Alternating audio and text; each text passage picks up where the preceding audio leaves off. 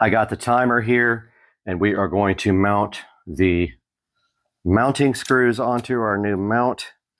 And so we measure across from here to here, and that is right in the center, 3 3/4. So we will have to come over here into our board and get a level 3 3/4 screw on each side of 3 3/4. So I'm going to go ahead and do that now off camera, show you guys the result after. Okay, it started raining again, but I got the screws done for the mounting part for our landscape timer.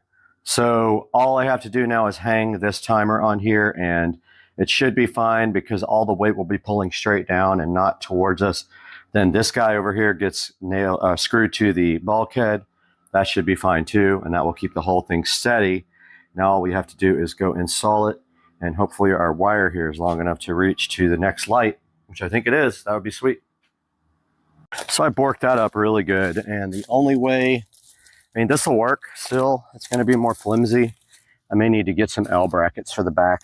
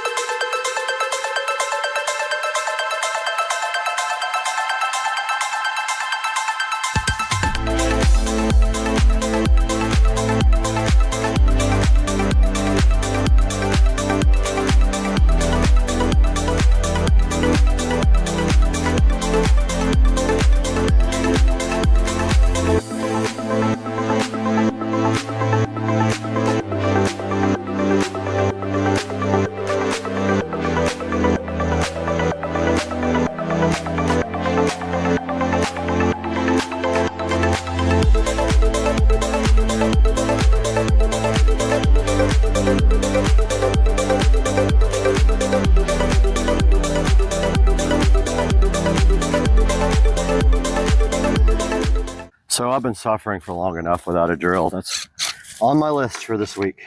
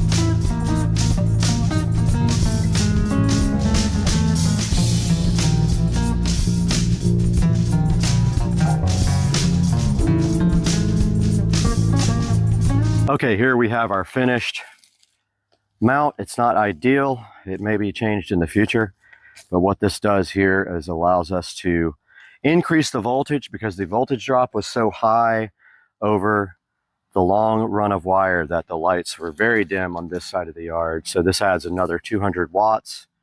It is connected to Wi-Fi. I haven't tested it with the phone. I'm going to do that next. But yeah, got all the wiring tied back in together. All I'm doing now is cleaning up and testing. I hope you guys enjoyed this. All right, guys, I didn't want to end the video without actually showing you guys some shots of the lights in action. I was going to wait till completely dark, but I decided the sunset looked really cool, and I have these lights off under here on purpose, but I wanted to show you guys now with adequate power what this system can do. So as we see here, we've got this palm tree lit here. That light probably needs to be de-rusted. It has a few bits of rust on the lens from the watering of the yard, and it gets caked on there and you have to de-rust it every once in a while. We have a yard light right there next to the tree. We have two spotlights, one on each palm tree here, looking beautiful. On the dock here, we have the neon rope light, which looks like part of it is failing. We'll have to get a new one of those. But notice on the bulkhead here, we have the lanterns that hang over the water. On the bulkhead, we also have spotlights pointing down into the water. See that last one there? We have one right there pointing down into the pond.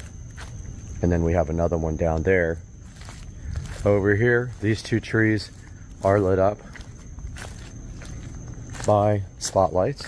There's one there. There's one there. I had to repair the wiring on both of them. It was oxidized. We have a spotlight lighting up this beautiful tree here. Awesome looking tree. Of course, the fence lights are AC voltage. They're not tied to this system. We have a light here in the fish pond, lighting up the pond. And we have one more light here in the Zen Eye garden. So that is our lighting upgrade. Once we added the second power supply over there, it instantly picked up, I'd say, double the lumens that it had before. It just, the issue being the runs for wiring are way too long, and the wiring is not large enough to handle that long of a run and not drop. There's too much resistance on the wire. So adding a second timer over there in the corner, which I'll show you now, has really picked up the brightness back here. You know, we probably have a total of what, 30 lights back here. But there is the timer all finished up. I just need to get some mulch and cover that all up in the corner there, but it still looks okay, and also serves to keep people from coming around the corner. And you can see the LED rope light around the dock. It looks like part of it has failed in the front as well. Looks like the front is, yeah, the front is out completely, so that's gonna have to be replaced. Yep. It happens. Those things are on 24 hours a day, sometimes. Not anymore. I turned that down. Moon looking beautiful. The sunset out here in 4K. And there is the yard from the back. Almost warrants a nice picture from back here for the thumbnail. Guys, I hope you enjoyed this, and if you have any questions about landscape lighting, make sure you hit me up in the comment section, and I will see you guys soon. Hey guys, welcome back to the channel. Supercar Street Racing here. And this morning, monetization has disappeared from YouTube completely. It's not available on the actual page. As you can see right here, it would show my revenue, which is abysmal, but there is some revenue coming in from my channel. I do put a lot of work into it. However, it is gone. As you can see right here, it would usually show your money there, and it has nothing there. If you check on YouTube Studio, it's also gone. which leads me to my next thing here. So YouTube does everything possible to make sure that you don't earn revenue on videos. I'll give you some examples. First of all, monetization is turned off by default on all videos, including shorts. Now, you usually take the shorts with your phone, right? So you would think that you could turn that on with YouTube Studio. It's not available anywhere in YouTube Studio. You have to either trick this app, and actually YouTube app, by logging onto a web browser, and it has to be in desktop mode in order to get to the studio part of YouTube, which is where I am right now on this page. Or, well, really, that's it. You have to be on a PC and log into the actual desktop site to turn on monetization. So let's say that you're on a trip and you're gone for 6 months and you don't have access to a PC. Well, you either have to delete YouTube Studio completely, because when you install YouTube Studio, it associates the studio link in the web browser with YouTube Studio app. So you can't get to the desktop part of YouTube either to go in and turn on monetization. It's super annoying. You have to, every single video, you have to go set a rating. So you have to tell it if the video contains certain things that YouTube has an issue with. So they make it very difficult for you to make money. It also doesn't pay very much. In order to really earn on YouTube, you have to be making, you need hundreds of thousands of video hits. 1,000 here and there will not get you any money. You might get $1 or $2 a month. Now you can also earn money on AdSense and things like that. And also Amazon, I earn money from people clicking through my links. So yeah, so I will show you here that monetization is gone. You don't see any money here. If you go to my content, there's no monetization tab available there. If you go into the monetization link, it just says the actual whole settings that says set up in progress. So something is broken today on YouTube. Not surprised, but as of now, we can't do any monetization on our YouTube videos. Guys, all you can do, also, if you go in to try to chat with a rep, it always says all specialists are busy. Please try again later. So I will put some screenshots up during this video of the monetization stuff missing, and then hopefully they get this fixed soon. I know a lot of people are probably emailing and calling them. It's probably a bug in their code. It's not your channel, most likely. If you don't have monetization options, hopefully it'll be back soon. Guys, thanks so much for watching, and I wish it wasn't so difficult to try and just pay for basic things with YouTube. I wish I could just make enough money to pay for a new camera or things like that, but unfortunately, does not generate that much revenue. Guys, have a great day. As always, thank you for your support, and I look forward to the next video soon. What is the deal with all the frogs out here? They're insane. Why is it so loud? Guys, the frogs. What is happening?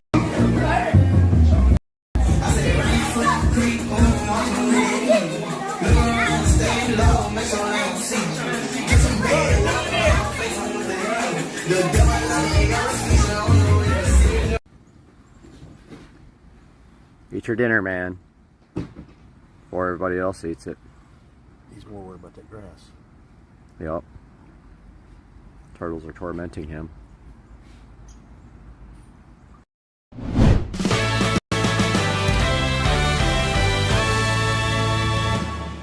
Ladies and gentlemen, today on Supercar Street Racing, we have this Marantz Cinema 50. Now, this is the best receiver I've ever owned. The other two receivers are Marantz Cinema 70Ss. We stepped it up this time for the home theater room and have some other upgrades in mind too, which are hidden under this blanket. So today on Supercar Street Racing, we're gonna get this Marantz Cinema 50 unboxed. This is a 9.4 channel receiver, 110 watts per channel. It does everything. It does THX, it does Atmos, it does IMAX, everything in one box in the Marantz Cinema 50. And that's all coming up today when we unbox this high-end Marantz receiver on Supercar Street Racing.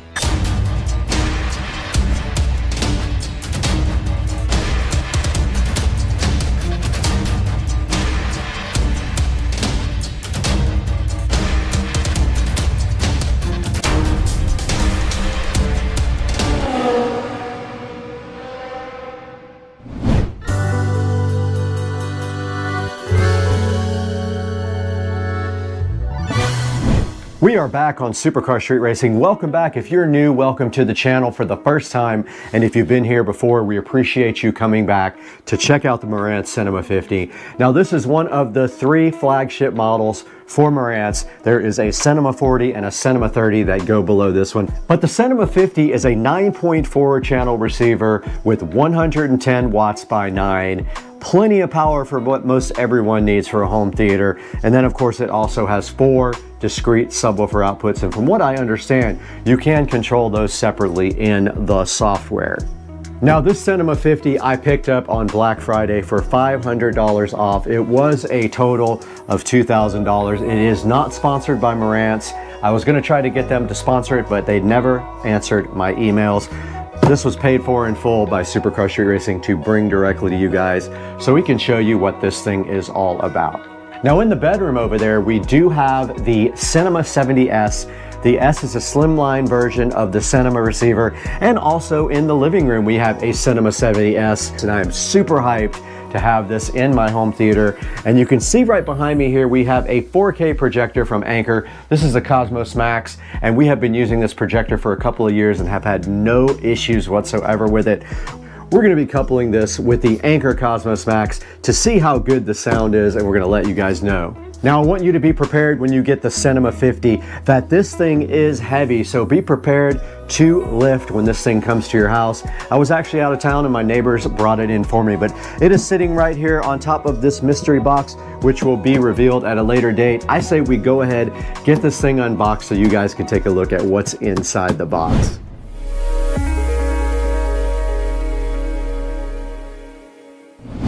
All right, we are down here by my old setup. Now what we have right here is a Pioneer VSX 933. I have had this receiver for a few years now, but I am upgrading. I am gonna get rid of this and go ahead and put this Cinema 50 right here in its place. And what we're gonna be doing with this Pioneer is we're gonna be moving that to the audio closet. We have a whole other project going for that, where we are going to take the back of the audio closet off and have a nice access for all of our audio gear. So that is gonna be removed. The Advent center channel speaker is staying in its place where it always has been. And so is the EX1200 Ultra Bass from Behringer. That is my low frequency enhancer for bass. Okay, we are also replacing the JBL studio monitors, and I can't tell you right now exactly what that is gonna be because we're gonna do that later on another video. Those will be going also. The subwoofer is staying in place though, and the center channel for now is staying directly in place. Now we might change the center channel. We just need to figure out how much height we have. We are moving everything down lower with a shelf, so everything will be closer to the ground. I'm hoping that we can put a nice center channel in right above this.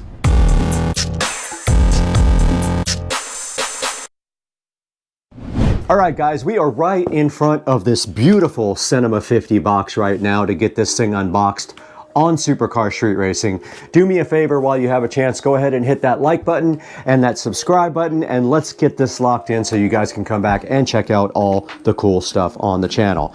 Now, what we have in front of me here is the box, and you can see some of the features right here on top of the box: Atmos, IMAX, DTS:X, Aura 3D, IMAX Enhanced, Odyssey, Dirac, HDMI. This thing is just loaded with so many features that we cannot even say them all right now. It does do Ultra HD with HDCP 2.3, Dolby Vision, HDR10 Plus, and the list just goes on and on for the Cinema 50. Now our goal today is to go ahead and get this unboxed and see what is inside of it. So what do you say we do that? There's not much more on the outside of the box. Let's take the patented SCSR knife and go ahead and slice open this $2,000 receiver that is one of the 3 or 4 high-end models for Marantz. There are 2 more models underneath this, and when I said that the Cinema 70S was a flagship model, it is not. It is the lowest end of it, but it also is slim, so if you need a slim line receiver, it is perfect for that.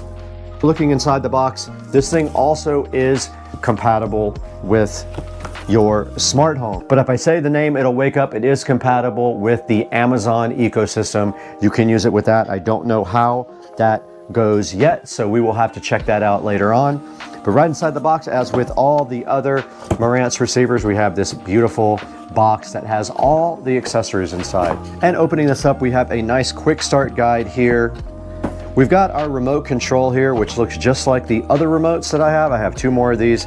We have our Wi-Fi antennas. They do give you batteries. These are the Wi-Fi and Bluetooth antennas. Let's put them back so they don't get lost. And then here is a little pamphlet about HEOS right here. Inside further, we have our antennas.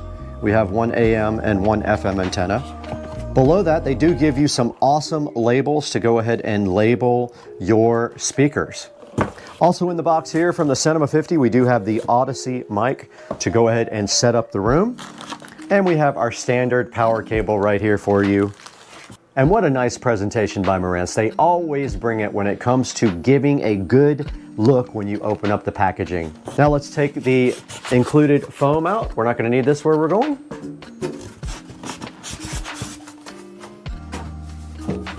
And then sitting so fly and so fresh right below that is the Marantz receiver with a nice sticker on top and then covered in styrofoam to protect it.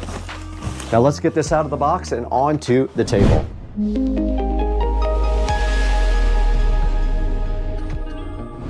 All right in front of me is the Marantz Cinema 50, looking amazing. I ordered the silver and gold. I thought it was so cool. Kind of a retro look on the outside, but also super modern. And looking at the front right here, we do have a couple of pieces of tape to protect the door. And you can see up front the selector for everything except the volume. This side would be the volume, that side is everything else. And inside the door here on the Marantz Cinema 50, you can see all the controls. You can see a USB port and also a mic input for the Odyssey and Dirac input. And I believe Dirac is optional. I'm not 100% sure. So looking at the front, it is very clean. I don't know if it shows up on camera, but this is actually gold and silver. This is supposed to be gold right here. You can kind of see the reflection there. And that is it for the front. There is not a whole lot to say. It is a very clean looking receiver. There is a headphone jack there. There's a brushed aluminum look right there. And then you just have there your input and your volume controls. And then all the rest of your settings are right here on the buttons. I'm assuming the receiver thinks that you're going to do most everything from the on-screen menu. Now we have the back of the receiver propped up for you here so you can take a look at what we have on the rear for inputs. And taking a look directly in the rear, we do see starting at the upper left, we have the Bluetooth and Wi-Fi antenna connection. We have a duplicate one right over here on the right-hand side. Right below that, we have the FM and AM connectors there.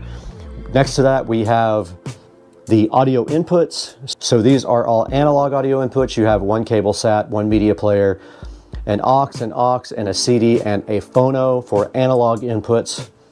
Right above that, we have a remote control RCA jack, RS-232 jack, a DC 12 volt DC out jack.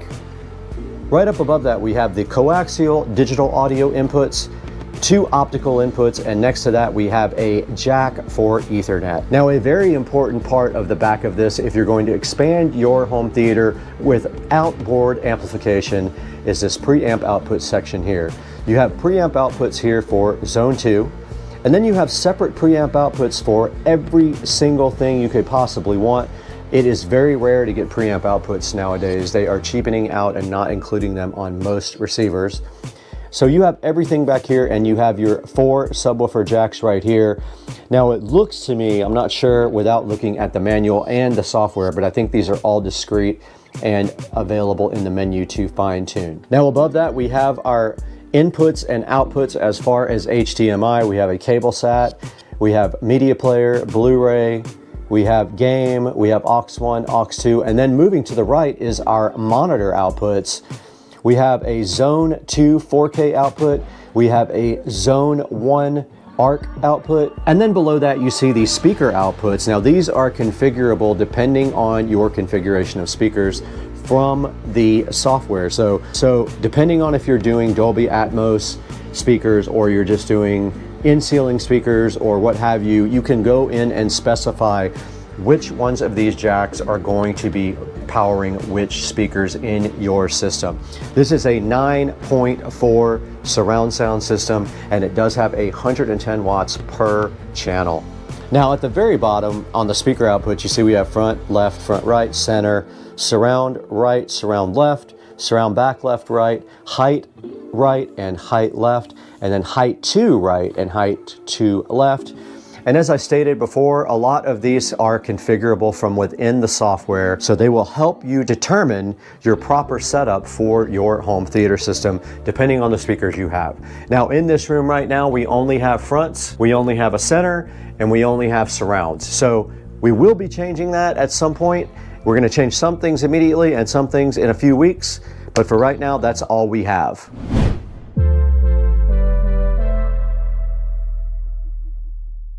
Okay, connecting this receiver to my system will be easy because all we have to do is basically plug in the power. We have banana plugs for our speakers. We have a network cable for network. And so it'll be as easy as pie to just go ahead and swap this receiver over. So what do you say we get this old thing out of here and bring in the SODIMM 50 to do its job, what it was designed for? Let's get going. All right, we're in front of the old setup here. We have our Advent center channel sitting right on top. Now this is very old. The center is very dusty. This center channel has been around for about 15 years. It has done itself a good service. However, this will be being retired when I get a new center channel speaker. Let's go ahead and unplug that. They are banana plugs on the back, easy peasy. Let's go ahead and turn that off so we don't break some stuff. And there is the center channel uninstalled. Now our Behringer Ultra Bass is sitting on top of that. It is also very easy to remove. Let's go ahead and remove the center channel banana plugs from the back. And now they are removed. That is our center channel wire. Let's go ahead and get the Ultra Bass out. And the nice old Pioneer is being retired, as I said before. We have our projector plugged into the ARC output. We have a Fire Stick that is also being retired. We have an Xbox One S that is being removed for now. There it is. Okay, we have unplugged our Xbox One S. It is out. I'm gonna unplug the network connection. We have a Cat 5 cable running in here for network. I might replace these banana plugs. These are terrible, terrible connectors. I remember when I made them. And I'm unplugging the surround speakers, banana plugs. And then I'm unplugging the Behringer Ultra Bass. It is connected via RCA to the subwoofer output. This thing is ready to be disconnected. All right, we're now able to remove the old Pioneer and take it out of service completely. And even though we are changing our entertainment center, we need to wipe down the entertainment center right now.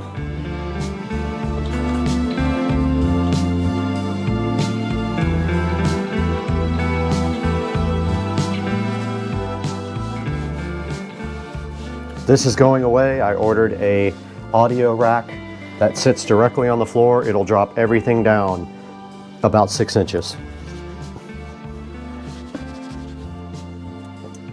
Okay, I'm gonna go ahead and clean behind here as well. Dirty.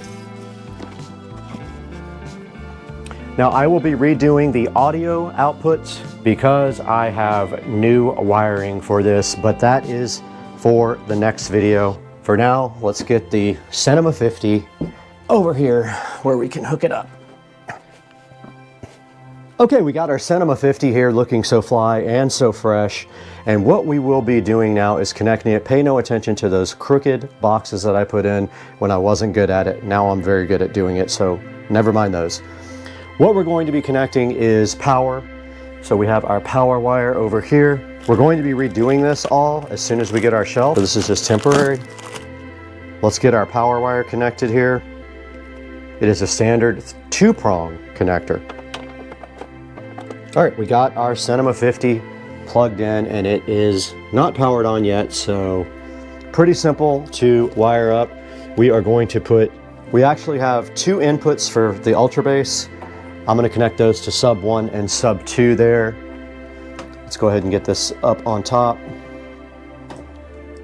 We don't have enough slack, but that is sub 1 and sub 2. This actually accepts 2 inputs and outputs 1 output for your sub. Basically, super easy. The rest of the hookups, we're going to connect, once we spin the receiver around, we'll connect the ARC. Now, unfortunately, it is on completely the other side from the other receiver, so that's a bummer. Very, very bummer. Let's go ahead and connect our surround. These are not surround back, these are surround.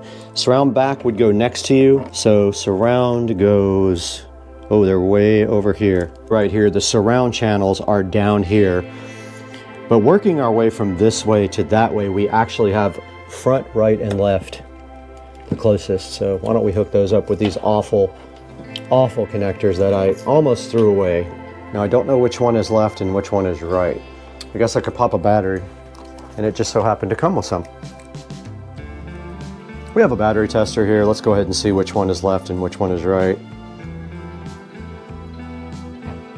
Left here. So here is front, left, and right. This one is coming out of the actual connector. It's so bad. But don't worry, I am redoing that ASAP. This is surround. They are not marked. Wait, what? These nuts. That doesn't do anything. That's surround right. This should be surround left. It didn't do anything. Speaker's blown up. The speaker does not work. Surround left does not work. So I have some troubleshooting to do. Maybe the speaker died. I've had it happen before. And now let's plug network in. And our Wi-Fi and Bluetooth antennas. And the last thing will be our HDMI, but it's way on the other side, and that means it has to bend. Okay, it is plugged in to the ARC output. I am bummed about that speaker not working though. Okay, we did discover that our surround speaker is not working for whatever reason. I don't think it is the wiring from the receiver to the wall. I think it must be the actual speaker that is blown. Sometimes these old speakers do that and you have to like tap them and they will come back. But for now, we do have the Cinema 50 hooked up. We have not powered it on yet. I want to go ahead and get it powered up and get all the firmware updates done if there are any. So it is connected to ARC. So we need to move our projector input over to ARC. So we go to input, let's power it up. And it did power on. We see the Marantz logo up front. Aha, we have 1920 by 1080. All right, we are in the setup assistant. Let's lower the lighting in this area. All right, it says 8 next. I don't have more than 9. Now it's asking me for all of my speaker setup. This is the wizard. I do have surround speakers. They are already connected. One of them is broken. That was the subwoofer setup. It will allow you to do directional if you have double subwoofers or more than one. Your sound from the left front. There we do. Ah, the right's not working. It's that awful connector. No sound from the back speaker. Something is up with that speaker. Yep, I'm gonna have to get that speaker taken out. I need to see what's wrong with it.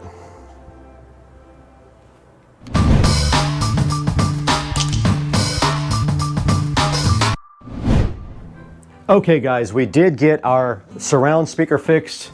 The problem was when our attic got spray foamed, someone pulled the wire out. I had to recrimp it. Now we hear sound from the surround speaker.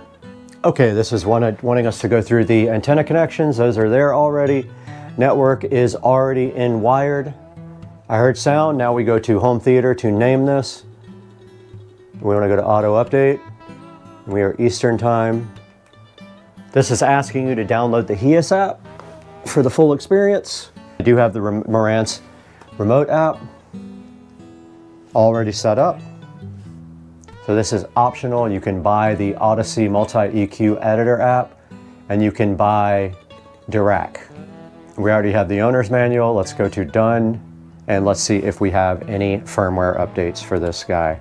Let's go to Setup, General. It's at the very bottom, Firmware. All right, there is a firmware update. Let's go ahead and update it while I start making dinner.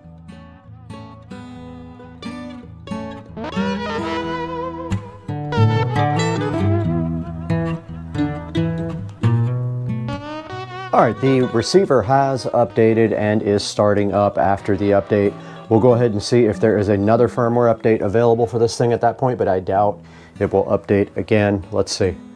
It almost boots up like a computer. There is another update. We'll go ahead and let that update while we eat.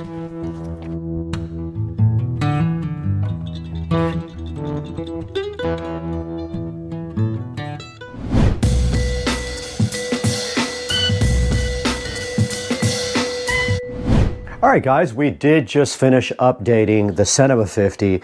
It took 2 firmware updates to fully get up to date, and now it is finished. So we are done with this part of the video. In the next part of the video, we'll be doing a little bit more with the Cinema 50, such as the app and things like that, but this is going to be part 1 for now. So the next time we see you, we will be showing you a lot more of this. For now, that's all we're gonna do on the technical side of things with the Cinema 50, and then we will show you here in a few moments how to buy this thing on Amazon.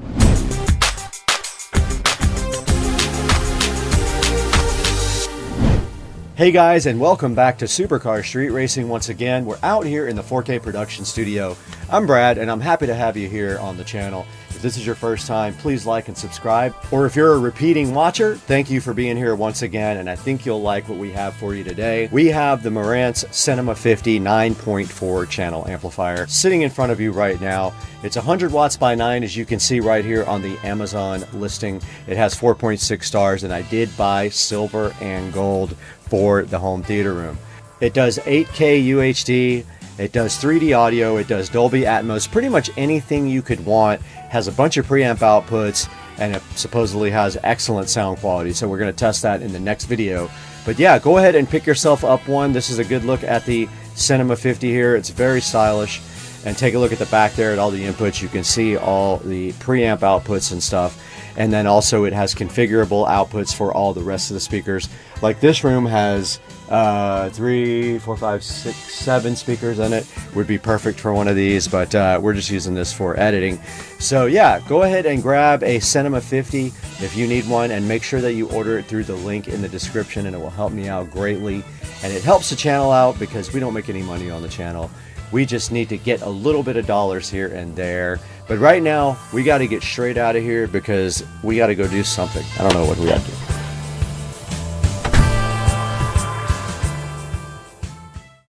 Out here at SNS. Down plastic.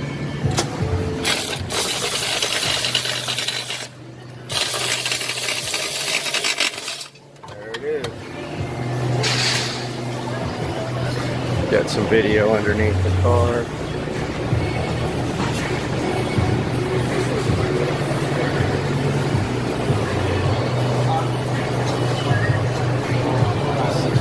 System. Yeah, so these guys are installing the circuit works down pipe. They had some issues with it, but looks like we finally got it tightened down. Got the 335i N55 down pipe installed.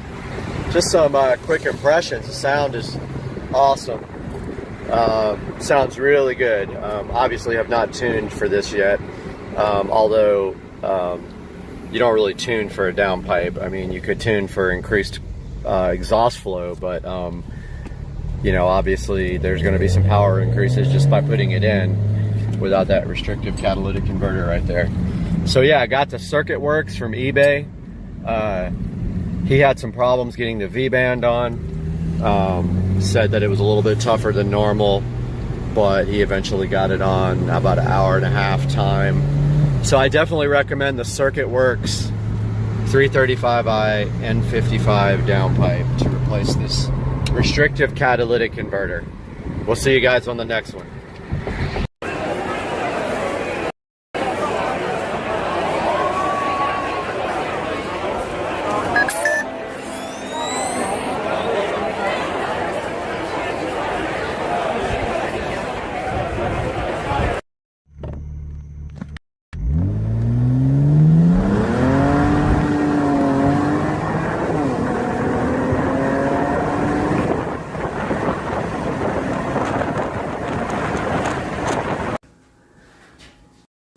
All right, we're out here with Rich and Trish, and we got the best golf cart in the neighborhood. If the light up there doesn't come on, we have a... Oh, man. Ruined my short, but look at all this. Damn it. This strand right. All right, what's happening, guys? It's Friday night, and most people are out having a good time right now. Drinking, partying, but what are car people doing? That's right. We're in our garage thinking about the car show tomorrow. So tomorrow is Saturday morning, and it is the Automotive Addicts Cars and Coffee here in Jacksonville, Florida, and it's huge. There will probably be about 1,000 cars there. So what are we going to do tonight? We are going to take a look at the best way to detail a supercar. Right here, this is my 2005 SL65 AMG. We're going to take a look at this vehicle, what I used to detail it, give you all the clues. You could do this to your own car, and it's going to be awesome. Check it out, guys. All right, guys, let's take a look at some of the stuff we use to detail the car. This should be in your garage. Anybody who deals with cars will have most of this stuff, but let's take a look at some of the better products here. So first of all, we've got this Armor All detailer. Now this is different from normal Armor All. As you can see here, it is a matte finish. So this does not leave a shiny, greasy looking texture on your car. Now, the absolute best product for detailing leather is Griot's. It's the most expensive, and it is also the best.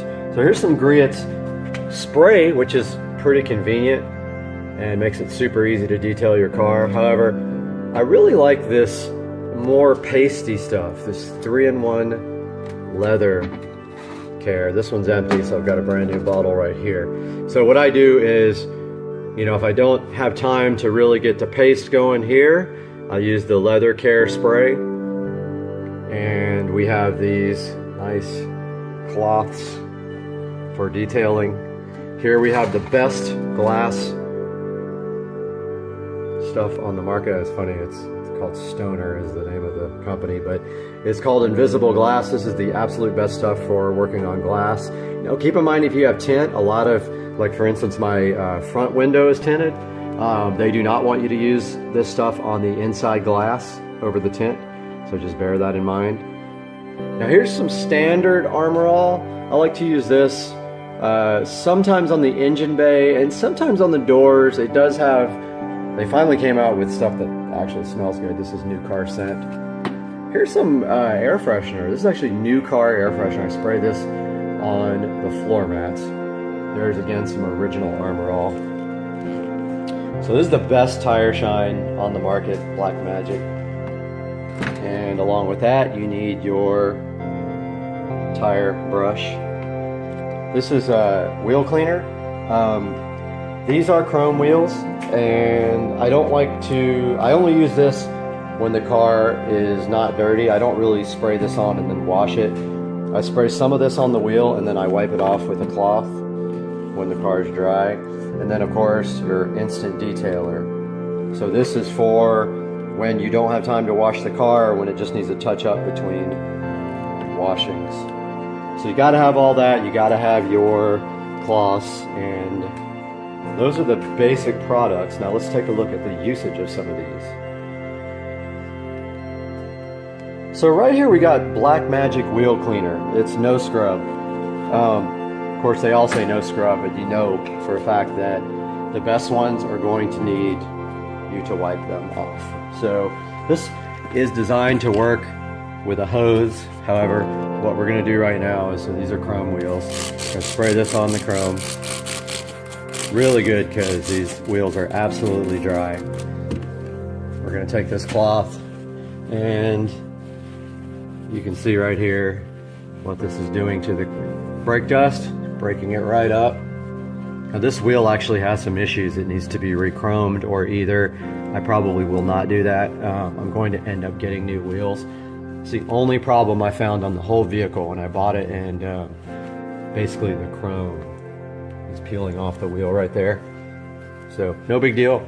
There are lighter wheel solutions out there. So I want to get rid of these factory heavy wheels. Now look right here on this cloth. Obviously this brake dust will come off without this, but it's not going to come all the way off. It's going to leave a dry film on the wheel unless you use some kind of solution to get this off of there. So let's step back now. Take a look at this polished wheel that looks 1000% better. Let's move on to step 2. So now we've got this, actually the wrong product here. Let's get the actual right one. Here is the Blackmagic Tire Wet. So you take this and you just spray it right on the tire like that. See how it's all over the tire? Take your tire brush and just go around it like this. If you get any on the wheels, take your cloth that you just used to clean the wheel and go around and just wipe off that excess. Now if we step back, there is the final product after the Blackmagic Tire Wet. Alright guys, I got the wheels and tires finished. Now we're going to take a look at the outside glass here. So remember what I told you about the inside glass? They say not to spray glass cleaner on the tint itself, so we will not be doing that on the inside. What we are going to do is take a look at this invisible glass spray here. Now I was told at the auto parts store it is the best stuff on the market. So let's give this a shot on the front windshield. There's invisible glass all the way across the front. Now we're going to take a clean cloth, 2 clean cloths actually. One to wipe and one to dry. Give it a good, if you notice here under the windshield wiper, it's very dirty. So make sure you raise up your windshield wipers. Give it a good scrubbing, 1/2 at a time.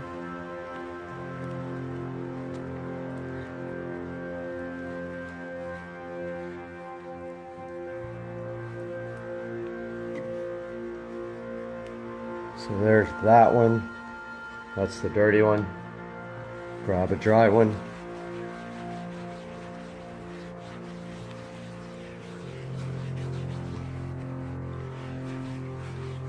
Give it a good buffing until all the streaks are gone.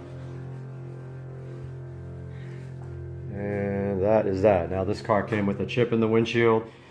The person who owned the car refused to change it because of this signed plaque by the person who built the engine. So something to think about when you have a car that has a hand-built engine with a signature on it.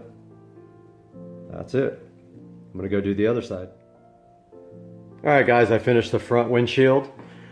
I'm gonna move on to these side windows and the back window.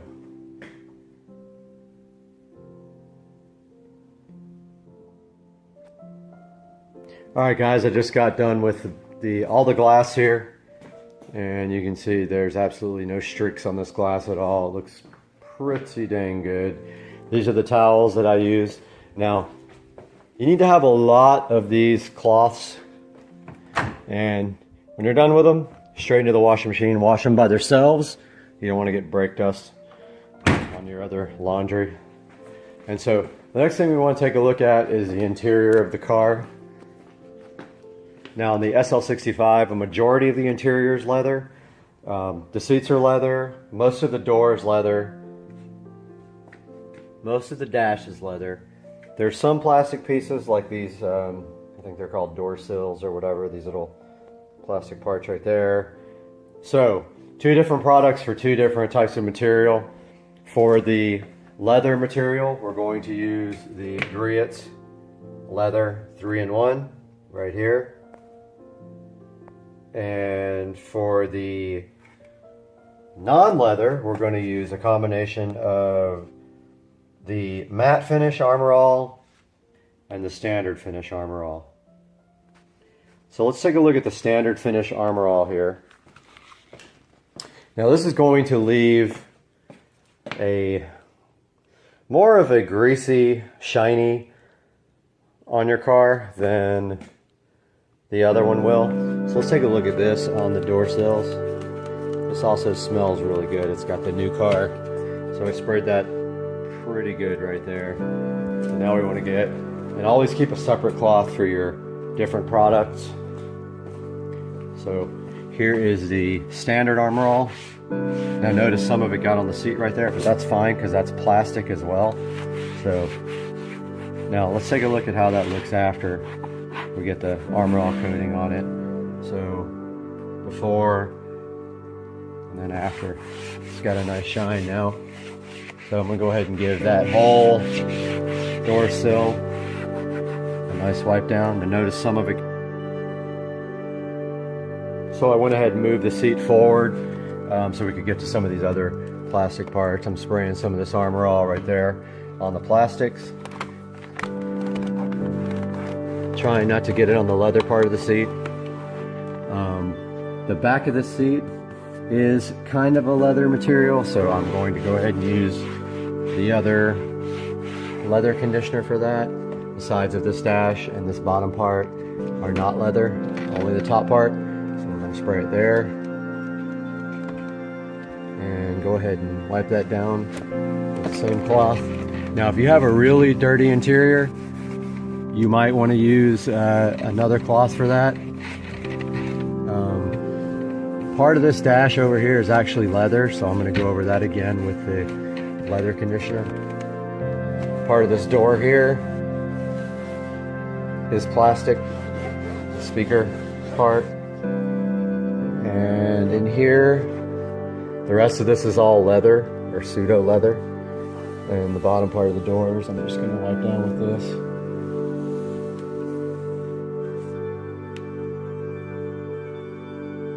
So again, just find any plastic parts of your car, go ahead and use the Armor All on that, and save the leather conditioner for the other parts. Alright, so now it's time to take a look at how we're going to treat the leather. This is the Griot's 3-in-1 leather. Now, this stuff is kind of expensive. It's going to be about $15 a bottle. And what I like to do is take it and tricky container. I don't like this container. You have to pull it up to get it to flow.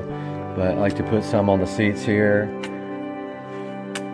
on the sides and stuff. Now here's the rag for the Armor All. Do not use that rag. Take a brand new rag. Wipe that into the seats really good. These seats are perforated because they are heated and cooled. So you gotta make sure you get that stuff rubbed into the holes if it gets in there. Now, you might need more or less depending on your seat, but I like to be generous with this stuff. You're not going to hurt the seat if you put too much on it. So, go ahead and rub that in really good. Get in all the cracks there. As you can see, the bolsters and the seats and stuff have seams. Get it all in there.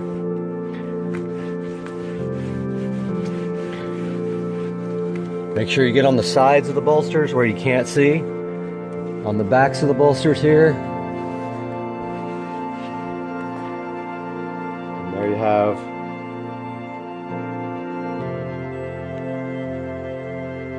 camera will ever focus. One conditioned seat. Make sure you do the headrest next. And then we'll look at the door panels. So let's take a look at the door panels here on the SL65. They are mostly all leather with some wood trim. So we're going to take this rag with the Griot's and just go ahead and pretty much treat most of the door. And if you could see closely, there is some dirt on this door. It has accumulated over the past few days. But we're going to go ahead and get rid of all that right now. I mean, it's not going to hurt to go over the wood part at all. I mean, stuff just wipes right back off. Make sure you get in all the little cracks, because that's what detailing the car is all about. If you need more on your towel, get more. Get all inside. This is all leather here. If you find any dirty places, get more in your rag. Pour some on your rag like this. Once you get it on the rag there, just rub it in really good to the surface. Stuff soaks in really fast, treats the leather, keeps it like new. When you're doing the glass up top here, make sure that you don't get any on the glass. It will leave a streak and you'll have to clean your glass all over again. And same with the dash here. So take some on your towel here. If you need a new towel, if your towel is dirty, go ahead and grab a new one. This dash is all leather. So let's go ahead, and you can already see this dash soaking up this leather conditioner, which is a good sign here that you're getting the leather nice and treated.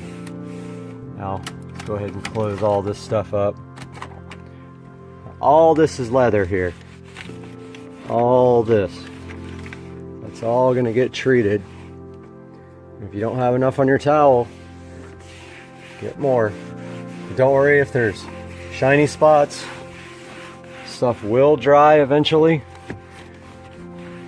Get all this stuff really good.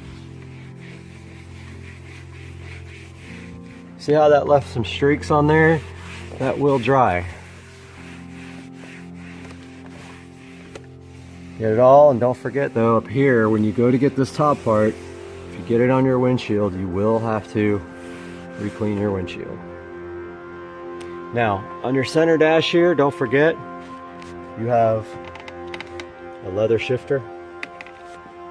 Take a little bit of this. Pop a little dot on there. It's going to be kind of hard to do this one. It's hard to get to. Get in there. Detail this really nice.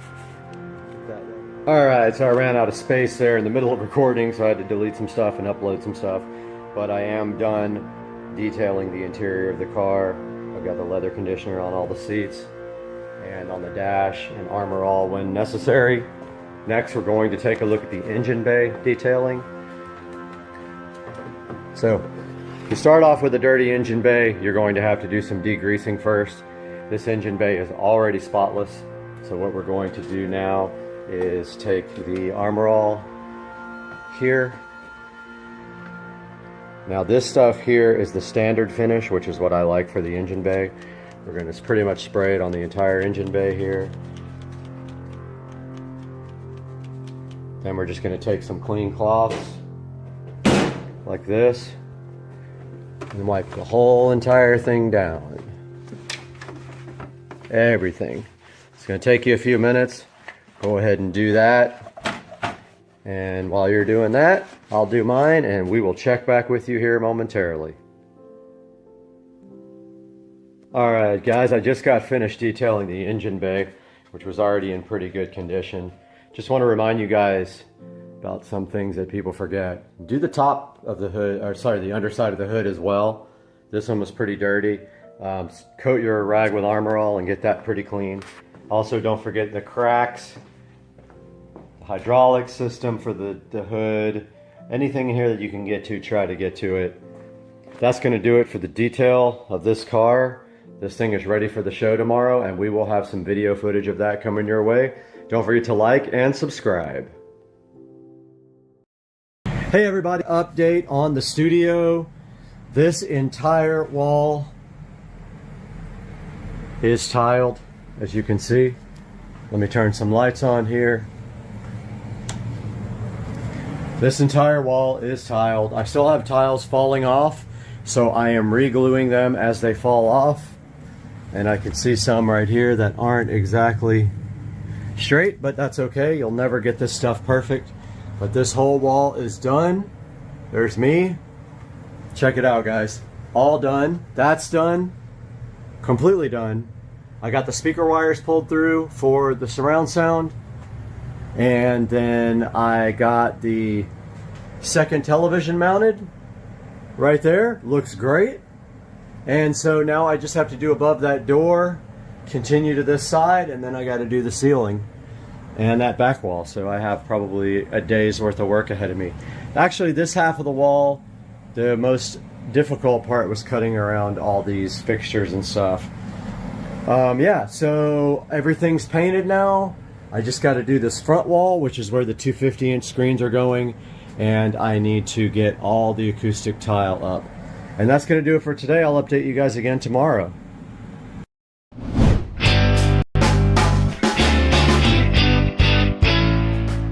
What's up, guys? Welcome back to Supercar Street Racing, and you know we've been doing a lot of the OBD2 scanners lately. We have quite a few of them on the channel, and Mucar reached out to us about their BT200 Max Bluetooth OBD2 scanner. It's in this box right here, and this is different from the other ones because you actually use your smart device to go ahead and scan your car with their software. So today we got this thing in the box right here. We're going to be opening this thing up on the channel, trying it out on Rich's truck, and see how it works. Let's get busy.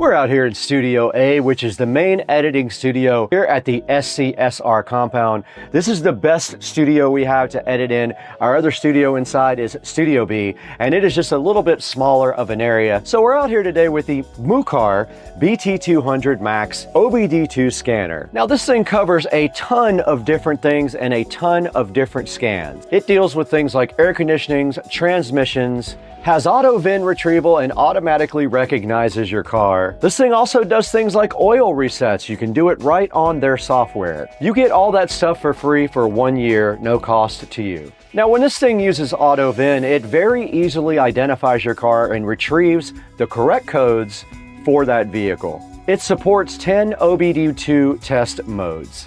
And it's great to let you know if your car is ready for emissions. Now they're saying that this thing is worldwide compatible. This thing handles a lot of cool features like TPMS, ABS, SRS, your steering system, your transmission, and many, many others. And look how convenient it is. It's just this tiny little adapter. So the next thing we have to do is get this guy opened up. Let's throw it into Studio B now, where you can get this thing out of the box and see what's inside.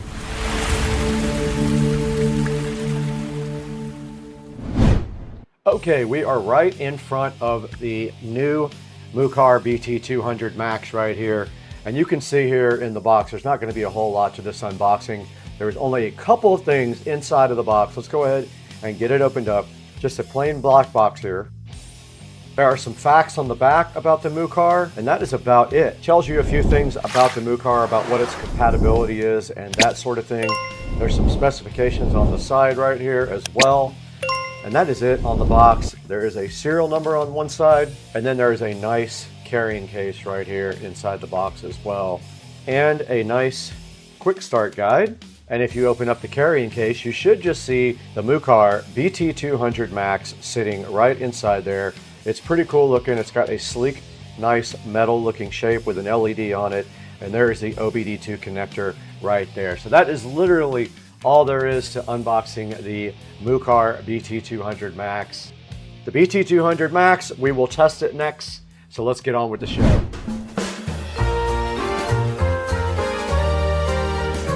All right, guys, we just unboxed the Mucar BT200 Max. You saw everything that was inside, and what this guy can do now, we have to find out by connecting it to someone's vehicle. It's either going to be Joe or Rich. Let's go ahead and test this thing out now and see what it can do.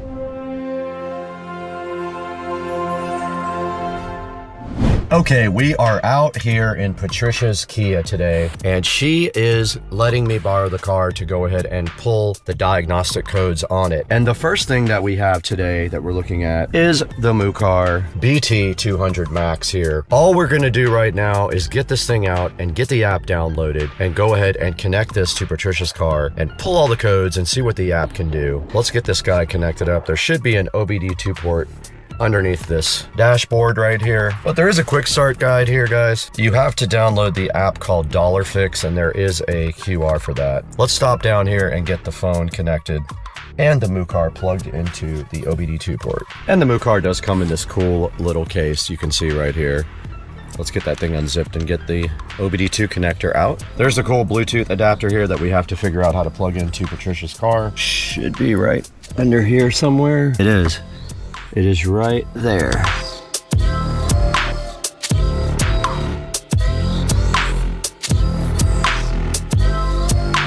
Okay, you gotta be smarter than the actual device, and I was. All right, we're recording on both the phone and the Insta360. Let's go ahead and find the Fix app.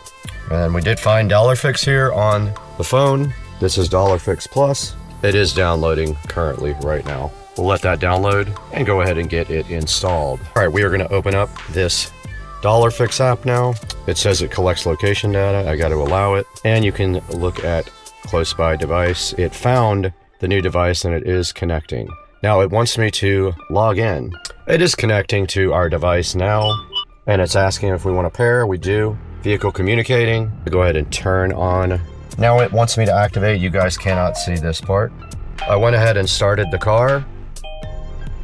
It found it on the app. Okay, it does not want us to do anything as far as updating the software, so we're not going to do that now. I'm assuming the app has all the latest car data in it because it is downloaded from the Play Store. Let's go ahead and let's do the VIN scan. It does say loading now on the screen. Let's see what that's about. All right, it found the car. It said add vehicle is done. And it found a Kia Sorento SXP 2021 model, and it is counting up to 100% now. It is downloading actually and installing the Kia add-on. We're doing a health report. It is scanning the whole vehicle. So check this out. It scans your whole car for ECM problems, for TCM problems, ABS, and it did fault on the AC. Got one fault, humidity sensor short low. And you can generate a PDF file here, which I will then send to Patricia. And you can also clear codes, by the way. We could have cleared that code if we wanted to. A couple of alarm settings here. You can set for your coolant temperature and your overspeed. You can also do performance testing. You can do auto diagnosis, and you can record. Now in here, you can do all of the resets for the different things in the car, like oil maintenance or immobilizer or your throttle. There's ABS, there's brake reset, and there's some other things you can do actually online as well. They have a whole library of fault codes online, recalls, safety information. So this thing just does everything, and you could see what we did for Patricia. We actually found that fault code for her. We had one fault code there, B128111. That is a good look at the MUCAR BT200. This thing is cool. If you don't want to have a full tablet and you just want to use your phone, this is a good option for you.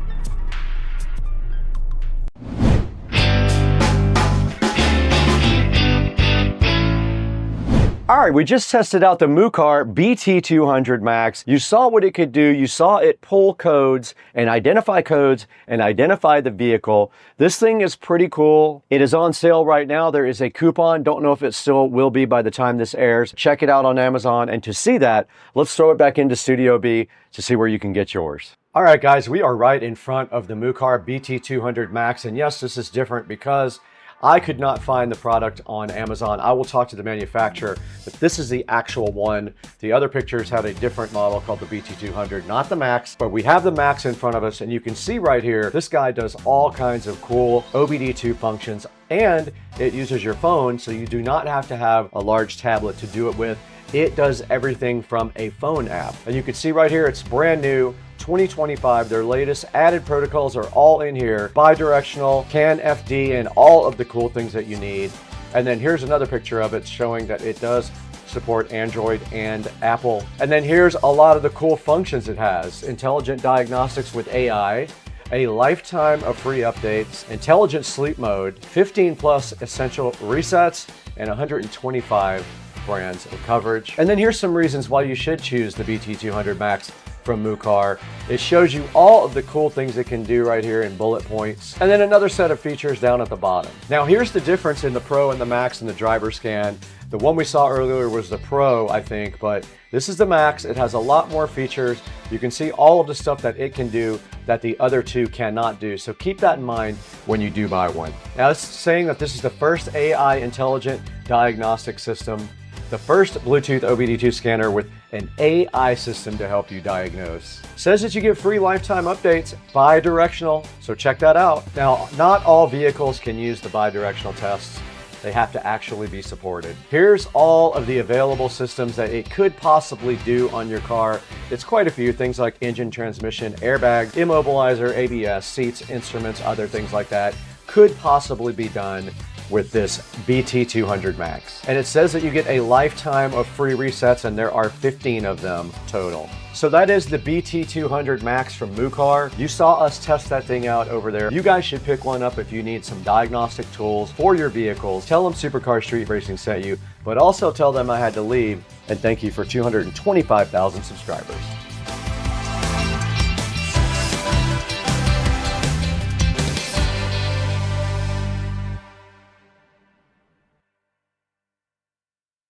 Yo, the moon looks insane this morning. Look at that. So cool. I think it's like 6:30. I don't even know what time it is. That is just the coolest thing ever. All right, this is brisket, and you guys don't know how to make it at all. What'd you do? What's so special about it? I cooked it. Long and slow. All right, let's see the first cut. We only got 5 seconds. Let's go. Yeah, look at that thing. So juicy and great. They're making fun. All right, we're at Hidden Hills right now with Marie and Joe, and Marie made this amazing, what is it called? I don't know. What do you want to call it? The Marie special. The Marie This is a Marie special. Yeah. Joe, just drink it and love it. So does live data monitoring. It can read your car's data and show it in real time. This dude does do one tap code fault clearing as well. You just hit one button and it goes ahead and resets all the active codes in your car. This guy uses auto VIN and auto ECU recognition to identify your vehicle. It's pretty future-proof because it uses CAN FD. This will keep this guy on the cutting edge of technology for a really long time. This powerhouse is compatible with 90 different vehicles and also 12 languages, so no matter where you are, you probably are able to use the Hdmi 600 Pro. It says that it has 2 years worth of updates built in. And now right back behind me up here, you can see some of the essential features it does for maintenance. It does things like oil reset, ABS bleeding, DPF reset, throttle relearn, SRS reset, brakes, battery matching, injector coating, and SAS reset as well. This guy has been on quite a few automotive sites online. You can see here, it's been featured on a lot of different places. You can see some of the technology right up here that it has: a 7-inch touchscreen, 3350 milliamp hour battery, a 4-core 1.5 gigahertz processor, and also it runs on Android 11. Now I am really hyped to get this Hdmi 600 Pro directly out of the box and see what's included with it. Let's go ahead and do that right now.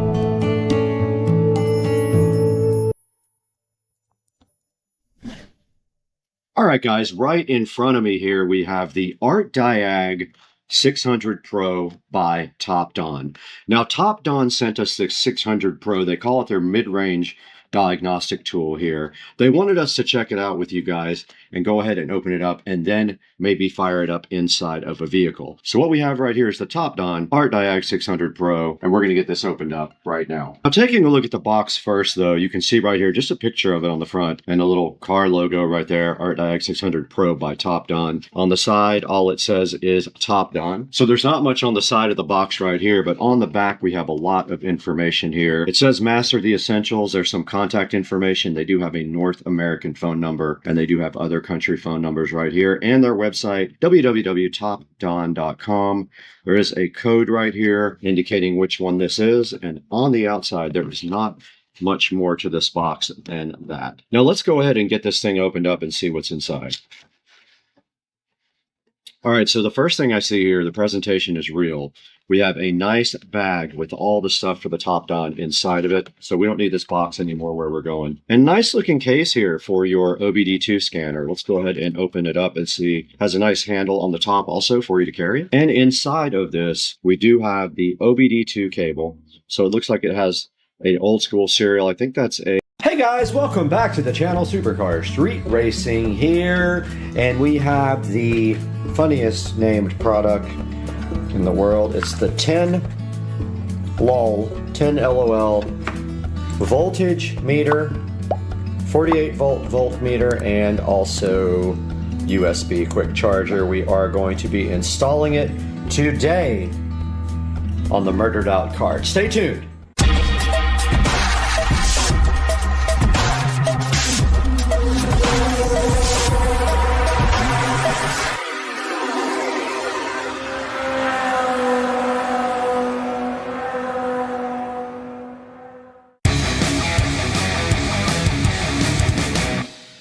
Okay guys, so here is the carbon fiber dash, and it looks like we are going to try to install it right about here. Can't do it here because there are cup holders in the way, but if we put it right here, I felt back behind there.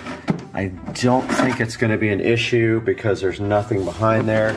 It just has to be wide enough to make it through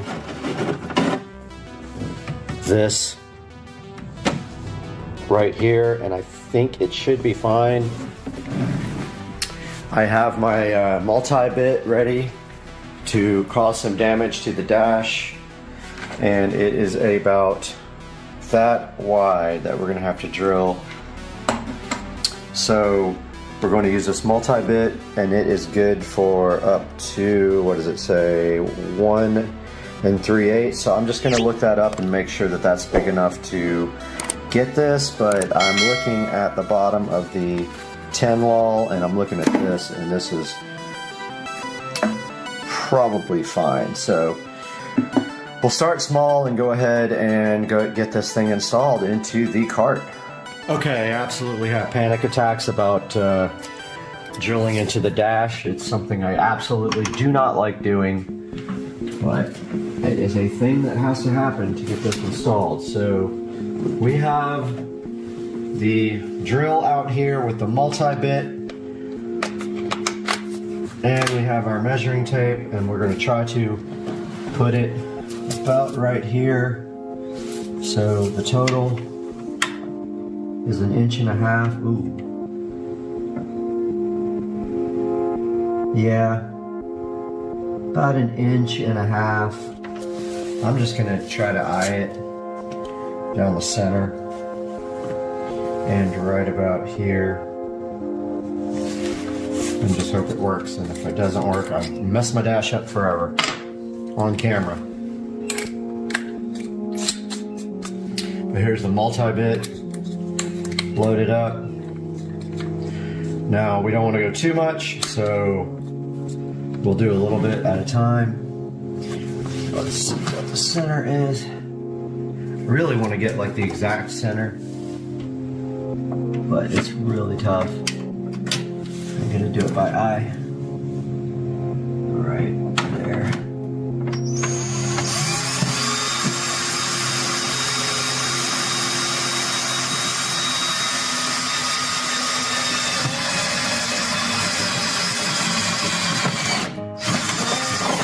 All right, so nowhere near big enough. We know that. We got to go quite a bit bigger. Hopefully I didn't go too far up. All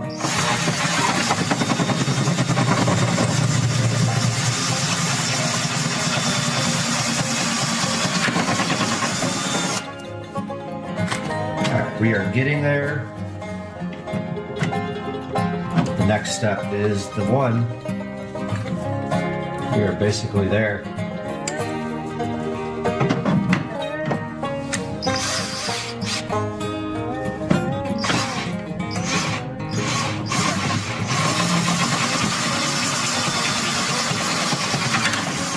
That should be it.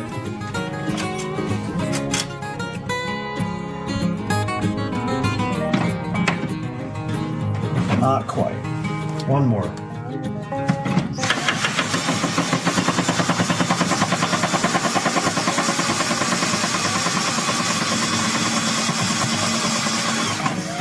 Try it like that.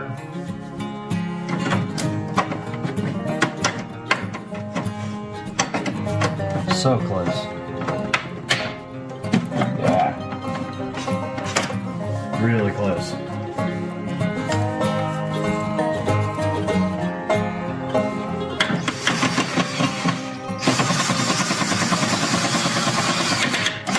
That should be it.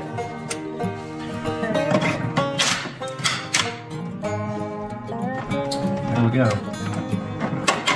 We don't need this cover.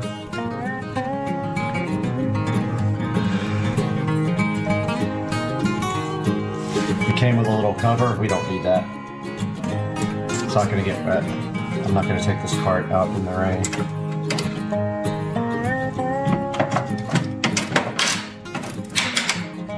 That's it, brother. Looks awesome. Now all we got to do is wire it up from the back. So I need to get my heat gun out and my soldering stuff. And we have a 48 volt right there. We're going to solder it to. This should be easy peasy. Lemon squeezy. These are 48 volts, but unfortunately, they don't fit this type of spade. They're too small, so I'm gonna actually cut them unless I have some spades that fit them. I might have some, I'm gonna check real quick. I got my collection of spade connectors out here. I have a whole box of them.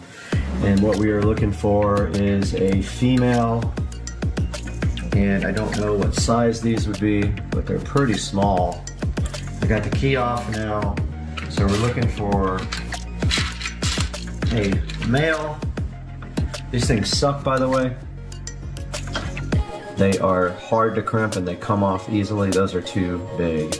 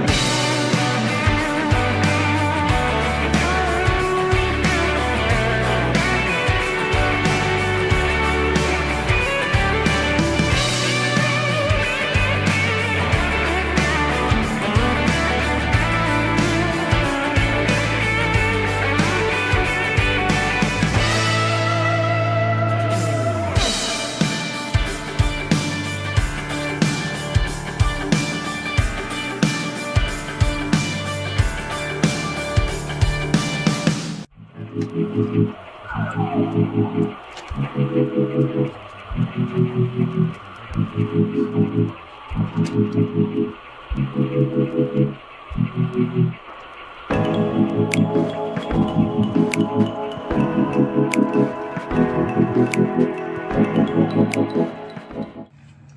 right, we're just going to finish it up with some electrical tape.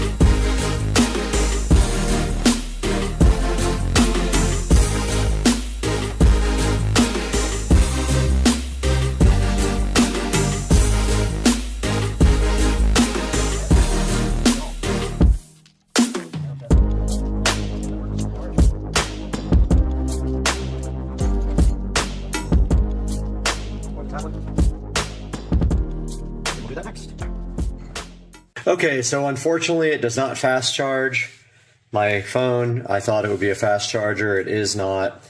It's just showing regular charging. That's a bummer. I thought it said Qualcomm Quick Charge 3.0, but you can see there the installation is clean. It's straight. It still needs to be tightened up some more, or either I'll throw some glue on the back of it, one or the other. But yeah, we got that installed, and now we have a voltage meter and a USB charger in the cart. I hope you guys enjoyed the video. We'll see you guys next time. What is this? 5.0, baby. 5.0.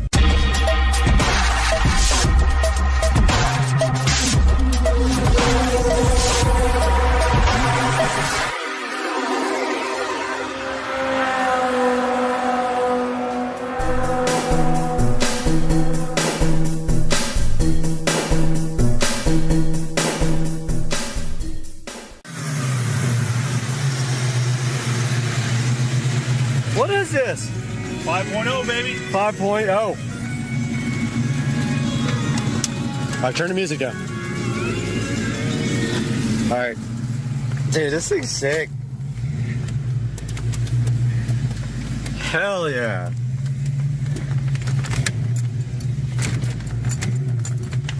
This thing got no horsepower, but all the torque. Tons of torque. Turn the lights on. I gotta remember, they're on the left. Dude, it's so good though. It's a great car. It's peppy. Yeah, it is peppy. And you can do some pretty cheap stuff to it to get it going, you know? Supercharger? Whose car is this? Ryan Wallace. Oh, Ryan's. Yep, Ryan's car, yep.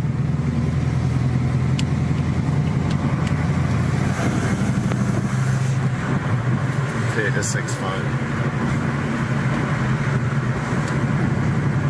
This is literally I don't remember how to put the rag top down, but I think it's all manual. I think you just pop two things. latches here. Right here. I'm trying to remember, oh yeah, right here. Yeah. These two, and it just flops back. My friend in high school had the same exact car. It's stock, right? The blue is stock? Yep, fully stock. It's so funny because, like, when you're growing up, you were just like, this car has so much horsepower. This is great. Yeah. And then when you get older, It's in the 200s. Yeah, when you learn that it's only like 270 something, you're like, what? What? Oh, look at these two.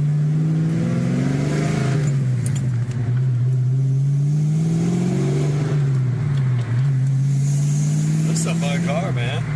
And the sound. You buy this thing? There's no better sound than this exhaust here. So good.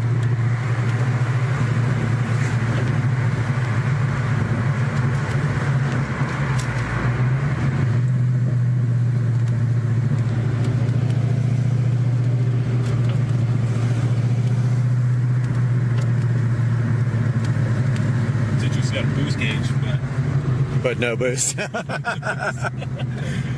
you never know. Though. All vacuum? Yeah.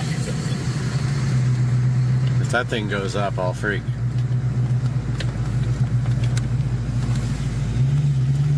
No, no boost. Zero. Is that floored? Remember when this was like the fastest car ever? I mean, come on. No, it's peppy. It's good. Yeah. It sounds like it's got exhaust pods. It might have I headers. think it does have exhaust. We just need to do a burnout. That's all we need to do. Now that's what this thing will do for sure. Oh, fuck yeah. Let's do a burnout. Now I'm going to do it right up. We'll take a quick little trip. That's it. All right.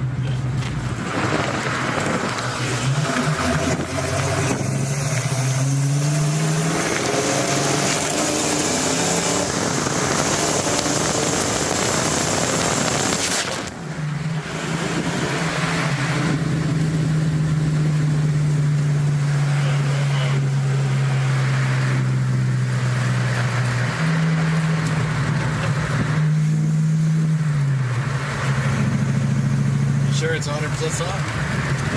Sure, I'll ask it, but We never got the hood popped. almost positive.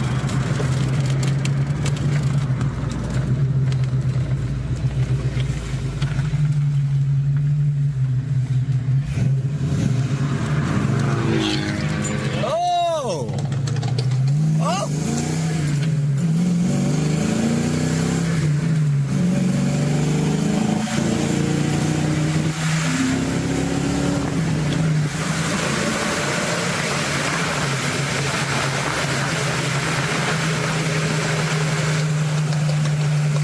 Oh, that thing is like got the burble tune. You hear it backfire? Oh yeah, big time. It's got the tune. What is it, a Beamer? Yeah, BMW with the purple tune.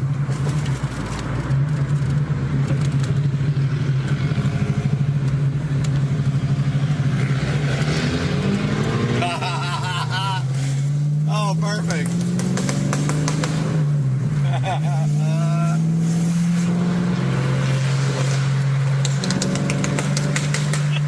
Oh my God, this is amazing. Please turn. Oh my God.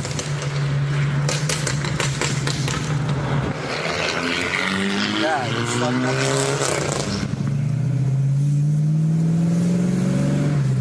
I mean, you can't rip it through here because everybody will know the car. They'll be up and knocking on his door. What you doing? Burble tuning.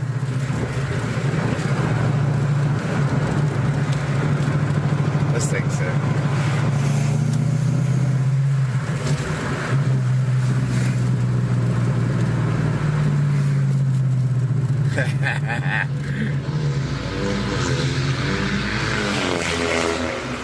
Thing is so. That thing sounds like utter crap. It does. Seriously, sounds bad. No boost. All the gauges, none of the boost.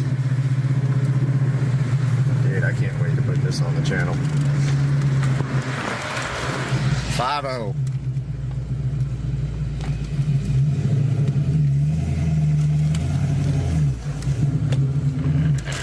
Oh! It's tight. Yeah, I shifted it into first when I was in Yeah, it. it's super tight. Feels like it's got like maybe like some kind of shift kit. Like a, no, what do you call it? Short shifter. Yeah.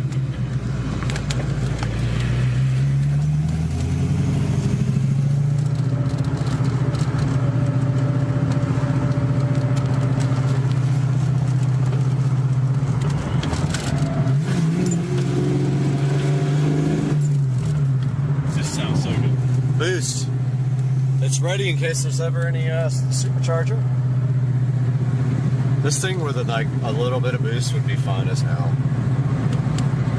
Just like 6 or 7 psi, like blower on it. Oh my God! Go out and tear this place apart.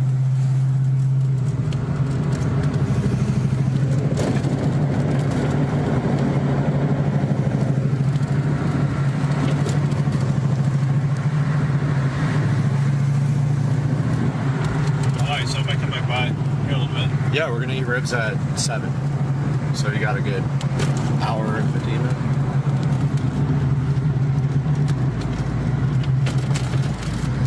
Over here at these places, these two.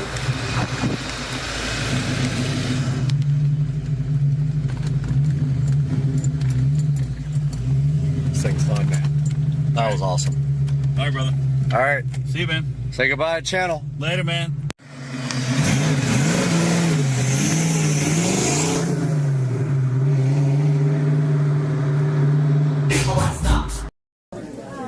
All right, we're here again, and this guy, he always stuffs his own olives.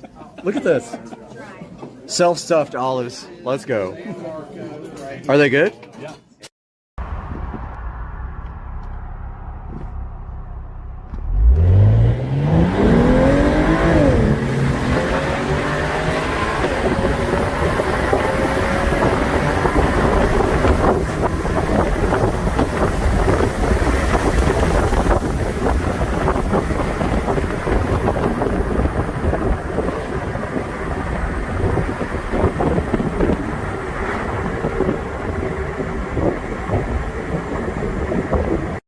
clocks, all of them to update. So 63, let's do it. And you can see a readout up here of the speed that it is downloading updates. Let's let that update in the background.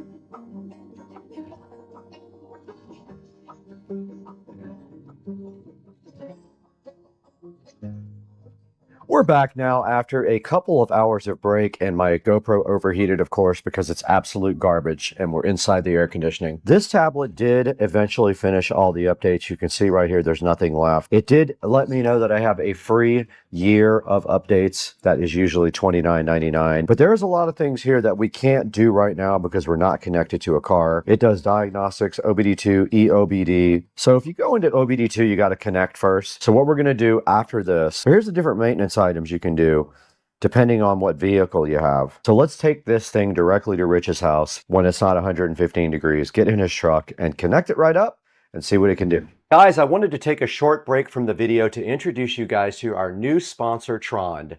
They sent us this very cool desk lamp right here, which is sitting so fly and bolted directly to Studio B desk.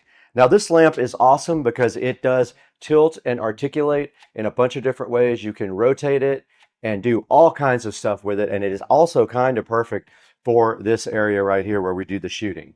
It does have controls on the very top, as you can see right here. All the controls that are on the top are also located on this remote control. The remote control does have a timer on it. It has brightness on it. It has color temperature. So as you can see right here, I'm rotating through the color temperature on the light from cool to really cool to warm white. And on the remote control right here, you can do the exact same things, if you guys can see that right here. The lamp just bolts right to the desk here. It bolts right from the underneath, and then all of the different areas of the lamp are articulable. So you can move everything, especially these two little wands right here are very cool. I love that. You can almost see it in the webcam picture right there. We got this toothpaste and we got this tape peel. We have the toothpaste and the tape peel. Satisfaction. Oh my goodness, look how clean it peels. This tape peel. In my hand. Gauge. Yeah, that's Bradford. All right, we're doing the taco challenge with Tutricia. Am I recording? I am. Ready? You got 5 seconds. Go, 1, 2, 3, go.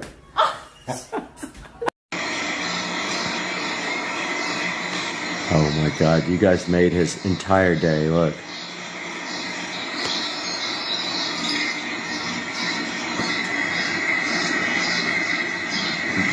He is locked on target. Yeah, he's gonna start barking in a second. Just got an alert over here on the show that I think something is in my garage. Let's see. It's always a mystery where things are going to be. Aha! Check it out. We got a new package here on Sunday night. Oh yeah, I am so hyped for this. What we're looking at today on the channel.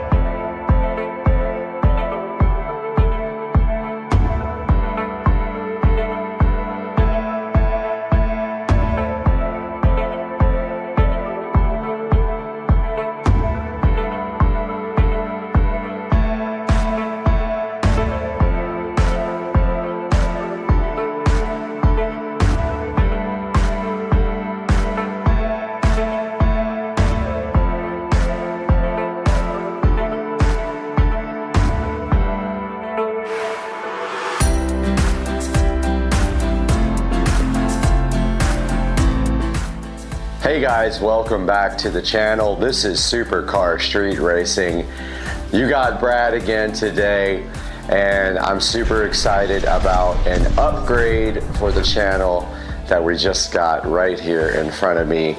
And this is the HyperX Quadcast microphone. So I've been needing a microphone for a while now on the channel. I've been suffering with just the camera mic and also this little lavalier mic, which also is low in quality. We're probably gonna have to get another mic at least some point in the future for lavalier use, and maybe a couple, because I do a lot of things with other people. And today we have this awesome HyperX RGB Quadcast mic. It just arrived fresh from Amazon in my garage, and today we're gonna open it up and take a look at what's inside the box. We're gonna open this up, test it, and see what the audio quality is like, and doing some actual voiceovers. All right, so we have the HyperX Quadcast mic here in front of me. This is a USB microphone. It comes in two colors. It comes in black and white, and today we have the lovely white microphone here. I chose the white color. It was actually cheaper. I want to say I paid about $130 for this microphone, and I think the black was $150. And if you don't want the RGB, which of course I did, you can get away with actually a cheaper price on these for just a single color. But I like the RGB. I think it'll look cool in the new studio once we get that built. And I'm super hyped to open this up, so let's get started here. Guys, we are back at Supercar Street Racing with the HyperX Quadcast microphone, and it is time to actually open up this guy and see what's inside. So let's get our Smith & Wesson going here. So this is a $150 something mic. There will be a link in the description for it, and we hope that you can click through our links. Even if you're not buying this mic, please click through that link or any of our links when you buy Amazon products. It really helps me out.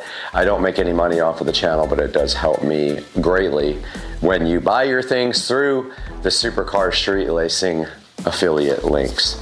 So here's the HyperX Quadcast microphone ready to be unsheathed from the cardboard condom. Let's give it an open. Love the packaging already. Very cool packaging. Doesn't look cheap at all. Microphone has really good reviews, especially the lower priced ones. This one is the higher priced one because it's a Quadcast. I think the regular one called, I forgot what the regular name is for the one that doesn't do Quadcast, single cast or something like that. But this one has 4 patterns on the microphone. 4 polar patterns, which is why it's called the Quadcast, obviously. And inside the box, the first thing we have is a HyperX little information sheet that says that they have you covered. Says if you have issues with your products, then you can contact their team for technical support, so which is awesome. So that's what we're hoping for here. Next thing we have is a little HyperX welcome. Congratulations on joining the HyperX family. It has some of their RGB products on the front and a little welcome from HyperX on the back. Now we have I think it is a product information sheet, customer information sheet right here.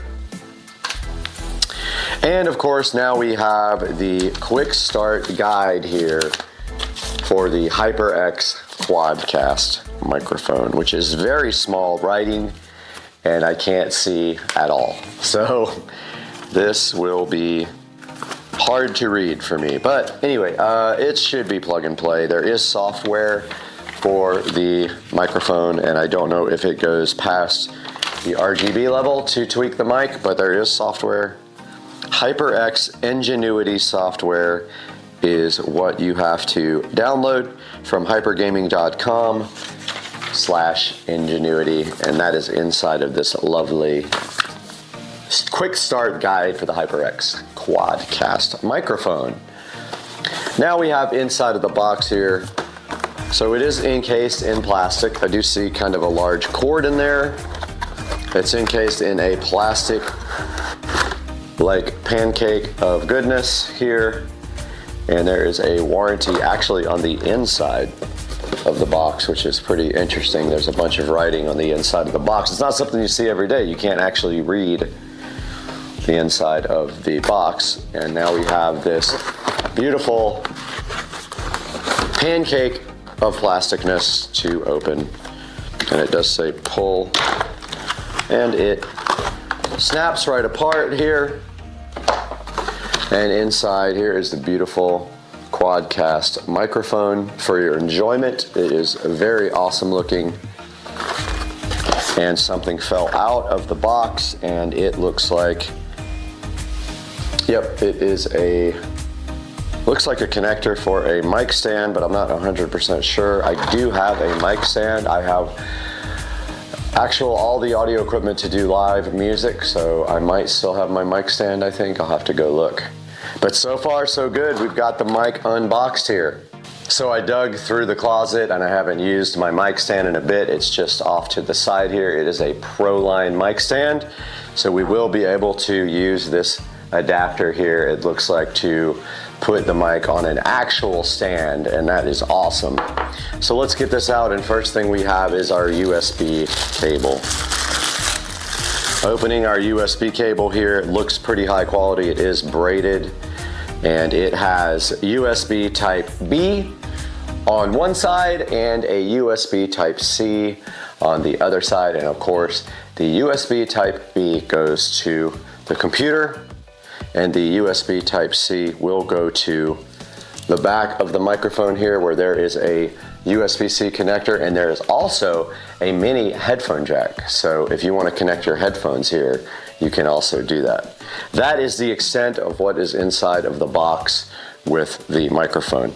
And now for the next part of this, we're going to move over to the computer and actually install this. All right, we are back here underneath the Supercar Street Racing editing rig, and I see the back here. I'm trying to find a USB type B, and I see one at the very top there. I'm going to connect right there to that USB type B port. We are back over here at the Supercar Street Racing editing PC. We have our HyperX Quadcast mic set up here, plugged into a available USB type B port. Let's go ahead and power on this awesome editing rig here. See what happens. There we have it. So let's go ahead and log in here, and we have our last project up here that we were working on, the Florida Keys trip. Go ahead and close that out, and we have our USB type C connection here. Let's go ahead and plug in the mic, and I'm assuming you put it right through that little slot right there. And instantly we have awesome colors popping up on the HyperX Quadcast. I absolutely think that is the coolest thing ever. Check out the colors are rotating through different types of RGB awesomeness, and let's go to HyperX Ingenuity software download. Ingenuity. Okay, accept. And let's see. Download for Windows.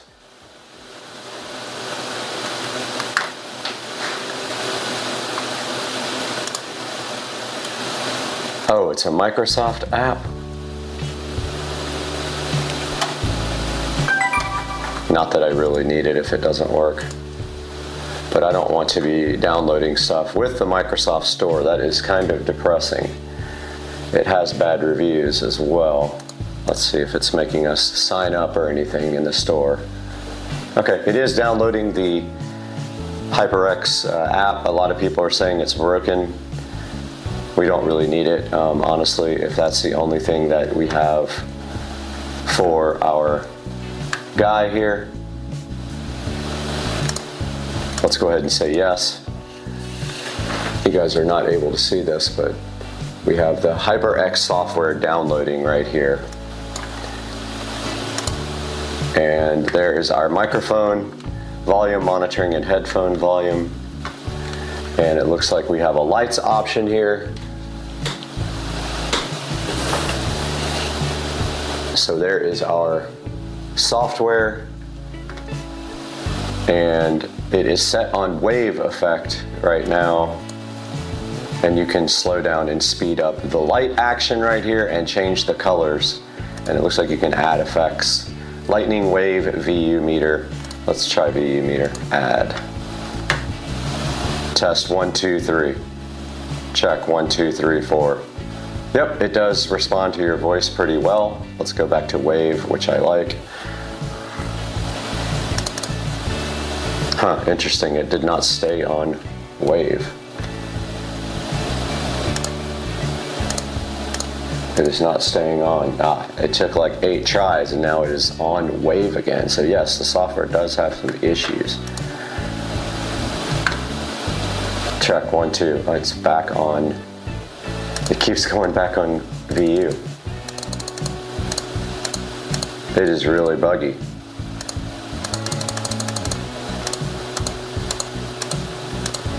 It won't go back on. There it is. Oh, no. It's stuck on VU now. I'm so mad. Light sync. Yeah, it's causing the light sync. Unlink to manage the microphone by itself.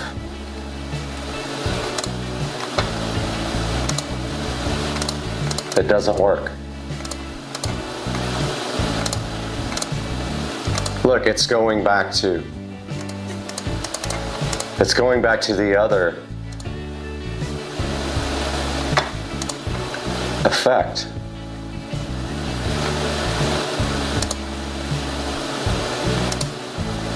Yeah, it's really buggy, I can tell you right now. I'm not really bummed about it. The light is sort of a secondary thing for me. It doesn't look like wave is even working. Light sync is cooler when you have more than one compatible device. So there's a light sync option here, and there is a microphone option. And let's just put all the effects in and see what they are. Lightning is on. It's supposed to be on, but it's not working. Okay, I'm gonna leave it on wave.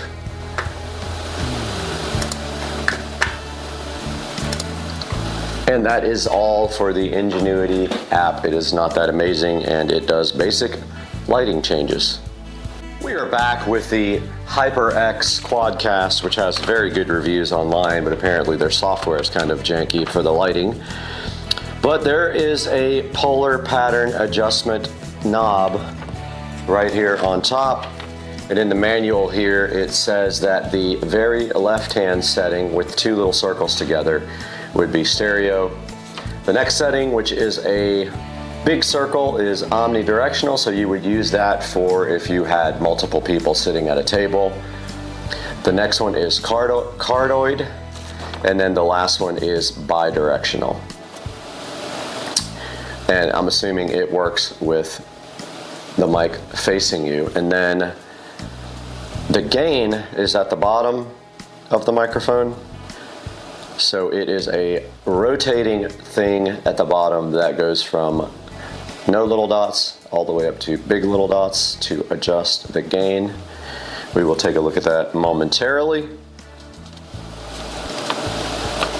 And that is all for the adjustments, and you can hook up a pair of headphones right back here above the microphone input, or the USB Type-C, and I will buy a pair of nice headphones for this. So now let's just get that thing going, and we're going to switch over to the webcam for this part of the show. All right, guys, so we have one camera set up over here, and right here on Supercar Street Racing, we have our webcam set up, and we have the Kingston HyperX Quadcast in front of us here, and we have OBS Studio running right here, and I added the mic by going to the little plus thing here with sources. I did audio input device, and then I selected the HyperX Quadcast, and now down here at the bottom we have our audio levels affecting our gain on the microphone, and I have it cranked up pretty good to get to almost the red on the VU meters up here. And right here on the screen you can see the HyperX Ingenuity app. So let's go over to Amazon. So let's open up our Amazon page here on the other screen. I hear one of the devices going crazy in the other room because I said the word. Let's look at our orders here. And here is the order for the HyperX Quadcast RGB USB condenser microphone for PC, PS5, blah, blah, blah. And as you can see, it has 49,000 reviews. This thing is a bestseller. Okay, so it was $129. I hear audio going somewhere in the back. Amazon, stop the station. Interesting how it wakes up at its own leisure. So here we have our audio directly from the HyperX Quadcast, and I hope that this is a good indicator of what this microphone can do compared to this very cheap lavalier microphone. So I will read this to you twice. Once we'll go with the HyperX, the second time we will go with the lavalier audio. HyperX Quadcast S, RGB USB condenser microphone for PC, PS5, Mac, anti-vibration shock mount, 4 polar patterns, pop filter, gain control, gaming, streaming, podcast, Twitch, YouTube, Discord, and it is white. I'll play that back for you guys here on post-production, going through both. The first one will be through the HyperX, and the second one will be through the actual lavalier microphone, which is connected to the camera over on my right here. HyperX Quadcast S, RGB USB condenser microphone for PC, PS5, Mac, anti-vibration shock mount, 4 polar patterns, pop filter, gain control, gaming, streaming, podcast, Twitch, YouTube, Discord, and it is. And I will read you a little more copy here as if I was reading a commercial. I used to do voiceovers for television and radio, so let's do that now. So, about this item, radiant RGB lighting with dynamic effects. Personalized stunning RGB lighting and dynamic effects for an eye-catching shot of customizable style. So that's kind of how I would read that if I was doing a professional voiceover. Let's go to the next section here. Built-in anti-vibration shock mount. Isolate the mic and suppress the sound of unintentional rumbles and bumps with the elastic rope suspension. And that is right here on the side of the mic. So it is held up with elastic ropes, which keeps the vibration down to a minimal. Let's try another one. This is fun. Tap to mute sensor with LED status indicator. Use the convenient tap to mute functionality to prevent an audio accident along with the help of the LED mic status indicator. If the light is on, the mic is active. If the light is off, the mic is muted. So the mic is not muted because I see the HyperX Quadcast actually on the screen in OBS Studio there. Get back on camera a little bit. And let's go to the next section here. 4 selectable polar patterns. Choose between 4 polar patterns: stereo, omnidirectional, cardioid, and bidirectional.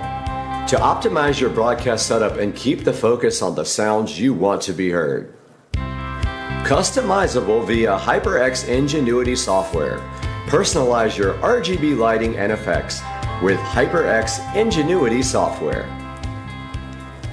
And that software is here. HyperX Ingenuity app, which unfortunately you have to download through the Microsoft Store, but here is the microphone there, and then if you go to the lights part, here is where you set the type of effects, but honestly it doesn't want to stay on the effect that I put, so I think you have to hit save to microphone. Let's see, maybe that was it, maybe I was just doing it wrong. So this is wave, and you can add other effects to this. They have cycle, lightning, wave, VU meter, solid, and maybe there's more, I don't know. That's all they show right here on the actual app. So back to this microphone. So this thing has the capability to do, let's take a look at this 360-degree view here. This has the capability to do more than one pattern so that you can have a quadcast podcast. It can pick up 4 people around a table. It's probably going to be a little echoey in here, hopefully not. I haven't really used a great microphone in here, but we're going to see how this microphone sounds. But the gain is up pretty high there, and I think also on the level meters, the actual level controls. So not sure how that's going to sound, but I'm pretty pumped to check it out. Okay guys, we actually have the microphone connected now directly to the phone. I don't know if you guys can hear me. I'm going to go back here where I am in the pattern. All right, so we are connected directly to the phone, and we are recording directly through the phone with our Kingston HyperX, and this is not going through the PC.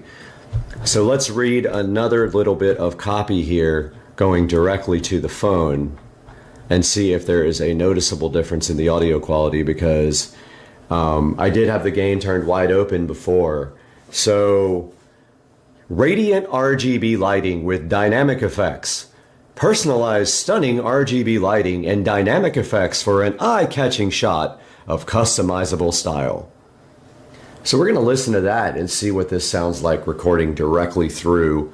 This is a USB-C to USB-C cable recording directly from the Kingston HyperX to the phone. This is the microphone stand that is destined for use with the Kingston mic right here, and if you notice here, you get this connector for the mount, and what you do is run this old mount off. This is for a regular standard microphone, so you just like back this ring off here, and then you can unscrew this, and this part screws directly onto your microphone stand, which will go in the studio eventually. Here is this connector and how it works with the mic. You just undo the mic from this standard mount here, this table mount. You screw this through the mount, and then this microphone will mount directly to the stand. Guys, I hope you enjoyed the video. Sorry for the mess. It is messy when I shoot. I have a lot of stuff out. And I hope you will like and subscribe to the channel, and I hope you enjoyed this video. We'll see you guys next time on Supercar Street Racing. Welcome back to Supercar Street Racing. I'm Brad, and this is my 2023 Tesla Model S Plaid, and we're going to take a look at that today on the channel. Stay with us.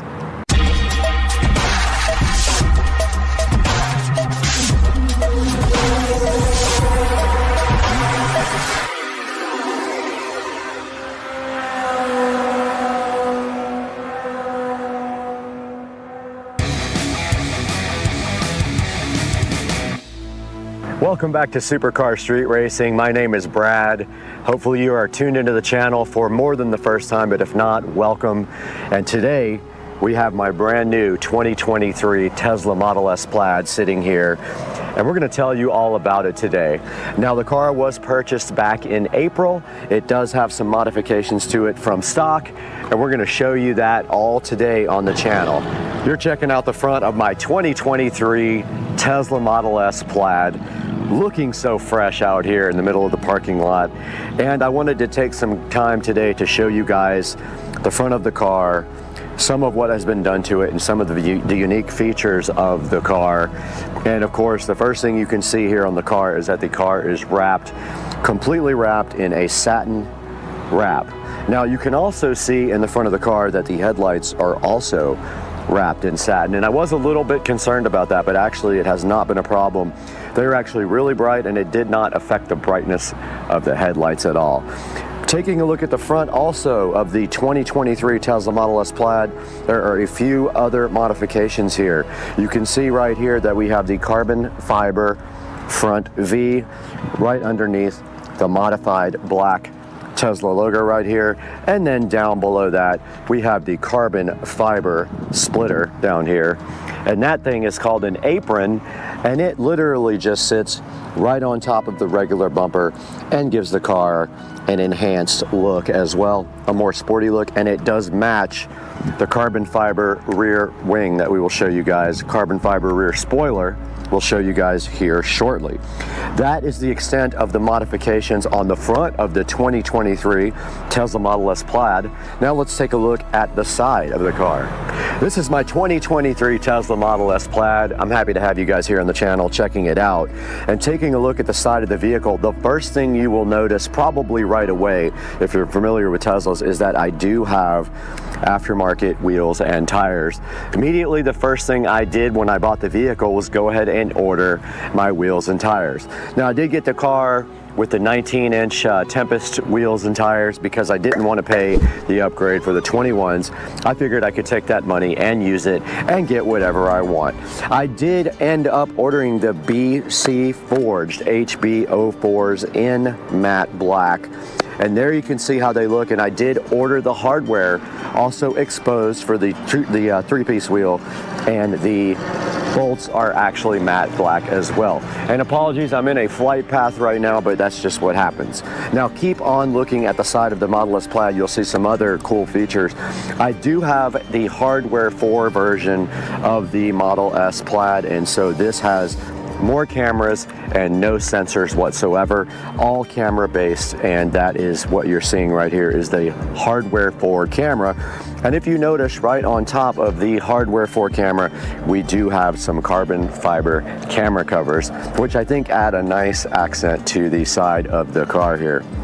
And then moving down the car a little bit further, and you can see it just opened by Bluetooth. We do have the carbon fiber mirrors as well, looking really good, and they do also match the carbon fiber camera covers here, and also the carbon fiber that you're about to see in the next picture. All right, we're towards the back of my 2023 Tesla Model S Plaid now, and you can see right there that the door handles did pop open because of the Bluetooth phone.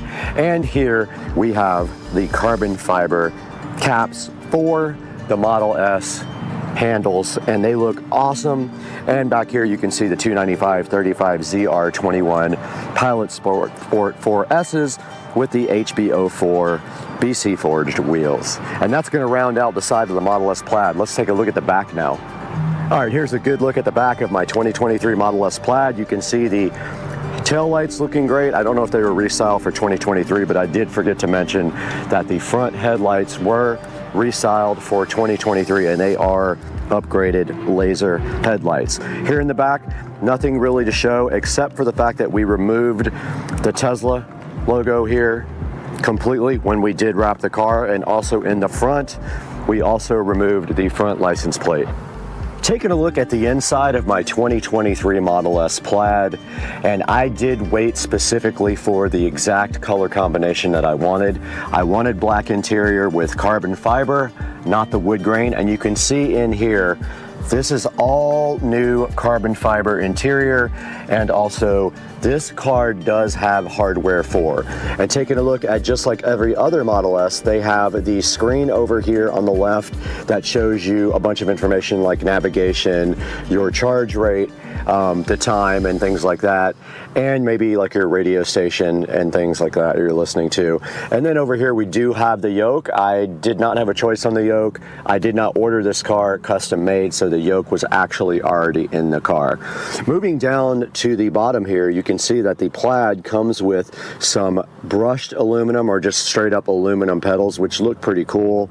And then moving up to the seats, these are not real leather seats. All of the Teslas have vegan kind of safe leather. And then looking to the center here in the middle of the dash, they do have two chargers for wireless phones. So if you stick your phone right there, and it did start charging. So they have two of those right here available for you. And then moving into the center here, we have a pocket right here that does have just enough area for a few pairs of glasses. And then moving forward, there's another pocket that I actually just found out about. I did not know this existed until yesterday. And if we move that open, there's actually two USB connectors right here and two on the back here in the right by the back screen here. And then of course we have our center console with a lot more storage in here, and we do have a cup holder if you let that slide forward. Moving up to the center of the dash here, I'm sure you guys are all familiar with the Tesla display. And if we go to the home screen here and we go to the actual vehicle down here and the software, you can see this is a Model S Plaid with 903 miles on it for supercar street racing. It does have the VIN there. It does have a full self-driving computer. I did not purchase full self-driving, and we are on 11.1, 2023, 26.9 software. And then moving up to the very top of the car here, on the controls, you hit the control button. You have the ability here to play with the mirrors, the steering, the wiper, the window locks, fold your mirrors, the display, the child lock. And then at the top of the screen here, you can see LTE. You can move the display towards you or away from you with this button here. And then of course there is your brightness control, and this button here pops open the glove box over here. Moving down to pedals and steering, you can see this is where you choose your acceleration, and that basically is how the pedal reacts to your foot. And you can see here we have chill, sport, or plaid. And then of course if you want to do drag strip mode, you can check that out in my other video when I did that for the first time. That is your drag strip mode, which puts the car in cheetah stance and then allows you to launch with the most possible power. And then also your steering mode can be set to comfort, standard, or sport. And then track mode is right there, and that really allows you to fine-tune the car for more of a track type aggressive day. And there's settings in there for the front and rear traction, and things like traction control and regen are available in your track mode. And then of course it says apply your brakes when regenerative braking is limited. So that basically is telling you if you're not able to regen, it will help you by putting the brakes on. This auto shift out of park is basically, it's a beta thing where the car knows if you want to go forward or backwards automatically. I do not have it on. And then the slip start basically is when you get stuck, you use that. Here's a suspension, and the ride height is set to low. It's on sport. You can go advanced on the suspension, and you can set your comfort and your handling. I just keep mine on sport. I really like the way that feels. It says here if you want to use comfort dampening and autopilot, you turn this switch on when you have autopilot on, and then it sets your default ride height to low. But if you press this, it says when enabled, the default ride height will adjust to low mode in most driving scenarios. Model S will always automatically adjust the ride height to balance comfort, handling, and range. And that's all that's available on that screen. And then this screen is where you see your charge limit and your actual percentage that you want the car to charge up to. And this car is set to charge no higher than 90% is what they recommend. And they recommend 80% if you're going to be driving the car every day, which I do not. This is where you actually adjust with your current that you want the car to charge in. So if I stick it in a 50 amp, it'll charge at 48 amps maximum. And then the last time I supercharged, which was April 14th, I've only supercharged the car one time, and it's when I bought it. It was $27.30 because I do not have free supercharging. And this is the autopilot, and you can set it to either traffic aware cruise control or auto steer beta. by doing that.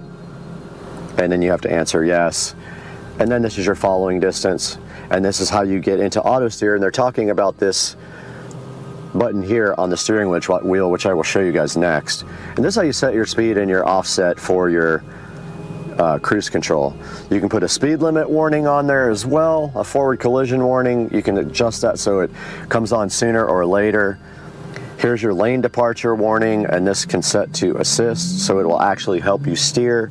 And then here's all your other options: emergency lane avoidance departure, automatic emergency braking, obstacle aware acceleration, traffic aware cruise control chime, and green traffic light chime. Moving down here, this is where you actually set up your phone for a lock. So when I get in the car, the phone is on Bluetooth and the car will unlock and drive without a standard key. You can walk away and the door will lock, which I love that, and you can tell it not to do that at your house. And then there's a few other options related to unlocking it when you park, and some other little options here for unlocking it with your phone. Now, I do have the MyQ connected garage, which means my garage door opener is MyQ enabled, and I did subscribe for a lifetime. I think I paid $200 and something, and I am permanently set up so when we drive the car back home, the garage door does open and close.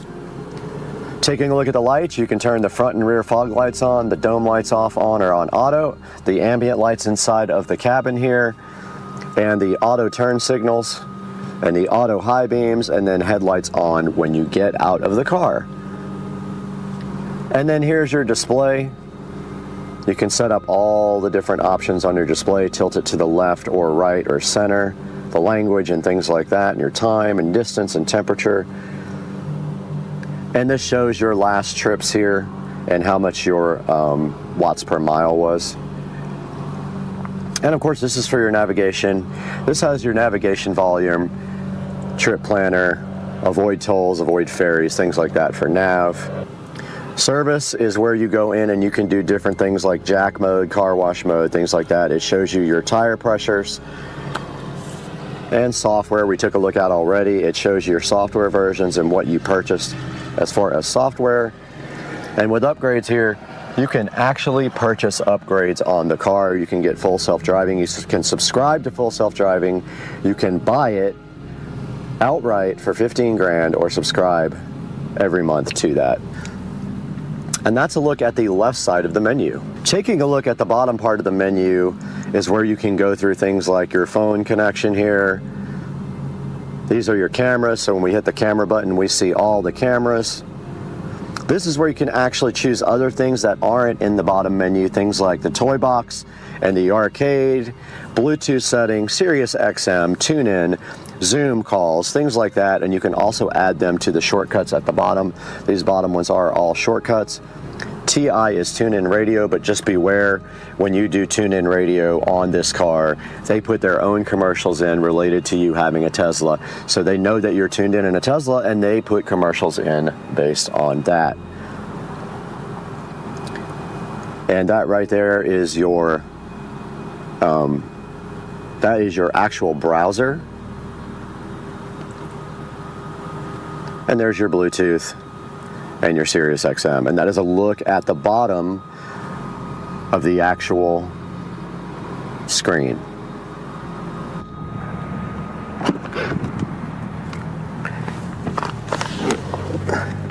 We are now in the back of my 2023 Model S Plaid, and I'm telling you, the back seat of this car is absolutely awesome.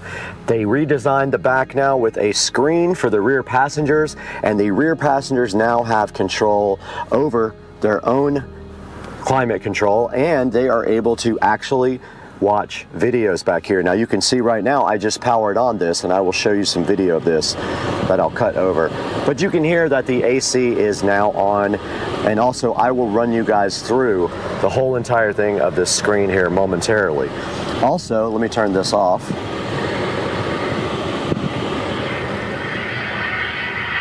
And of course, here comes the plane.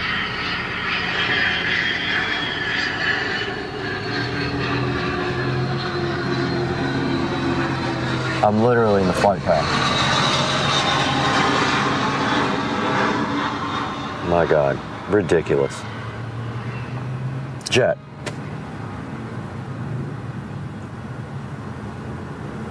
So also in the back of my 2023 Model S Plaid, there are two USB-C ports here, and I did confirm that would charge my laptop just with a USB cable. It's perfect for bringing your laptop along and charging. And I did locate the other two USB ports in the front of the car the other day when I was looking around in there, and I happened to find this hidden compartment.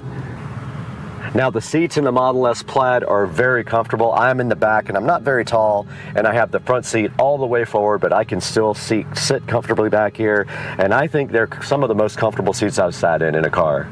We are back in the back of the 2023 Model S Plaid to give you a closer look at the climate control and the controls for the entertainment system in the back. And you can see right here, we have controls for our climate control right here where we can adjust the back seat temperature. And that is the little fan control here. We have controls here for the seats, the heated seats. And then we have the capability to look at our music, what's playing back here. And then the cool thing is if we go here, we can actually go to YouTube, as you can see. And we have right here and right now, if we press that, there is the Supercar Street Racing channel right here, looking so cool. So yeah, the backseat drivers, or backseat riders, passengers, can actually watch YouTube and some other things while they are in the back seat. The front seat cannot do that, but the back seat has a choice of Netflix, Disney Plus, Twitch, Hulu, YouTube, or you can look at the Tesla tutorials. And then if you go back here, we can power this off and on our fan in the back and adjust the temperature. We are here in the Tesla Model S Plaid, and you can see that I have hardware 4, so I do have the capability to launch Steam and play Steam games. And also, we can actually play games in the car with the car stationary, like Beach Buggy Racing here. And when you play Beach Buggy Racing, you use the actual controls for the car. So you use the steering wheel and the foot pedal, and it is loading right now.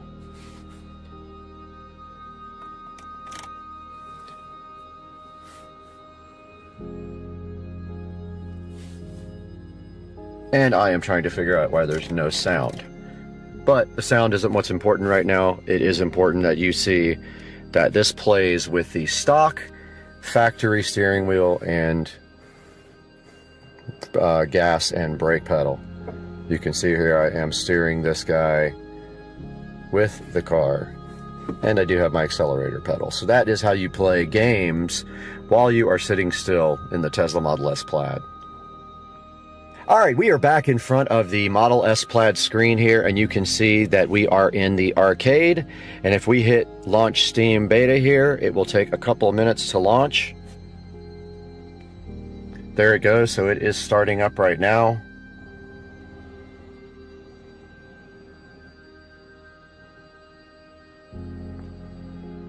And this is actually real time of how long it takes to launch Steam.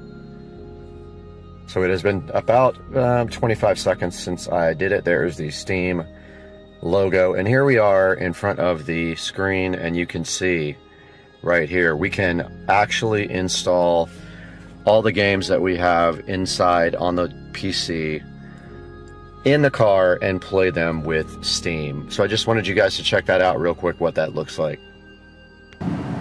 This is a look at the front in the Tesla Model S Plaid. Nothing much to see here. I've only been inside here one time. The only thing in here of note is a tow hook and the ability to change your washer fluid. Nothing else to see. Very clean. The probably first or second time I've ever opened it. Alright, we're around back at the trunk of the Model S Plaid, and I purposefully left everything in here so you guys could get a good idea of the space that this thing has.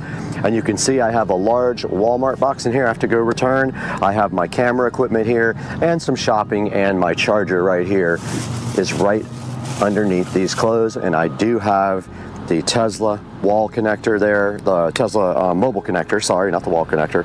And that is what I use if I have to charge, which I really never have because I don't really drive the car that much.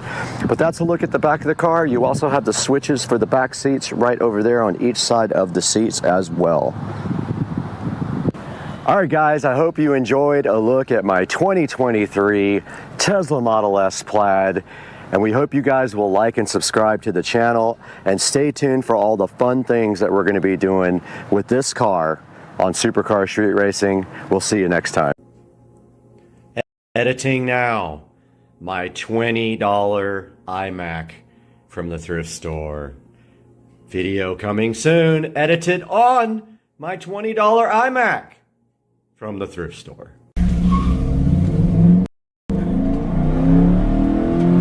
Got his ass.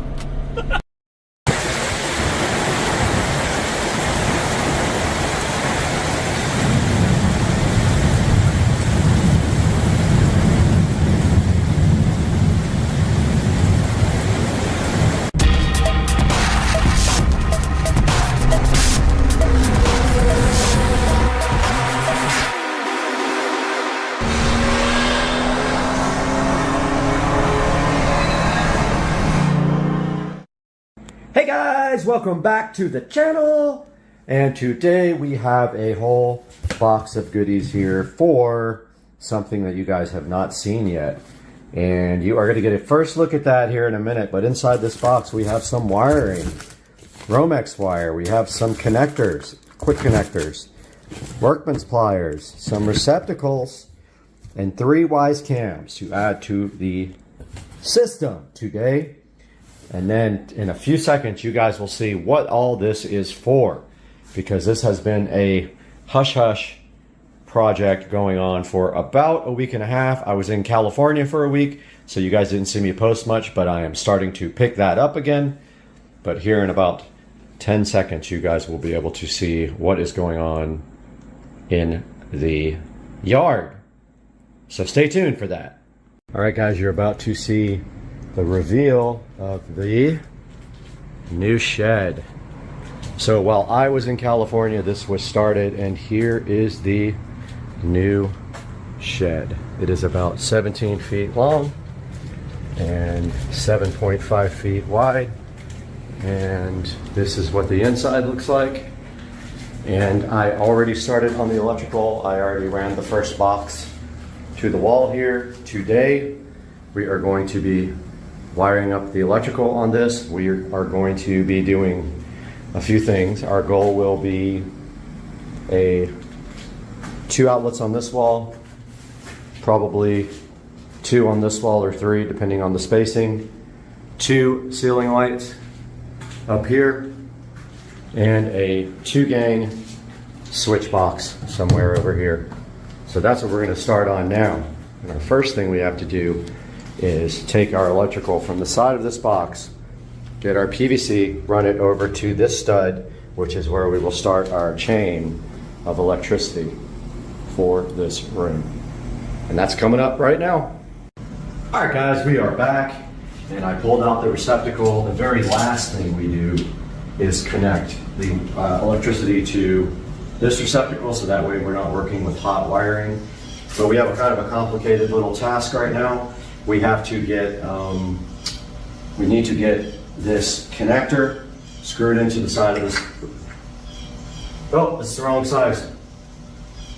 It's 3/4. Wow. Okay. That sucks. Actually gonna probably just glue that in there since it's the wrong size. Yeah, that's what I'll do. I'll just glue it, and then it will fit this pipe because I don't feel like going back to the store. But we do need to cut this pipe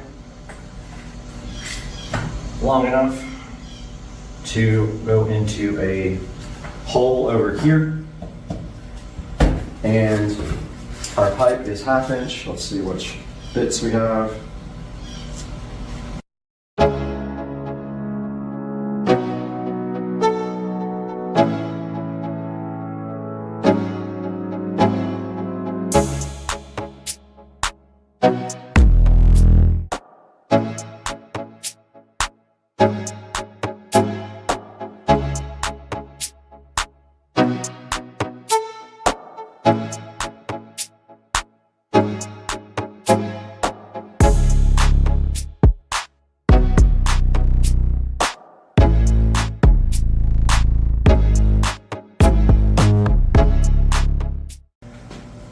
Yeah, so our goal is to get this pipe, even though we have the wrong size connector here, we can get that glued in, no problem.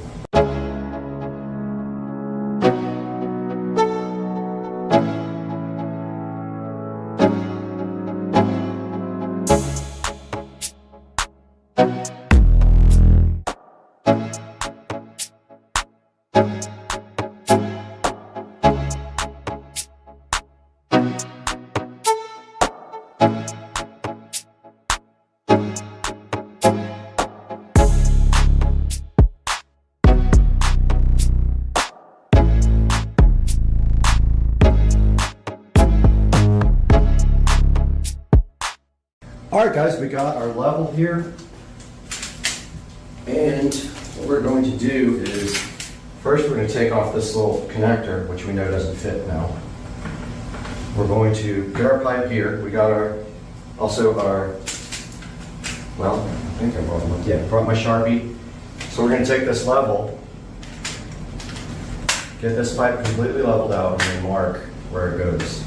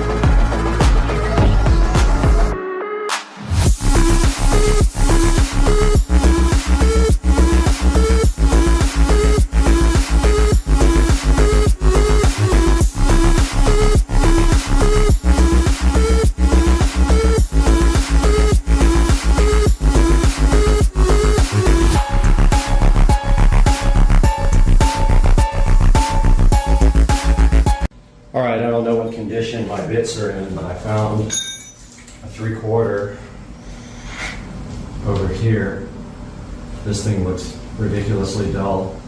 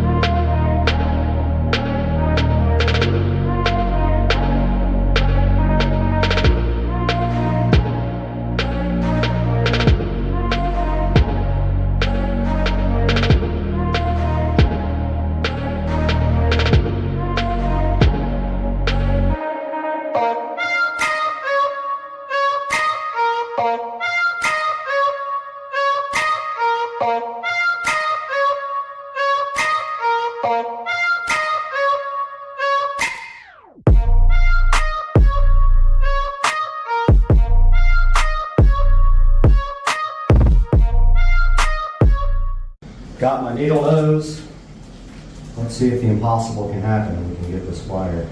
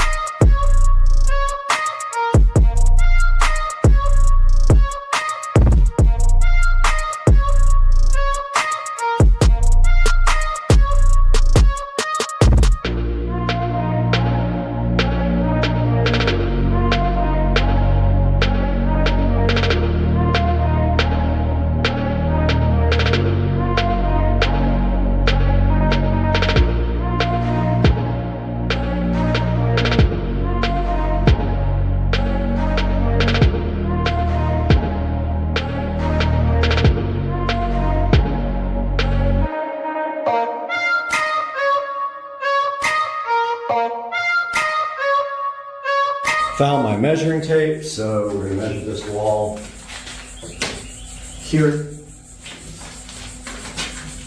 And it is 90-ish. So we're gonna do one receptacle at 45. Okay, so we're gonna take it on this side. We're gonna run up with probably, we're gonna go that way. We're gonna go towards the door over here, and we're gonna go towards the roof. We're gonna do both.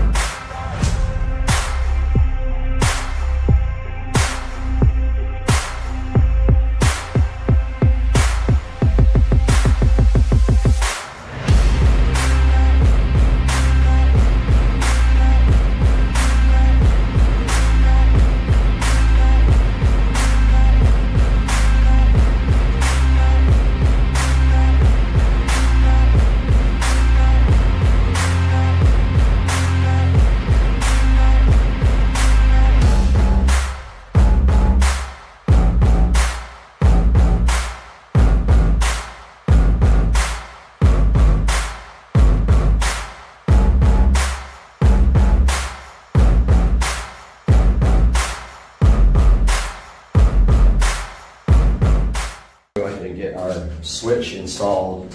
Switch is going 48 inches from the floor covering, and I'm thinking right there, and they go flush.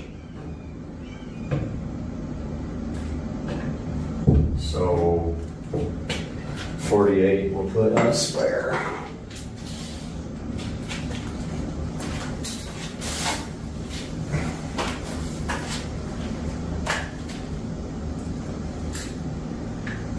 Inches. Put us, I think they're talking about the bottom.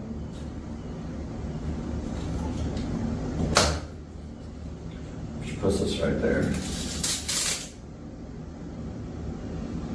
Okay.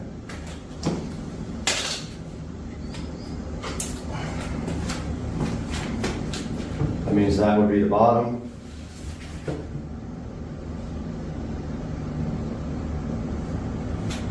And it's got to be flush. Of course, it tries to move when you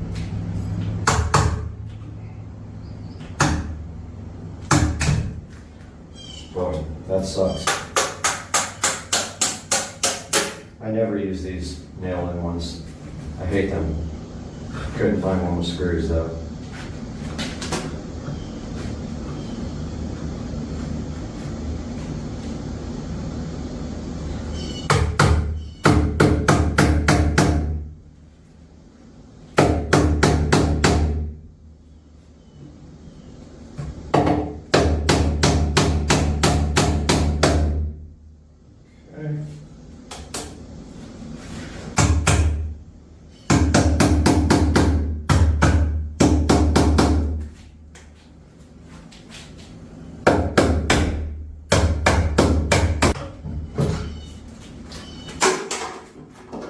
Piece of. All right, that stupid wall box. I threw it in the garbage. Well, it's laying on the ground here all beat up because it sucks. I need screw type. I don't want any nail in anythings in this thing, but they didn't have any, and unfortunately my ceiling boxes are nailed in too, so don't know why I can't seem to be able to do that properly, but it's irritating me. So I have to go to the Ace Hardware and see if they have any more double gang boxes. But meanwhile, I drilled a hole in the top cap. This is where I'm going to come up and around for feeding lights.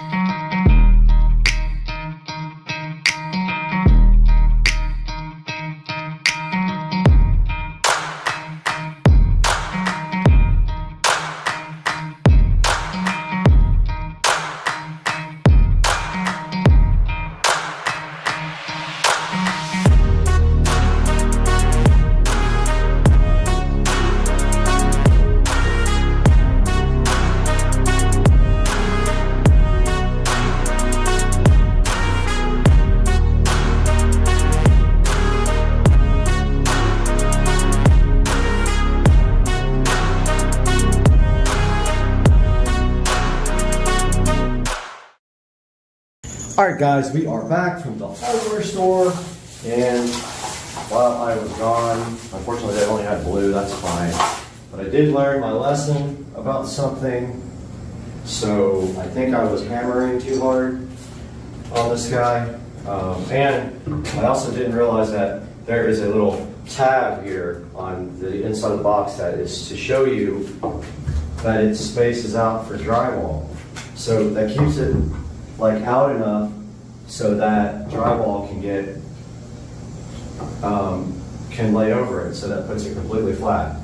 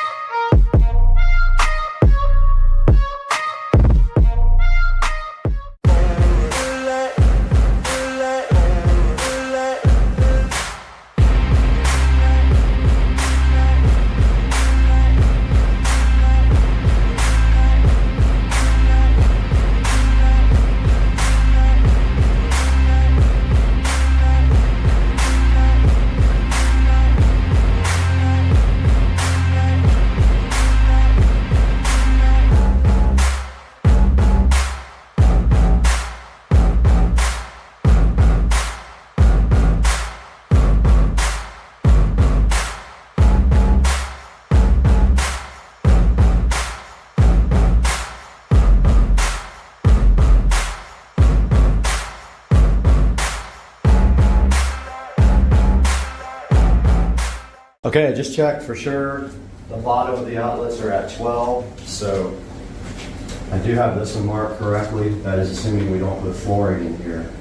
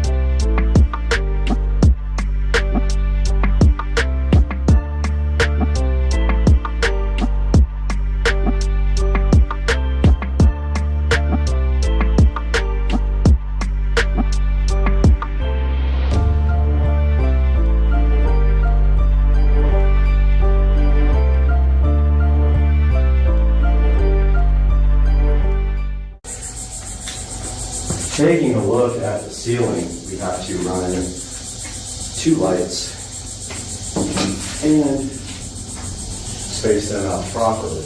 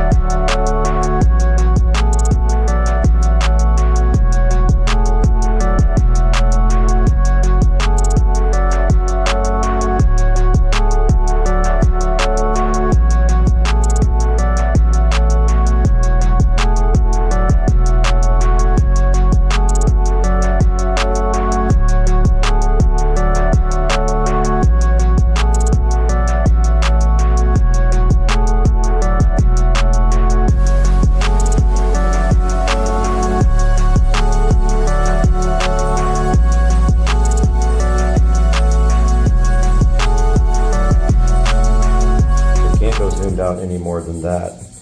But what we're going to do is take this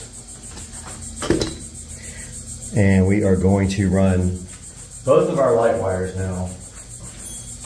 Both of these come from, well, we could run one and then feed off of that one all the way down to the other one and drill 25 holes. It actually doesn't matter. We could do it that way, it would be easier. Let's go up to one light and then feed from that light to the next light if our drill will perform properly.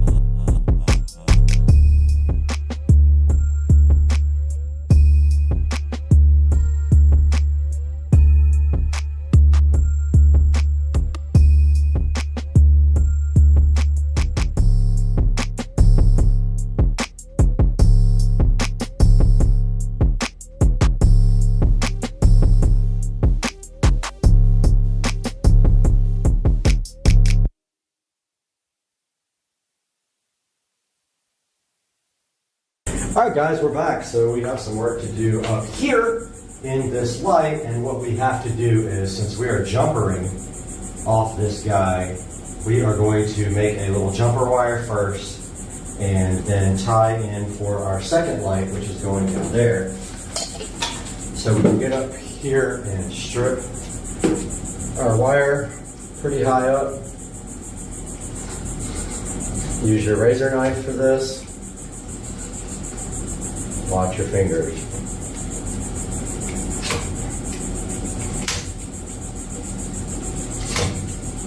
And go ahead and take off the excess. Cut that off.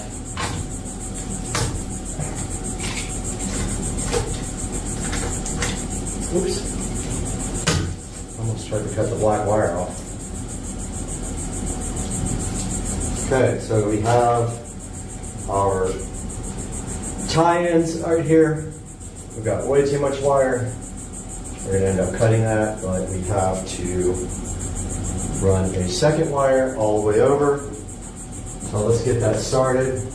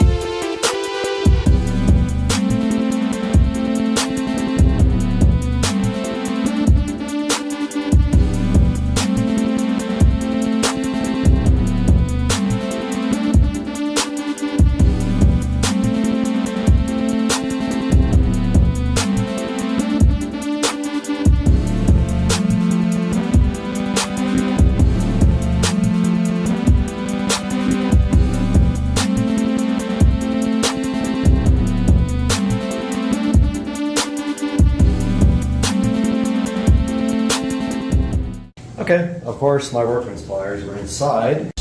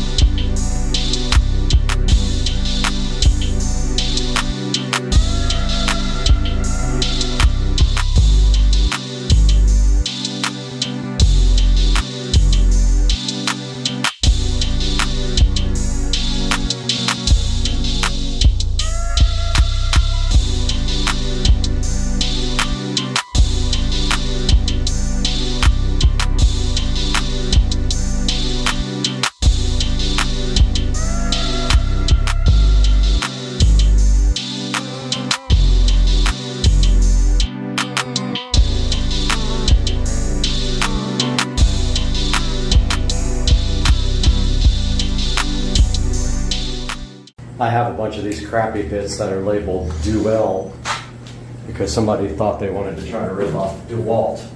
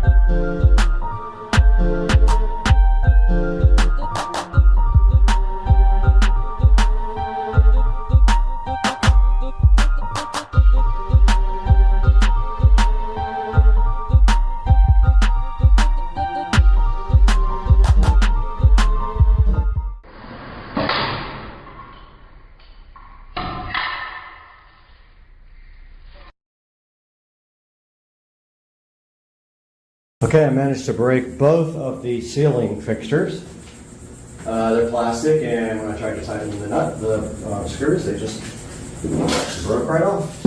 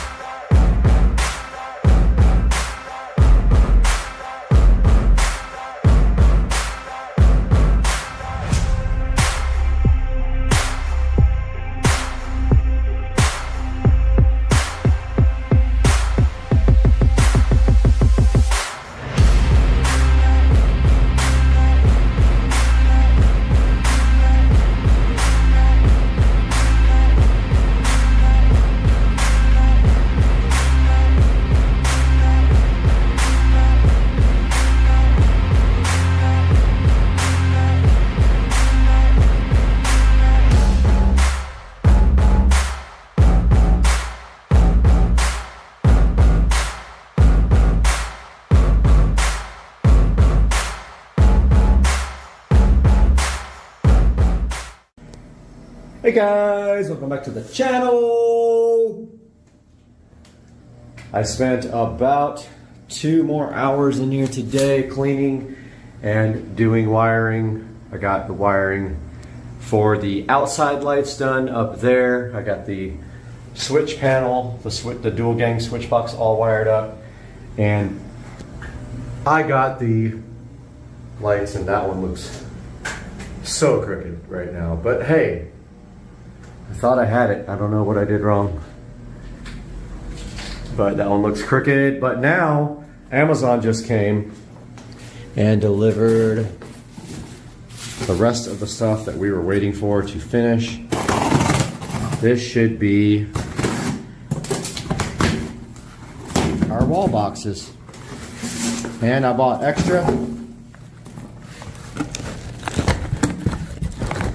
So we should have like 10 in here, and we can start our wiring. So hyped. The hype is real. And so first we will be doing this guy right here. I'm gonna stop down, get you guys a little closer, and start some wiring.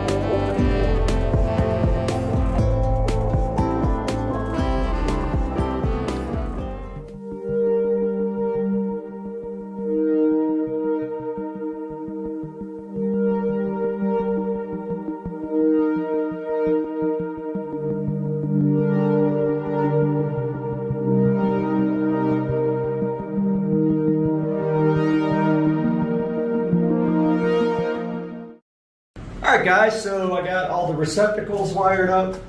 We should be at a point now where we can hook up the circuit. And I just realized our ground isn't tied in. So, yeah. Okay, so this is hot, by the way. This is hot, so we don't want to be touching anything to anything else. But we do need a wiring nut for that guy, and I don't have one. Or we can use our quick connect, so I'll be right back. I'll give you the quick connect. All right, I got our quick connect. It's just for the ground. And then we'll see if it pops when we put in the rest, because it's gonna be a hot circuit.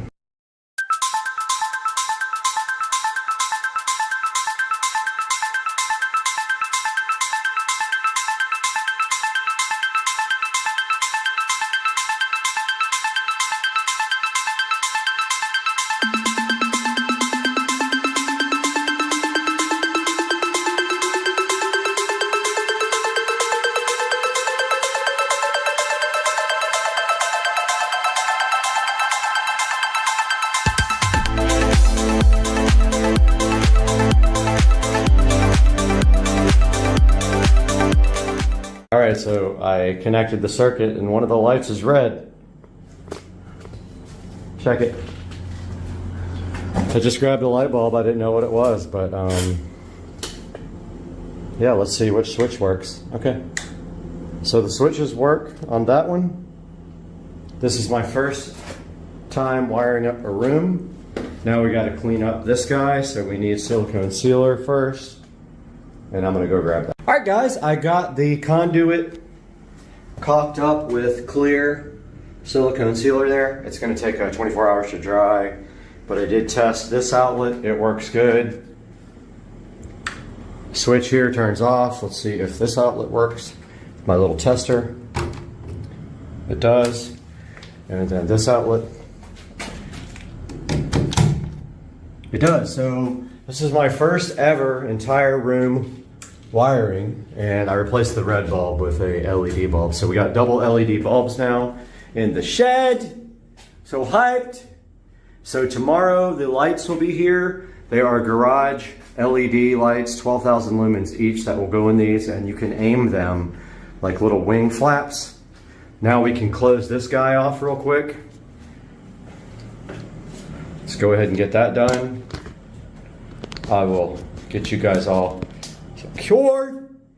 But the other light, the second switch here, is going to be a smart light, because that is going to control the outdoor lights, to which we will probably have a spotlight shining there, a spotlight shining there, and yeah, so that's that. Let's put the last thing on. It's just a simple little double wall plate.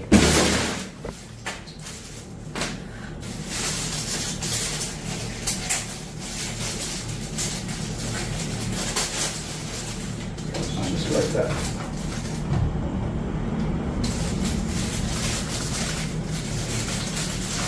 Don't lose the tiny little screw. Just like that, they just did. And here's what's funny, they give you one extra. Because if you drop one like I did, and you can't find it, they give you one. So I don't even have to look for that one.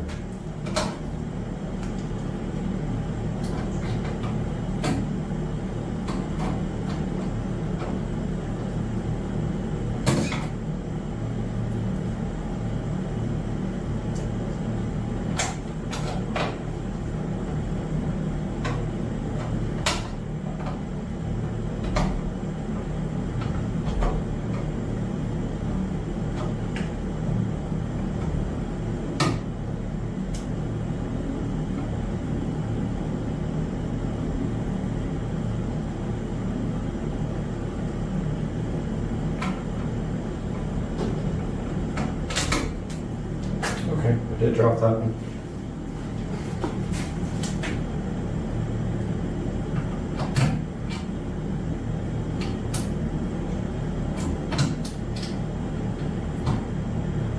I'm so hyped for my first electrical job where I did everything. It's the first time I've ever built a new room from scratch.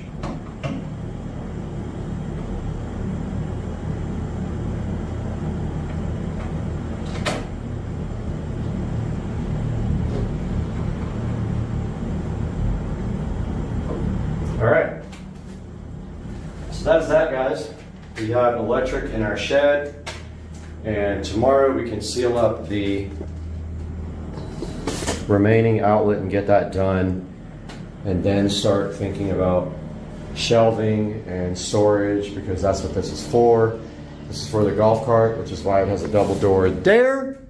And then over here, maybe a workbench or something, I'm not sure. Maybe an air conditioner in here if we can get it, but that's the only thing left, and that will have to sit for a while till that silicone can dry. Hope you guys enjoyed it. Next video will be the outdoor lighting situation, so you will see me at that point, and we will talk again. Supercar Street Racing, peace out.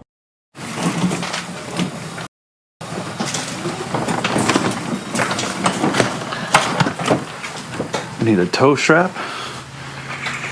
See, do I have one? Yeah, yeah.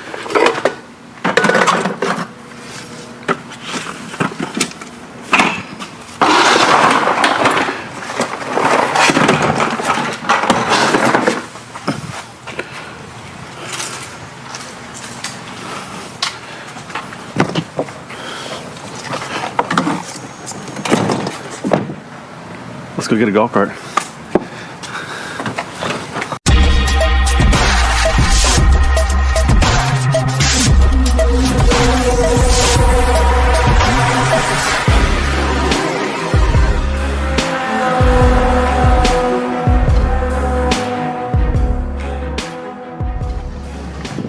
All right, everybody, welcome back. We're with Dukes of Duval man. again, and so we're going to pick up a golf cart.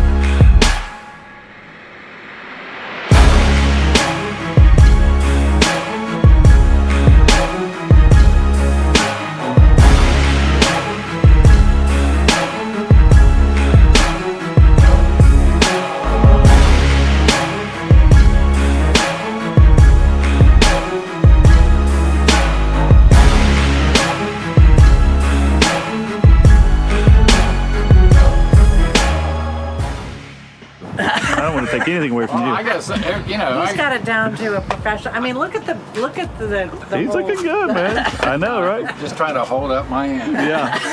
Are you guys gonna get another golf cart when you're up there? Or you don't know yet? We're not allowed. No, What? no. Yeah. Can you We're believe not that? They allowed. got Carl. They got rules. You gonna be okay up there? Yeah.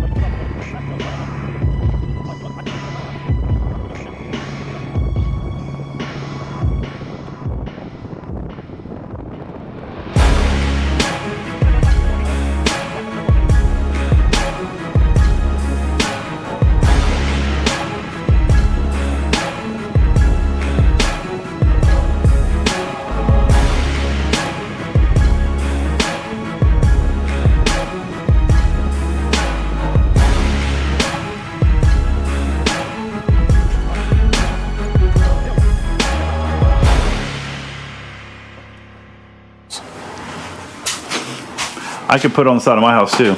I think it'll go through the. Through the gate? Yeah, I think it'll go through that gate. Yeah, it'll go through that gate. Up to you, man. Whatever you want.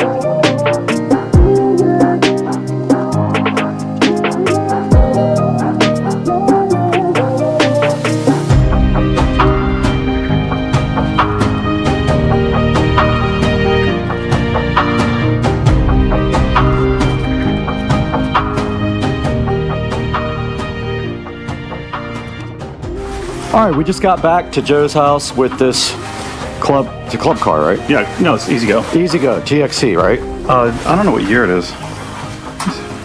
Oh, there's something on the side here. It's a serial number and stuff. We'll have to look it up. I think last two. Yeah, so this thing's in awesome shape. I think it's 2001. 2001. Yeah, it's in pretty good shape, man. Yeah, not bad. I think it just needs a little cleaning up and probably some batteries, man. Maybe just put water in the batteries and see what happens. That's the hope, right? Yep. Hell yeah. Nice acquisition.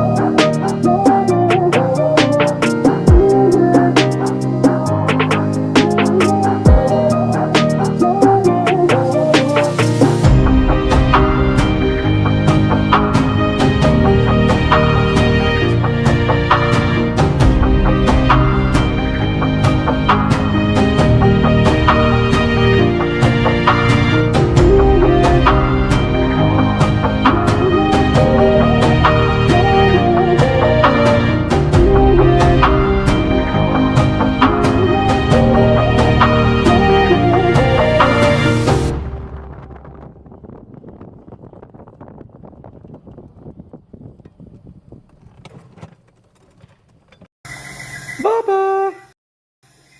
It's Rat TV! Cooper! And Cooper! Get it? It's Rat TV, Bubba! And Cooper! And Bubba! Rat TV! Yo, this looks fly, dog. Oh my goodness. That garage. Let's go. Yeah, so my Tesla's just driving me home. It's cool. It's whatever. Drive me home. Thank you. Love you. Hey everyone, Supercar Street Racing here. Took a little bit of a break. I know you guys noticed if you watch the channel that I've been gone for quite a while. Had some personal things going on in my life that I needed to take care of, and so I took a small break. I actually toyed around with the idea of doing SpaceX related content, but there's so many other channels out there that do this already that I decided probably wasn't going to do that, and I was going to actually live stream SpaceX launches with commentary behind them and all that. That is not going to happen now, but I did want to get back to the channel, maybe start posting some updates, car needs a couple things and had just a couple things done. So I will talk about that here shortly. But also I think the channel is going to be renamed back to what it was again, because I'm going to hopefully get some car content going. So I hope you guys stick around for that. So just wanted to give you guys a little bit of update over what's going on with the car right now. So also shooting an 8K video for the first time and hopefully editing in 8K, but not sure what Premiere can handle. But the car does have new wheels, and I believe that was featured on the old channel. And so looking good with the new matte black powder coated wheels here.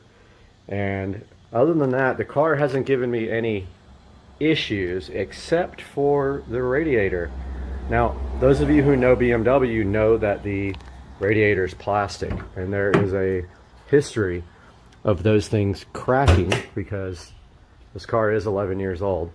So decided, had a few weeks left on my factory warranty, decided to go ahead and pony up and get the Mishimoto. So as you can see where the coolant was leaking there, but this is a Mishimoto radiator in there. Waiting for one hose that was back ordered for 7 days that they patched together, but the car does have an aftermarket radiator. No other modifications have been made to the car except that. In the next couple of weeks, I'll be ordering the digital ID4 display, which replaces the analog gauges here and is programmable. But for now, what I'd like to do is concentrate on what today's task is, and that is I want to get all this chrome trim here, or polished trim, or whatever you want to call it, metal trim, to matte black. So what we're going to do is go through the process of how you do trim. It's different from emblems because you on emblems you just, and these lights even, you just spray all the way around them with a big square and peel them off. Well, these guys you have to tape off, and then you have to spray a wet coat after you've got about 3 coats on it, and then peel your tape while it's still wet. What happens is the plastic dip on top kind of softens the stuff on the bottom, and then it allows you to get a sharp line. Otherwise, you start peeling dry with a tape, you're going to pull all the plastic dip off. So the first thing I'm going to do is clean this stuff. So I'll get back to you with that. So I've just got some Windex here and a standard, what do we call it, soft cloth used for cleaning the car. I'm going to go ahead and clean all this trim up just like this, just to get all the exterior dirt off. You can see here how difficult this is going to be to get right under here. That's going to be fun. But see this cleaning job here, and you notice on the back we have this long strip here. It's got some black stuff on it. I'm going to do my best to get it off of there. So I'm going to go ahead and clean the whole car, and I'll get back to you guys after that's done. Okay, so I cleaned the entire trim here all the way around the car. Even though there's still some black right there, I can't seem to get that out. So I hope that isn't an issue. Plastic dip is usually pretty resilient, and it will stick to almost anything. So I got that all cleaned off. So the next thing you have to do now is tape off the trim and mask off the car. Otherwise you're going to have plastic dip overspray everywhere. Now it will come off, but I don't recommend that that's something you do, is try to do that and take it off. Go ahead and cover the car up, mask it off with plastic, and I've got some 3M blue tape to facilitate that, and I also have a painter's tarp, and I'm going to use sheets for the inside of the car. Now this is a 2-step process. There's trim here, and then when I put the top up, there's going to be more trim that's going to be all the way around this back part here that we're going to have to do, and up on the window. This is going to be a 2-part step. Each step needs about 3 to 4 coats, and they take 20 minutes each, so this is going to take a while. So I'm going to go ahead and start the masking process, and I'll get back to you guys. Car had to go by, of course, but we're back with a little update. So I just want you to be prepared that this prep process is very time consuming. And I know why I started doing this one time and then quit. Now the other problem I'm having is, of course, this tape sticks to literally nothing. It doesn't even stick to itself, as you can see here. So you're going to have to do your best to get everything taped and hope that your tape actually sticks. Mine does not, and that's becoming a huge problem. So what I've done here is I've got some sheets on top of the car like this. I'm going to tape around, and then down at the bottom I'm going to be doing this plastic drop cloth. I'm going to work on that, and I'll see you guys shortly. All right, so a little update for you guys. So I've got most of the top taped off, except where you can see here the tape does not stick to anything. It literally will not stick. It sucks. But I wanted to give you an update on how I see this happening. And you notice here, again, the tape is not sticking to anything. So before I hit that coat, I'm gonna have to go around and push everything back. But here's what I did. On this side, I tried doing it without rolling the windows up. And I wanted to do a little experiment on this side and see if I should roll the windows up. And then I figured out it's hard to get in these seams where the trim rubber is. But then I had this idea to take my little trim removal tool here and just kind of push it into the cracks. It works so much better than trying to, like, originally I was trying to get the tape into that seam. This just absolutely destroys that. So I use this little trim removal tool and I just push it down in the edges there. And anywhere it's like extra, if you can just like push it in there. Now don't forget, this is all going to be in view. If you have tape lines, you're going to see them right here, because, and then actually you probably can go up this way too to tuck it under. It works awesome. Can't believe I didn't think of this beforehand. But you see, like right here where the edges go in there, I mean, there's a little bit of a gap right there. Hopefully you don't see that. I'm really trying to get that fixed. But now the issue I have is that the tape is all coming up, and hopefully it sticks right here where it matters most. But yeah, you see here like where the edges are? If I run this up, it should tuck the tape underneath there. This is a hard area right here. It's not sticking to anything like up here. Hoping that this just will stick long enough for me to spray the car, but I still have to do the bottom masking, and I've got the plastic ready for that. So I'm going to first finish this side up here and around this mirror, and then I'm going to start masking off with plastic. All right, no, yeah, I agree. This is the most cluster FS I've ever seen in my L. I mean, life isn't even a curse word, but so this stuff here, you want to shake it for like 1 minute straight. Get some practice on other stuff. And then I'm going to show you guys how to start this process. Get all your tools out of the way like I didn't. Those over here. Oh, oops. Well, I guess I just lost some scissors because they fell into the tray. So shake that for like 60 seconds and then I'll get back to you. All right, so very important with this Plastidip, even though this isn't legit Plastidip, it's Rust-Oleum, is that your first spray, and sorry, I'm working with one hand here, your first spray needs to be out in the open to clear. This is every time you start a new coat, out in the open, spray it to clear the nozzle, and then run your fingernail over it too if you've already done a coat, so that you clear it out, and then you can start your first coat. So this is like me ruining my car. Okay, so first coat is light. It may not seem light from what I'm doing, but it is, trust me. And if you miss some spots, it's cool. And like under the mirrors here, this is a difficult spot, so nobody can see it, but you still have to paint it. And so check this out. So watch this. So, you know, it's not going to be completely covered the first try. And don't forget, you're going on an angle, so you got to do the angles too. Otherwise, somebody will see the top and the bottom. So do the angles. And if you're properly masked, you won't see this. And so just, you know, I mean, you're on kind of a flat surface, so it's not going to run, hopefully. But you got to remember that first coat is just, and look, the tape is coming up as I speak. That first coat is just that, first coat. So if you don't cover everything, don't worry about it. Just be like Go easy on it.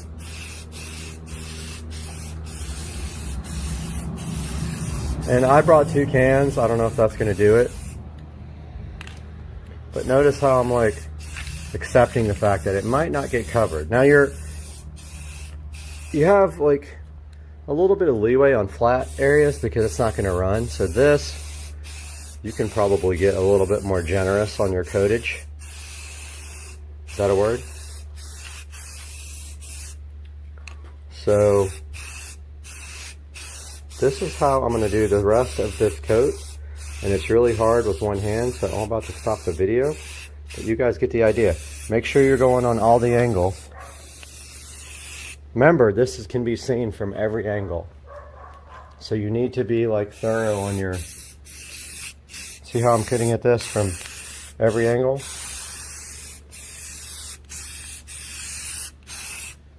Sorry. Alright, so at some point my video cut off, so I'm just trying to tell you guys that you want to get all angles. So see the bottom here, where you can see the edge? People can see that, so you want to get from up here, and I know my camera keeps tracking off in the distance, and you also want to get from down here. So get the top edge, and then the bottom edge. Beware of drips, but at the same time, you've got to get these edges. See how that covered that whole edge there? Don't go too crazy on your first coat. Your second and third coats will stick more. Okay, so, I mean, yeah, you see how that isn't covered on the underside edge? With that, like this. If you got any issues later, you can always touch it up. But look, see that? You got to get that edge. And then underneath here, where people can or can't see, you still got to get that. And then cover this top edge. See that? I know my camera, it's really difficult because it's such a small field of view. But that's the first coat, and I can already see where we missed this edge. So come back and get that whole entire edge on the bottom. If you don't, people will see it. They're going to be calling you out on your work, and they're going to call me and be like, dude, what happened? All right, we'll be back with the second update. Let this dry for 20 minutes. All right, guys, so the timer just went off. Evidence. So we're headed outside to the garage to do coat number 2.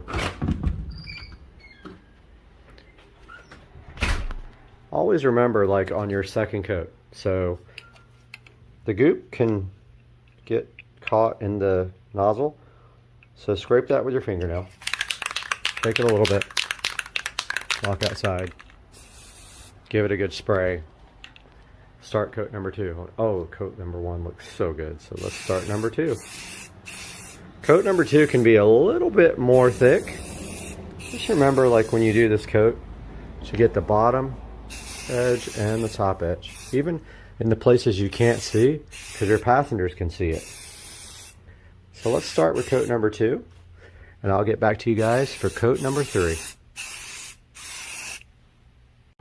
Alright guys, so the last coat is about to go on. So this is the 4th coat, and this coat is spray and then pull the tape while it's wet. So I'm about to do that. So it's a 4th coat. It looks amazing. I'm hoping like it stays amazing. If anything weird happens, I guess lesson learned, and it'll go on my channel, and that's just what happens. So many golf carts in my neighborhood. All right, so I'm about to do the 4th coat and then peel. All right, so I just finished pulling the tape and issues. So overspray right there, and I'll let you decide. Yeah, so that just came right off. So I got to fix that.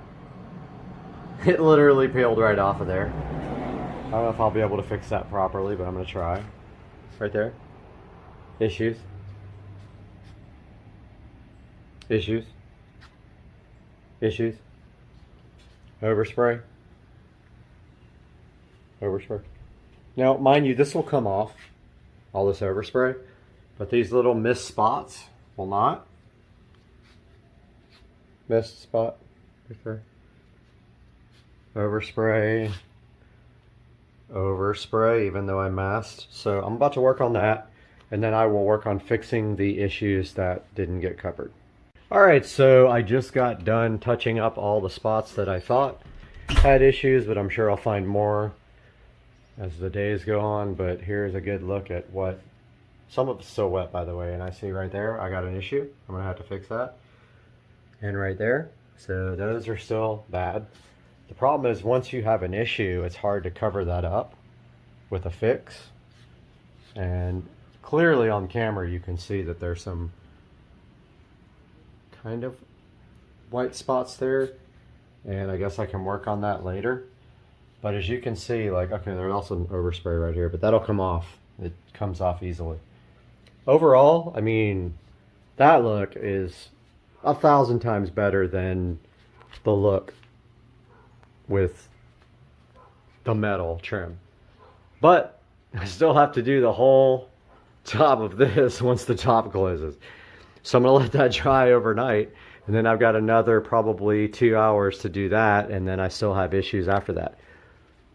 Is it worth it? I'm not sure. Gonna have to see what happens after I'm totally done to see if it's obvious. And I'm a stickler for perfection, so I hate these little metal edges showing and all that. So I'm gonna continue this tomorrow with the second part, which is when the roof is up, and I'll see you guys then. All right, it's the next morning. Went ahead and put the top up. I drove around last night. There's some imperfections I need to fix that we'll do later. But now you can see with the top up, now I have to finish the rest of this enjoyment. So I'm going to start taping this off right now, and I will update you guys as I get closer to being ready to do this. All right, I got some music playing. Hopefully you don't get immediately copyright struck and demonetized because it's playing pretty low. But I got one side taped up here. As you can see, it's super fun. It takes forever, and yes, I did it, and there you go. I'm gonna work on the other side now. Just a little update. I kind of wanted to show you guys this tape that I'm using. It is number 2098 multi-surface. I've never used it before this, and I bought it by accident. And it's almost like plastic. I really like it. The only problem I have with all these absolutely ridiculous tapes is that none of them stick. They don't even stick to walls. Like, I've done this 100 times. I've painted 100 times in my house, and this stuff, literally you put it up and it peels off the wall 5 seconds later. But yeah, this is like a plastic type tape. So give that a try if you ever need to tape something off like this. It really works pretty good, except for the fact that it doesn't stick to anything. All right, so we are done prepping for the second round of trim, and see a little gap already right there I need to fix. But you can see I just use plastic and sheets, old bed sheets. But we're ready to start painting, and you already know how that goes. So remember a few things about Plastidip. If it's cold where you live, make sure you pre-warm the can up. Just run it under some warm water for a little bit. Also, on your first spray, make sure you spray away from where you're actually going to be spraying, so you clear the tip of the can. And 15 minutes between recoats, 4 coats total. Your first coat is light, your 3 coats after that are heavy. And make sure you shake the can very well. So this is a brand new can here. Shake it good for about 1 minute, and if it's cold, which this one is not, it's been sitting in the garage, then make sure you warm it up. But yeah, I'm gonna go ahead and start. All right, guys, well, we are on the 4th and final coat, and this is the coat where it goes on wet, and then you peel while it's still wet. So if you don't do that when you start peeling, if it dries, you will take the Plastidip right off the trim. The only time you peel when Plastidip is completely dry is if you're doing logos or lights or anything like that. You make a square around them with tape, and then you peel dry, and it will peel off around the edges of the emblems or the lights. With trim and with tape, you have to do it while it's wet. So if you've tried it and you've had bad luck, that's why. So I'm going to put a wet coat on here and start peeling. All right, everybody, so I just got done peeling this tape, and I had some issues, unfortunately, that I'm going to have to fix. It did start peeling the Plastidip in a couple of areas, and it does not look good, so I'm going to have to redo this little part here. I don't know if you guys can see, but it started coming off about right. there in some places, and that's probably out of focus, but I'm gonna work on that real quick and get back to you. So I just got done with the touch-ups and have to say it came out good. I don't think I've ever spent this much time on a project on this car. It was relentless, but you can see here it was worth it. Now I just have to say one other thing. There is overspray. It will come off, but even taping everything off, I got overspray on the car, and that will come off pretty easily, and it'll wear off over time. But you just get like a soft cloth and some, you know, some detail spray, it will come right off. But just in the process of peeling the tape off, just remember when you do your touch-ups here, you want to peel your tape wet on your touch-ups. So any place you missed, tape it off, spray it, and the second you're done spraying it, peel your tape off. Now I didn't have to do that up here because this has a real big edge underneath the trim here, so the tape doesn't actually touch the Plastidip. But anywhere that the tape is touching the Plastidip, you always want to peel that wet if you're touching up or on your last coat. Had some issues, of course, with mine on my last coat. I don't think I put wet enough coat on for the very last one, but that's it. Car is completely blacked out now. No chrome at all. I did all the lights, all the trim, the rear valence, the emblem in the back, the front grille, and that is that for this project. I hope you guys enjoyed it and learned something on the way. Hey guys, how's it going? Good morning. Supercar Street Racing here again. Taking a look at two products here that we got for the Samsung S22 Ultra 5G. The first product here is the Taurus case. Going to grab my tablet here so we can do some close-ups of that guy while we're taking a look at it. But got the Taurus case and the refund screen protector, which is a pretty funny name, refund. Almost like refund because they're gonna have to refund your money, it's so bad.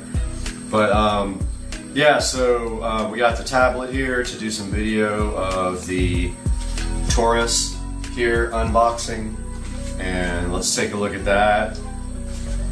And let's see, let's go ahead and open this guy up. Hopefully my my settings in Zoom are good here, but here's the Taurus packaging. It's got a little lifetime warranty activation card here with it. Let's see if I can get some video here. Took a picture. Okay, so now we got this thing going.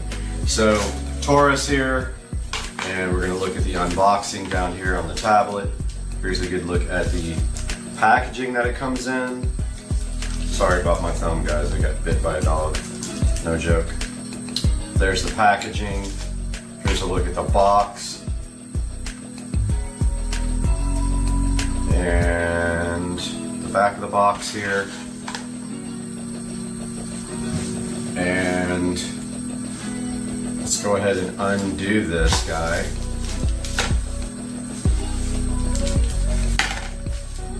So this is what it looks like right out of the box. There's the front, there's the back. It's got a metal kickstand here.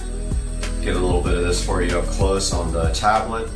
It's also matte translucent, so you should be able to see the phone through it. So obviously we're recording on the phone, so I'll take some video of that installed on the phone after we take a look at this. Oh, here's the card that you scan for lifetime warranty. I actually don't want to scan it. Now, these guys are the refund screen protectors. And by the way, this is all being shot in 8K, if I didn't tell you guys. I'm gonna put this down and try to open the screen protector without a knife. I was ill prepared. Here's the refund screen protector with a lifetime warranty. This is a soft, supposed to be soft. Hopefully my framing is good on this, so it's hard to tell. But it's supposed to be a soft screen protector. All right, so it's got a bunch of stuff in here that we need to take a look at. Self-healing. Bubbles will disappear in 24 hours. There's the what's in the packaging. Let's get out the tablet here. So we got this. Says that after 24 hours, bubbles and lines will disappear. And then we have the installation manual here, which I'll get on the tablet for you right now. We have some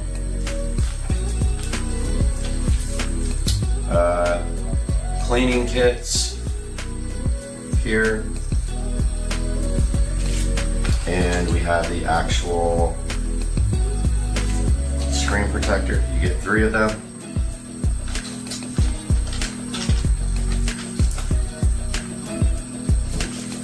So there's the 3 screen protectors you get with this guy. So now what we're going to do is we are going to take down the phone and we are going to start shooting on the tablet and show the case and the screen protector installed. All right guys, so we are back on the tablet now, which shoots in 1080p, but I'll probably upconvert it to 8K since the other video's in 8K. Here's the case.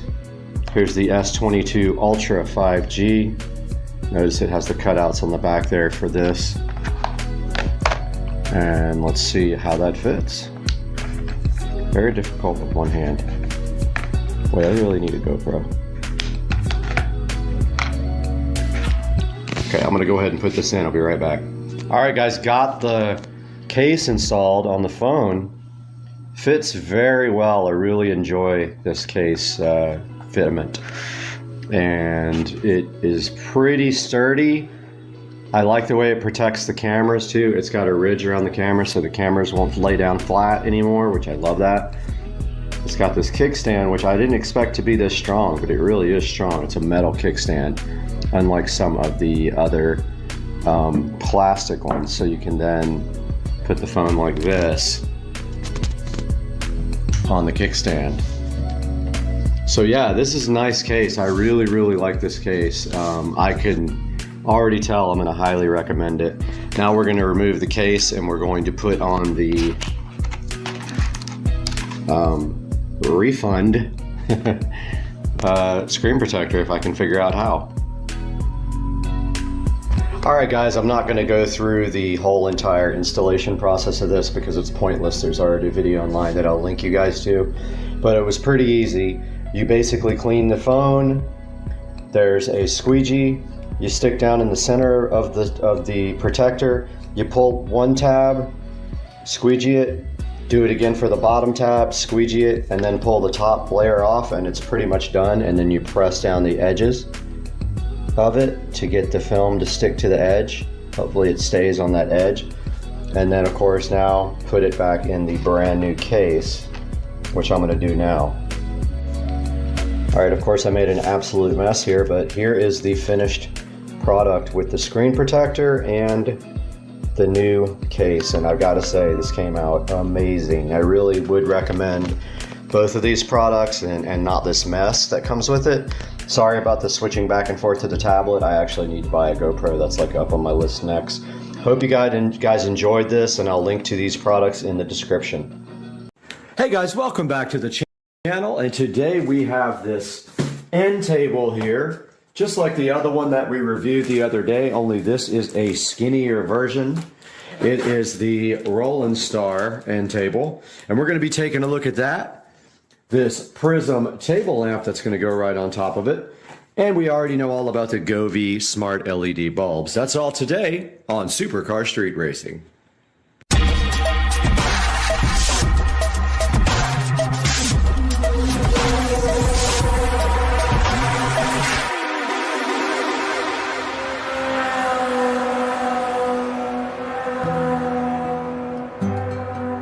guys, here we have the Roland Star end table with charging ports. This one is not LED lit.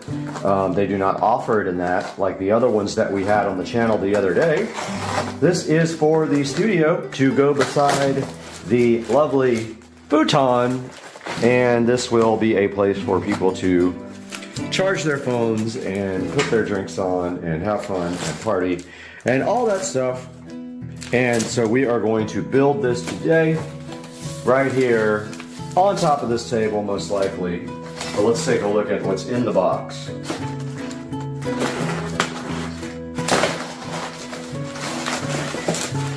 And pretty much like the other one, looks like the same type of materials and packing.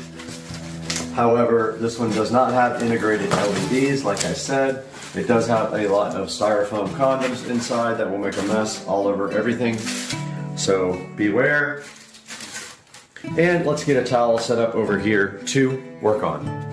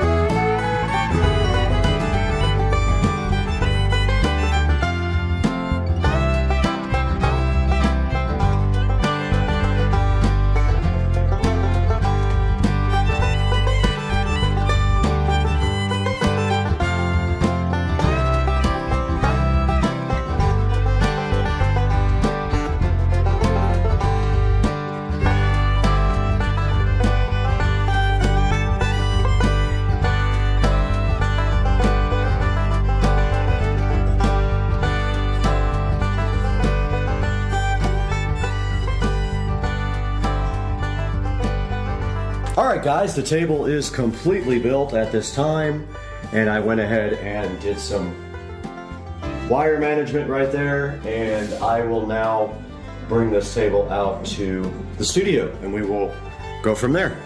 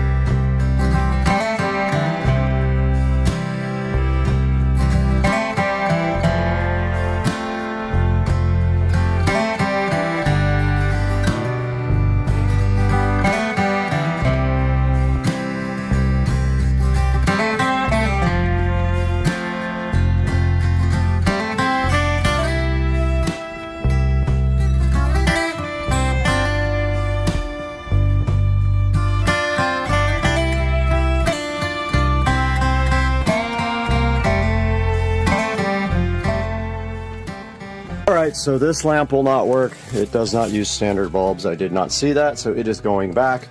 I'm going to go steal one of the lamps out of the theater room.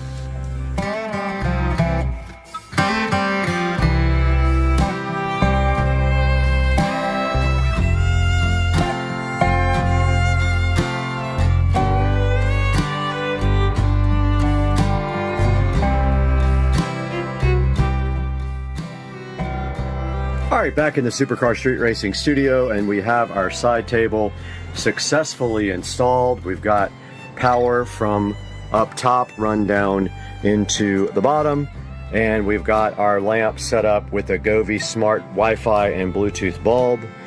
And you can see here we just have a space about right there that we can do something with, and I'm thinking about a very small desk to put the old school Mac on it, the iMac that I rebuilt.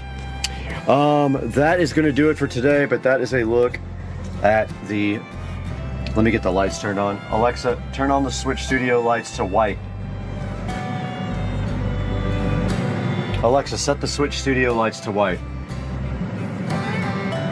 Oops, I keep saying it wrong. Alexa, set the Studio Switch lights to white. Okay, so there's a look at how that barely fit. It wouldn't have fit if it wasn't for the fact that these tiles can compress. It's very tight, but that was the only thing I could find to put there that would fit. And that's the way it looks, and that's the way that the the side table came out. It's pretty good. I love it, and I will leave a link in the description to this. It has these nice pull-out drawers here where you can store your USB cables or other stuff, and it does have power and USB back here, so people can sit here and charge their phones if they want to as well. Guys, thank you for watching. We'll see you next time on Supercar Street Racing.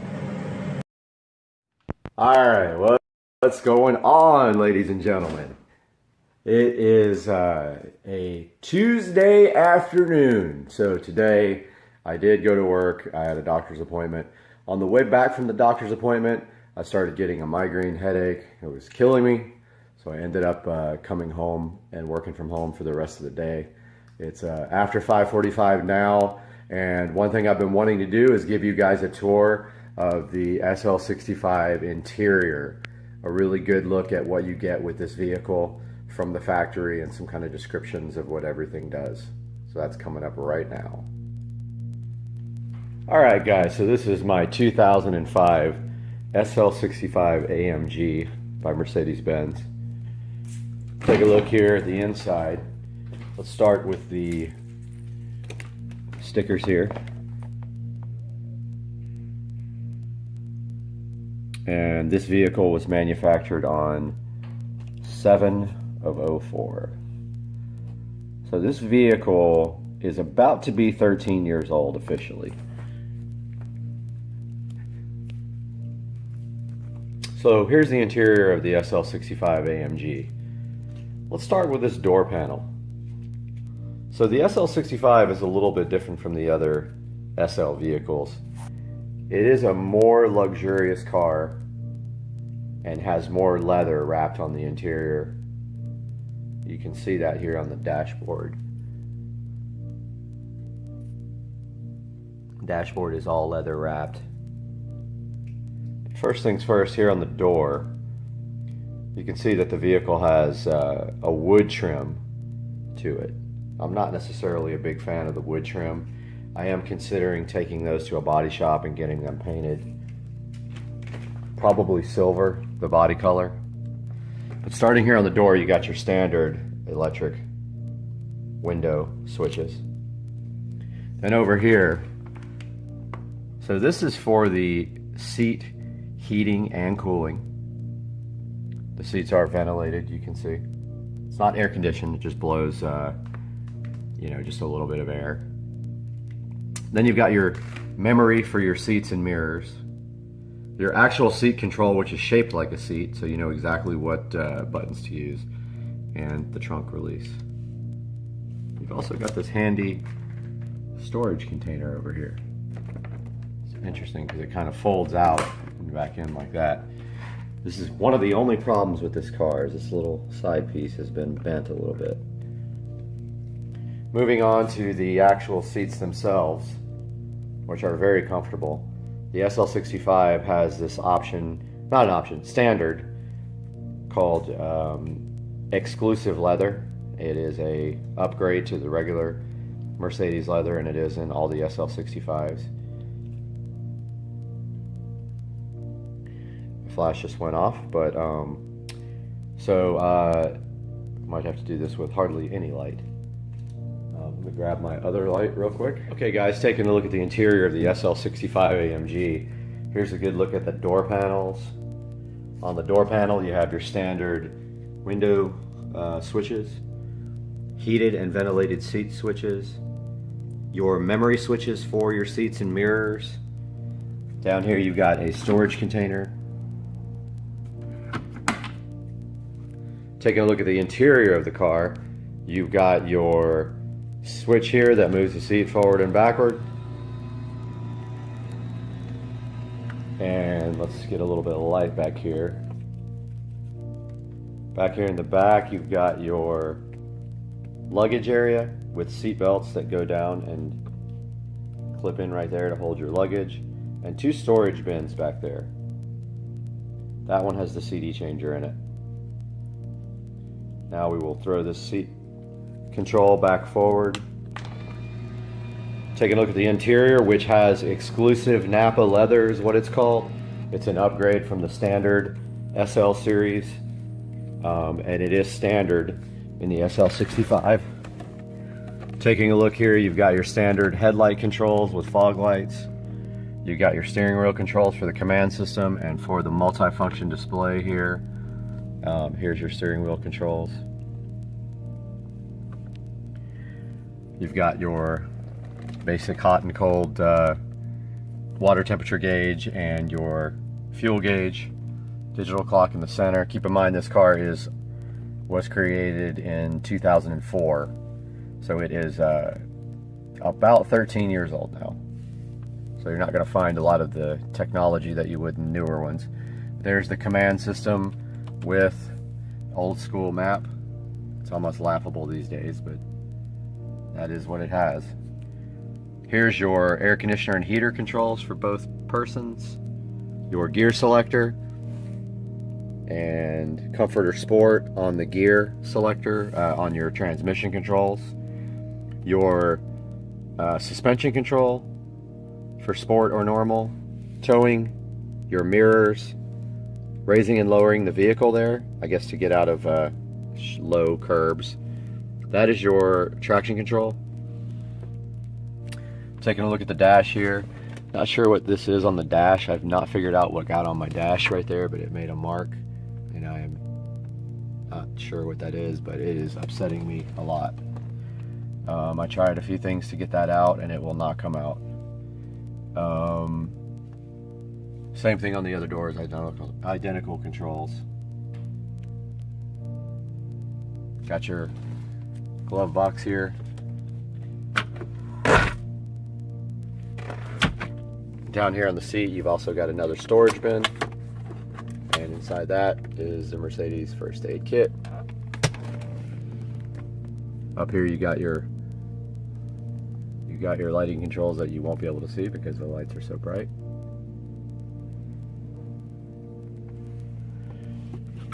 Down here you've also got your convertible top switch. You just pull it back to raise it, push it down to lower it. You've got your center console here, little coin holder, your little emergency Mercedes-Benz, who knows if that even still works. Then inside here you've got another storage area with a CD caddy thing, which will never be used again. Some touch-up paint. And so that's going to do it for the interior of the SL65 AMG, giving you a little idea of how the car looks on the inside. This car is exceptionally clean. That's why that one little dot is driving me insane on the dash. Got to figure out what that is. But let me know in the comments if you have any specific questions about the car. Otherwise, that's going to do it for this interior tour. All right, what's going on, guys? We are headed out to the car meet tonight, and so about to start up the car right now. Pretty much head that way. This thing sounds wicked. Cold start. I'll update you more when we get there. So a lot of people have been asking what it sounds like with the windows down. That's moderate throttle. It's definitely louder than it used to be. I'll roll the windows down. So here it is with the windows down.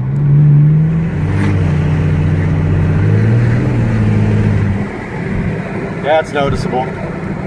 Noticeable difference. Here at the car meet, cops already here. So we'll see what's going to happen.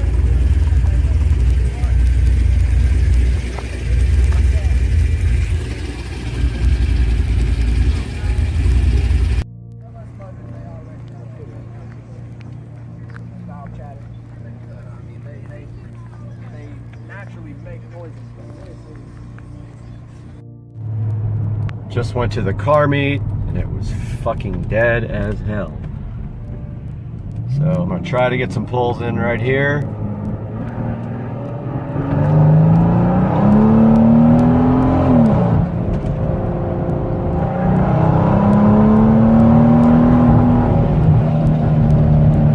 So that's what it sounds like, full throttle. about 85 miles an hour. Just filled up with the 85 and 93 mix. Hurricane Ian is really picking up this morning. Getting some pretty crazy wind and rain. You guys can see it is really starting to pick up here in Jacksonville. What's happening, guys? Supercar Street Racing. It's been a really long time since my last upload. So here's what's been going on since the last time that I posted, which was back in February or March. It's been a very long time. So I sold the SL65 to a guy who is in the Air Force. He's actually going to be stationed close to my parents' house, which was interesting. And so since that time, I've been looking for cars. I looked at Toyota Supras, Nissan GTRs, E63S AMG. Still got my hat here for dedication. So I did find a vehicle, and I made a deal with someone, and I will be picking that car up on Friday. I am driving to Virginia in a one-way rental car and to pick up my new vehicle. In order to get my garage ready for my new car, I had to make some changes because I have not had two vehicles since January. February. Ended up selling my truck as well. So here is my other vehicle that I acquired. This is a 2011 Honda Accord, and I picked it up with, believe it or not, 13,000 miles on it. It's in very good shape. So I've been driving that while I was looking for a new car. I had my yard stuff all right here. I did relocate that again back to my shed so I can make room for the new car. Still have some of my old car parts. I've got my ramps, my battery chargers. I still have the whole entire stereo system that I'd never put into the SL65 AMG Mercedes. And I am ready to pick up my new car on Friday. Super exciting. And I have all this ready for it right here. I'm going to also be putting my parts in here. Right now it's so poorly organized. Just a mess in here. So I'm going to redo all this. Get that ready for new car parts. And so I will be vlogging on Friday as I drive in a rental car to Virginia to pick up my new car, and I will be posting at that time. See you guys. Have a good one. What's happening, everybody? Just got back from Stage 6 Motorsports. Wanted to give you guys a little bit of an update on what's going on with the car. Looking at getting custom cold air intakes made for the car. There's very little out there for this car, so it will be a custom job. Stage 6 says they are going to tackle it. So made an appointment for the 16th to get cold air intakes put on the car. In just a few minutes, I'll open up the hood, give you guys a little bit of a tour of what has to be done in order to get this done. And it is 30 degrees here at night right now in Florida, and 37 right now during the daytime, if you guys can even believe that. It's terrible. Just a couple of minutes, I'll update you under the hood. All right, we're out here taking a look at the engine bay of the SL65. 6-liter V12 twin turbo right here, custom made by this cat here, whoever that is. Somebody Schmidt. Jonathan Schmidt, which is the guy I work with. And I'm gonna have to send him a text to that and show him that he made my engine. Anyway, taking a look at this engine, we see right here, we got our air boxes right here. And then on each side, we have a tube that runs here, and I went ahead and loosened this. Hint, hint, all the tabs are broken, remember, from my video where I made, where I plastic dipped this grill. All those tabs are broken. So as you can see right here, those come down to right about here somewhere. And that's where the cold air goes in, right there on that side. So here's the thing about these intakes on the SL65. The air boxes are extremely restricted. And take a look at the airflow here. It goes from under here all the way up through there. And then in here, right there, it makes a turn back down. And there you can clearly see, excuse me, I've been sick for about a week with a flu. Clearly see the intake of the turbo right there. So what's going to happen next is I talked to the guys over at Stage 6 Motorsports. It's a pretty complicated job that there's no way I can do myself. There's not any aftermarket options for this car except doing like a Rentec airbox, and basically it's almost the same thing as this. The best way to get cold air to this engine is to come out of that turbo intake, turn straight up where this is, make another turn there, go down and in here with 4-inch filters. So the setup is going to be a 4-inch filter here and a 4-inch filter here, either angled this way or directly facing each other. What that's going to accomplish is cold air being fed directly straight down. It's going to make that turn somehow. Now, as you can see, you can't go straight down because there's accessories in the way right here. But you have to go over those. So I'm not quite sure how they're going to handle that. And all the other ones I've seen where they did this, they had to remove part of this carbon fiber airbox. But I don't know. I'd hope they could retain at least some of that and maybe cut it, but I'm not sure what they're going to do about that. So that's coming up on the 16th of this month, and you will get an update from me. And now I'm going to cut in some pictures of some other custom cold air intake options that people have done for the SL65 AMG. We'll give you an update on the 17th or so.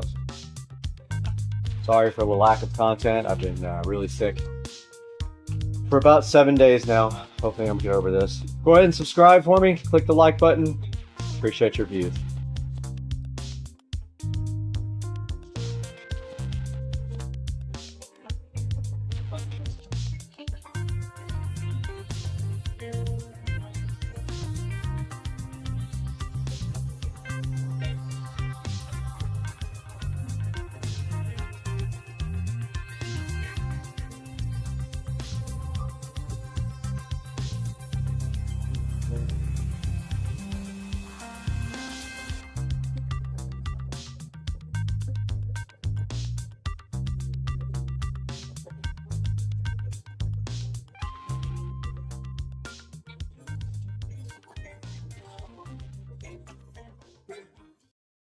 This tiny Tesla's charging next to this tiny charger. We got the Alien, and then we got the Peel.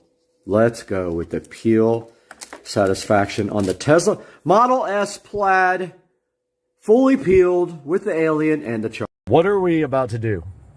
We're going to attempt to tow a boat with a golf cart. All right, let's do it. I think it has the power to do it. All right, let's go. And I have a receiver and a hitch. Let's give it What, a try. 5.1 or stereo? Huh? What type of receiver? Yamaha or Onkyo? Yeah, Onkyo, for sure. All right, let's do it. Supercar Street Racing, welcome back to the channel, and today I'm going to try something that I never thought I would try, and that is I am going to try to paint these brown stripes on these seats black. And we have some stuff here. We're going to try this prep spray, which I don't even know if it's going to ruin my seats. And then we have this final spray for painting gloss black. We will see what happens.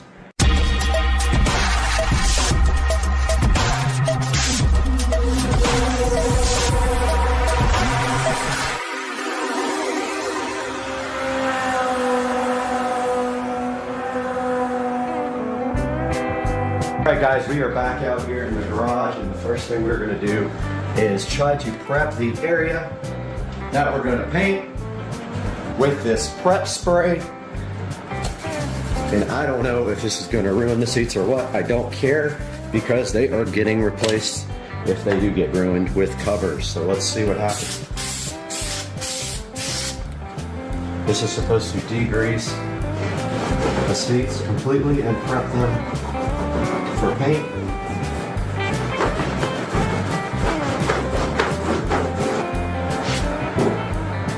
Looks like it's fine.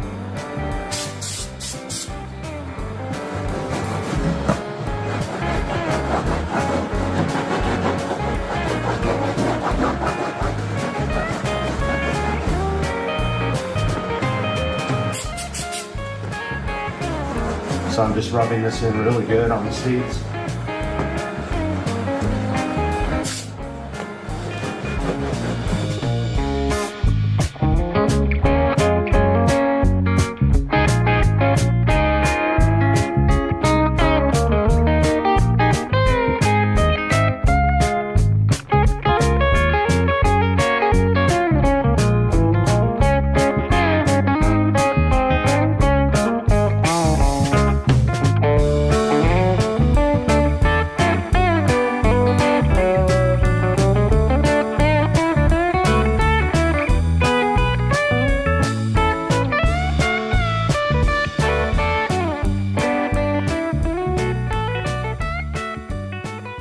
Okay, so we got the seat out and we are just going to give it one more good spray and clean.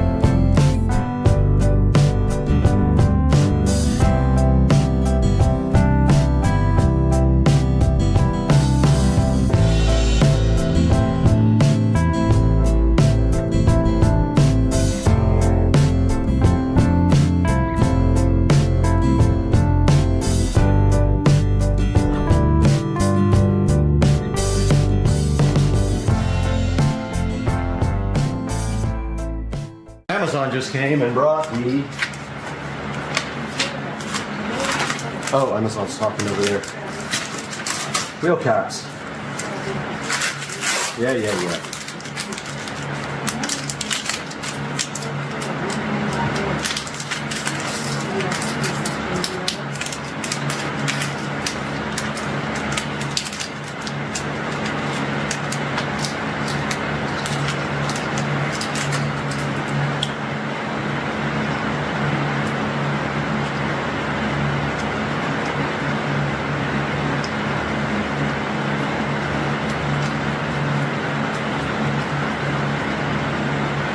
And that's what those look like. Came out good. Might turn out to be a disaster. I don't have any adhesion promoter. So I don't know if this is going to stick or not, or just look like absolute garbage. So let's find out real quick.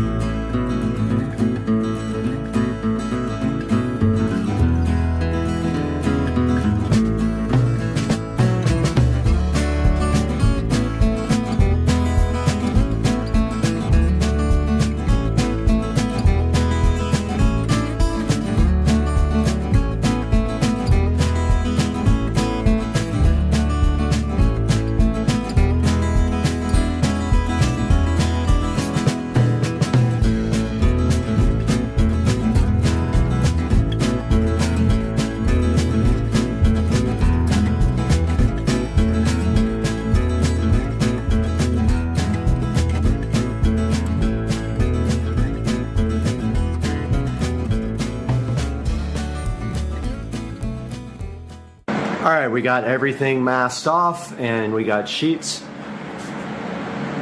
protecting the golf cart.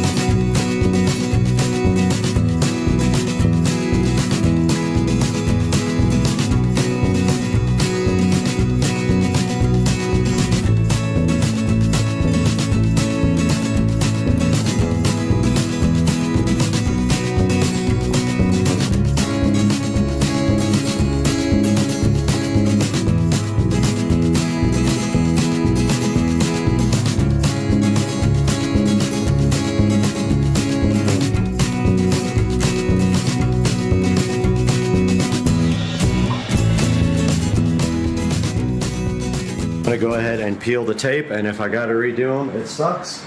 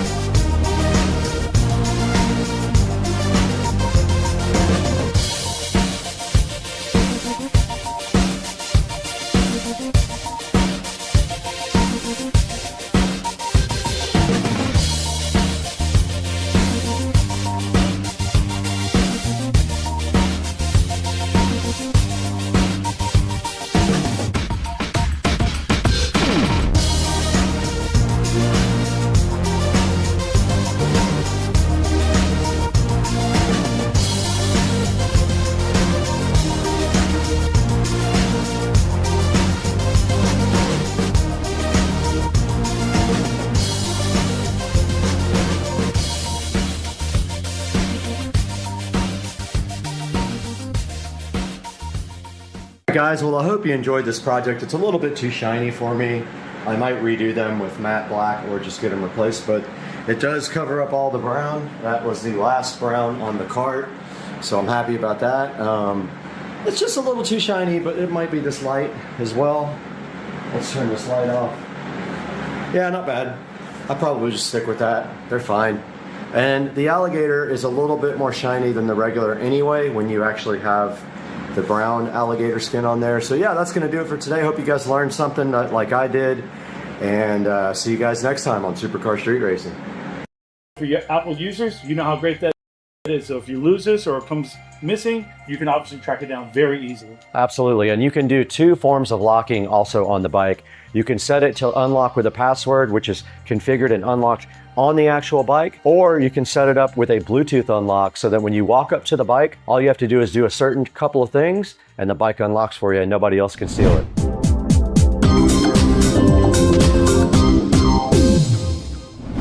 Let's stick close for a little bit.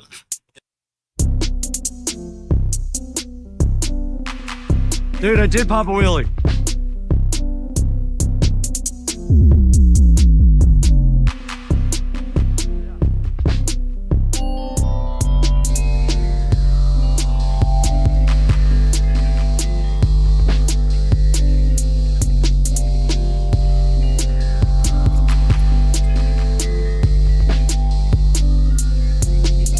We need something way louder.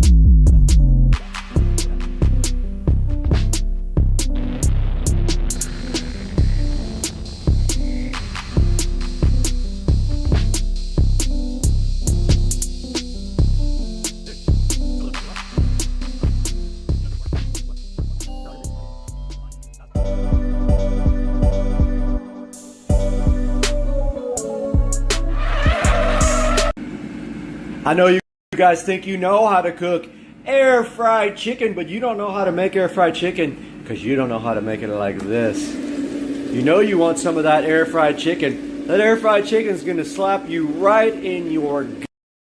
All right, it's bad news. Last night coming home from a work event, there was a big, huge box in the middle of the road. Did all I could to avoid it, but unfortunately, I swerved to miss it, and this is what happened. I hit the corner of it, and it looks like it broke my bumper pretty hard. It didn't get my headlight.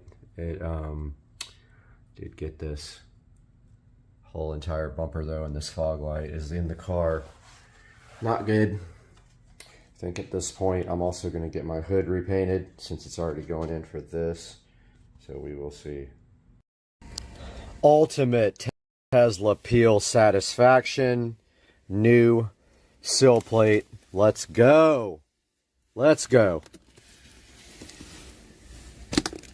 Yeah. Amazing. Hey, and back to Supercar Street Racing. I'm so excited to have you guys back today in our brand new 4K production studio.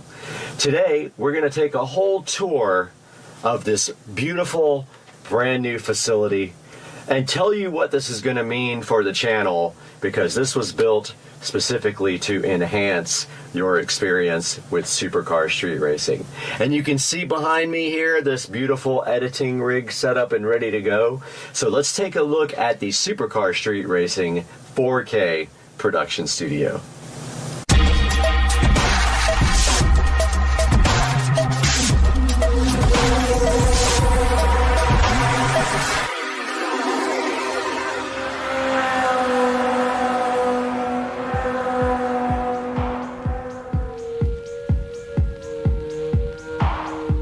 Hey guys, welcome back to the channel. Supercar Street Racing here. You got Brad, and today is the day to give the formal studio tour. The studio is 98% done. I just have a couple of lighting things to do. So we are going to start here on the outside. So this is a lean-to building, and yes, the fence is crooked, not the building. The building is straight 100%. The fence goes on an angle, so there is a narrowing path right here. But starting on the outside here, we have the LG super quiet dual inverter air conditioner system, and that is the same unit that I have in my bedroom. It is a 10,000 BTU unit that runs on 110 volt AC, and you can see here I did frame around it and cut into the wall to mount the AC, then sealed up everything really nice around the air conditioner. The wiring inside, I will show you when we get inside. It is hidden completely, and that is how the studio is cooled. And in the wintertime, we will just have a small space heater.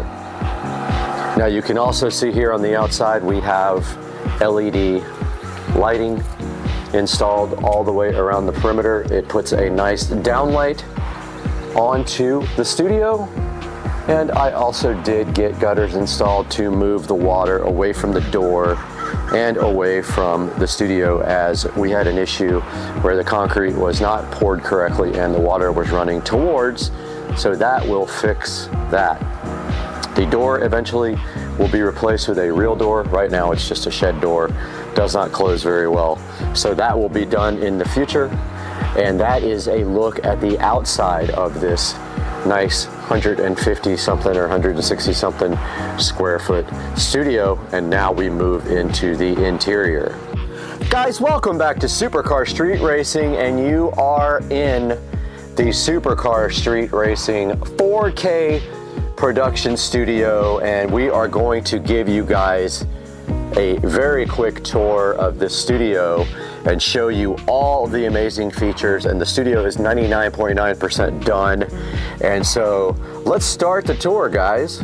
On this side of the studio, when you enter, you will see the LG dual inverter super quiet air conditioning system. This is a 10,000 BTU unit. I have a review on my channel. I will post a link in the description to this guy. It is Wi-Fi controlled with the ThinkQ app. It is very awesome. It makes very little noise. You don't hear when the compressor kicks on whatsoever. This is how I'm cooling the studio. I did build it directly into the wall, sealed it really nicely, and then with my foam tile skills, I foam tiled all the way around it, and then the wiring actually goes right over here inside the wall and plugs in right there very nicely where you can't see it. I didn't want to do it inside the wall, so I did it on the external there. Moving to the right of the AC unit, we've got a wall plate here with a Cat 5 or Cat 6, whatever you want to call it, jack, and an HDMI. That Cat 6 goes to the switch, and the HDMI cable goes up here to the Psyche or whatever you want to call it, 32-inch monitor. Now, we have the HDMI down there, so we are capable of plugging in anything to this guy and displaying it from either the corner of this desk or whatever you want to do, you can easily just plug right there, and there's power conveniently located there as well. So that is the Seiki 32-inch television / HD monitor with a Fire Stick 4K plugged into it. Now this is the only guy that doesn't have Ethernet. Now we can add Ethernet. I do have an Ethernet adapter for these Fire Sticks, so we might do that because I want all Ethernet, not Wi-Fi on my monitors. So yeah, so that is the first thing you see on the left. For reference, the door is right there. You walk in and look to your left, and the television is right there. Stepping back and looking towards the door, we have the Echo Show 15. You guys are familiar with this from my video review, and I will put a link to that video also in the description. Now this Echo Show 15, I did flush mount completely into the wall. I was able to nicely get that to flush all the way in by adding a cross support inside, and I wired it up inside the wall. You guys all know this, the Echo Show 15 does have the built-in Fire TV, and I have a very popular video about how to install Kodi on that. They have disabled a lot of the ability to do that, but we still have the beautiful Echo Show 15 right there, and right below that we have our smart switch for the outdoor lighting and our regular standard switch, because all these lights up here, which I will show you next, are smart. Moving up to the left of the Echo Show, we have a wall plate in the actual wall. There are two of them. There's one over there as well. This is going to be for Govee lighting. The hexagon panels are going here. I have not purchased them yet, but I will be putting the Govee hexagon lighting right there. And moving back to the front, and obviously I forgot a few foam tiles up there, which I will have to get back to. Moving up to the front, we have a switch right there for Ethernet. It's a gigabit switch, and you can see all the active ports on it, and I will put a link in the description to that switch. Those Ethernet cables all run through the entire studio. And now I'm having an OCD attack because I literally forgot that I didn't finish these tiles, and hopefully I have enough to do it. I have like 5 or 6, but anyway, yeah, that part I completely forgot. So there's the Ethernet switch, guys. I hope you like that switch right there, Netgear, and there is a good look at that guy right there. Now you notice I did put the power in the wall as well, because right below the Netgear switch we have the Harbinger 12-inch powered studio monitors right here, and the input from those goes down to the receiver below. On the left side of the desk here, the editing desk, we have a HP all-in-one computer. Now this one is the one that I have a video on my channel for. I will put a link to this guy in the description. This is the one that we got for free and we refurbished, and you can see here it looks absolutely fantastic sitting on the corner of the desk. And I have a smart bulb lamp back here with a Govee smart bulb. So that sits on the left side of the desk with a stool, and then we have the Fire TV remote, and I put labels on the back of all these, and that fits right up there nicely. So that's the left side of the desk.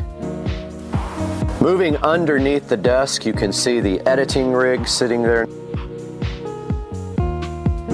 nicely under there. You can see my wiring skills. I did all the cable management under the desk. And then you can see here how I did all the stuff inside the wall. We have a dual Cat6 plate there. We've got RCA plates for the front speakers. Those go to the preamp output from the Marantz 1711. We then have our HDMI jacks that feed the monitors. So 2 HDMI jacks, those go, one goes to the Marantz, the other one goes directly to the back of the editing PC.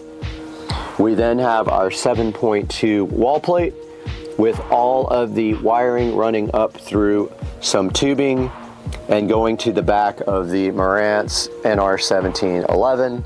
And then we have power. All I need to do is kind of tie that up a little bit.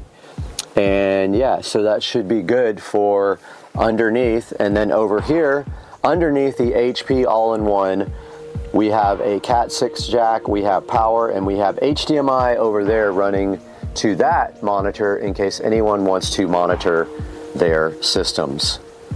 Moving up from the desk, we have our Amazon 4K 50-inch monitor. This editing PC, one via the Marantz receiver, one directly connected. And moving behind them, we have the Govee immersive lighting on the back and all of the wall plates. We do have Ethernet, HDMI, and then we have another HDMI plate running to the bottom down here so that anyone can connect their laptop or other device. I know it's hard to see here, but there is an HDMI plate here that says lower plate. It runs down behind here, and there will be a small desk here set up for a laptop as soon as I find one. Same with the second TV, or monitor, there is a wall plate down there, or actually behind it on HDMI running underneath the desk, which is very hard to see because it's dark. And that is the setup for the monitors on the editing rig. Moving to the sound, up above that monitor there, you can clearly see the center channel speaker. I will put a link in the description to these in-wall speakers. I chose to go with square because they're easier to cut the foam around than round. We have the center there. Don't forget our fronts are Harbinger powered monitors here. And we have our side surround there where the foam is coming off that I have to re-glue. And we have our rears there. Those are all the in-wall speakers, completing the sound system here for the 7.2 surround sound for the audio rig. Okay, moving to the bass part of the sound system, we have the Polk PSW10, and that is from the house, and I got a brand new one in the house, so I will be showing you guys that at another point when we review it. So that is the sub for the sound system. I wanted to get something that would fit there, but it's not going to happen. So this one will probably go somewhere like in the corner here or somewhere inconspicuous. I'm not 100% sure yet. It depends on what I do with a desk here. It actually could go way under here and be fine. So we will get to that when we get to it. But that is the sound system bass. And then above that we have our refurbished thrift store Mac that may or may not stay in here. Moving to the corner, I originally had planned the subwoofer here, so we have our subwoofer wall plate there with RCA cables and power conveniently located, but for now that is not possible because this is just too big, so I might move the sub underneath the desk over there where it's not in the way. And then moving to the rear, we have a futon with some nice pillows, and that is the rear along with this nice black coffee table that I refurbished myself. That is the rear of the studio for guests to hang out while I edit or to sleep in here. It's possible as well. And that's the rear, or sort of the side. If you're looking at the door here, you rotate around this way, there's the editing, and if you keep going to your right, there is the futon and coffee table. So if you come in the door and you immediately look to your right, we have up here in the corner another wall plate with receptacles for Govee hexagon lighting. We have our 43-inch Amazon TV here, which was not on, but I will show you guys that now. And for whatever reason, it affects both televisions. I don't know why that is the case. They're supposed to be locked to their own guy, but this one is affecting the one behind me, which is hilarious. When I pushed the home button, this guy went home too. So yeah, so this is a 43-inch 4K Amazon TV monitor, and that has its own built-in, obviously, Fire TV system, and behind it, it is hardwire Ethernet to the switch up in the corner right there, and that completes this side of the room. If we look down here, we have a Cat 6 wall plate, so you can hook up here and chill and have wired Ethernet. If we look down here, we have Cat 6 and HDMI. HDMI feeds the second input to this monitor, and then you have power. So this is capable of also displaying up here, and that rounds off this side of the room. Guys, moving up to the top of the ceiling, we have the Govee canned recess lighting. It's actually just pucks lighting. It is smart lighting. There are 6 of these. There are 4 in the studio part here, and there are 2 behind the televisions up there, and they are all smart controlled. Alexa, set the studio switch lighting to blue. Alexa, set the studio switch lighting to 5%. Alexa, set the studio switch lights to red. Guys, there we have the Govee puck lighting, and I will have a link in the description to these. They can be synced with the Govee immersive lighting behind the television, or they can run independently, and I have them set in different groups, so these can come on separately and do some backlighting there. And that is rounding off the amazing lighting at the Supercar Street Racing Studio. Guys, that's going to wrap up a tour of the Supercar Street Racing Studio. I'm so glad you guys decided to join us today, and I hope you like the studio, and we will see you next time on the channel, hopefully soon, with some more exciting things your way.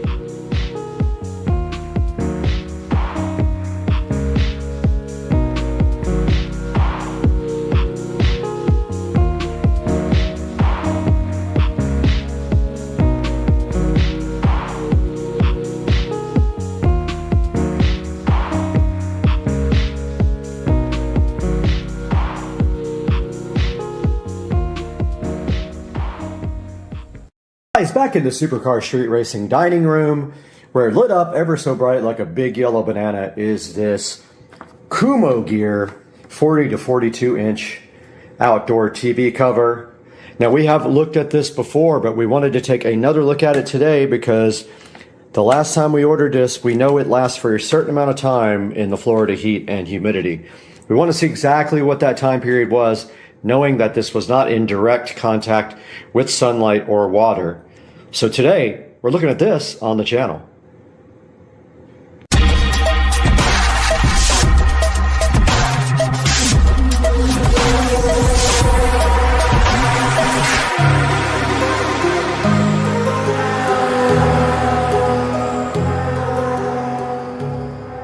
On May 29th, 2022, Supercar Street Racing Studios placed an order for a Kumo Gear 40 to 42 inch outdoor TV cover, and we received one and implemented that guy out on the patio.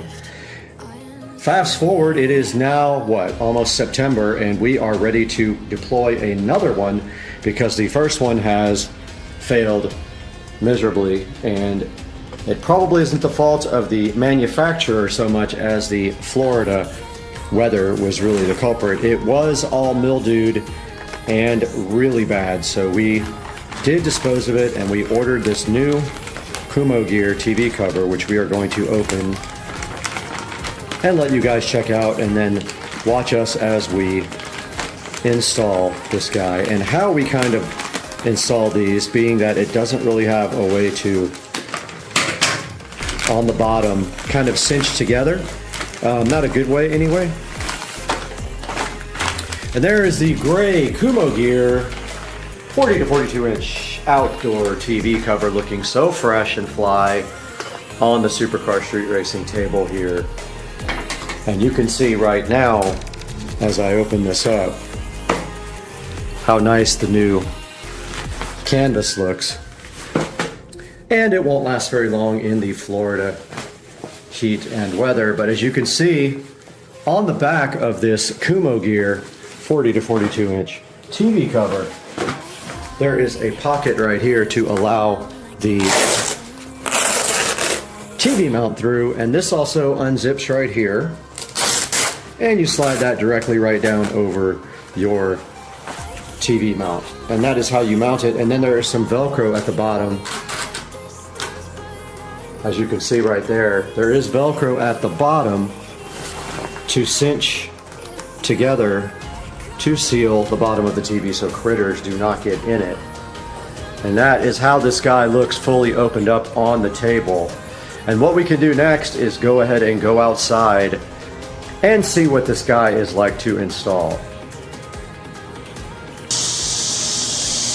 Alright guys, we are back outside behind the Supercar Street Racing house out by the pool, and you can see behind the TV right here is a hodgepodge of wires, and that is because we used to have an amplifier outside. We no longer have that. We have everything set up from the inside. It is still very gnarly with mildew and stuff. I would like to clean that, but I'm not sure what I need to use to do that. I guess I could spray everything down with bleach and just let it soak and not turn anything on until it dries out. And we have some speaker wires hanging down from right here that used to be hooked up to the amplifier and that we are no longer using. However, I don't know that I won't use them again, but yeah, they just go up into the soffits and run to each side here to the speakers, so that if you had an amplifier right up here, you could put that in.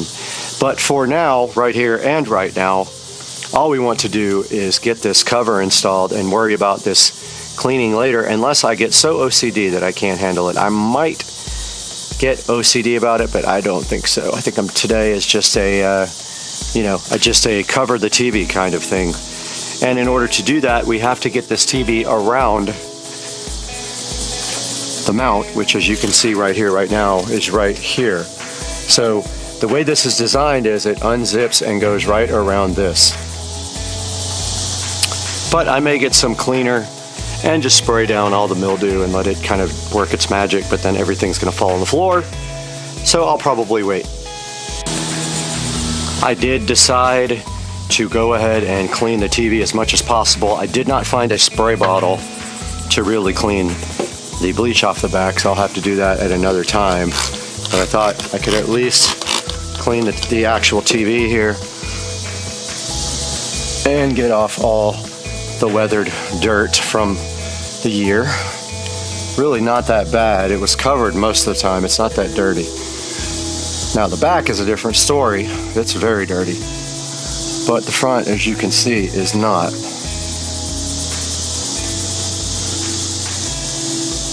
The back, incredibly dirty. So I will do what I can on that.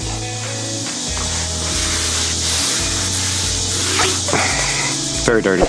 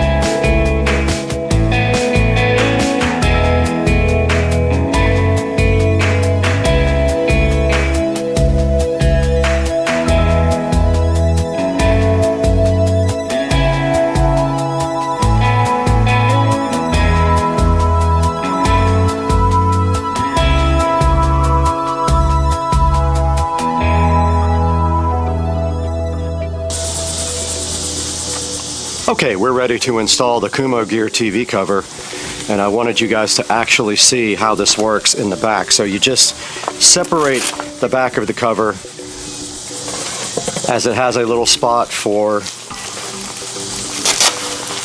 the TV mount to go over, and then place it over like this.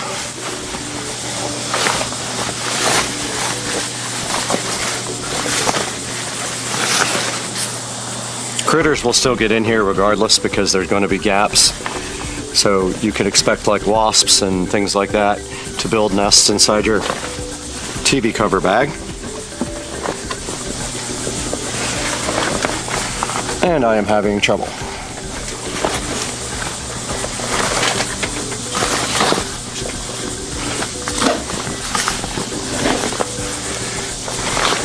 This looks like the wrong cover.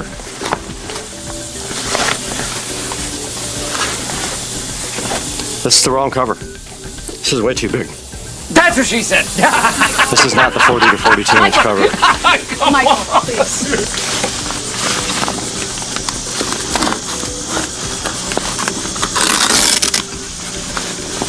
Yep, this is the wrong cover.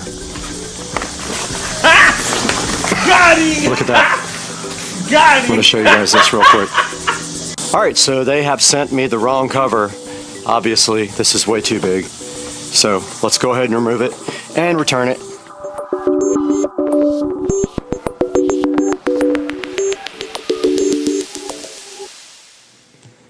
All right, the doorbell just rang, and I think this might be the replacement for the TV cover. Let's see. Yep. That appears to be it. Let's get this thing inside and see if it actually is the right size now. Now remember, they sent us a much larger version before. So let's get this unpackaged and see what it is. All right, we got our trusty scissors right here, ready to do some work for you guys. And let's see if they got it right this time.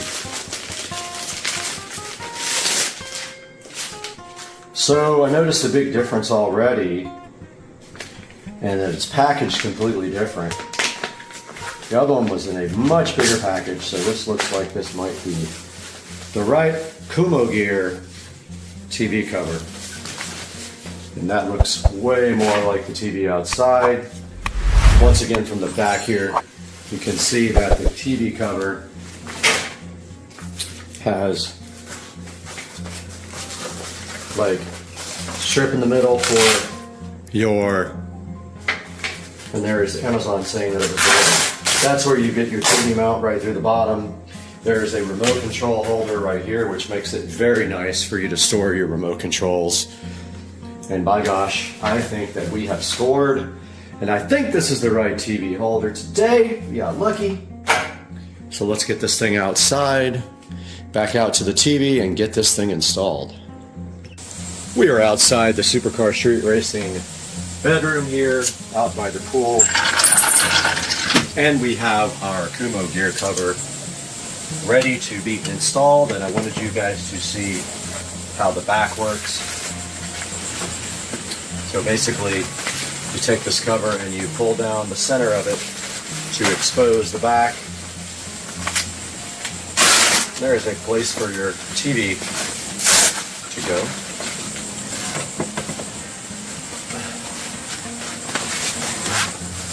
You guys should be able to see that now.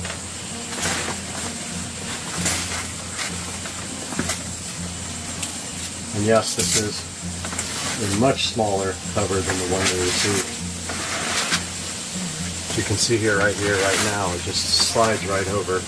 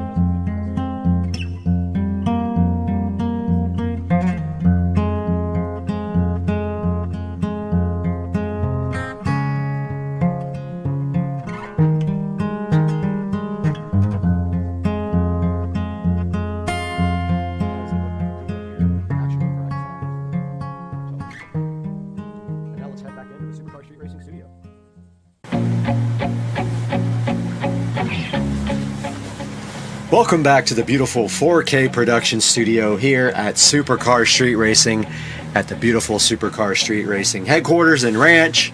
And today we are revisiting this Como Gear outdoor TV cover after 1 year.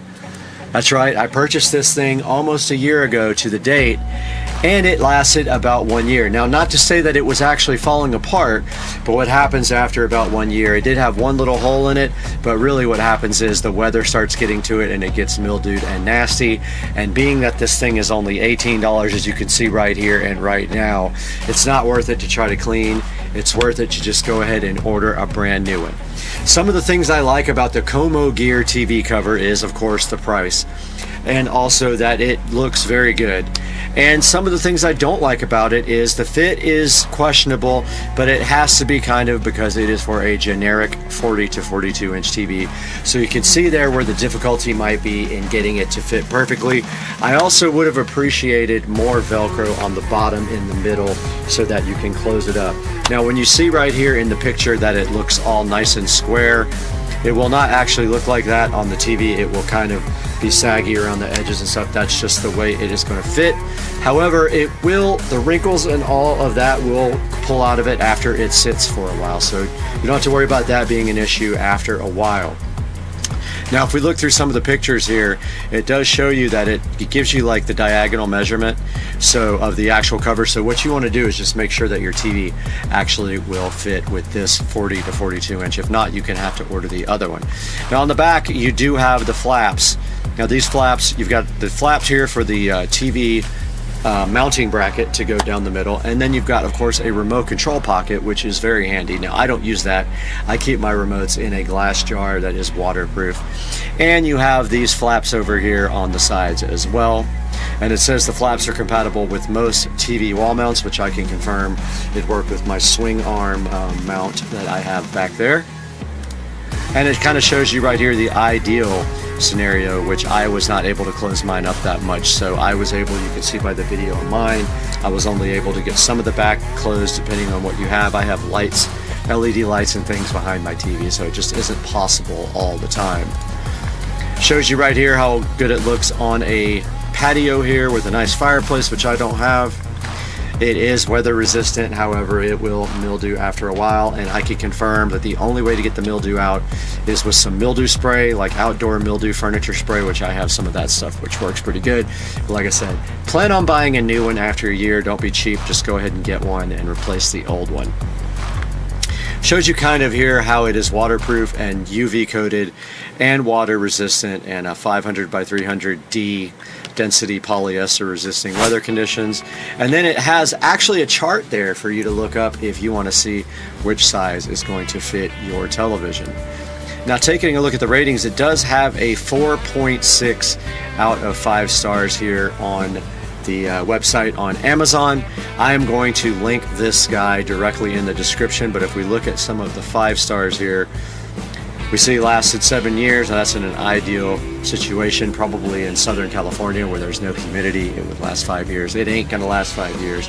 In Florida, it gets the job done, keeps the TV protected, and great cover for what I needed. It's awesome, works great, does what it says it will do, and I agree, it really does. And then let's take a look at some of the mid-range reviews. And taking a look at the 3 stars, about 5%. Good product for the price, not great. I disagree with that. Good quality but won't work on a fixed bracket. Maybe, maybe not. Decent well-built cover, and Velcro straps need improvement. I kind of agree with that. There should be a Velcro strap in the center of the TV as well. And over to the 1-star reviews here. Let's see if we only got 1% of that. False advertising, cheap flimsy cover, worst product for TV cover, poor quality.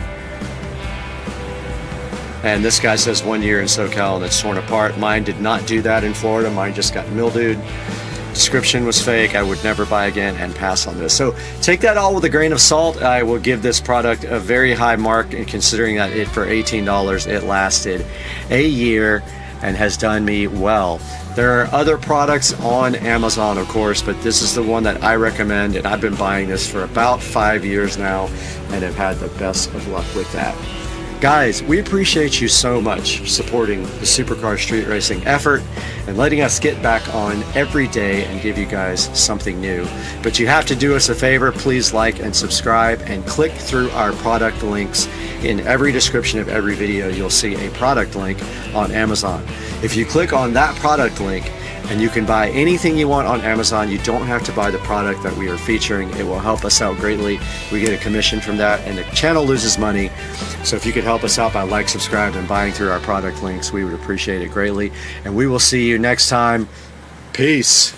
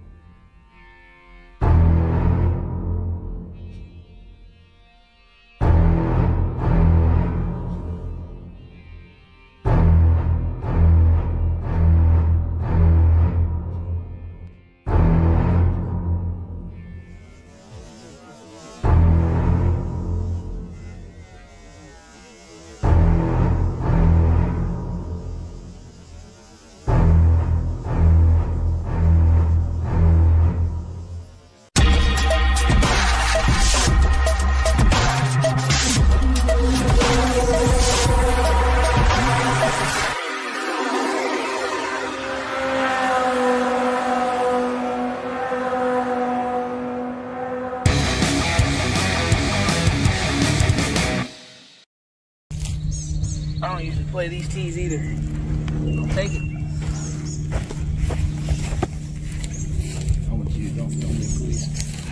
All right, buddy, make it happen for video.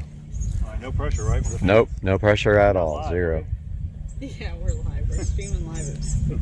That's kind of loud. Sure we.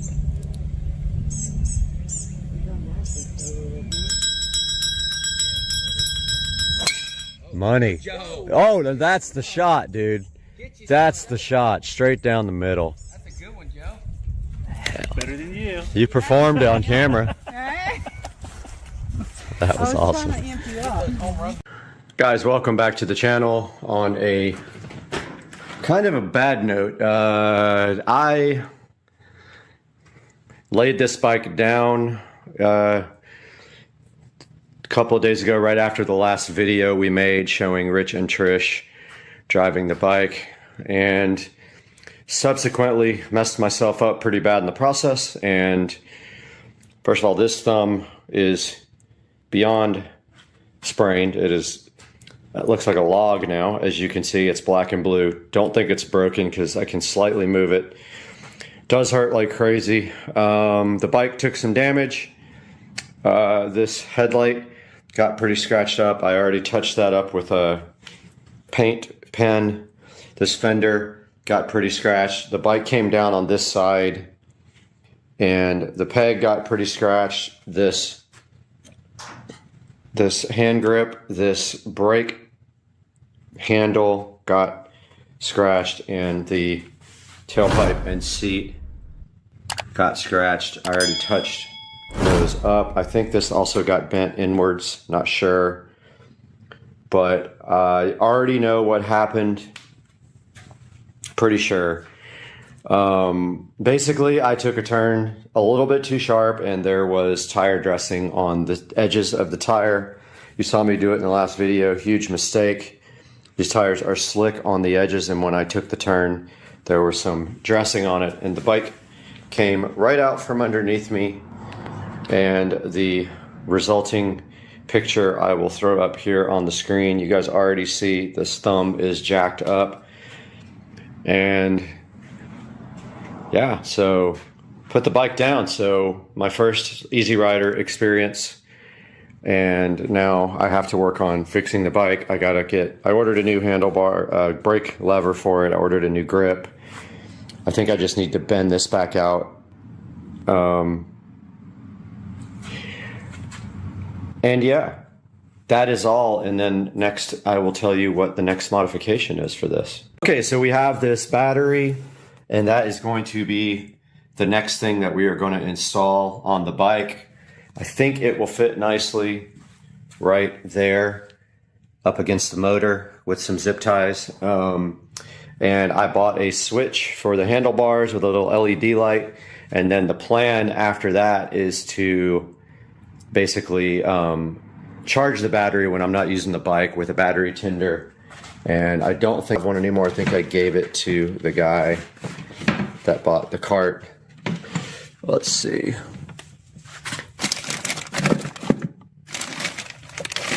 Yeah, I did. I got to order another battery tender, so we will charge the battery constantly with a battery tender.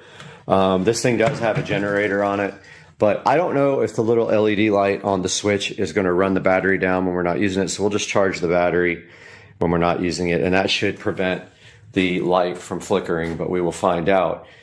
Guys, this is going to be a short video because I am injured and I can't really work on the bike right now. My thumb is pretty messed up, and as soon as we have updates for you guys, we will get back on this, but I hope you enjoyed it. Don't do what I did. Do not armor all your tires and then take a turn too sharp as the bike slides right out from under you.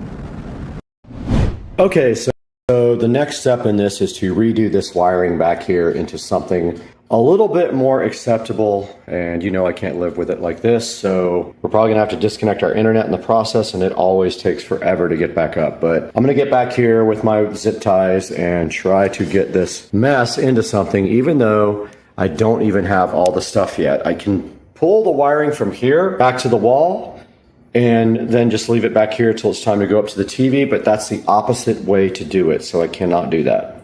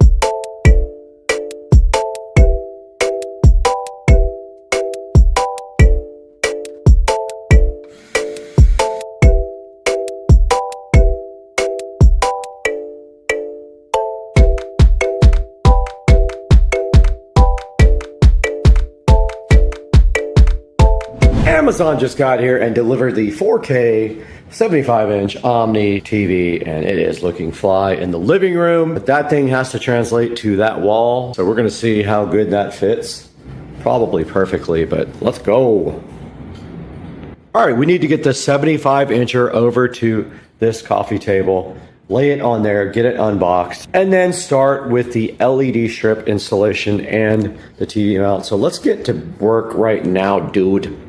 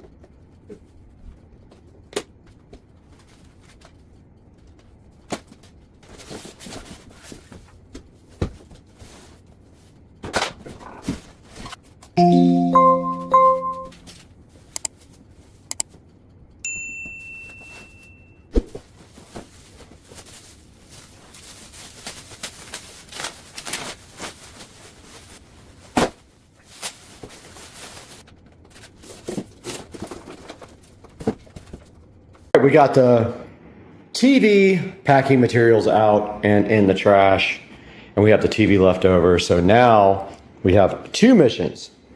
Get the mounting brackets on, and then also put the Govee DreamView LED strips on the TV while we have a chance to do that. Now, this is the DreamView strip, that's the TV DreamView strip, and the mounting arms right here, dog. We'll figure that out next after my meeting.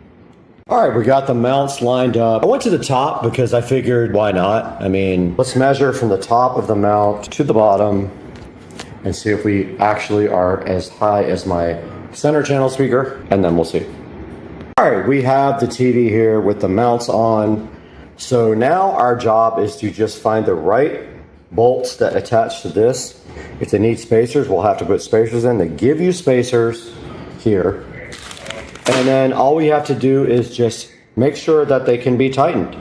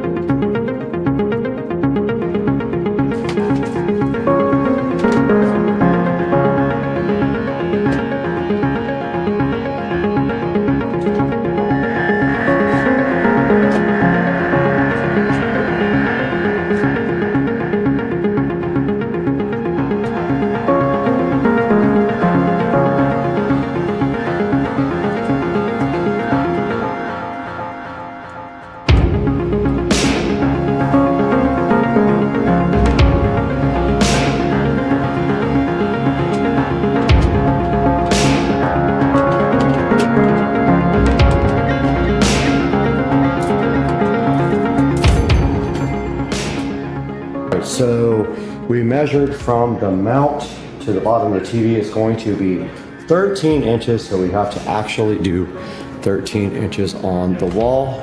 above that speaker, but we're gonna do 14-ish. That should put the TV perfectly above the center channel. Guys, we have the socket set for the mount, and we are just going to center this over the center channel and go ahead and mount the TV mount with this bolt right here.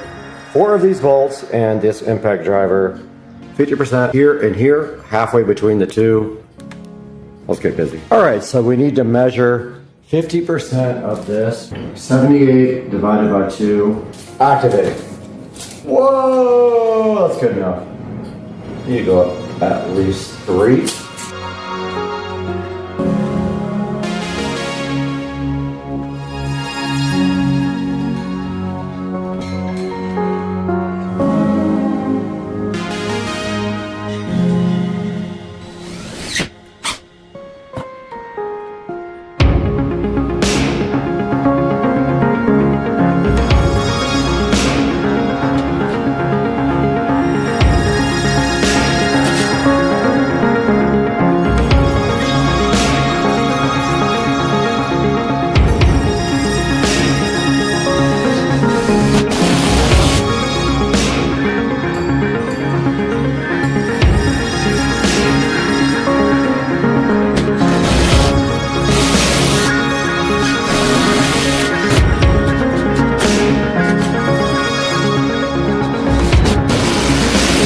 I got the mount ready to go, and then I carved out a section for the wall box. So now all I have to do right here, right now, is cut that box out and put the box in. So let's get that done now. Let's get that drywall saw up.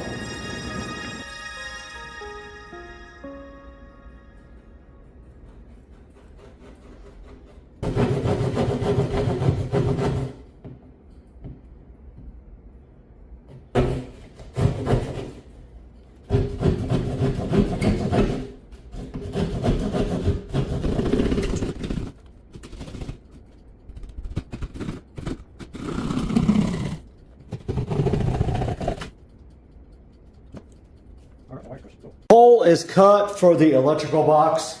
We have the box here. We don't have the wall plate. It will be here later today. So what we have to do is make sure that we have everything punched out so we can get wires through it. Leave it outside. Oh, we're not gonna be able to mount the TV till the wall box gets here though. Dang, son. These things come like this, but you have to kind of punch out the boxes to put wires through it. So you punch out the feed right here. Otherwise the wires can't fit. So all we have to get through here is power and HDMI and network. So we need 3. And see what I did here?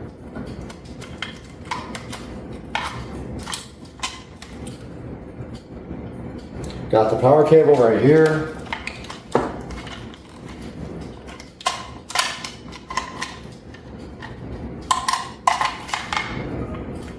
That is tight.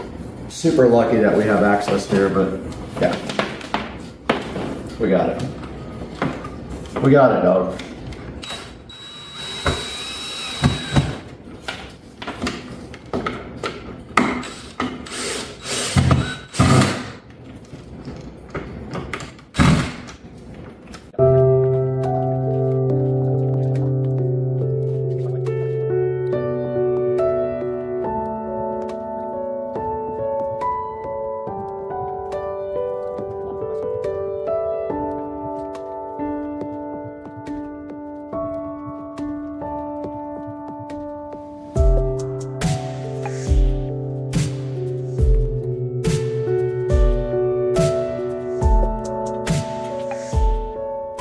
We got all the wires run. Now we have to get an extension cord for the power.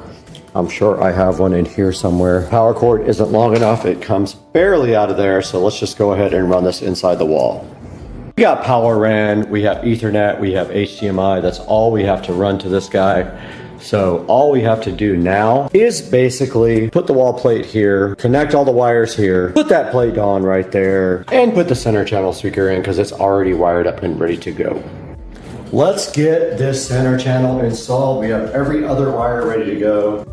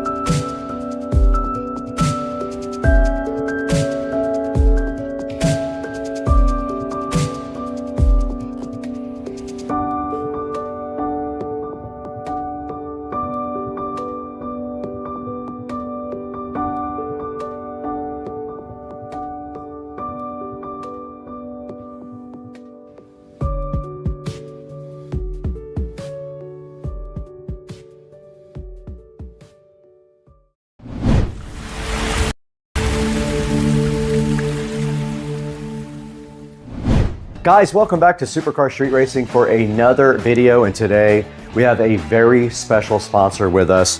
Rove was kind enough to send us one of their 4K, dual channel 4K dash cams for the Tesla Model S Plaid. Now I thought this would be perfect for the car because I need a dash cam in that car. You cannot access the footage inside of the car unless you have an incident. So this will really help out with that goal.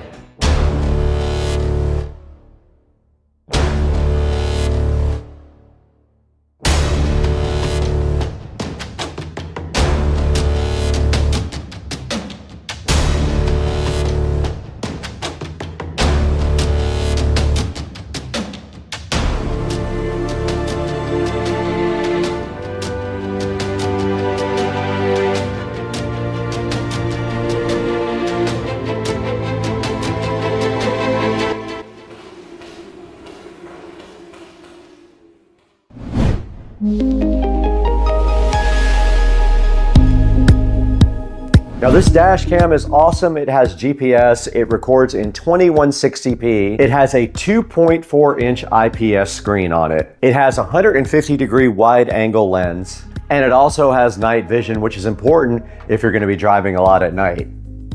These guys have 37,400 reviews on Amazon, so you know they've sold quite a few of those. I am super hyped to get into this gift box. They sent us a bunch of stuff for the 4K dual channel dash cam. This thing also supports over-the-air firmware updates, built-in 5G Wi-Fi up to 20 megs per second download speed. It can geotag you with its built-in GPS, and it does support up to a 1 terabyte micro SD card. I think that we have an SD card included with this. When we dig in, we're gonna find out. And I just looked at the box. It does come with a 128 gig Rove SD card. It says it right on the front right here. This guy has an app for both iOS and Android, and we will look into that as well today when we dig into this. Right now on Amazon, this is a $99 purchase. It is 17% off right now. It might be different by the time you guys get this video, but for right now, you can pick up the Rove for 99 bucks on Amazon. Now, Rove was also kind enough to send in their big gift box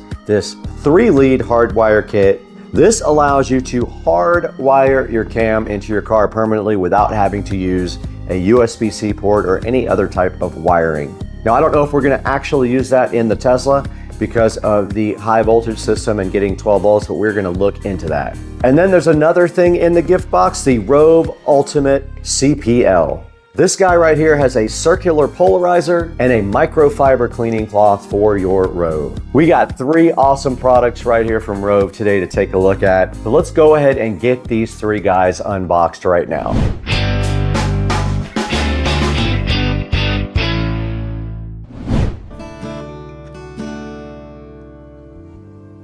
What's up, guys? Welcome back to our other channel sponsor today. PureWex was so kind to go ahead and forward us some of their mushroom gummies. You can see them right here. They are 20-in-1 complex mushroom gummies. Now, these guys are so awesome. They help your brain, your focus, and your immune system when you take these. These guys have a powerful blend, a great taste. I let my neighbors try them. They said they taste just like chocolate, and I agree. Very good taste. I'm gonna go ahead and take one right now. So yummy. Literally tastes like chocolate. Now, these PureWex mushroom gummies have cordyceps, lion's mane, reishi, maitake, and shiitake, all in a 20-in-1 powerful blend. These guys help you get through the day, and they help you keep focus. They help keep your immunity high, and they help keep your brain at tip-top levels. I'm gonna continue to take some of these mushroom gummies every day and let you guys know in about 3 or 4 weeks if I feel a difference after taking them. But these are rated very highly online. I will have a link in the description to the PureWex mushroom gummies. And if you go to their store, you'll find a lot of other cool supplements you can take as well. If you don't want these, please buy something else from PureWex. Get your mushroom PureWex gummies right off of the Levanta.io link that I'm going to provide for you in the description, and let them know that Supercar Street Racing sent you and that you support us. Let's get back to the video.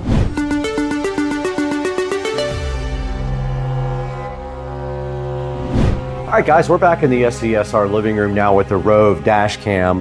And the first thing we want to unbox is the main product. This is a Rove R2 4K dual channel dash cam we're going to get into right now. And on the front of the box, you can see here, it just gives you all the features: 4K 2160, Sony Starvis image sensor, over-the-air updates, built-in 5G Wi-Fi up to 20 megabits per second, a 3-inch display, built-in GPS, and it does support up to a 1 terabyte micro SD card. It comes with a 128 gig SD card. You may want to upgrade that if you want to be able to store more data. There's also something on the front here with a QR code that says if you want to meet other Rove dash cam users, you can go ahead and scan that and meet up with other users. Now on the back, it does tell you all of the box contents, and we're going to dig into this and see exactly what it is inside of this box. Let's go ahead and take a closer look at this guy on the side. Now on the side of the box, it just kind of tells you the same features here, kind of that it does up to 2160p recording. It has HDR.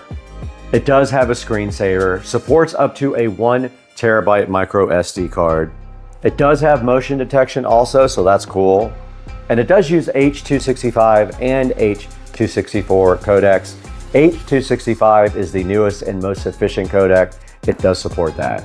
Let's go ahead and use the patented SCSR Smith & Wesson knife to get this Rove completely unboxed. All right, we got the plastic off of the Rove. Let's go ahead and open it up. And right at the top of the Rove, you do see a SD card here, a 128 gig SD card with a micro SD card adapter sitting right on the top, looking so fly. All right, guys, we got the Rove 4K dual channel dash cam right in front of us. We're gonna go ahead and take a look at what's included inside the box now.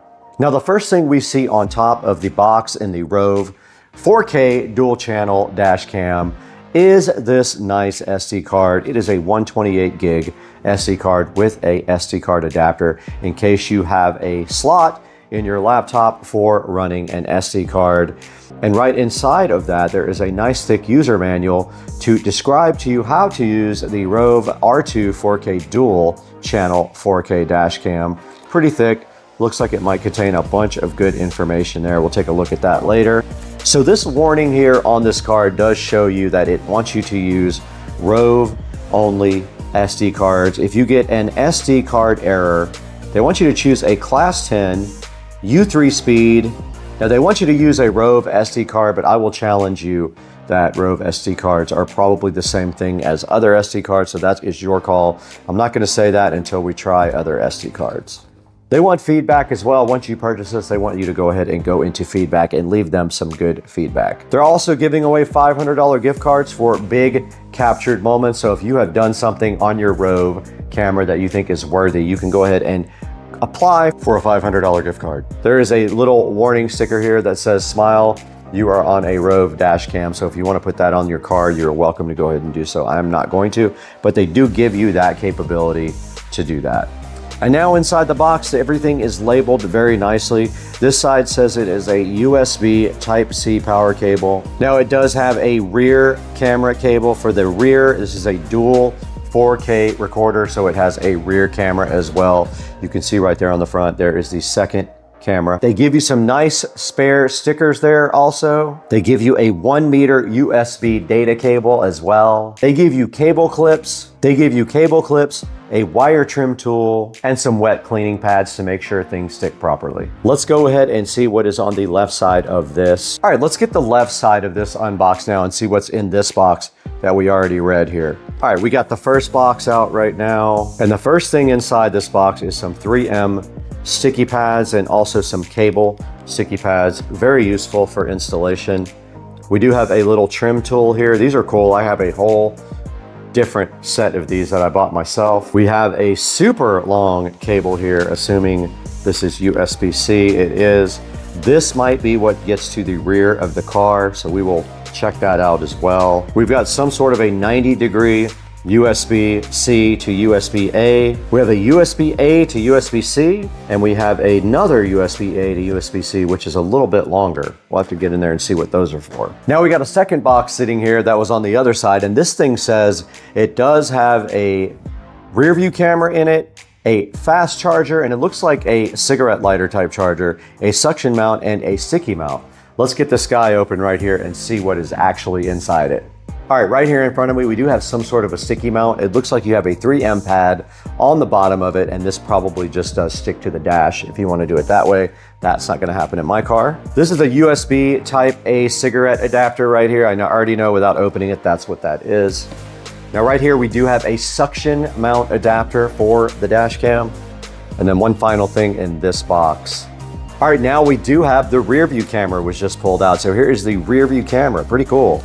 All right, we did get the rear view camera out of the box. It is that small. That's all it is to it for the 4K dual rear view camera. Let's put that in the box too. And all that's left to take a look at now is the actual Rove R2 4K dual camera sitting right here in front of me. Let's go ahead and get that out of the box now. All right, you can see how good they packaged the R2 4K camera here. Let's go ahead and unbox that real quick and take a look at it. We got it out of the box now. It is pretty cool looking. Check it out, guys. The Rove GPS 4K camera looking so fresh and fly. It has a protective film on the back. It wants you to go ahead and read all this stuff. This says it needs continuous power for operation. It wants you to use only Rove SD cards for this camera. It's talking about SD card errors again. And it does say it's merely a recommendation that you can use any SD card you want, and I agree with that. Why would you have to use their cards? You should be able to use any one you want. And there we go. We have the Rove 4K unboxed. It does need continuous power.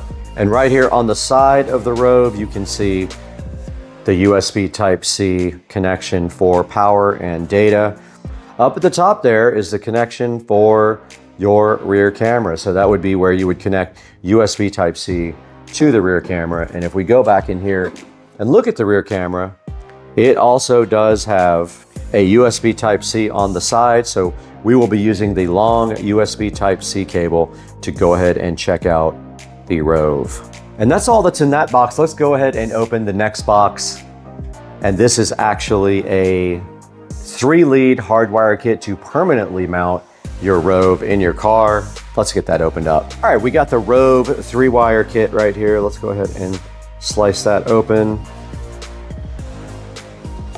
We do have some sort of alligator clip device here. We have some wire ties and some sticky stuff, another trim tool, which is awesome. And there is our actual 3-wire kit. And it looks like you might have a turn-on wire like you do when you have an amplifier for a car. So it looks like you've got power, ground, and then a yellow. Yeah, so you have 3 wires here. Here you have power, ground, and accessory. The yellow is basically a turn-on wire for the Rove. Then we've got some other stuff inside here. Oh, wow. We have actual fuse connectors. They gave you everything you might need to go ahead and use your fuse block if you're going to do it that way. So these guys all provide you with different types of fuse connectors. They gave you everything. They thought of every possible thing inside of this Rove accessory kit. That is very cool. And that leaves us with one more box to check out. This is the Rove Ultimate Kit. It has a circular polarizer, a cleaning cloth, and a user manual for the Ultimate Kit here. We'll get that opened right now. All right, there is the kit there. There is your circular polarizer filter there, and they give you a nice cleaning cloth so you can go ahead and screw that right on the front of your Rove. Let's do that right now. I mean, that should be it right there. It's screwed directly on the front. All right, guys, that's gonna do it for the unboxing for the Rove. I hope you guys enjoyed it. Now let's get this thing out to the Tesla and see if we can get it connected and start making some video.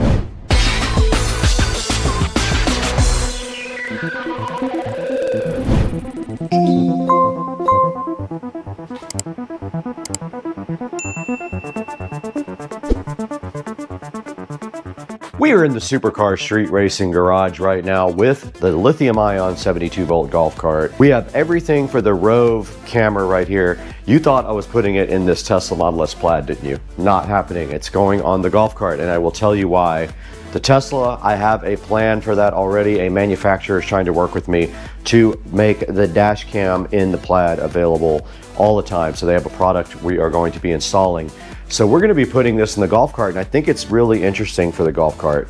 And I'll tell you what my plan is right now. This thing can mount several different ways. You have a suction cup right here. That's a standard mount, right? They also give you this little like extra mount thing here that goes with a 3M tape pad, right? Like a shoe. And then this can slide directly into the shoe like this. You just literally slide the shoe right into it, just like that, no problem. So I think what I am going to do is attempt to somehow directly mount this dash cam up here like this. I want it on the roof pointing forward like that. So just like that is kind of what my mission is. So I'm going to screw it from the top, and then what I'm going to do after that is run the wires over the roof. So I'm going to go directly over the roof like that, and you can see right here there is a grating for water to pass through the back of the cart and go down to the ground. It goes all the way through here and down to the ground. Well, my plan is come through here, drill a hole directly through here, and then tap into USB power right here for the cam. Now there's also a rear camera right here. So I'm about to show you what my ultimate plan is for the rear. It connects with a USB-C cable to the camera itself. So it'll go all the way over the top as well. But let's show you what we're doing in the rear over here. Okay, we're at the back of the cart here. So my plan is to also mount the rear camera to the roof. So the rear camera is kind of cool. It can rotate and all that stuff. So I am going to basically take the shoe mount right there. I'm gonna mount it up here, just like this. And then I'm gonna screw it from the backside right through there, right there. I'm gonna screw it right to the roof and then run the cable. I think that's gonna work out perfect if it still works. It might be broken now since I dropped it. Okay, so we went ahead and just used the sticky tape mount right here on the front of the golf cart. You can see right here, it is a shoe mount, and I went ahead and just pressed that hard right there onto the ceiling of the golf cart, the roof, and now you can see that the Rove Dual fits just like that. And here is the power cable. The power does just come directly out of the side. I am going to drill a tiny hole in the roof. It's going to have to be wide enough for this to pass through, so I'll end up like caulking it in with black caulk afterwards. Now here's the power wire for the rear camera, and you can see it's huge. Okay, we're gonna do a little test now with the Rove, but I wanted to show you guys the SD card that comes with it. It comes with a 128 gig SD card. If you need more than that, go ahead and buy one, but make sure you get a high enough speed card that it will support the Rove. I'll put a link in the description to some on Amazon. By factory default settings, your dash cam is ready to go without changing any other settings. You can now utilize the user manual or how-to videos to learn more about the dash cam.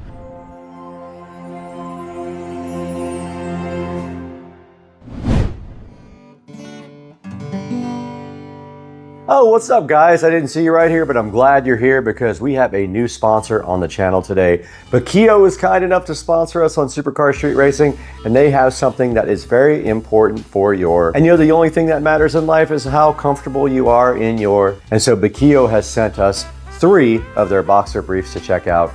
And I gotta say, I was able to live with these guys for a week. These are the most comfortable boxer briefs that I've ever worn in my life. And Bakio asked me which ones I wanted to try. I immediately went down into the website and picked their boxer briefs made from tensile modal fibers.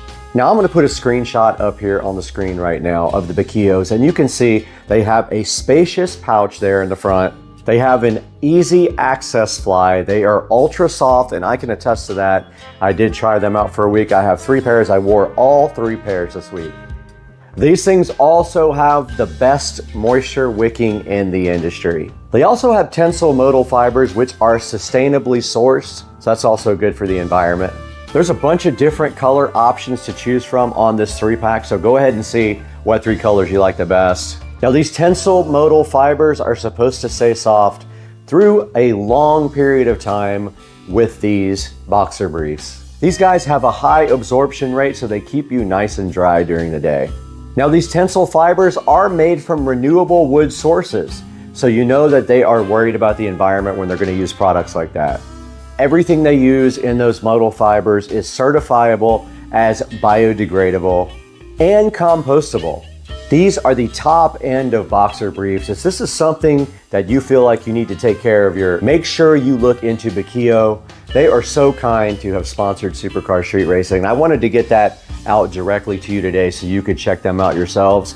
Now they are priced competitively due to what they have inside of them, the fabric, the brand, the quality, the craftsmanship, all top end. And it is so important that you guys help us with our vendors and our sponsors so that we can keep the channel going and bring you more stuff like Bakio and their amazing boxer briefs. Now let's get back to the video.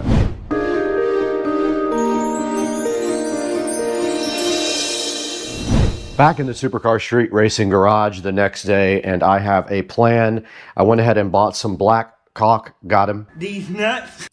And I am going to go ahead and drill right through the top here, run the wire directly on top of the golf cart to the back. It is then going to come down this nice little thing right here. This is actually a drain. I don't know if you guys knew that. I'm going to drill through the side of this metal thing right here and pull the USB cable right out of the side there. All we have to do right here and right now is I found my sticky things.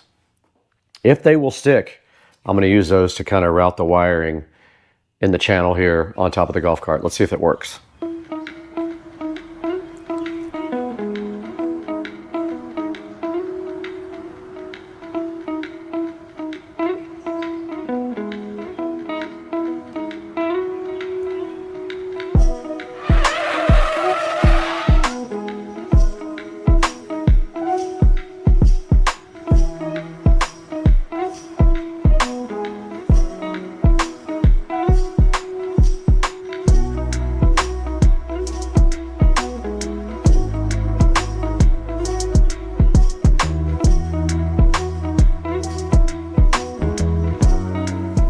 All right, we're back out in the garage this morning trying to wrap up this whole project. And last night we were trying to figure out a way to stick down the wires up here, and we did use our sticky pads and they worked great. So all we're doing right here and right now is continuing that process. We got it all the way down to there, cleaned up. So let's go ahead and finish the process of sticking down these wires ASAP.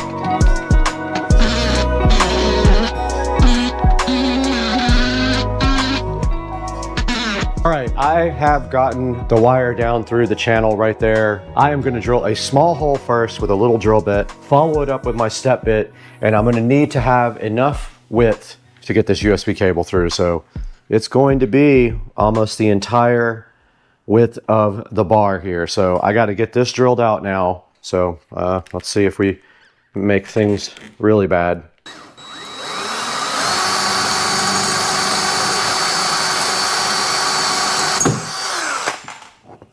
And I broke it.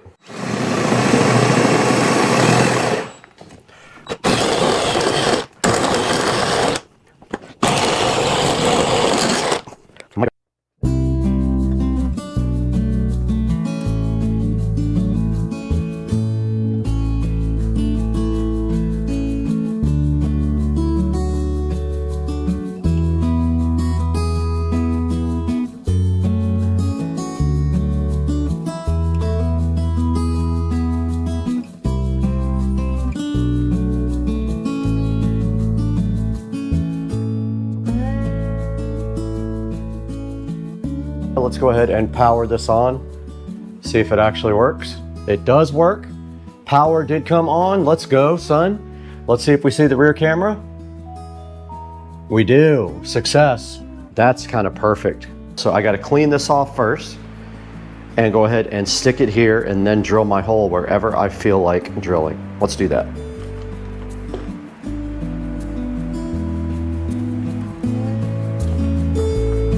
It does have 3M sticky tape on the back, ready to go.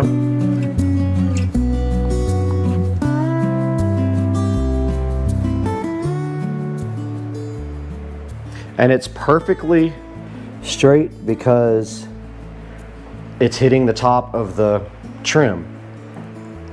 So it's level. I'm just putting pressure on it now. Not enough to break it. Yeah, I can get it from the backside with the screw. But check this out. So I'm gonna go ahead and drill just a tiny hole right here. But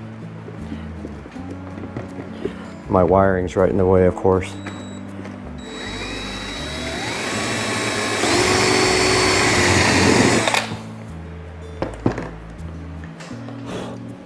Okay. Let's see if I did it wide enough. All right. Let's go. Got him. Got him! Got him! Oh! Whoa!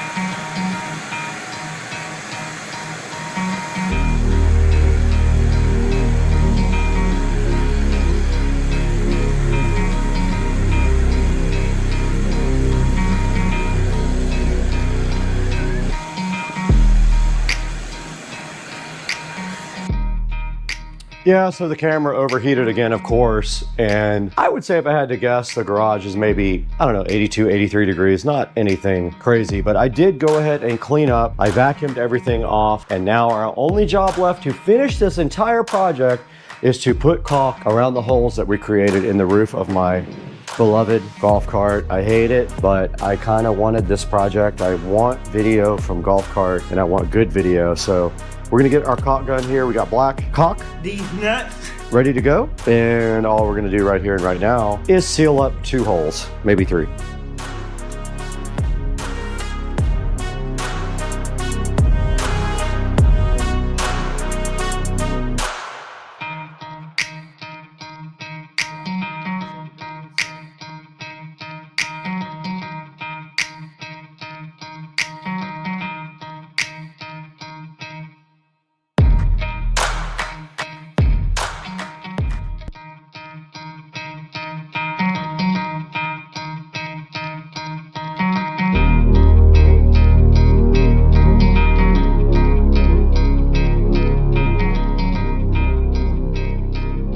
Not gonna lie, it definitely took me to another level of challenge. I don't usually have these many problems with a project.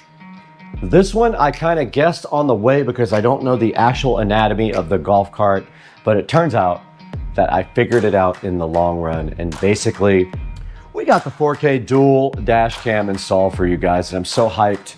And one of the cameras is right here over my shoulders. This is a rear cam, records at 1080p, front cam at 2160p. So 4K in the front, 1080p in the rear. And guys, it would help me so much if you order all of your Amazon purchases through our affiliate links down in the description. You don't have to buy this. I would encourage you to buy it from Rove, but if you don't, buy something else. It helps the channel so much. But tell Rove how much you appreciate Supercar Street Racing by buying this camera through our affiliate links down in the description.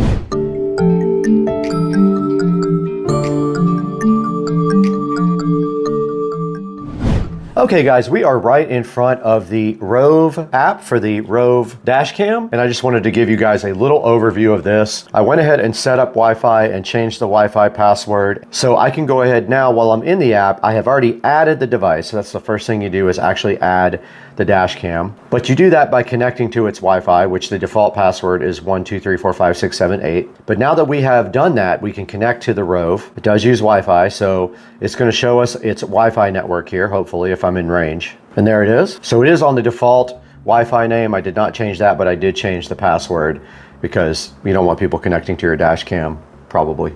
Now it's going to say connected without internet, and your phone will probably prompt you if you want to connect to it always, and you just say yes. So you back up now. Now we are connected to the dash cam, and you can see right here, we are recording. We also do have a front and a rear. All right, this is the front dash cam here. If we click this right here, we can go to rear. You can see my garage door right there looking so fly. You can also go into the dash cam itself and look at videos. So here's videos from the front. From yesterday, we have a whole bunch of videos that I will be showing you. And this is how you configure the actual video. So you can set your video resolution here. I have it on 4K in the front, 1080p in the back, 30 frames per second.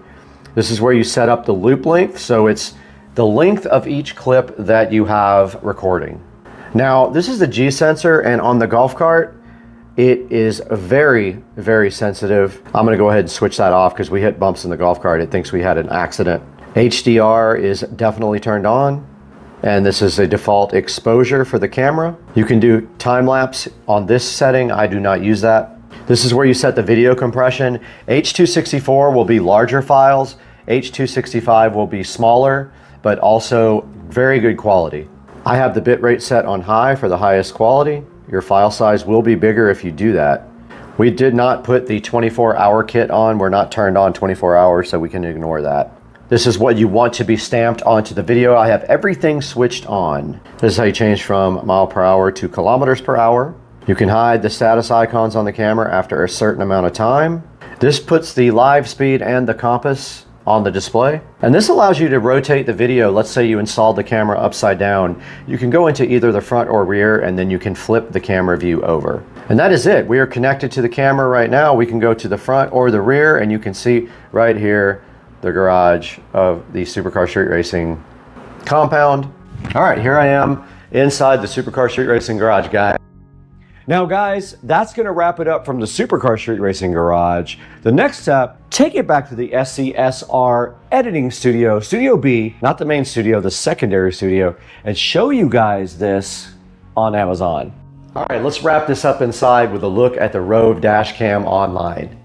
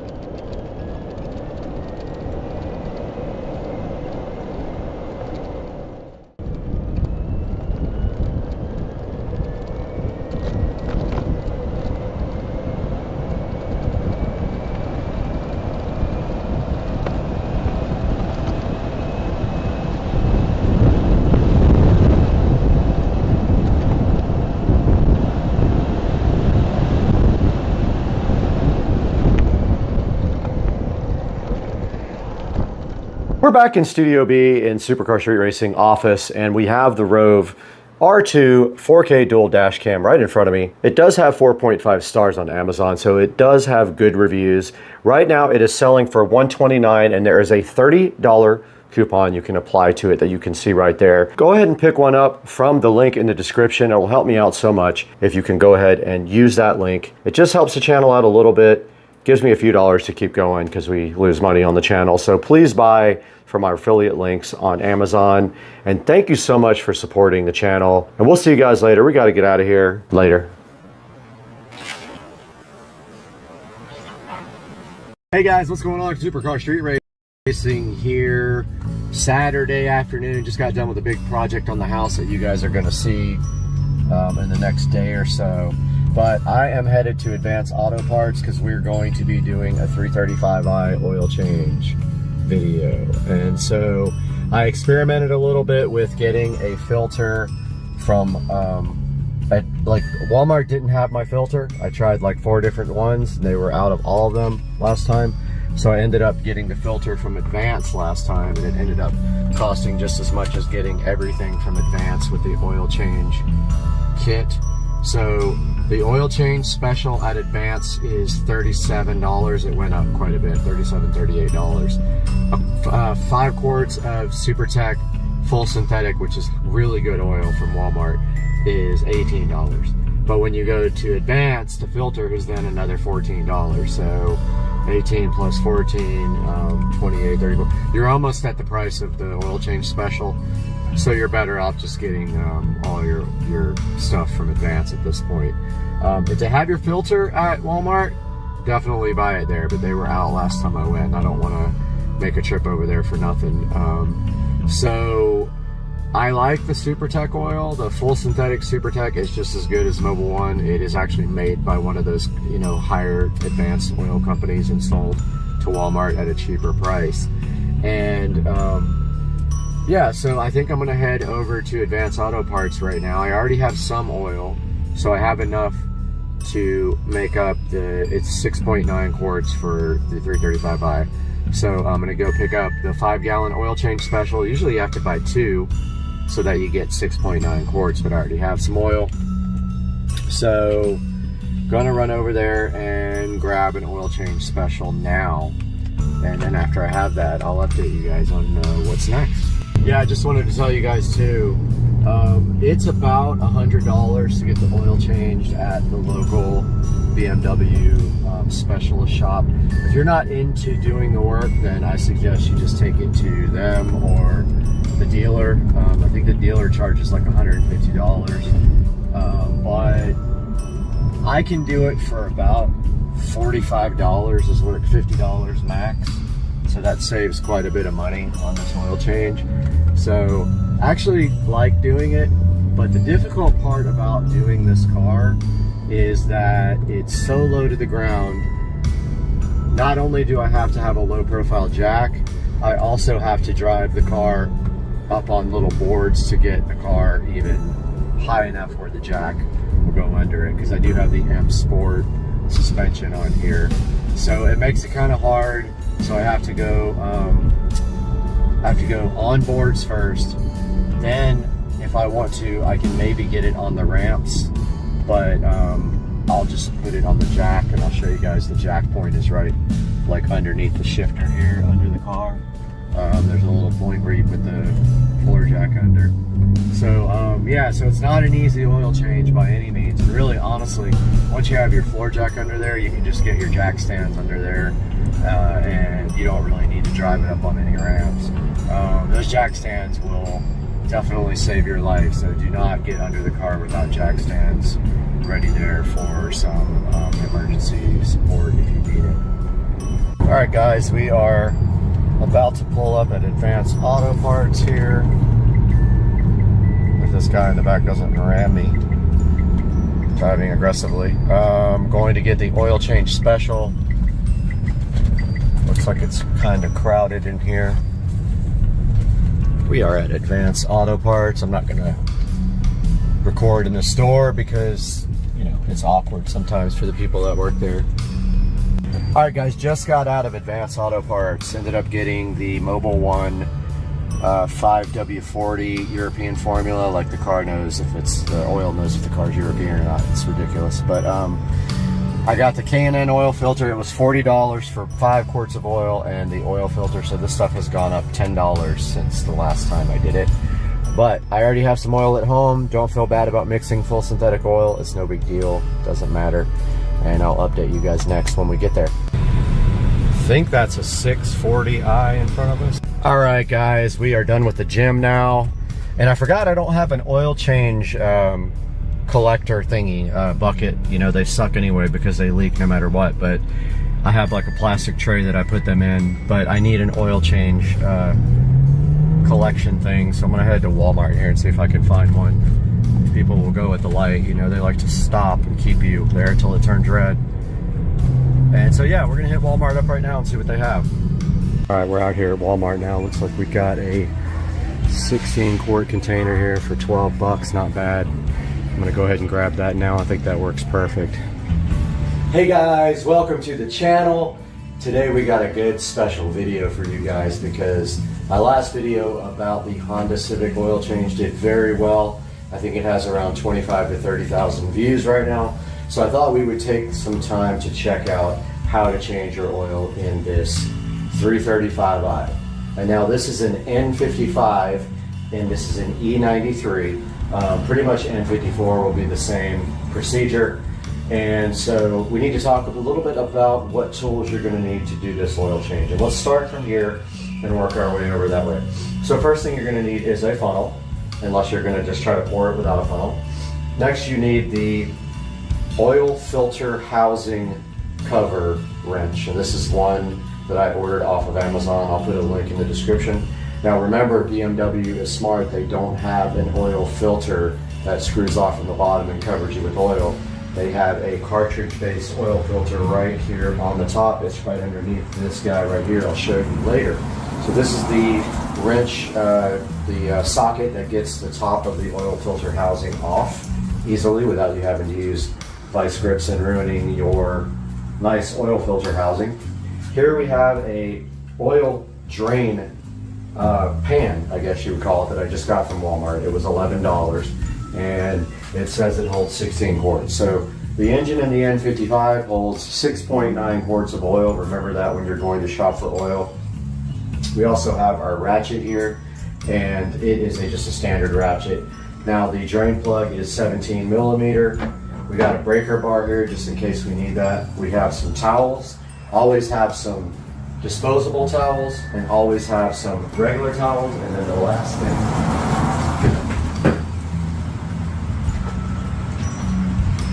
is your supplies.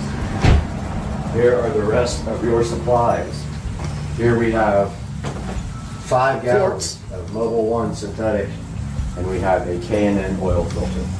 Now this was all purchased with the oil change special at Advanced Auto Parts. So 5 gallons of oil and the filter was $40. Now I already have 2 more gallons to make up the 7 gallons. You're going to need 7 gallons of oil to change the oil in this N55.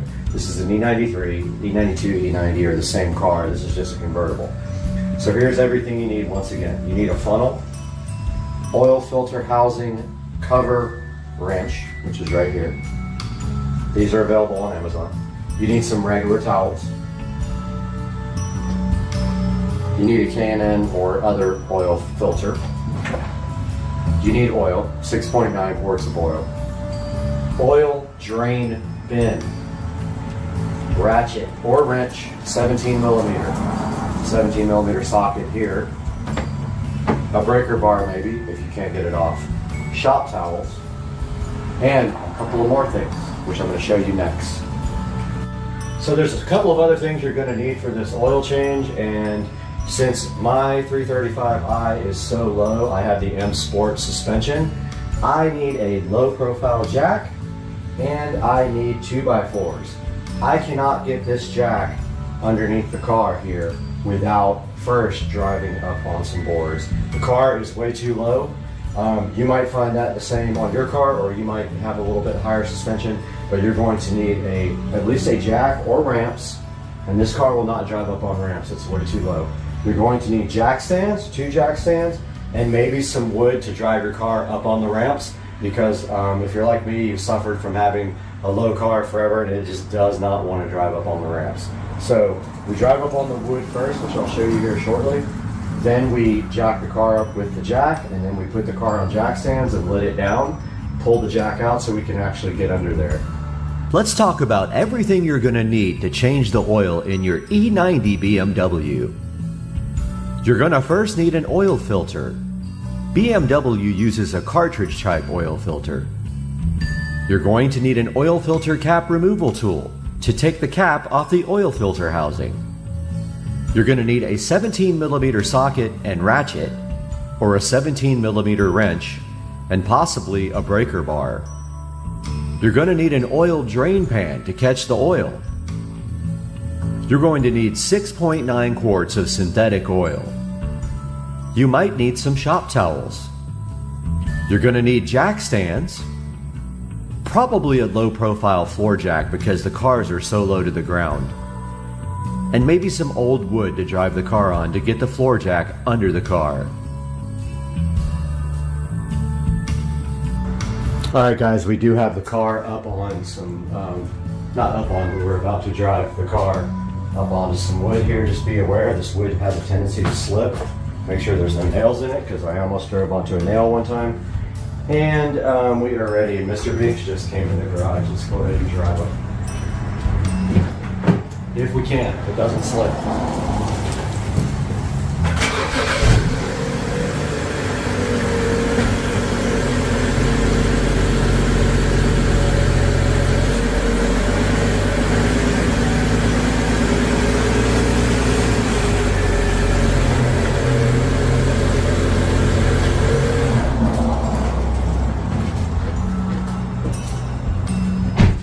Alright guys, that didn't work at all. It just pushed the actual carpet here, so I'm going to try some different pieces of wood here.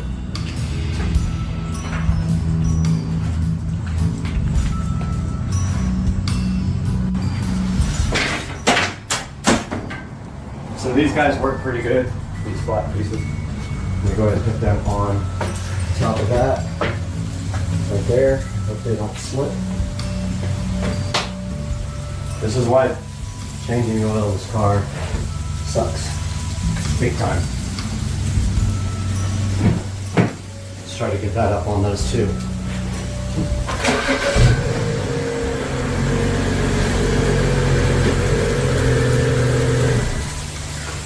Alright, I think we're on there. I believe we got that. We did. Okay, cool. Now we must have enough room now. Let's make sure you're still in the frame. You are. Now there's a jack point in the center. It's kind of hard to see, but it's right in the middle. There's a hole. There's literally a hole where your jack fits. You can see it. If you look under the car, there's a recessed area where your jack is. You know you got it wrong if you get the plastic part and the wrong off. Yep. So there's a plastic cover underneath here. Your jack fits right in the hole. And I'll show you guys once we get under the car. Car is coming up.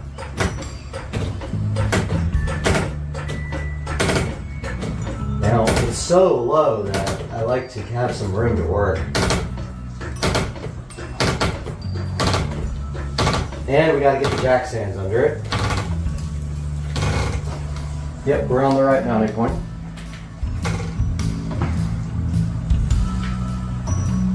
This is a Pittsburgh. Even the lowest profile jack I could find at Harbor Freight does not go low enough to get under this car without driving it up on the wood. Now we take our jack stands. Got our jack stands here. Raise them up. There's some jack points over here. Now here's the other issue. Now your wood is probably in the way of your... okay, it's right here. There's a jack point on the side of the car, which I'll show you guys too. Go ahead and go up a little bit more. So I can get all the way under there. Alright, so there's a kind of a rubber plastic jack point on the side of each side of the car that you want to be under. But don't put your wood too long on there because you won't be able to get your jack stand there.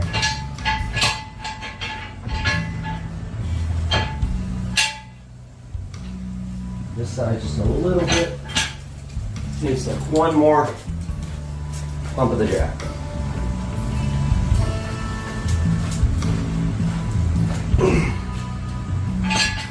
All right, that's perfect. Got the jack stands under there.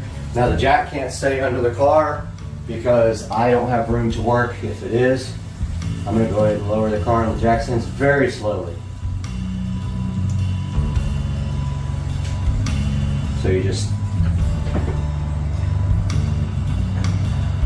now I would like to have this stay underneath the car. If I can work under there, I'll do that. If I can't, I will pull the jack out. All right, guys, I did jack up the jack about one press to get the stress off of the, not completely off of the jack stands, but to get some weight on the jack. So I can show you guys this. So there's the jack mounting point. It's very clearly a circle there. And then right there, that is where you open to change the oil to get to the drain plug. So obviously the jack is in the way here.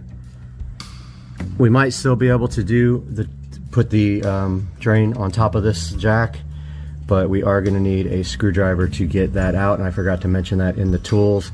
This, you just put a screwdriver in the middle. It looks like it's kind of stripped out on mine, but yeah, let me grab a screwdriver flathead.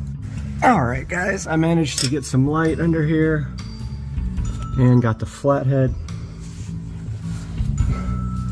So you just, wow, this thing's super stripped out. Yeah, this guy is stripped.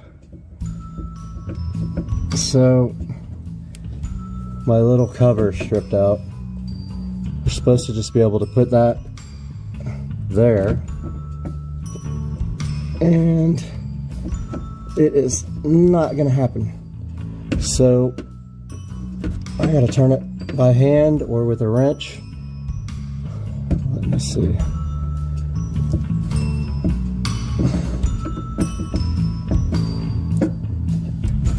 Okay, almost. All right, I'm gonna do this with two hands. All right, guys, you can see here the little flap just comes down, and there is the oil change. Let me get the light on this thing so you guys can see it. All right, guys, there is the 17mm bolt. So I'm gonna get out and get the tools I need. That's very hot still. The jack is right in the way, so I hope I can get the oil change tray like right here to catch the oil. I usually take the jack out, but I'm kind of nervous about doing that. I don't trust the jack stands 100%, but there is what we need to take out. I do have a 17mm deep well socket and a ratchet for this, so I'm gonna go grab it. All right, guys, here is the oil pan drain thingy, catch, whatever you want to call it, and I was hoping there wasn't a big hole there. There's not. This will catch your oil drain plug when you put it in. So what we will do is slide that dude over like this from this side. Get that under there where we can get to it. And then let's also put some towels under there in case we try to make a mess. Get our shop towels out. Have those ready on standby. We got our shop towels here. We got some regular crappy rags for this. We'll throw those under here on this side. And if we need the breaker bar, which probably that might be a good idea just to use that instead of the 17mm socket, then let's just take the breaker bar under there. Probably make my life easier. Got the breaker bar, 17. Let's get under there and do some work. All right, guys. I don't know how that shot's gonna look. It's kind of propped up somewhere because I can't get the tripod under. But I got my breaker bar. And this little trap door comes out completely, as you can see here. I don't have my oil drain pan in here yet because I'm not quite ready for that because the oil is so hot. Yeah, this barely fits in here with a deep well. you almost need a regular one, which I don't have one. Can you believe it? I don't have a 17 millimeter regular. Okay, that came off real easy. We're good. We'll use the okay, yeah, we're really good. I'm gonna let that cool off for a little bit before we actually start draining the oil, and then I will update you guys once the engine has cooled down quite a bit, and we will go from there. But this is ready to go underneath here.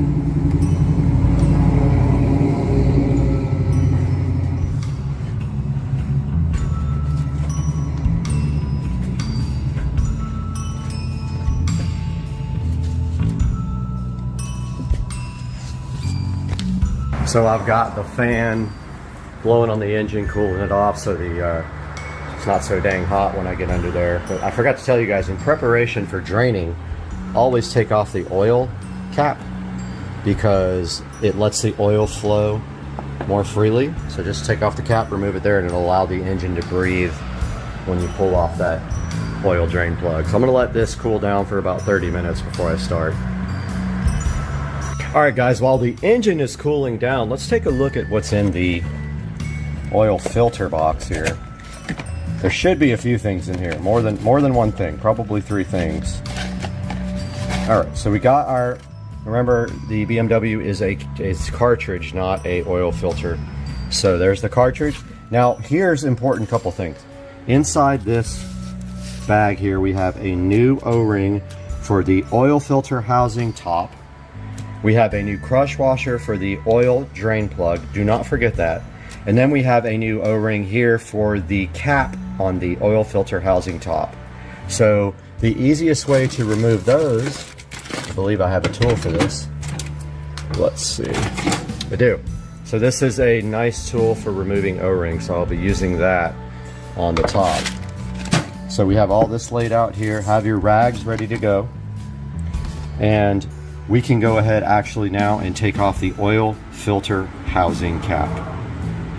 All right, guys, so we got our ratchet here. We got our oil filter housing removal tool, cap removal tool, or whatever you want to call it. Just goes on like that, like a standard ratchet to a socket. Of course, our fan is right in the way. Let me get that moved, and then we'll go ahead and take that cap off. All right, guys, here is the N55. And this is the oil filter housing right there. Very prone to leakage. If you haven't replaced your gasket in there, it's going to eventually fail. So put our cap there in reverse. It is going to be tight. There's an O-ring seal in there. Go ahead and take that off. You better make sure you have all your supplies though before you start draining oil and taking this off. It's still pretty tight. It's going to be tight until you get it like almost off all the way. Now we're going to stop right there. It is loose. Now we are going to need some plastic bags to put the old oil filter in, so I'm going to grab that now. I am ready to extract this oil filter. So I've got the paper towels on standby. Now notice it tries to come out with it. It's very hot, by the way, so this is going to be hard to get out of there, but the cap wants to come off with it, so I'm just going to go ahead and do that. Set that over there inside the plastic bag so we don't make a mess, and I'm going to separate those with 2 hands. Guys, here's the old oil filter. There is the oil filter housing. Some oil got in there. I'm going to make sure I clean this off completely. Here is the oil filter housing cap. Notice the O-ring right there, that gets replaced. And that O-ring right there gets replaced. That's why we have the O-ring removal tool. So I got some paper towels here. The next thing I am going to do is completely get all the oil out of this old, the old oil out of the oil filter housing. So I use paper towels for that. I just soak it up in the paper towels. This gets rid of all the old nasty oil. Soak it up in the towels, and if you have gloves, put some rubber gloves on. I have some over there. I just haven't put any on yet. Go straight to your bags over here. I'm going to do that now. I'll show you guys when it's all done. I got most of the oil out of the oil filter housing, all in this bag. Now we need to take the new O-rings and get them onto the oil filter housing cap. But first, I'm going to go over here, get some of my nice gloves over here, my vinyl gloves, which I love using so I don't get my hands completely dirty. So let's bring this cap over to the workbench.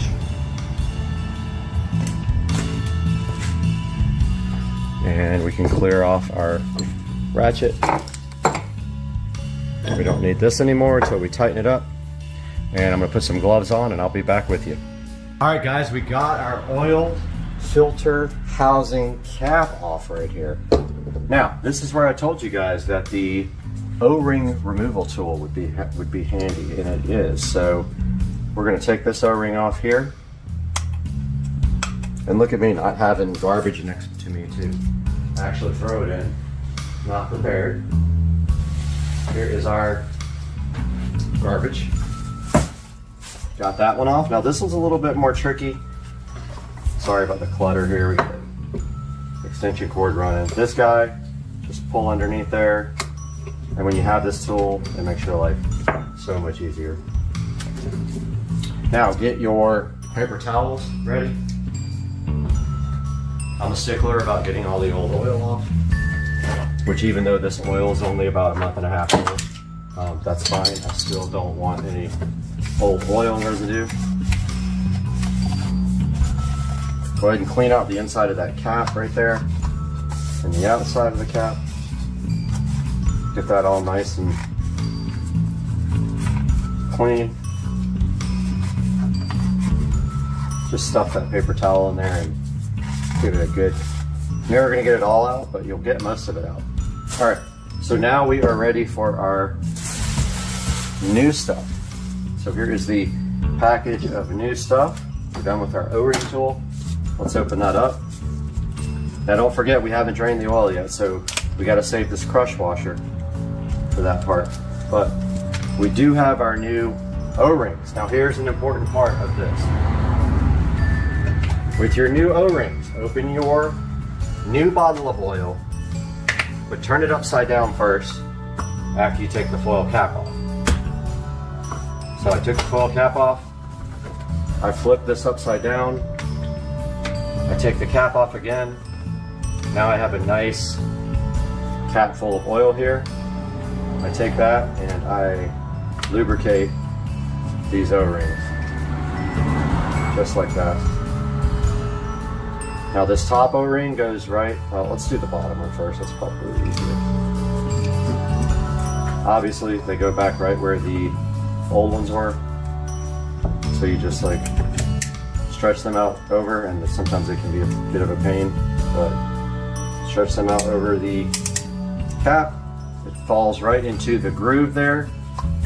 Take some oil from your cap, make sure that's nice and lubricated. That's what assures a good seal. Take your new one for the tip. Get that over there. Make sure it's nice and lubricated. And that is it for the oil filter cap. Take your oil filter, put some oil on the top and the bottom. Push that over your cap, and this thing is ready to be back installed, guys.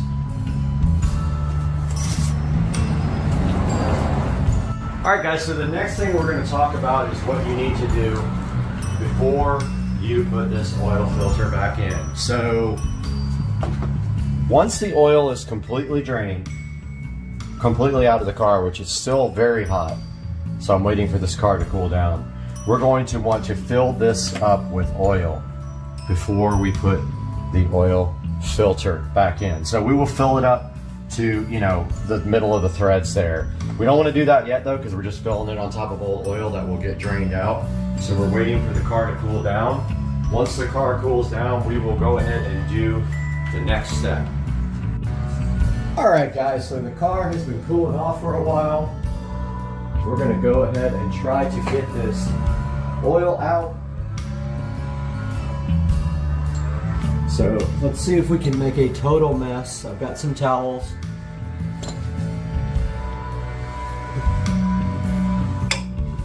And we're gonna have to move the light somewhere else. Oh, it's already dripping. Okay. Yeah, I probably shouldn't have loosened it that much, huh? Already drippage. So I'm gonna go ahead and put this towel down just in case. It's a good idea to put extra towels down in case you make a total mess like I'm about to do. Oops. Oh, here comes Mr. Banks.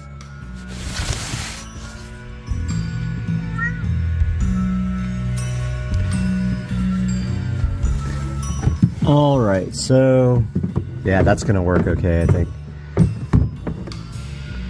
It wants to kind of slide off though. Let's see what works best here. So I'm trying to get this thing up, and I actually need gloves too, so I'll be back. I'm gonna get some gloves on and get this thing going. All right, Mr. Banks insists on being part of this, so he is here. So we're gonna put something down here to raise this bottom up a little bit. And it didn't do much, but I've got the oil drain tray here. I got my gloves on. This is gonna make a mess for sure. Probably be hot too. But I hope that we get. Hope it doesn't go crazy out of the thing. Okay guys, we got the old drain plug right here. We're gonna take off that crush washer. Try to take off the crush washer with one hand. Oh, there's two on there. I'm gonna take that off now. There was actually two crush washers on there. There's a new crush washer. I'm gonna go ahead and put that on the car, and then I'm going to tighten it hand tight, and then about a quarter of a turn with the ratchet. We have a helper now. I know. He's so excited to do this. All right, so for our next step, guys, we got all the oil drained out of the car. We are going to take our new oil here, and we are going to make a mess, probably, but we're going to pour some. Yep, we made a mess in the filter housing there. We spilled a little bit. Let's get that cleaned up. That's the first step, and then I'll get back to you. Today seems to be all about messes, but we are ready to put the oil filter cap back on. We got our O-rings. We got our tool here to put that in. So we're just gonna throw that right in there and go ahead and screw that guy on. So I'm gonna hand tighten it. And then I'm gonna go about a quarter turn after I can't tighten it anymore with my hand. Still going by hand. Okay, that's tight. That's enough right there, just a quarter turn. If you can even do that. I couldn't even get a quarter turn after my hand tightened it. So that is all for that step, and we'll be back with adding oil. All right, so the next step is adding oil. So that shouldn't be too difficult unless you only have one hand, which that is what I have. Hey, dude. I know. I don't know why cats are so dominant in our videos, but hey, so we need to put 6.9 quarts. So this is 5 here. This is going to be a mess if I try to do this with one hand, so I'm going to do this and get back to you guys. All right, so we got approximately 6.9 quarts in there, and put the oil cap back on. Don't forget that, because I have forgotten it sometime. We are going to get in the car and start it now. And if you hear any weird sounds, don't be alarmed. There might be some few seconds before oil pressure starts.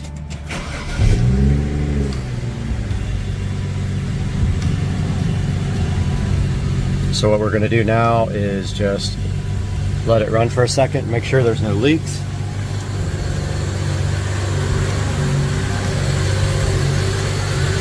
I don't see any obvious leaks down there. Everything looks good up here. Let's go ahead and shut it off and get the car off of the jacks. All right, we're going to drop the jack stands if we can. Okay, we can't, so we got to raise the jack a little bit.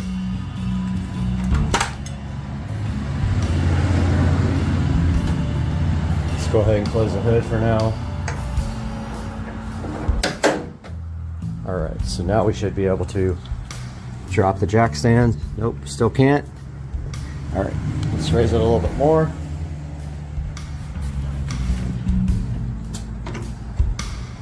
All right, that should be plenty.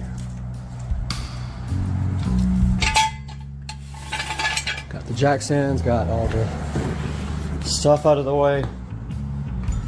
Make sure there's nothing under there that can get drug. There's not. Get this jack stand out. All right, so we're gonna let this back down onto the wood now. Very slowly. So we can get our jack out of there. Screwdriver out of the way.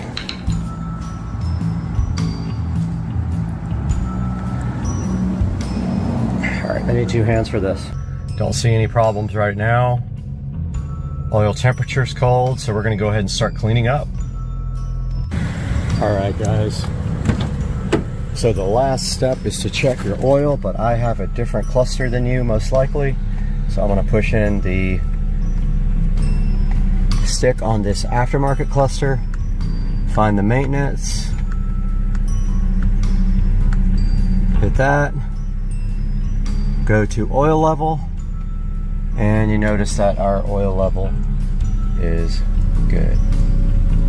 So we have completely done the E90 oil change N55. I hope you guys enjoyed it. If you have any questions, put it in the comment section, and I'll see you guys later.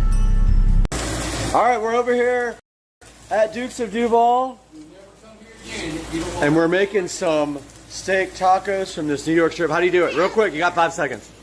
Pan seared on high with garlic and What's up, everybody? Back to the channel, and today, in an effort to make this white golf cart black, this happened.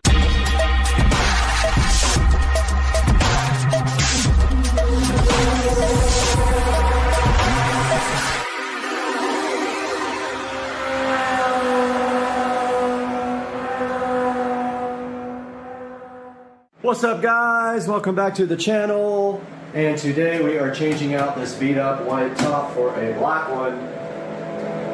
So I have all the tools here to do that. Let's get her done.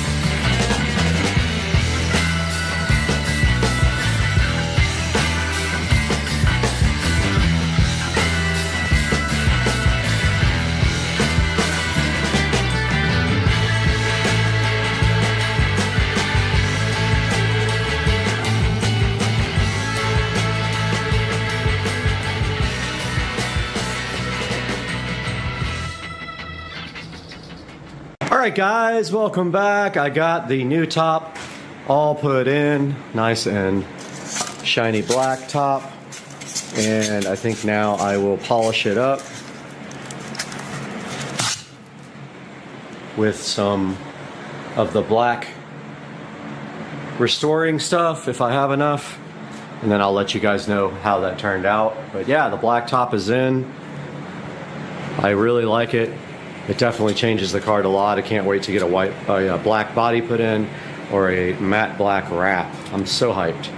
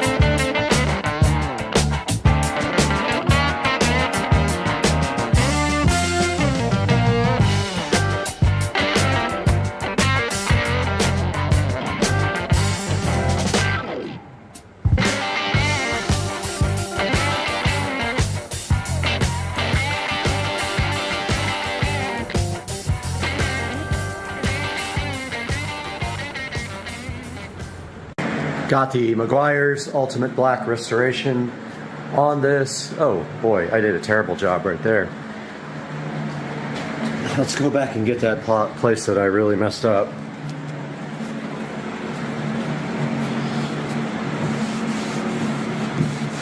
There we go, much better.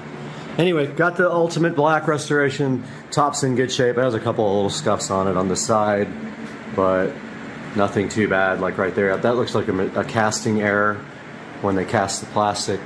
But other than that, it looks pretty dang good, and I'm super excited about being able to, and it's got a few little pits right here. But those all look like manufacturing defects, I think. Other than that, top looks great. And now our next step will be run to the hardware store, see if we can get some black fasteners to replace those. And maybe even these handle fasteners. I don't know why they would be silver, but yeah, I think those are probably the same exact dimensions. So I'll try to get 2, 4, 6, 8 of those to replace all the silver stuff, and then we'll see what happens after that.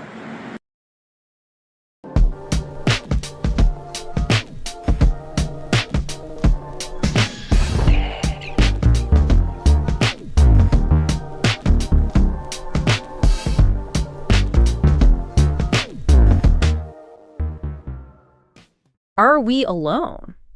It's a question that's fascinated people for, well, probably as long as we've been looking up at the stars. It really is one of those fundamental questions, isn't it?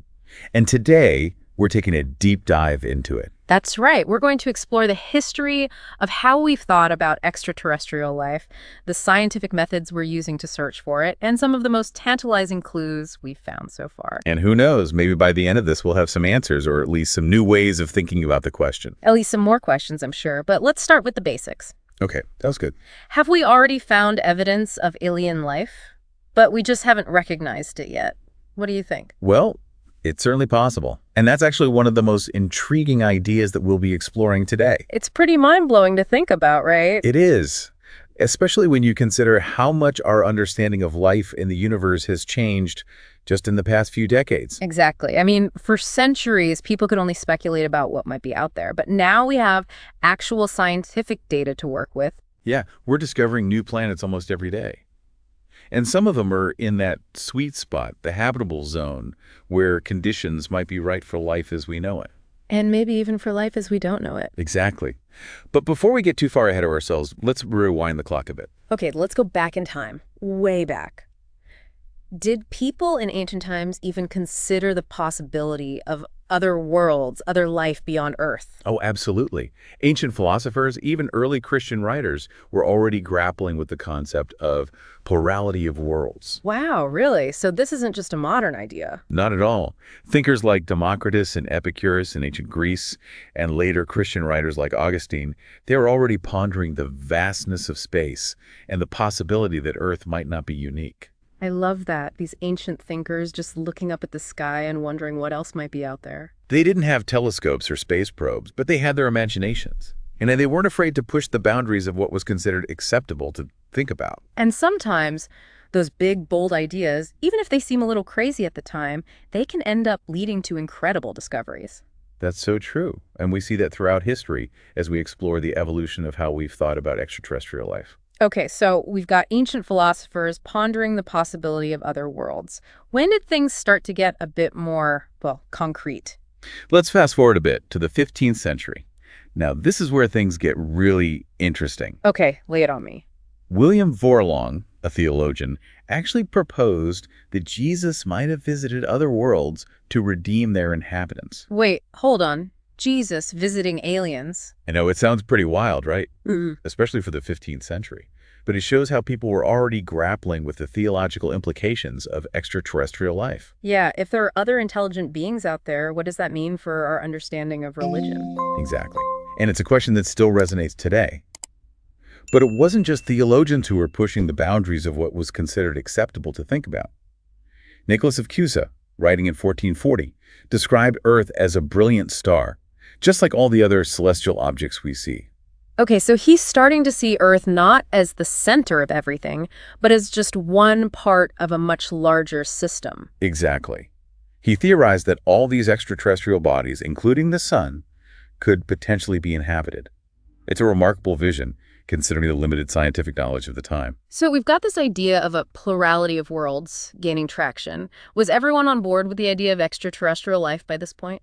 Not exactly. René Descartes, a prominent philosopher of that era, argued that while we can't definitively disprove the existence of intelligent beings on other planets, it remained a matter of speculation. Okay, so a healthy dose of skepticism, always a good thing in science, right? Absolutely. We need to be cautious about jumping to conclusions, but even Descartes couldn't completely dismiss the possibility. Right. The seed had been planted. And over the centuries, that seed would grow into a full-blown scientific quest for extraterrestrial life. Exactly.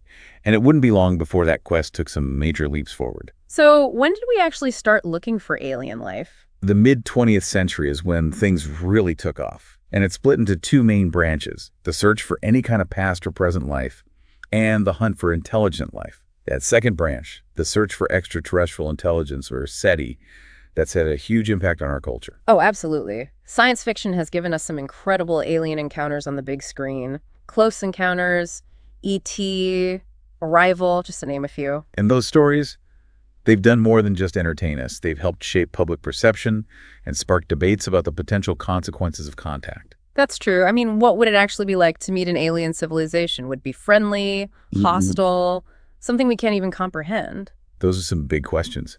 And science fiction has helped us explore those possibilities, even if just in our imaginations. Yeah, but it's not all about hypothetical scenarios. Scientists are actually out there actively searching for signs of alien life, and that's where the famous Drake equation comes in, right? You got it. The Drake equation is an attempt to estimate the number of communicative civilizations within our galaxy. So, how many alien civilizations are out there? Does the Drake equation give us an answer? Well, not exactly. It's based on a series of factors, many of which are highly uncertain. Things like the rate of star formation, the fraction of stars that have planets, the fraction of planets that could support life, and so on. So it's more of a framework for thinking about the problem rather than a definitive answer? Exactly. Even Frank Drake himself, the creator of the equation, acknowledged that these are speculative estimates. They're open to debate and revision as we learn more. But even if it doesn't give us a precise number, the Drake equation has played a crucial role in the search for extraterrestrial life. It helped to kickstart the scientific search and focus our attention on the factors that matter most. And that search has led to some incredible discoveries. We're finding new planets all the time, and we're developing increasingly sophisticated tools to study them. So what are some of the methods that scientists are using to actually look for signs of life out there? One of the key approaches is the search for biosignatures. Okay, biosignatures. What exactly are those? Think of them as clues that might indicate the presence of life. They can be anything from chemical compounds in a planet's atmosphere to geological features that suggest the presence of liquid water. So, like finding oxygen in the atmosphere of a distant planet, that could be a biosignature. Exactly. Or methane, or even more complex organic molecules. These are all potential signs that something biological might be going on. And scientists are actually finding these biosignatures on other planets. We are. It's still early days, and we need to be cautious about interpreting the data. But there are some really intriguing findings out there that suggest we might not be alone. This is getting really exciting. So are there any places in particular that have scientists buzzing about the possibility of finding life? Oh, absolutely. Our own solar system has a few hotspots that have scientists really intrigued. Mars, for example, has long captured our imaginations. Yeah, Mars, the red planet. I remember watching those first images from the Viking landers back in the 70s. It was like looking at another world. And in a way it is. And what we've learned since then is that Mars wasn't always the cold, dry desert it is today. Really? So what was Mars like in the past? Evidence suggests that billions of years ago, Mars was a much warmer, wetter place with rivers, lakes, and possibly even oceans. Wow. So you're saying that Mars might have been habitable at one point? That's what the evidence seems to suggest. And that raises the tantalizing possibility that life might have emerged on Mars, even if it's long gone now. Okay, so Mars was potentially habitable in the past. What about now? Is there any chance that life could still exist on Mars today? Well, Mars lost most of its atmosphere and became much colder and drier over time. But some scientists believe that microbial life could still be clinging to existence somewhere beneath the surface. So like little Martian microbes hiding out underground. Exactly. Perhaps in underground aquifers or hydrothermal systems, places where there might still be liquid water and a source of energy. That would be incredible if we found even microbial life on Mars. It would be a game changer. And it's one of the main reasons why we keep sending missions to Mars, to search for those signs of past or present life. Okay, so Mars, maybe microbes underground. Are there any other places in our solar system that have scientists excited about the possibility of life? Definitely. Europa, one of Jupiter's moons, is another prime candidate. Europa, isn't that the one with all the ice? That's the one. But beneath that icy surface, scientists believe there's a vast global ocean. Wow, a whole ocean hidden under the ice. How deep is it? Estimates vary, but it could be tens of kilometers deep. And what's even more exciting is that this ocean might be heated by tidal forces from Jupiter. Tidal forces, so like the moon's gravity pulling on the Earth's oceans. Similar idea. Jupiter's gravity creates friction within Europa, generating heat. And that heat could create hydrothermal vents on the ocean floor, similar to those we find on Earth. And on Earth, those hydrothermal vents are teeming with life, right? Even without sunlight. Exactly. They're like little oases in the deep ocean. And some scientists believe that similar vents on Europa could provide the energy and nutrients needed for life to exist. So we've got Mars, maybe microbes underground, Europa, maybe something swimming around in those dark depths. Are there any other contenders in our solar system's life lottery? Well, there's one more that might surprise you. Venus. Venus, really? But Venus is like a furnace? The surface temperature is hot enough to melt lead? I know, the surface is definitely not hospitable. But recent studies have suggested a surprising possibility microbial life could exist in the cooler, high-altitude clouds of Venus. Wait, life in the clouds of Venus? That sounds like something straight out of science fiction. What kind of life could possibly survive in those conditions? We're talking about extremophiles, organisms that thrive in environments that would be deadly to most life on Earth. Okay, so like those microbes that live in boiling hot springs or acidic mine drainage? Exactly. And in the case of Venus, we're talking about microbes that could potentially tolerate the acidic conditions and high pressures found in the Venusian atmosphere. So instead of little green men on Mars, we might find microscopic life floating around in the clouds of Venus. It's a possibility. And it highlights how our understanding of what's considered habitable is constantly evolving. Life might find a way to exist in places we never thought possible. This is all so mind-blowing, but it raises a crucial point. How can we be sure we'd even recognize life that's radically different from anything we've encountered on Earth? That's the million-dollar question. Our understanding of life is based entirely on what we've observed on our own planet. Right. DNA, carbon-based life forms, water as the essential solvent. But what if life elsewhere has evolved in entirely different ways? What if alien life uses different building blocks, different energy sources, even different solvents? That's where the concept of life as we don't know it comes in. It's a pretty wild idea, isn't it, to think that life could exist in forms that we can't even begin to imagine. It's a challenge for scientists, but it's also incredibly exciting. It forces us to rethink our assumptions about what life is and where we might find it. And that brings us to some of the most cutting-edge research in astrobiology today. The search for life as we don't know it. And that's exactly what we'll be diving into next. You know, one of our sources makes this really interesting comparison between the search for exoplanets and the search for extraterrestrial life. Oh, yeah? Like, what do they say? Well, they basically argue that just like scientists once assumed planets existed beyond our solar system, long before we actually had the technology to detect them, we might be in a similar situation with alien life. Like, the evidence could be out there. Yeah, that's a good point. We just might not have the tools or the right mindset yet to recognize it. Right. We're always discovering new things about the universe, constantly refining our instruments and our understanding. Yeah, it's totally possible we've overlooked something crucial, or maybe we're just looking in the wrong places. Well, think about those early exoplanet discoveries. The first ones we found were these massive gas giants. Oh, yeah, those are the easiest to spot, right? Because they cause those huge wobbles in their stars. Exactly.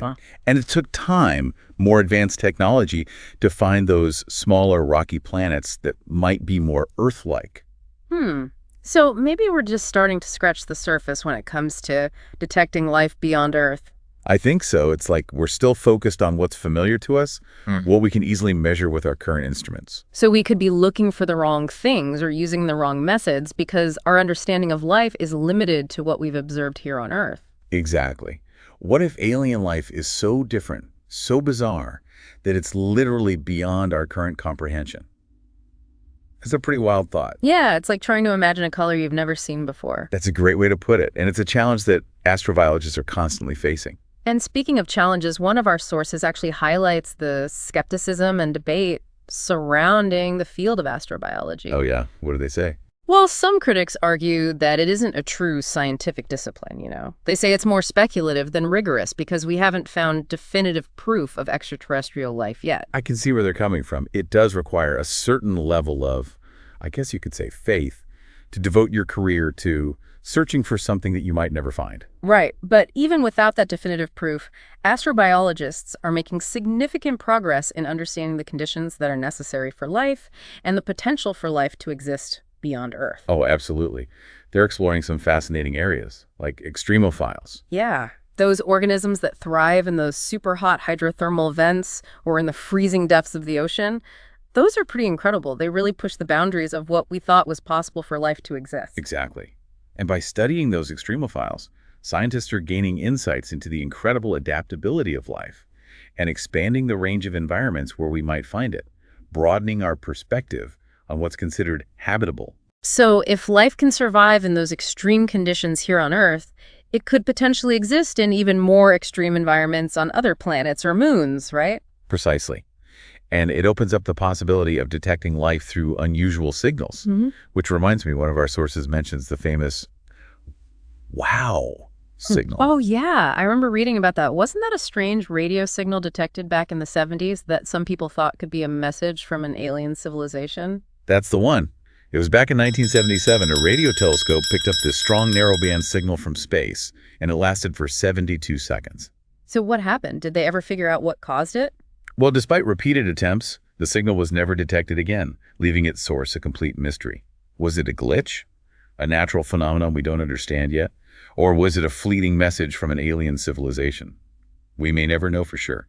It's kind of unsettling to think that we might have already brushed up against evidence of alien life and just missed it, you know? It's a good reminder that we need to keep an open mind and be prepared for the unexpected in our search for extraterrestrial life. So, the wow signal, a potential hint, but still a mystery.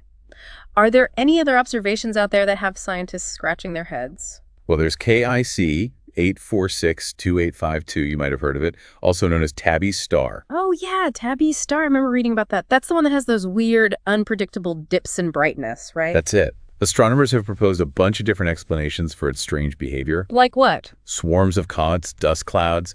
But honestly, none of them fully explain the observations. And I think I remember reading that some people even suggested that it could be a sign of an alien megastructure, right? Yeah, some have proposed that, the idea of some kind of megastructure built by an advanced alien civilization to harness the star's energy. But that's considered a very unlikely scenario. I mean, it would be pretty amazing if it were true, though. It would be groundbreaking. Yeah. And it highlights how our thinking has evolved. We're starting to consider possibilities that might have seemed outlandish just a few decades ago. Okay, so we've got these potential hints, the wow signal, Tabby's star. But what about more concrete evidence? Has there ever been a discovery that's come close to proving the existence of alien life? Well, one event that generated a lot of excitement and controversy was the analysis of the Martian meteorite, AL-884001. ALH-84001. Refresh my memory. It's the one that came from Mars and landed in Antarctica. Oh, right. I remember reading about that. Scientists thought they found fossilized bacteria inside it, right? Yes. Back in 1996, a team of scientists announced they'd found what looked like fossilized bacteria within the meteorite.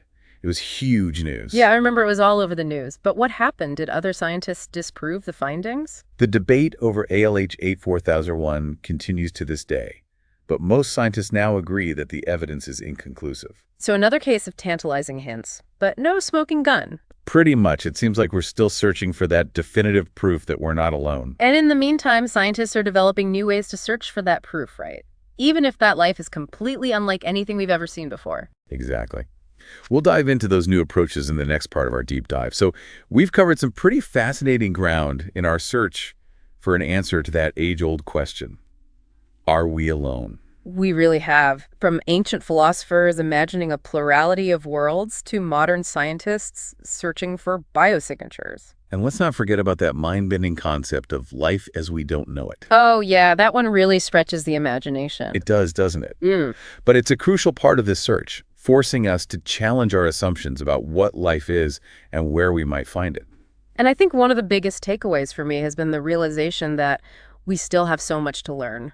Absolutely. For centuries, we assumed Earth was unique, the only planet capable of supporting life, and now we know that our galaxy alone likely contains billions of planets. Billions. It's incredible to think about, and many of those planets could potentially harbor life. It really is mind-boggling. The discovery of exoplanets has completely shifted our perspective. It really has. It's no longer a question of if there are other planets out there, but rather how many of them might be suitable for life as we know it. Or even life as we don't know it. Exactly. And that's what makes this search so exciting. It really is. We're not just looking for another Earth, another planet that looks just like ours. We're exploring a vast universe of possibilities, acknowledging that life could take on forms that we can't even begin to imagine. And you know what else has really struck me during our deep dive?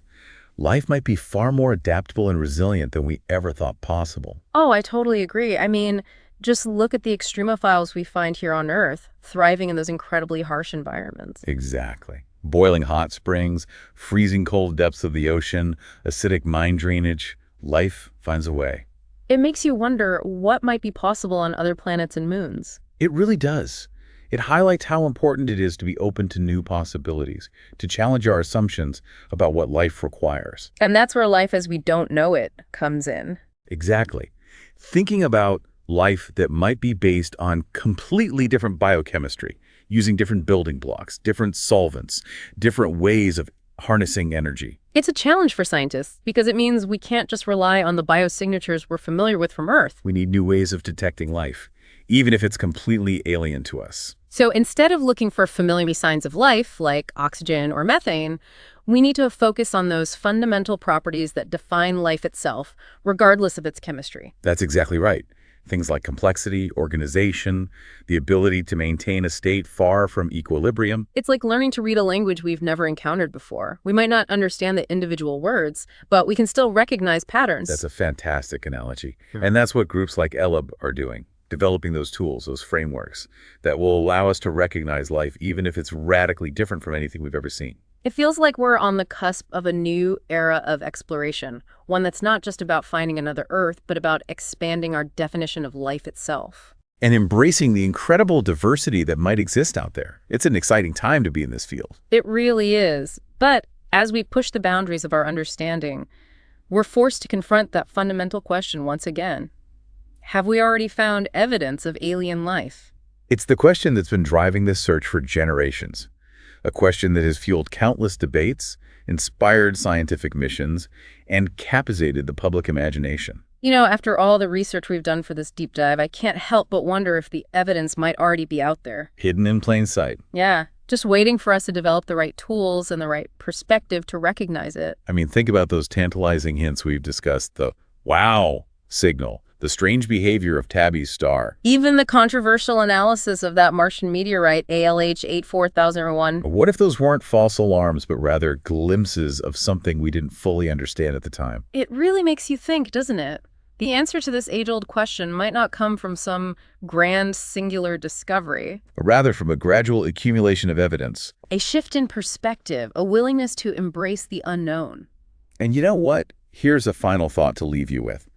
Imagine for a moment that we do find conclusive evidence of alien life. Okay, I'm imagining it. Not in some distant galaxy, but right here in our own solar system. Wow, okay. In our own solar system. Maybe on Mars or Europa, or even in those enigmatic clouds of Venus. How would such a discovery change us? That's a huge question to think about. It would completely change our perspective on everything. It would force us to confront our place in the cosmos in a way we never have before. It would challenge our beliefs, our understanding of science, our very sense of identity. It would be a defining moment for humanity. It's both exciting and a little bit terrifying to think about. It is. But as we wrap up this deep dive, I'm left with a sense of wonder and a renewed appreciation for the sheer vastness and mystery of the universe. Me too. Who knows what incredible discoveries await us out there? And maybe, just maybe, the answer to the question, are we alone, is closer than we think. Well, I guess the search continues. Thanks for joining me on this deep dive into the search for extraterrestrial life. It's been an incredible journey. It really has. And for all of you listening out there, keep looking up at the stars and keep asking those big questions. Who knows what we might find? Are we alone? Kitty. Do you have a shoe fetish? And then, what are you doing? It's a million views.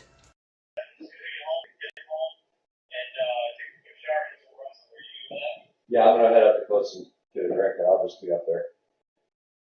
And then, yeah, just so you mess up. Yeah. All right, I'll see you later.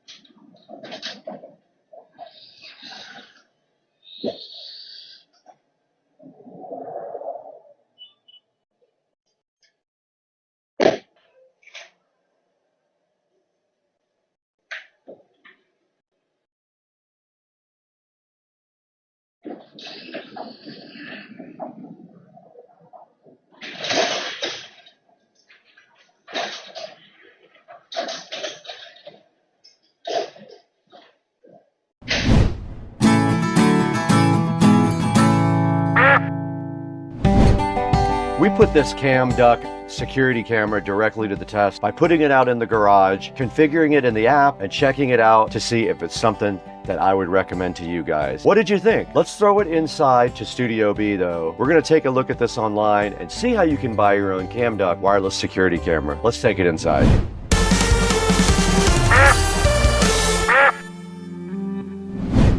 Hey guys, welcome back to Supercar Street Racing Studio B. We are out here every day doing hard work for you guys and showing you the latest cool product. And this is a company that had reached out to us before and they said, do you guys want to work together again? And I was like, of course I do. I want to show you guys this very awesome security camera.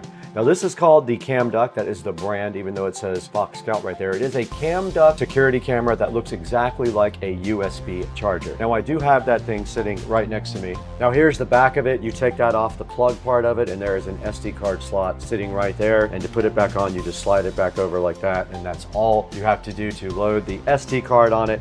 And then on the front, you can see it has charging ports. And when you do go to start to set it up, you will see lights inside there indicating what is actually going on with the unit. There'll be like a red and a blue light inside there. I showed you guys the app. All you have to do is get into the app and add the camera and then also connect it to Wi-Fi, and it does the rest for you. Now this guy does do 4K. It does loop recording, or it can do motion detection. We put some video up of it in real time there that it recorded onto the SD card. I will also upload that to YouTube and have that available as a link that you guys can check out as well. But this thing is 99 bucks and it has 4 5-star ratings. I like the thing personally. I'm gonna put it back in the garage, reload the SD card in it, and go from there. But I really like the way it looked. Its night footage is okay, pretty good. It's a little noisy, but there's hardly any light in the garage at that time. It is very dim, so there's almost no light for the camera to even operate on, and you kind of saw what that looked like. Now there's a few of the features right there. 4K hidden.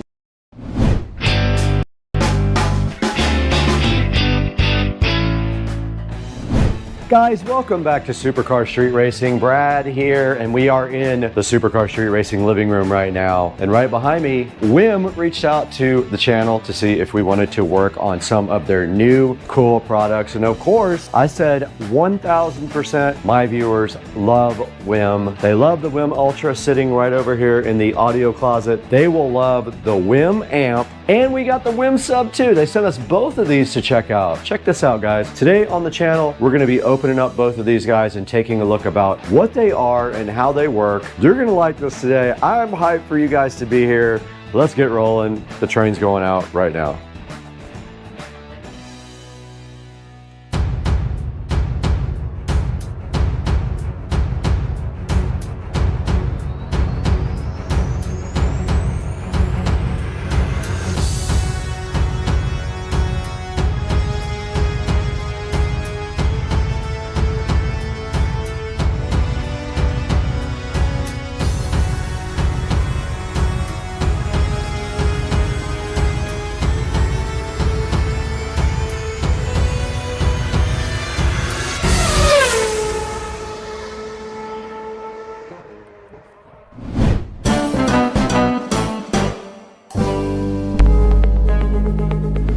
We are back in the Supercar Street Racing amazing living room. You got Brad here again as usual. And today is Friday, so I'm super hyped about the weekend coming up, but I'm even more hyped about the Whim Amp Ultra sitting right here, so flying fresh. And then also the Whim Sub. I have not even cracked the box open on this because I wanted you guys to see it when I see it. And look at this Whim Amp Ultra right here. This is so perfect for a lot of different people. You're gonna be so hyped when you see this. And it has a built-in amplifier. That's why it's called the Whim Amp Ultra. Not to be confused with Winamp, the MP3 player on the PC. But let's go ahead and see what this is all about today. I love Whim, and I have one right over here. You guys have seen this. This is my whole home audio system right here, and the Whim is sitting right there and supplying the entire house with killer audio. And so of course we love it. So let's go ahead and see what these two things are all about today. We're gonna get these things unboxed here momentarily.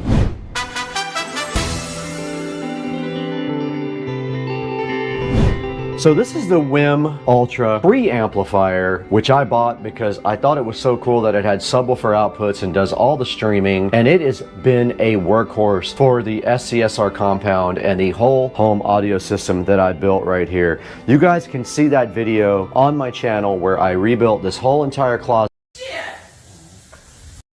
Oh my God.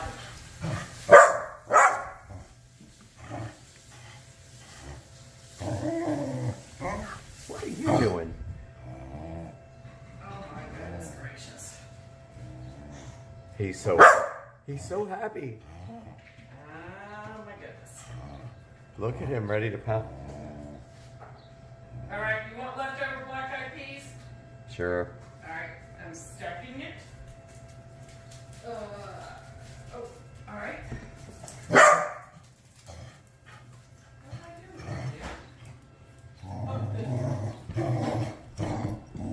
Okay, Bubba, Cooper, stop.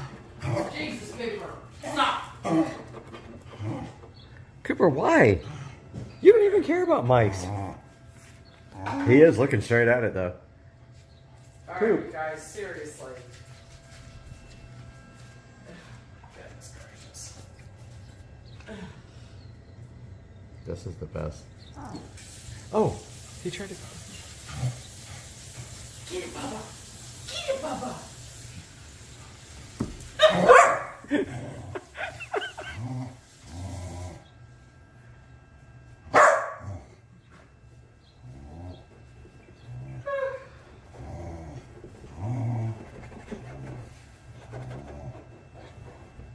Oh my word. So cool.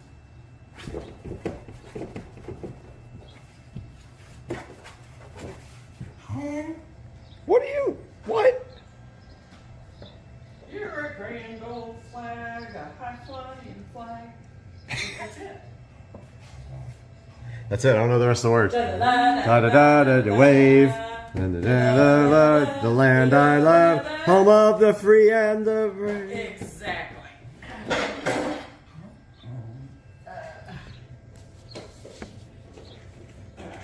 Okay, so you got the peas, he's got the corn. Y'all are both good. You are just ridiculous, you know it? You're ridiculous. Alright guys, give me 2 seconds and you'll get dinner.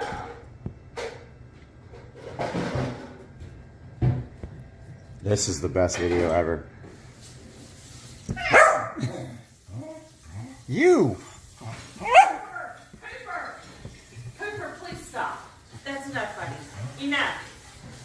Enough, asshole.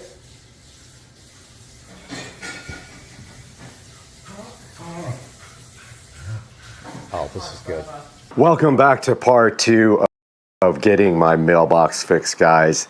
And today we are going to be finishing up this project with some landscaping. And we do have everything in the back of Rich's truck right now, so let's get moving.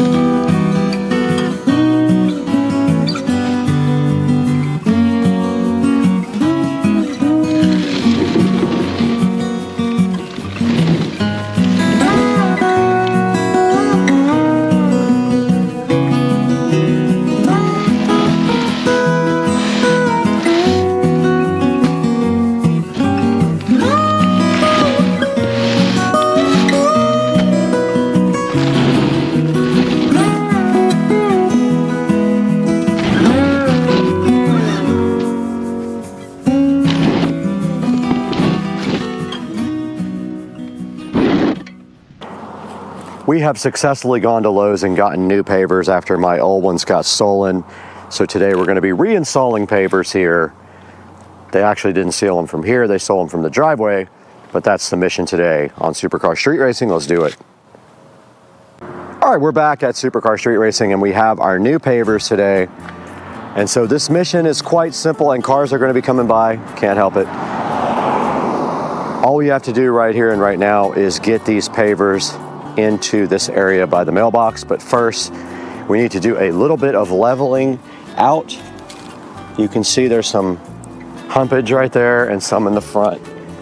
So I think that what we have to do is just dig a little bit of dirt out here and in the front, but I'm not sure because it looks bad over here,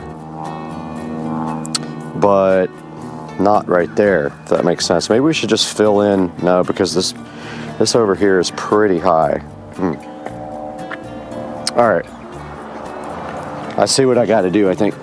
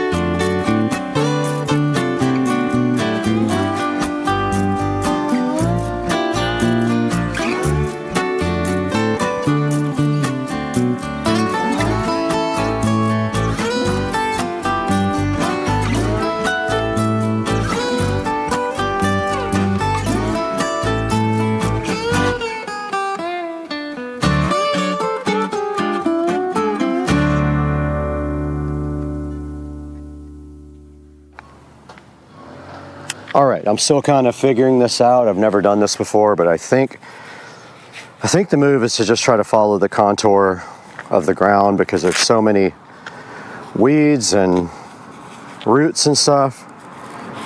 So I'm just gonna kind of go for it here and start on this corner. But there is a sprinkler head right there, so we can't go over that. Man, the bugs are real. I gotta get bug spray. All right, we're back with some bug spray on, and the cars are just gonna keep coming. So we kind of have to accept that is our fate. I don't know how you...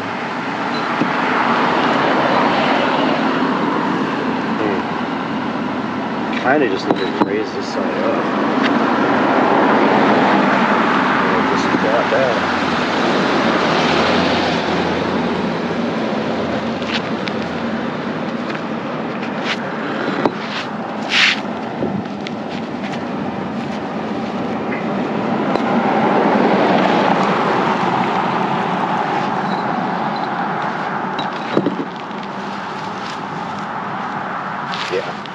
That's the move.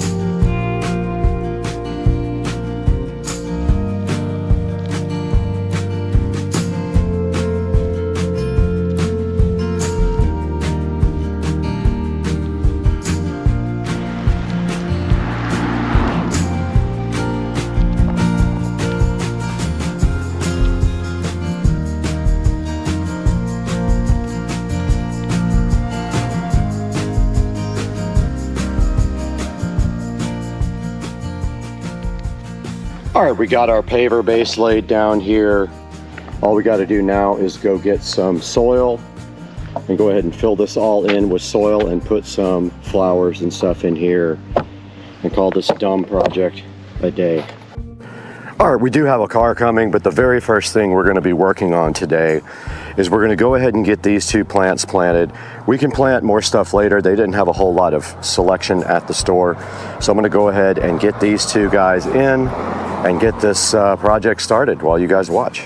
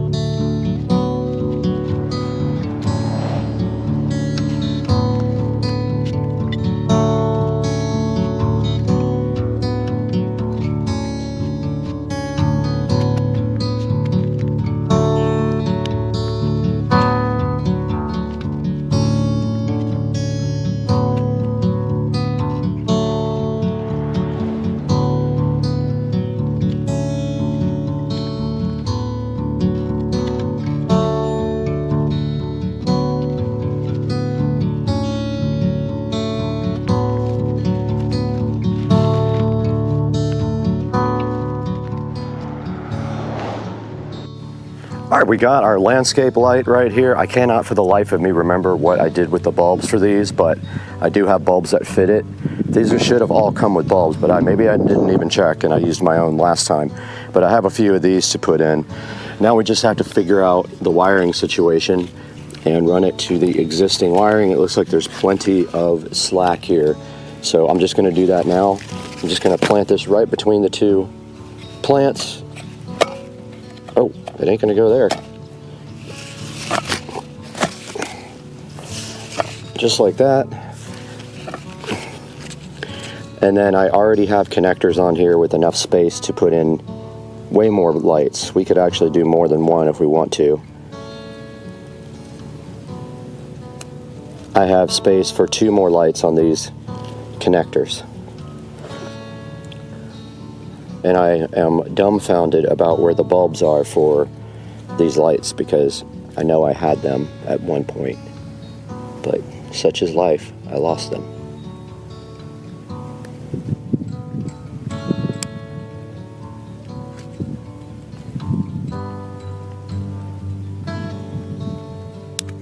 Okay, I'm gonna go ahead and power these on and test.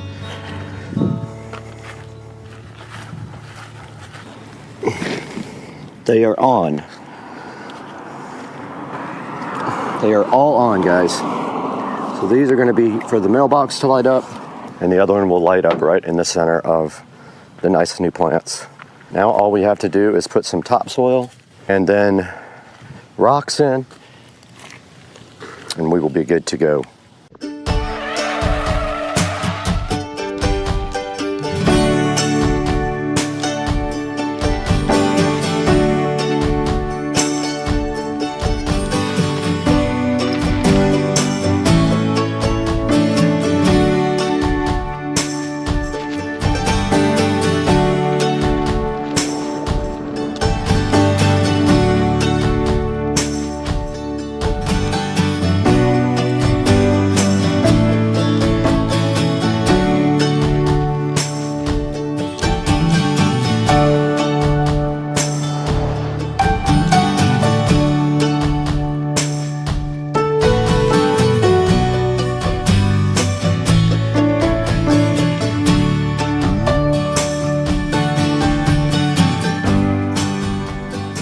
All right, guys, we got some topsoil in here. I really didn't have to put it everywhere, but I wanted to get it kind of leveled out.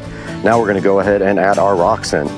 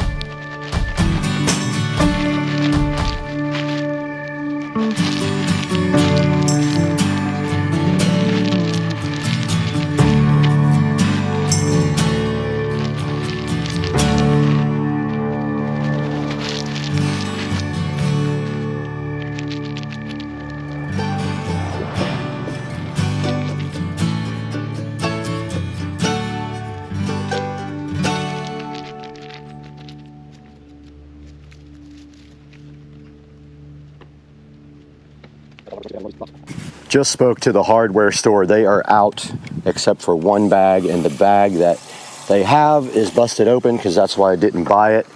So what we're going to do right now is go ahead and water all this stuff down. It will turn a nice dark color when it is wet.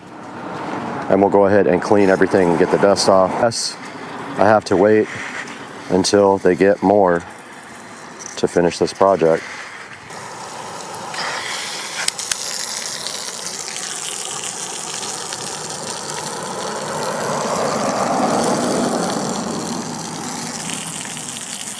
That is going to be that project. Guys, I hope you enjoyed this little journey of the drunk mailbox shenanigans. And we will see you guys very soon on the next episode. Check out this dude chilling on my pool deck. Mr. Blue Heron enjoying the Florida morning on my wonderful pool deck. Hey, Mr. Blue Heron.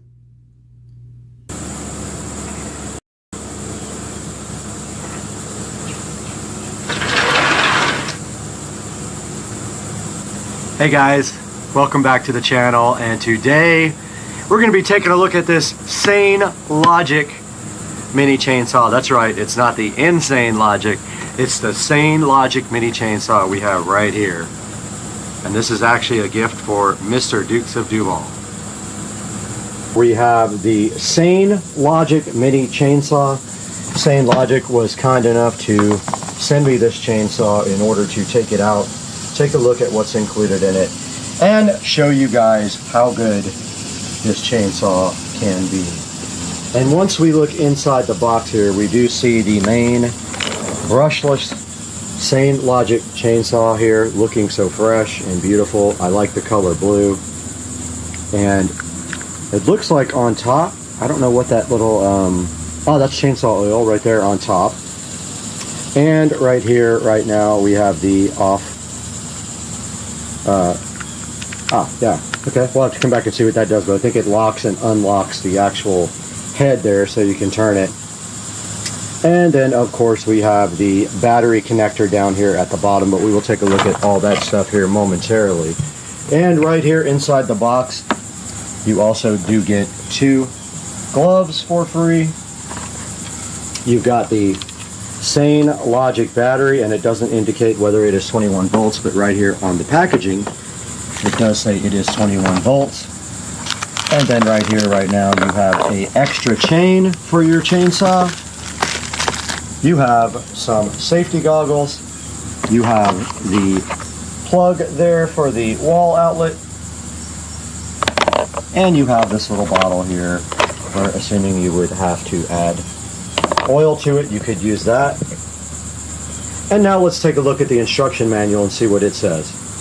Alright, taking a look at the manual, it doesn't say much about oiling the chain or anything like that, but it does explain to you inside the manual how to loosen and tighten the chain, and also how to change the chain when you need to. And the loosen and tightening devices are right there on the side of the chainsaw. Up top there is the oil bubble and where to add oil, and then right here on the side is the lock, and the trigger after you unlock it is right there to operate the chainsaw. Now let's get these batteries ahead into the charger and see how long that takes for those to charge. So let's bring those inside. We are inside now with the chainsaw charging station, is what we'll call this, and we can just plug it in here just like this and see how long it takes to charge the batteries. The other chainsaw that I reviewed did not take that long, but it plugs right into the back of the battery like this. And the light has turned red, so we will see how long it takes now to charge. We're back with the Sane Logic chainsaw here, and while this battery charges, we're going to go ahead and load this battery onto the Sane Logic and go do some testing. And so the battery goes on just like this. And it's hard to snap it in with one hand, but there it goes. And then the Sane Logic lock mechanism is pressed, and the chainsaw works just like that. Now we will go test this thing and see what it can do.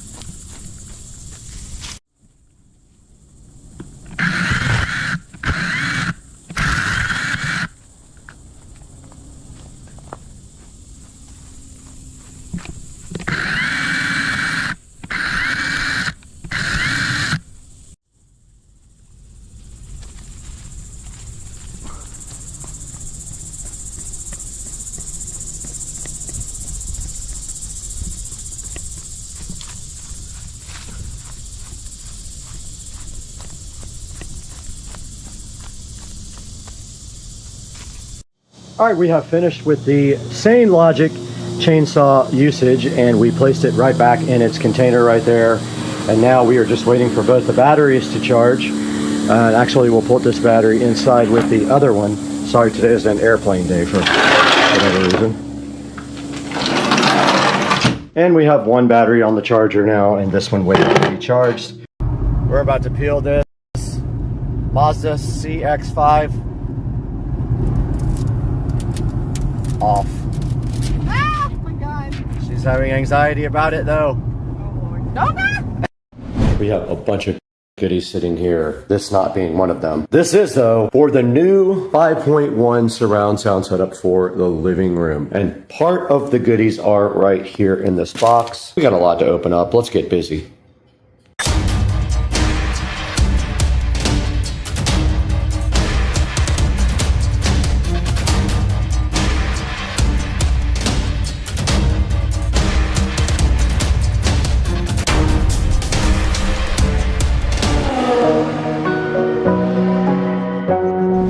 Outside the Supercar Street Racing door, there are some goodies here that need to come inside. All this is for the surround sound project for the living room. This is not part of the project. This is for a return. This thing died within a couple of weeks. And this big box out here is most likely speakers, which I cannot carry while you guys watch. Overnight, the other speakers and stuff came in from Mika. We have now 4 of the 8-inch Mikas and 1 of the center channel. And I will show you the plan for this. We're here in front of the entertainment center from IKEA, and the current plan is to mount the television. It's a 75-inch Omni 4K television from Amazon. And the plan is to mount that right there on the wall with this mounting dream mount right here. And then right below it in the center, we're going to be doing right there in the center, we're going to be doing the center channel speaker, and it is right here. And it is an in-wall center channel with dual 5 1/4 inch woofers. We will pull that out right now and take a look at it and measure it. All right, I wasn't sure if I was supposed to use this part or this part for the cutout template, but I mean, this works. Just to tape to the wall and trace out. So it's going to go about right there and right next to the stud, right between the 2 studs there, hopefully. So only thing we got to be careful of is there might be wires inside the wall. So when we cut, we got to be careful. Here's an inside view of the Mika with the 2 5 1/4 inch woofers and the single tweeter, and a look at the side at the mounting depth on the actual speaker. All right, I have measured the wall. It is 78 inches. I found the edges of the studs are on this side of the tape and this side of the tape. The center channel speaker mounts right between it. That is the center. And then we have our cutout template somewhere. Here is our cutout template. So all we have to do now is center that right there and level it. Let me grab the tripod. So I'm going to hold off on doing this part because basically I don't know where the speaker is going to go yet. And I don't know if the amplifier is going to go on top of this or under till I get it, and it hasn't even shipped, and I bought it 2 days ago. So I messaged the seller on eBay and said, where's my amplifier? And I'm just waiting to hear back when they're going to ship it. If they don't ship it by the end of the day today, I'm going to go ahead and cancel the order because I need that sooner than they feel like they're going to ship it to me. And it is Friday, but yeah, I'm not exactly sure about the placement of the center channel yet. This is kind of a rough estimate of where it's going to go. Even if the amplifier sits on top, this will not interfere with the amp, but I don't know how low the TV is going to hang because I don't have the television yet. I got to do some measuring with the TV before. All right, I completely forgot we already have one of these so we can measure it. This is the order that I placed for the Cinema 70S. So, yeah. We can go ahead and measure this now and see if it's going to fit in the entertainment center. So this is 17.5 wide by 4 1/4 tall. So let's go measure the space. All right, here is the space available. It is very, very slim. No way. No way. It is probably 1/8 of an inch from being able to fit. We have 4 exactly here, and the receiver is taller. It's going to have to go on top.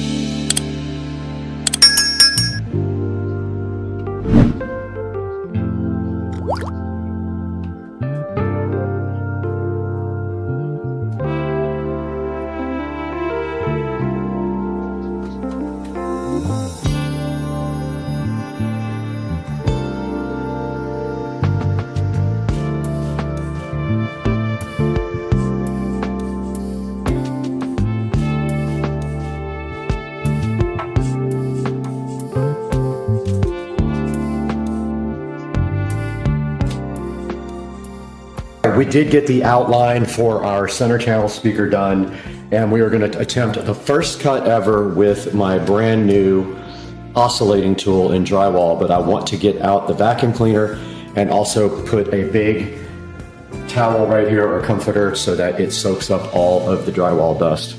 All right, we got our brand new oscillating tool here, and Joe the other day put this on upside down. It goes like this. He had it on the opposite way and it got caught right here. I actually changed my mind. I'm gonna use this circle bit. I think it'll be better. It's kind of an experiment though, so just wanna see what works the best.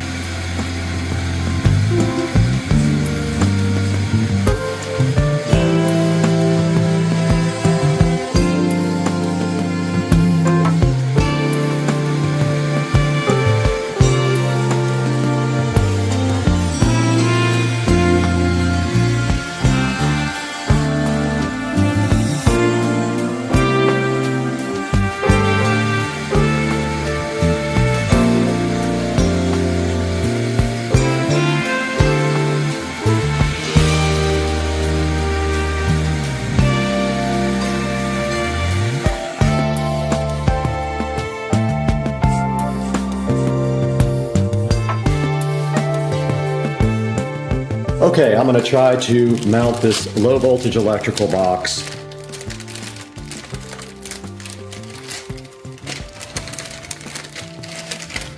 right in the center of those two outlets. I'm going to level it, mark it, and then cut it with the oscillating saw, but I need to make sure it's at the correct level. All right. I changed blades here to the smaller one.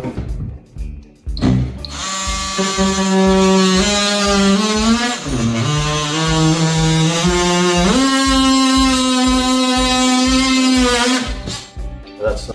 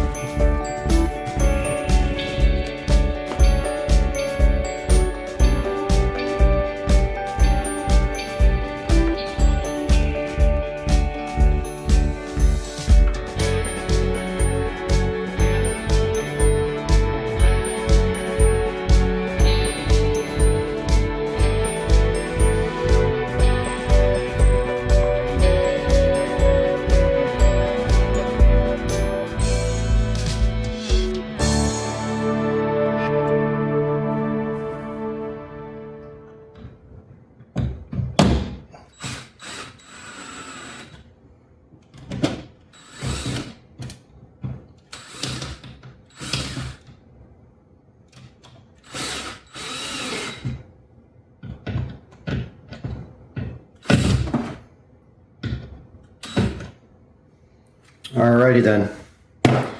Made a mess, but it's in. Alright, taking a look at this mounting Dream TV mount.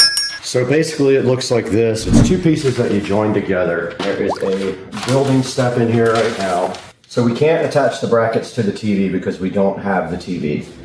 So step one is there. Step two is attach the wall plate to the wall, but you have to assemble the wall plate first. So you get parts 4 and 5 out. These are the wall brackets. Or the TV brackets. We don't need those yet.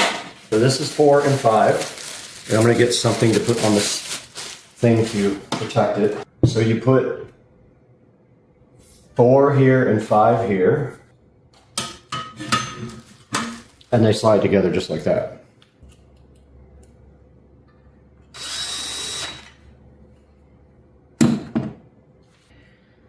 And that's pretty much all we can do to this. Now, we will have a box going in. That box is going to sit as far over as we can, maybe even on the outside, but maybe just like that in between the mounting bracket there. So we can actually cut that hole once we get the TV where we think we're going to get it. But the whole point of this is to make sure that we can get wiring drop through here. So I'm not mounting a center channel speaker yet because I think it will get right in the way of dropping the speaker wires and the HDMI and everything from the TV. So now we just need to see where the TV is going to mount. We want to make sure the bottom of the TV doesn't cover the center channel speaker, so we're going to try to hit that close. So we can't do anything until Monday when the TV gets in, and today's Friday, so we're kind of stuck on this. Yeah, so we got to put the mounts on the back of the TV, measure from actual where the mount sits on this to the bottom of the television, take that distance and go up, and then that's where we mount the actual wall mount. So we'll see you guys on Monday.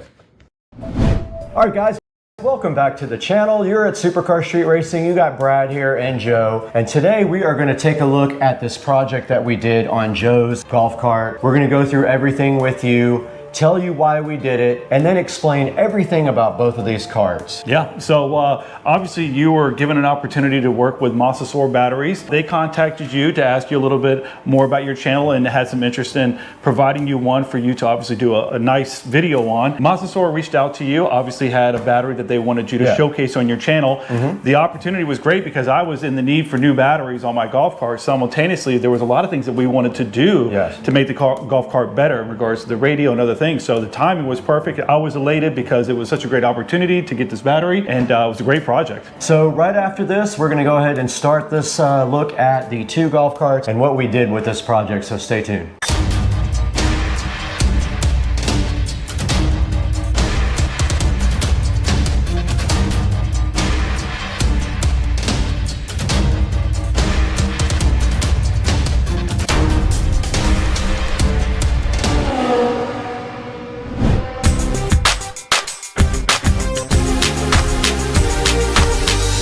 All right, guys, welcome back to the channel. Brad here and Joe is with me, Dukes of Duval. We wanted to tell you guys a little bit about these golf carts and what we've done to them.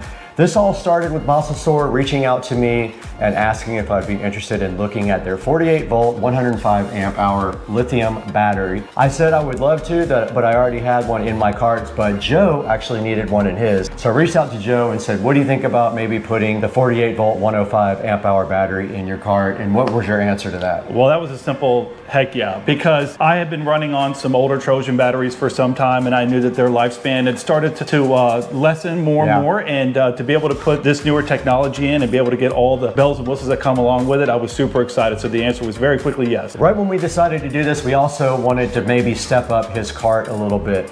We had the opportunity to tear your cart apart and maybe do some improvements on it. What did we decide after we looked at the price and what it was going to take to get the cart up to the next level? Yeah, obviously it was such a nice donation from Masasor to give us that battery. So I was able to obviously not have to incur the cost. So I said, hey, if we're going to do this, let's go ahead and add a couple of features to the cart, really mainly around a stereo system, because I'm a big radio guy, love music, and I knew that I could use that money that would have normally paid for the batteries. I allocated that toward radio systems. So we were able to put together a really nice system. It sounds amazing. I'm super happy. And of course, we're going to go over that and talk about all the system and the other things that we did to get it in there. And also, I'm a big stickler for wire management. So once I get into a project, I really like to make things look nice. I like to do as much as possible as far as tying wires up and making everything look good in case somebody wants to look in the motor bay there. So we did take it up to that level. So what are we going to talk about first on these carts? I figured we could each go right with our cart and kind of do a walkthrough of everything we did and explain everything to the people. Absolutely. And just to kind of piggyback off what Brad said, I'm very much a stickler too about wire management and making things look good. And when we already had the chance of ripping all those batteries out, it really exposes everything. We were able to get into everything, replace some stuff that was already there, upgrade it, put newer wires on there while adding all the additional features that we wanted on there. So yeah, if you want to get rolling right into the cart and what we did. All right, so we wanted to take a couple of minutes to just talk about the golf cart itself. Particularly, I wanted to kind of break down what are the things that were already existing on the golf cart, some additions that I did prior to the battery install, and then we'll talk a little bit about the things that we did after the battery was installed. So with that, one of the first things that I put on this golf cart was I added this front light kit that comes from Mad Jacks. This is a very simple kit, easy to install, and I added some additional lights to it, some aftermarket lights I should say, just to make it a little bit brighter. So it's a nice feature on your golf cart, especially if you're going to be riding around at night night. Highly recommend it. There are some golf carts that have some fitted lights that you can install on it, but these come with a front bumper that's easily removed, and then you can add this in, and then some very easy plug and play wiring that goes along with it. Additionally, as we go towards the back of the golf cart, I added a couple of things. Mind you, this golf cart came directly off of a golf course. So it was bare bones, did not have a lot of the features that you see on it now. So I had to add a front windshield, rear view mirror. I added a back seat to match, obviously, with the material that I have on the front seat. So these seats are original. And then of course I added the rims and tires and did a little bit of a lift on the golf cart, about 1 inch, because these are 14-inch rims with low profile tires. However, they're just on the brink of when you put them on, if you did not raise them up a little bit, they will rub. And then if you have additional folks on the back. So I added some leaf springs that are heavier duty to be able to support the weight of the back seat, I should say, as well as any additional people that I want to add onto the back with the weight. Along with the front Magix light came a turn signal kit that we installed as well. So that was all the things that I did prior to the new battery that was installed. Additionally, there was a radio that was up here with speakers built in, very simplified setup. We removed that right after the battery installed to make way for the new system. So some of the features I discussed were part of the exterior add-ons that I did to the cart. Now I want to talk a little bit about the things that I did internally on the cart. So one of the features that I wanted to do on this golf cart was to speed it up. So one of the things that I added originally was a 500 amp all-track controller. Along with that, I had to beef up the cables, which we no longer need now, add an upgraded solenoid to handle the load of the power, as well as a new motor, which is an FSIP motor. This cart has a lot of capability and did have a lot of capability prior to installing the battery, but this battery install definitely unleashed the power that this cart already had ready to go. So that kind of completes everything that was along with the cart prior to us taking the battery out and doing the other upgrades that we'll talk about now. Now we want to take the time to talk about the battery itself and the other features that we added to the cart with the installation of this battery. So the first thing is that this is a MOSISOR 48 volt lithium ion battery, 105 amp battery itself. This has been a great battery that has a lot of power to it, very easy to install. We'll talk about some of the things that we had to do to get it in here, but I want to kind of cover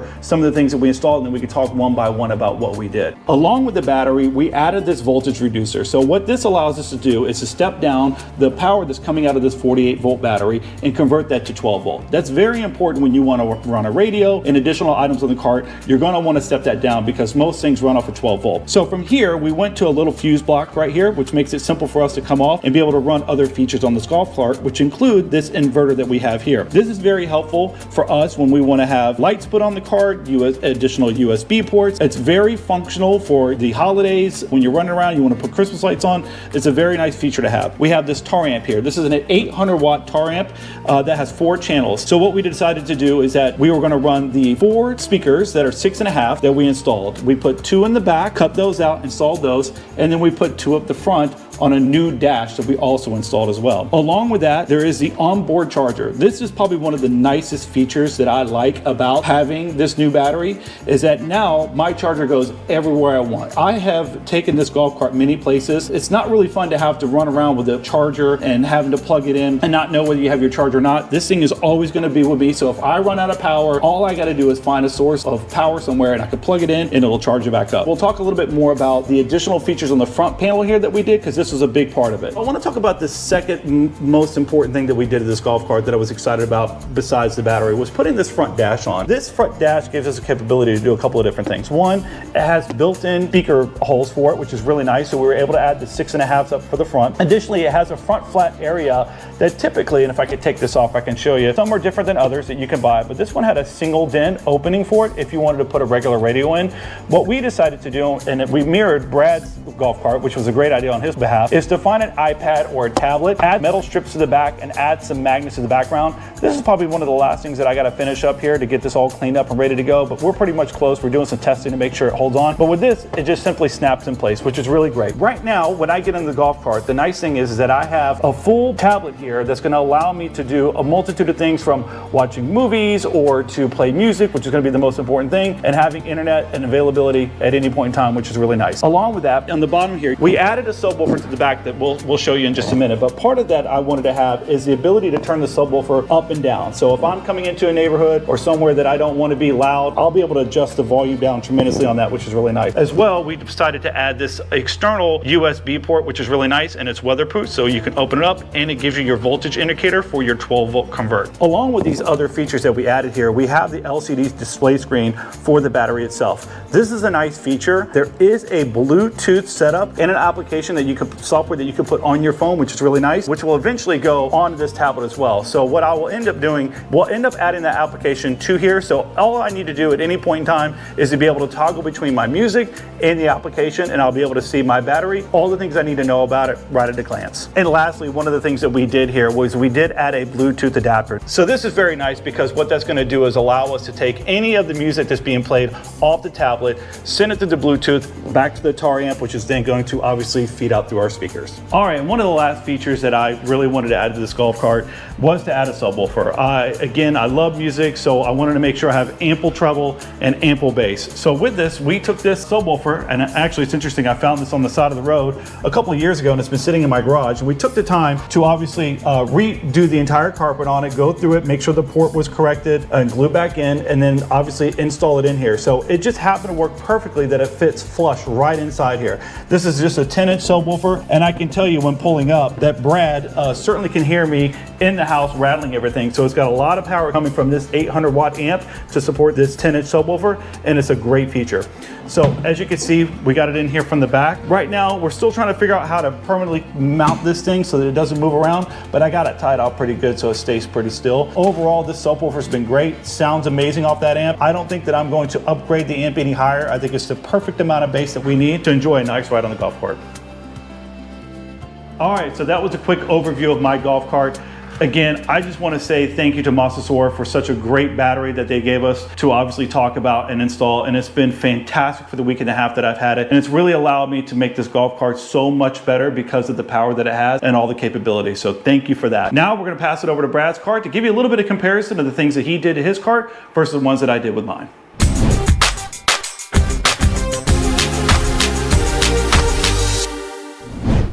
What's up everybody, I'm Brad and this is my 2014 Club Car Precedent. You just got a good look at Joe's cart, everything he did before he went ahead and got his 48 volt lithium ion battery. I'm going to show you everything about my cart now and compare the two and kind of show you what I did before I got my 72 volt battery as well. So let's start a tour of my 2014 Club Car Precedent. All right guys, welcome to my 2014 Club Car Precedent here, and the first thing that I did to the golf cart was start modifying the exterior, and it already had this LED light kit on it that I have modified since then. But the first thing we did to this cart was go ahead and do the exterior and the seats. The exterior of the golf cart is Plastidip black and the seats have been painted black. We'll show you guys those in a minute. But as far as the front of the cart goes, the only modifications that we have in the front is the light kit that was already there and refurbished.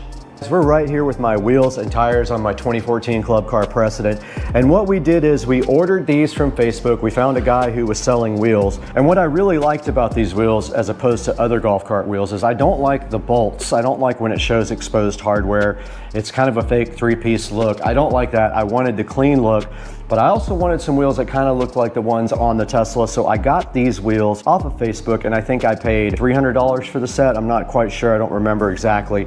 And then I went ahead and ordered these tires offline, and then we took them somewhere to get them mounted and balanced to a local tire shop. But yeah, we got the wheels and tires done, and it looks pretty awesome if I would say so myself.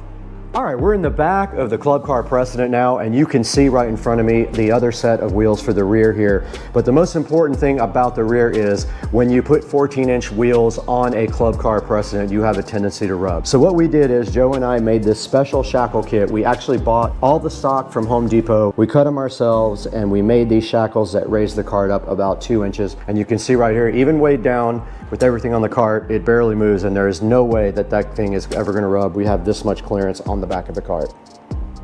Okay, I'm around the back of the Club Car Precedent now, and this seat was actually already on the cart, and it was actually brand new. So you can see here, it's one of those seats that you can flip over, and then it does have a little storage thing right there, but it goes to the subwoofer in my case. But yeah, this seat was brand new, and it comes with this nice place here to put your feet. So this was already there, I didn't have to add it, but it is a good feature to have on the cart. Okay, we're here in the motor bay of my club car, and you can see right here we have the 70 volt eco battery, 105 amp hour. And this battery was not given to me. This was not sponsored. I actually paid for this battery. It was about $5,000, not including all the other hardware I had to get. So this is the 70 volt, 105 amp hour eco battery. It is a little bit more expensive. We'll explain why in a minute, but all the supporting hardware that goes with the eco battery is the controller, the motor, and the solenoid were also upgraded at the same time. And also we went from DC to AC at the same time, which improves your torque and your range and everything else about the battery. Now, looking in this battery compartment compared to Joe's, there are some differences. I do have a handheld controller here that I've never actually used. I have a 12 volt switch for my 12 volt system here that cuts all power from my voltage reducer. I have the same fuse block here, and then I have the onboard charger back here, and that kind of rounds out everything that I have in my bay. So you see I have a lot less things in my bay because we'll show you where everything else is momentarily. All right, you can see here the back seat of the Precedent, and located on the back seat is everything to do with the audio system and a few things to do with power as well. And starting on this side, we have our voltage reducer. This does take 72 volts and drops it down to 12 volts. And there was a question as to whether it would handle 72 volts, and it handles it like a champ. Right above that, we have a actual relay that is for the amplifier. So instead of a fuse block, we actually have a relay that you can reset by pushing a button if it does trip. Moving over to the center here, we have my amplifier here. It is a 5-channel amplifier. And then right behind that, we have my epicenter, which is my bass enhancer. And then over on that side, we do have the inverter. And one thing I forgot to mention here, right here in the center, I have the same Bluetooth adapter. This Bluetooth adapter is connected to my tablet, and it feeds RCAs to my amplifier for all 5 channels of my stereo system. And that rounds out what we have on the back seat of the club car. All right, we just wanted to touch on one thing. Notice that the size of the battery is a big reason why Joe has more room. This battery is about 6 inches longer, or if you want to say wider, than the battery that's in Joe's cart.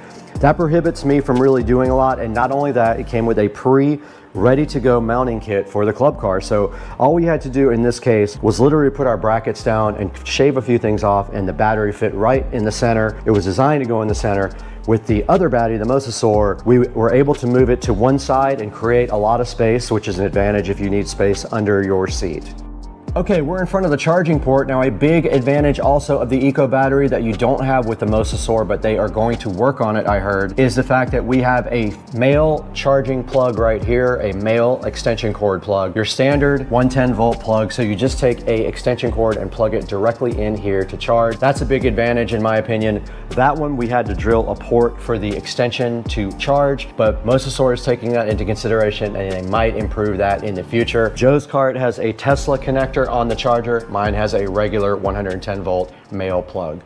Okay, we're up here in the dash of the club car, and we want to talk about the differences between this cart and this cart. Now, the first difference is my cart is not watertight. All my speakers are regular audio speakers from a car, for a car. These speakers are JBLs, and Joe's are SCAR, and the SCARs are made for a marine application. My whole cart is not watertight. It cannot be out in the rain or get wet. Now, up at the front dash here, you're gonna see moving from the top, we have this Android tablet, and that is what controls everything in the audio system. We can play YouTube, we can play music. We can also look at our speed with speedometer. We can Bluetooth interface with the controller. We can look at the battery. We can do everything we need to do right here on this Android tablet. And then moving down, we have this voltage meter, which is also a charger. But you can see here, it thinks it's 7.6. It's actually 76 volts is what it's reading here, not 7.6, because it's not designed for that high of a voltage. So it is actually reading 76 volts there. And then to the right of it, we also have another charger, so we have the ability to charge 4 or 5 different ways up here in the dash. Now down below that, we have our nice pocket here, and we have the display for the Eco battery, and you can see the battery is reading at 73 volts. It's 98% charged, and if we want to charge it, all we have to do is plug the extension cord directly in there. And then we also have a little storage bin where I keep my remote control here for the garage door, but we could also do that from the tablet if we really wanted to. We could open the garage door with that. And rounding off the dash completely, there is a uncommon key here. So this key is not like the other keys that come with the club car. That was just added when we did the dash. And that rounds out the complete club car Precedent and everything that we did to it.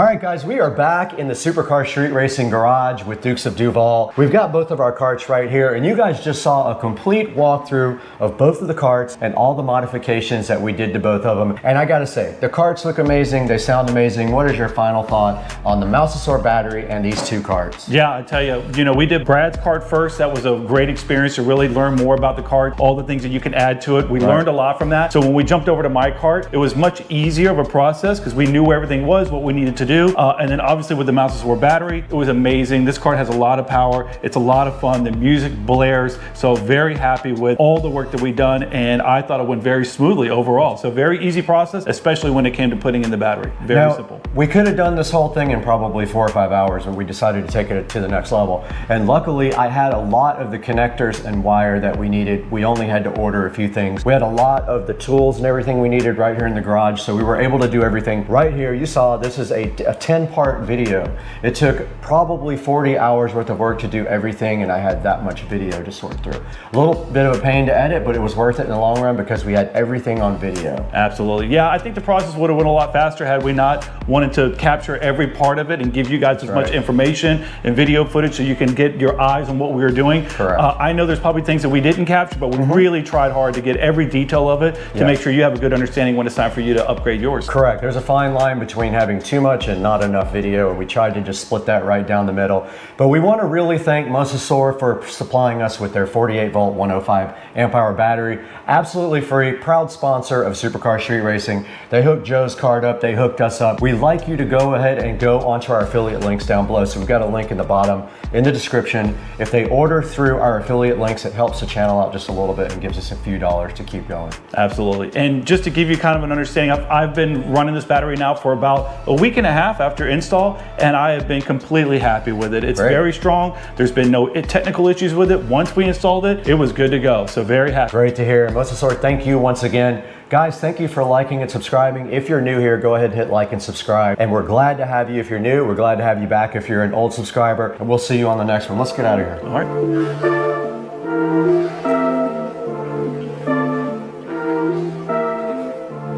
Perfect.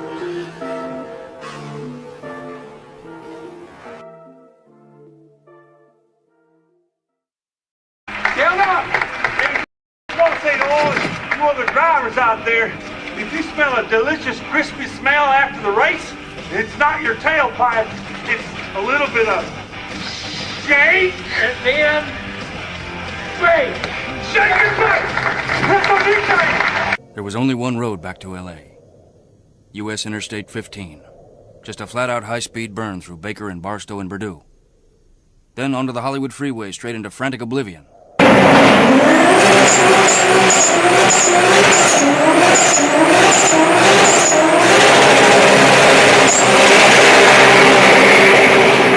Some of the dumbest driving I have ever seen in my life.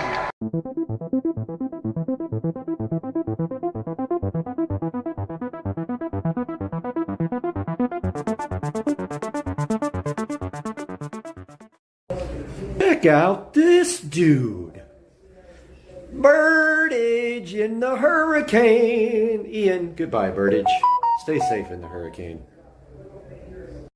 That looks like the car.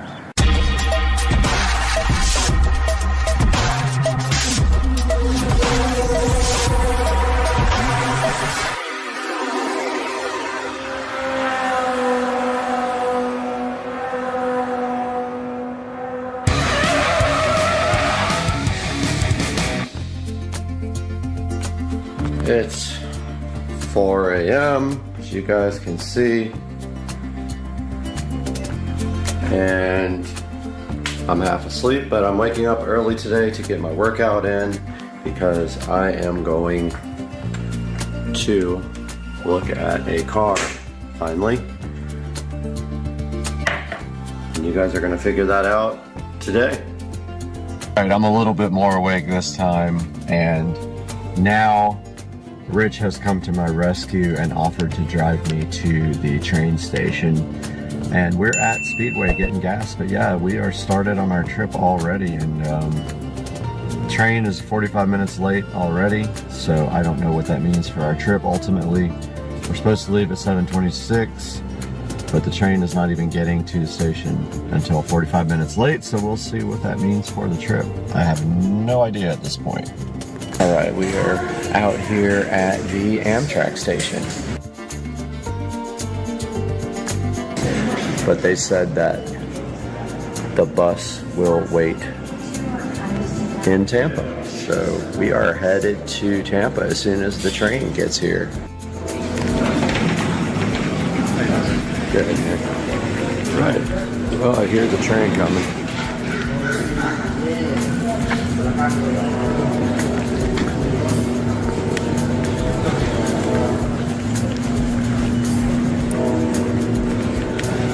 Let's see if we can see it.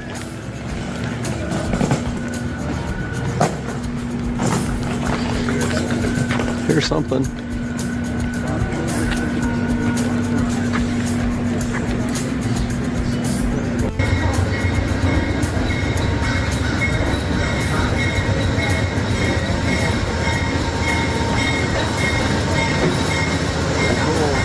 Silver Star.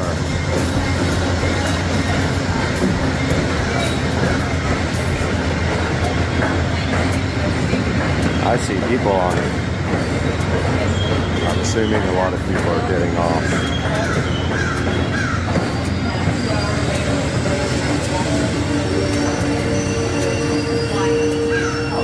All right, let's get on.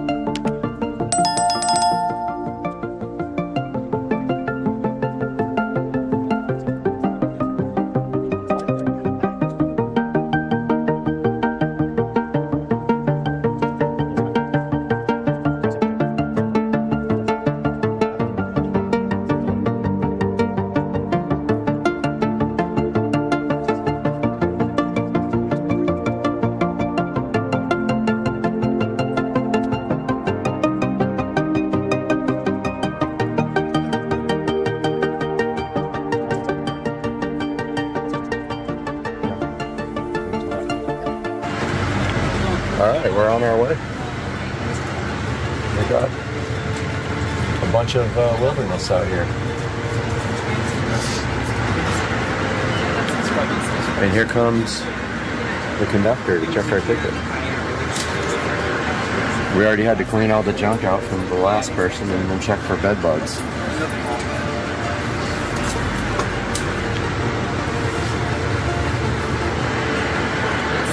So then we will go to the cafe.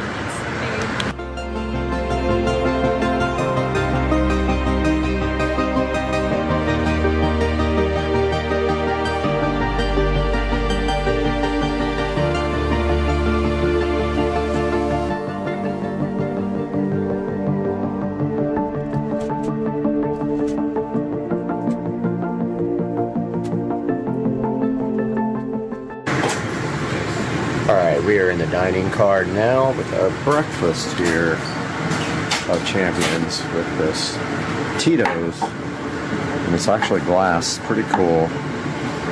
We got our Coke Zero here, glass, and then we got these egg bites. So, 0 carb egg bites. I'm gonna go ahead and check those out.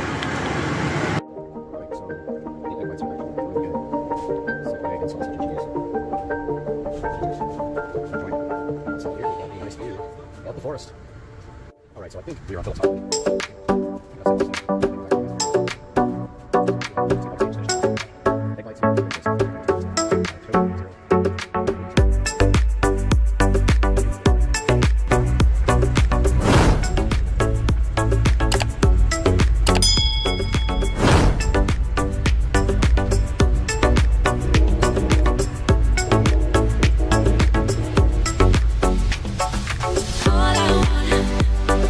I want, me.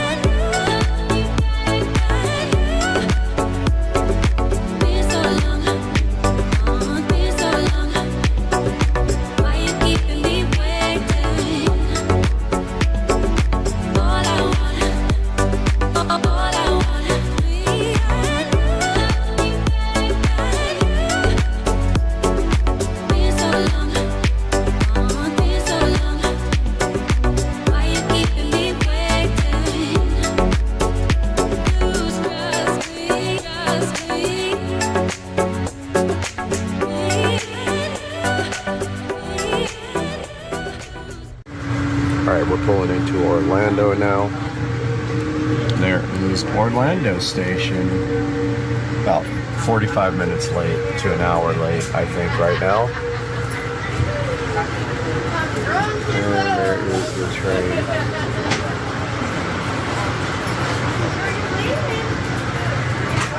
We're gonna see what happens. All right, we got our lunch here. Cheeseburger, Diet Coke, and we are going to do this low carb style. So that's next.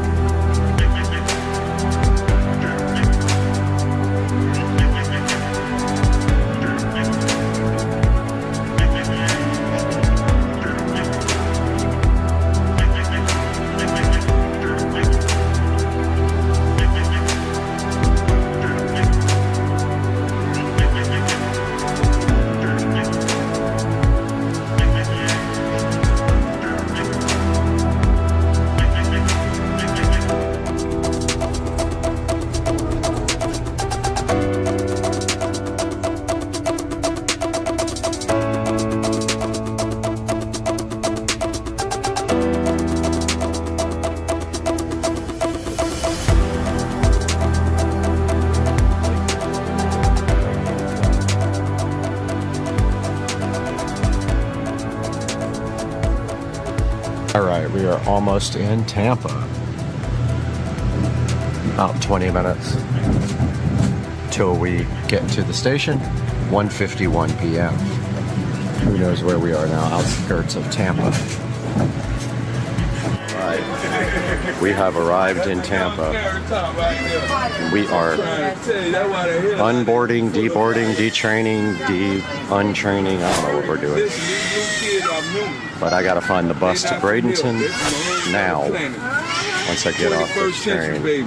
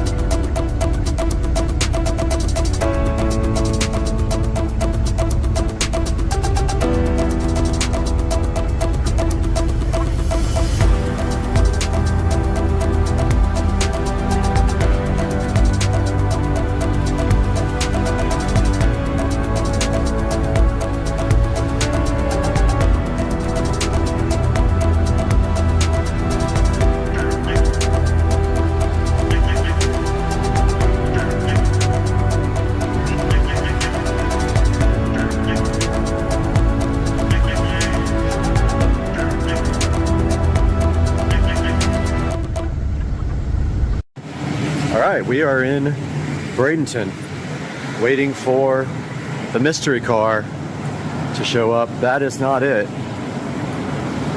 And we're gonna go in here and use the restroom real quick and wait on Travis. All right, we are out here with our non-sponsored C4 Starburst strawberry drink, waiting for Travis to come.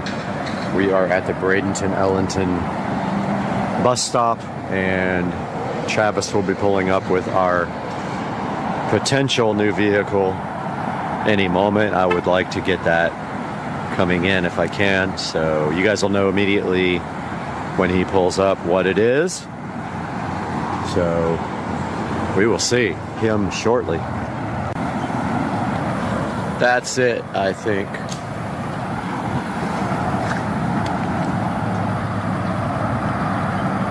Yeah, that's the guy right there. That's it. That looks like the car.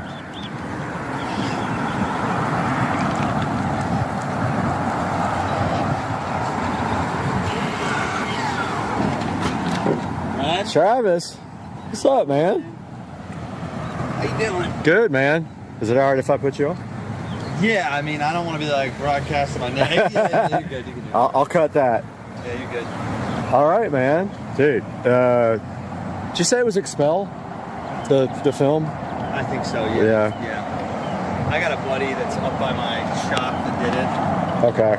What did that cost? It was like $75. Yeah, that's what I was quoted for the same thing. On the windows, and I did it all. And I got the upgraded rims. Yeah, those are the Arachnid, the 19-inch. Yeah. What's the miles on it now? What's the miles on it now?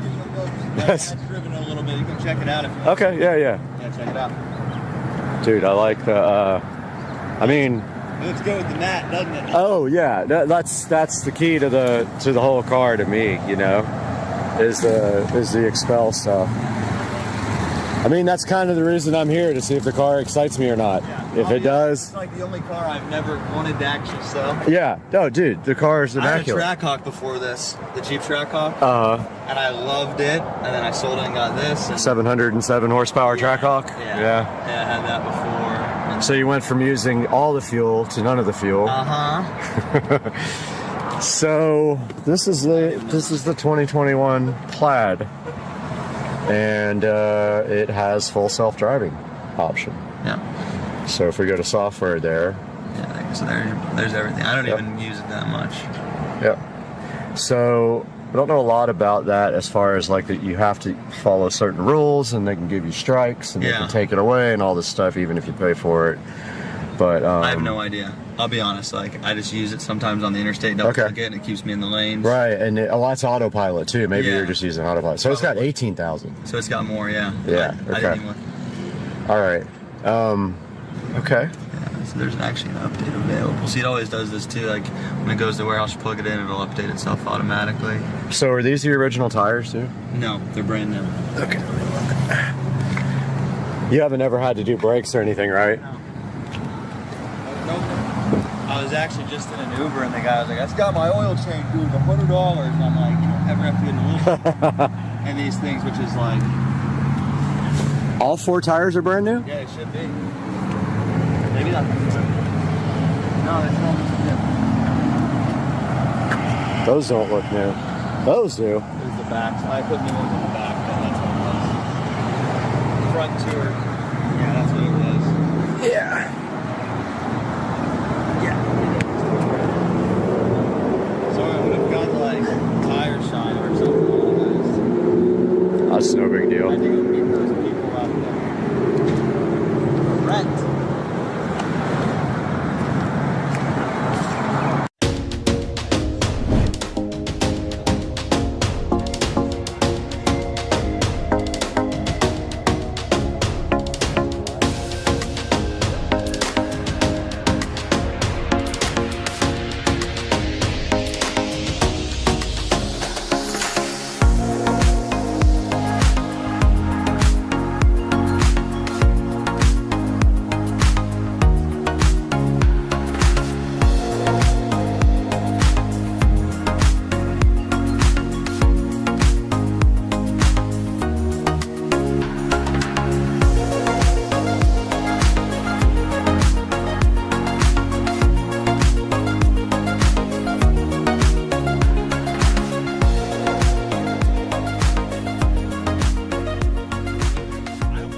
It's Monday morning. Had some time to sleep and think about the Tesla. Does have way more miles on it than I thought, and it needs 2 front tires and a rear taillight replaced. This is my Airbnb, and it literally is a loft. It sleeps 4 people. Pretty cool loft up there. There's a lion up there as well for you if you like pets. And this is the other side. And it has a little fridge, AC, and it was about $100, and this is all I needed for the night. It has an outdoor shower and bathroom, so kind of interesting to take a shower in the cold with hot water. That does work. It just takes a while to get hot, but that is the good look at the Airbnb, and we're about to be heading to the bus station to get on the bus. Our first step of the trip back to Jacksonville is the bus from Bradenton to Orlando. This time we're riding the bus all the way to Orlando, then hopping on the train to Jacksonville. So we'll see you guys on the bus.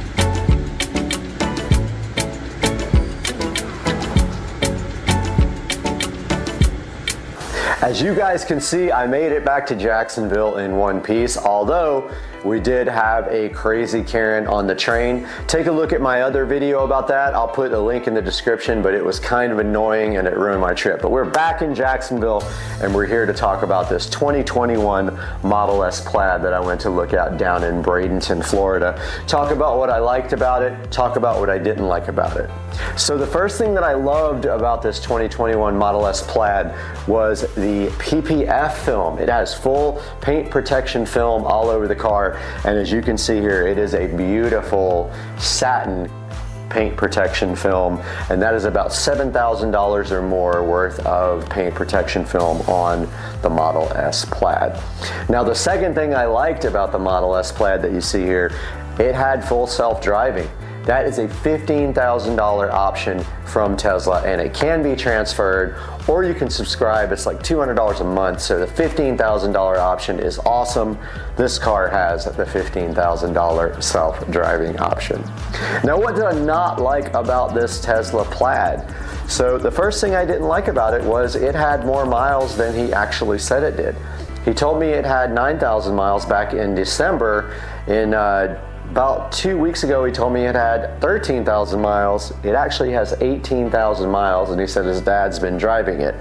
So that's more miles than I want. There are some out there that have about half that miles for just slightly over or the same price, but they're not the colors that I want. I want black on black, and I do love the PPF in satin. The other thing I didn't like about this car, the front tires are worn out, and they are the low noise tires right from Tesla. There are no, in this size, there are no tires available in the, the Pilot Sport 4S on Tire Rack. So I don't know what's going on with that particular size, but they are 21-inch Arachnid wheels right from, I think they're Arachnid, right from Tesla. They're either Arachnid or I forgot the other model, but I'll look that up for you and put it on the screen. So I'm not sure about the 21s. It takes off the range, but it does look a lot better. So I'll let you know down here on the bottom of the screen what wheels those actually are. And what else did I not like about it? Well, it had a kind of a cracked taillight with a weird issue. Like the cracks were all around the taillight, and I don't know what that was caused from, but he said he was going to get that replaced. So those are the things I really didn't like about the car. The other thing that I really loved about the car that I forgot to mention is the car is actually in immaculate shape. It has zero issues except for that cracked headlight. It looks, or cracked taillight, sorry. It does look brand new inside and out.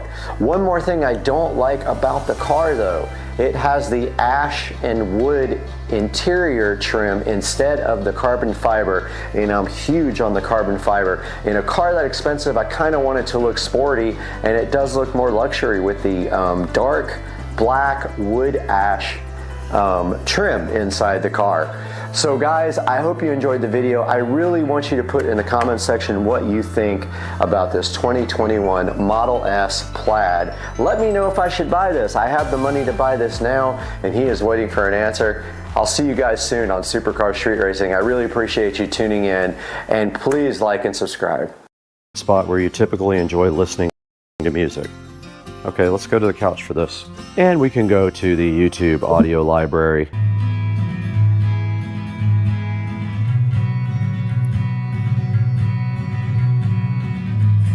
And we should be able to control our sub. Okay, we were successfully able to go ahead and set up the WIM Sub Pro. It is right down here on Wi-Fi, working perfectly, no issues whatsoever. And also there are a lot of options in the app for tuning the actual sub. You can change your own crossover levels, you can change the phase, and you can also set up the room fit where it kind of measures your sweet spot and adjusts its graphic EQ to make the room sound better. It's up to you whether you want to use that. You don't have to, but if you do, it is available in the software. But yeah, this thing sounds awesome.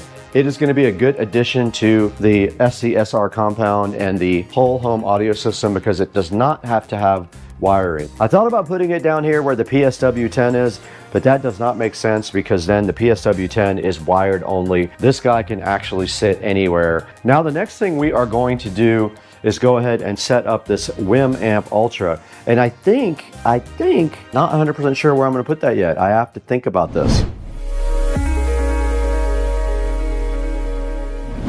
We're in the Supercar Street Racing closet where I keep the wiring. We're gonna find some wire for this WIM amp, and this stuff right here is fine. Now these speakers are currently connected to the system with these weird banana plugs that don't plug in all the way for whatever reason. This wire does have ridges on one side, and that's how you know it's positive.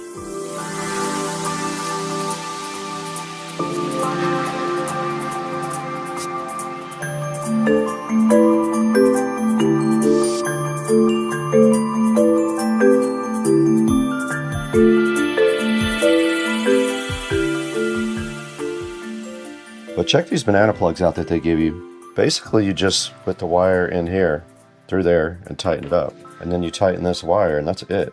Now, this amplifier only has stereo outputs. It is not a surround amplifier. It does have subwoofer out, though. This is done. This is how you wire up the speakers for the WIM amp.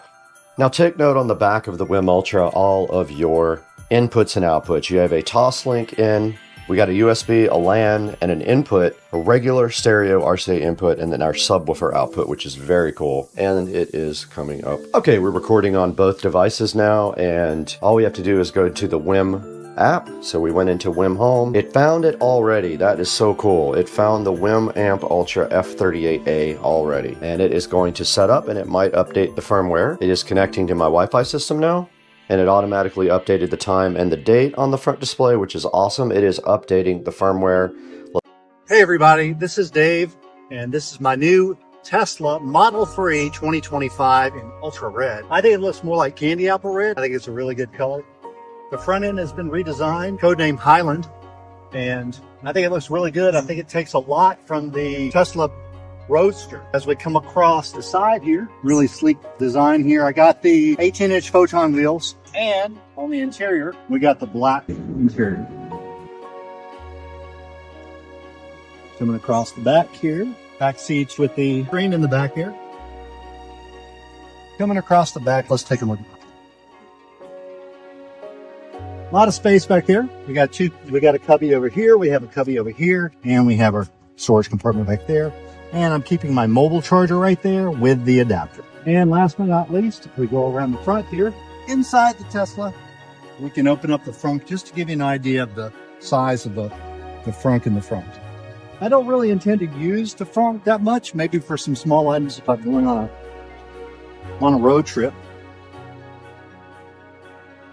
Pretty minimalist. We've got a washer fluid for it here, tow hook, and a emergency release button there in case somebody that's very small happens to get trapped in there. Anyway, I hope you enjoyed the tour of the 2025 Tesla Model 3 in Ultra Red. What's up, everybody? Out here at Racetrack on 103rd with Chad over here somewhere. About to get some E85 here.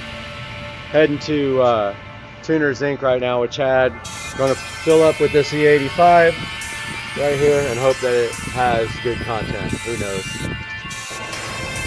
Get some E85 over here with Chad.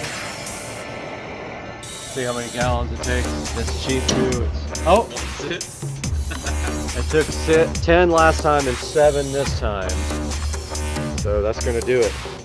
All right, I'm out here with Chad, and we were literally leaving this light here, and we broke the car again. So the car's been broken twice. This time, I think the shifter linkage bolt came out, or the nut came off the bolt, and they all fell out. But we're gonna go look for it, and if we can't find it, we'll be going to Home Depot to find a new bolt and nut. I bet the bolt's gone too, honestly. Out here at Tuner's Inc. Tracy's fixing a broken car. And yeah, he's having fun. So looks like we popped the bolt and the nut off the linkage. Looks like you blew a nut. Yep. And Looks like you blew a seal. And then, haven't even told you, but I've been having trouble getting it into reverse, and I think I figured out why. But there's a good look at the linkage. Well, that might be it too, but I think it's hitting the lockout plate up top. I'll show you. Somebody removed the reverse lockout where you pull up on the ring. They took that out completely, and they have the shifter, like, I'll show you. It's gorked. But there's a good look at the V160 transmission. Here comes Chad. About to get checked on the laptop. A little bit more. Well, you're centered on the dyno. Never mind.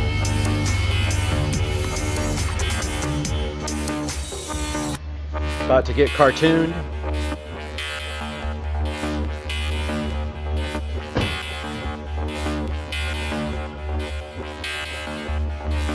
That's what broke, or came off actually, right? Yeah.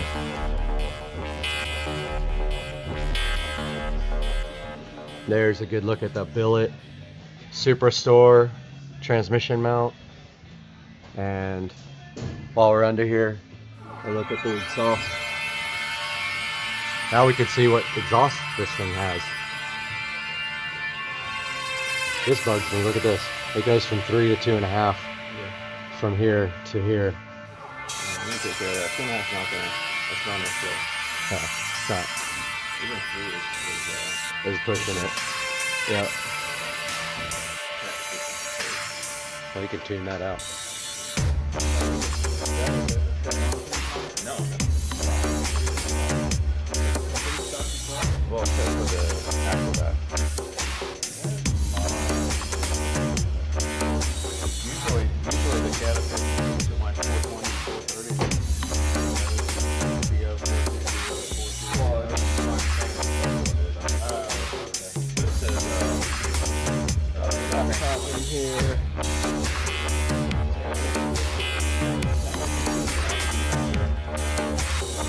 Could be the cap.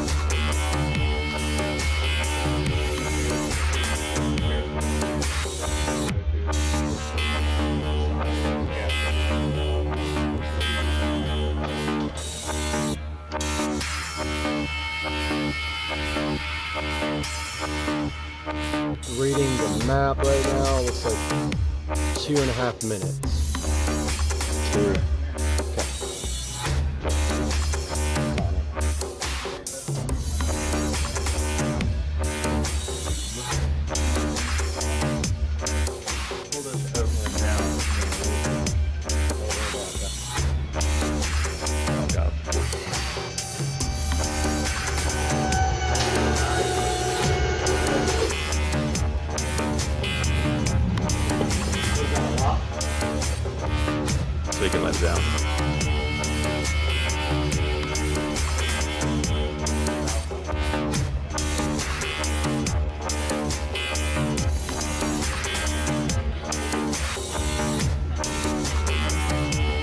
That was a quick fix. Thank goodness.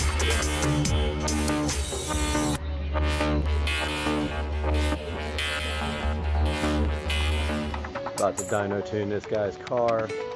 40 horsepower. He's gonna. It's a best guess. But we're gonna get a baseline. What's your guess on the baseline? 430. All right, whoever gets closest, it'll make. No, baseline. Baseline. Wow, no wonder. All right, so here's the deal. Whoever gets closest, the other person has to buy lunch. All right, I got it.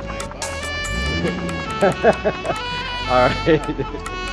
So I say, and it's okay. So I think it's 438 is what I'm going for. What about you? I'm gonna stay with 430. 430? All right, he says 430. I say 438.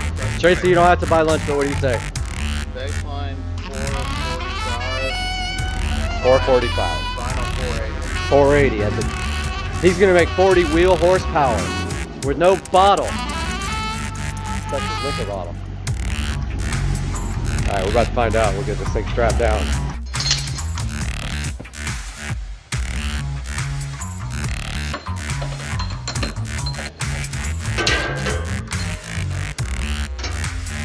About to attach it directly to the drive shaft.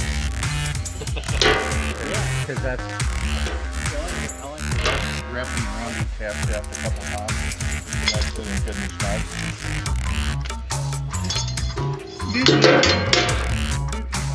Yeah.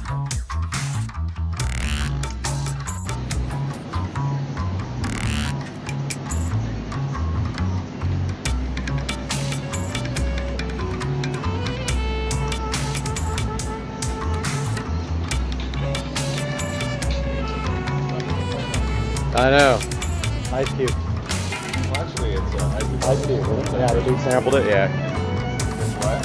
Ice Cube. That's the Ice Cube. Eiley Road. Yeah. Go ahead, look it up. Well, before doing, the heads and cams. Oh yeah, sure.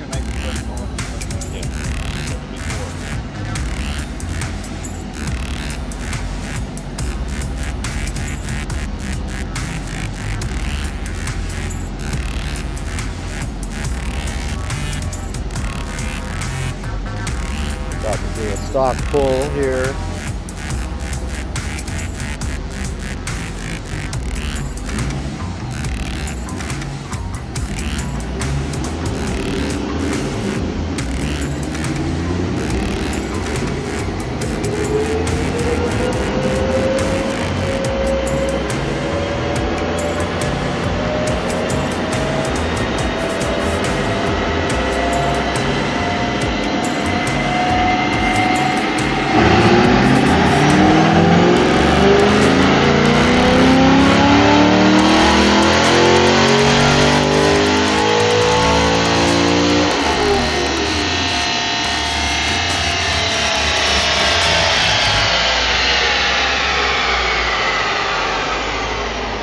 Moment of truth.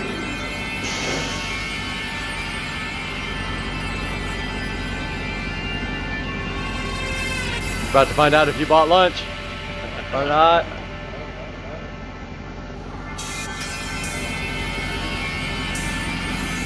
Oh, I only see torque.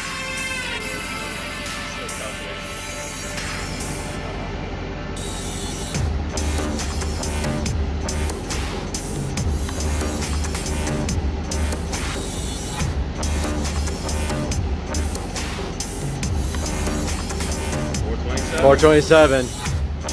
You were closer. Yeah, I bought lunch. We were all under. Seems low, huh?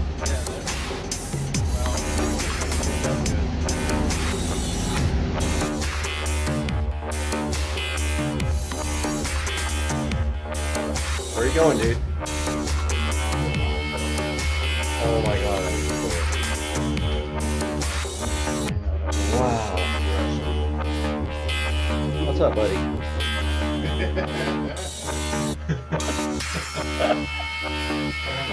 He's so cool.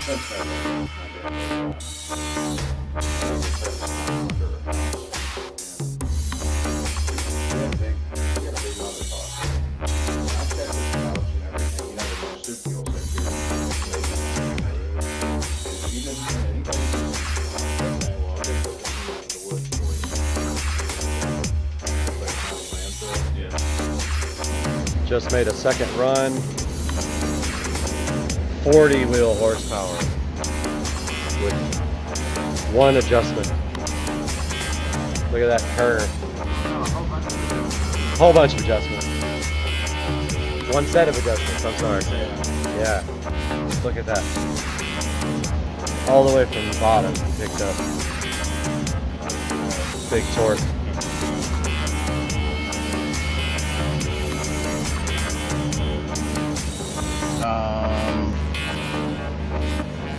There's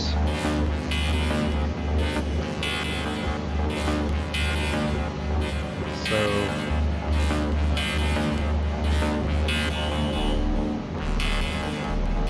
made less torque but made more power. No, it picked up Right? 442. Oh, right. Picked up 40 Picked up 40 torque. 40 and 40.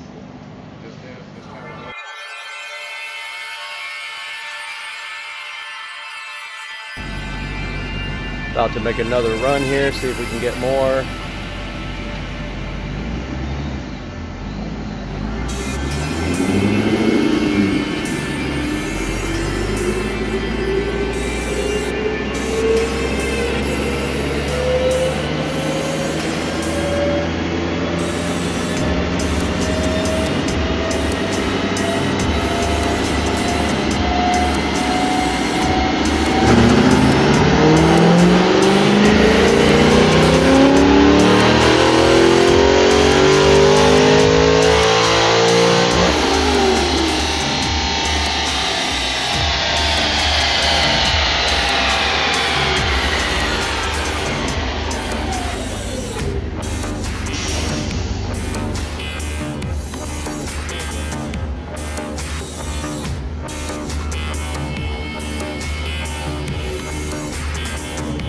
Another horse.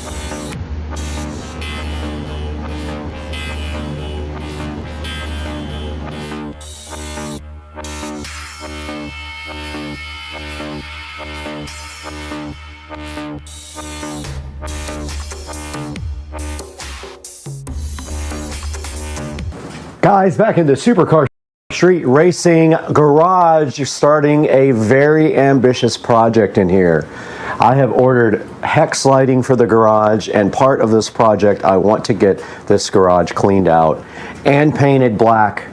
So today we start the process on the channel, and I'm so happy you guys are here with us for the whole thing.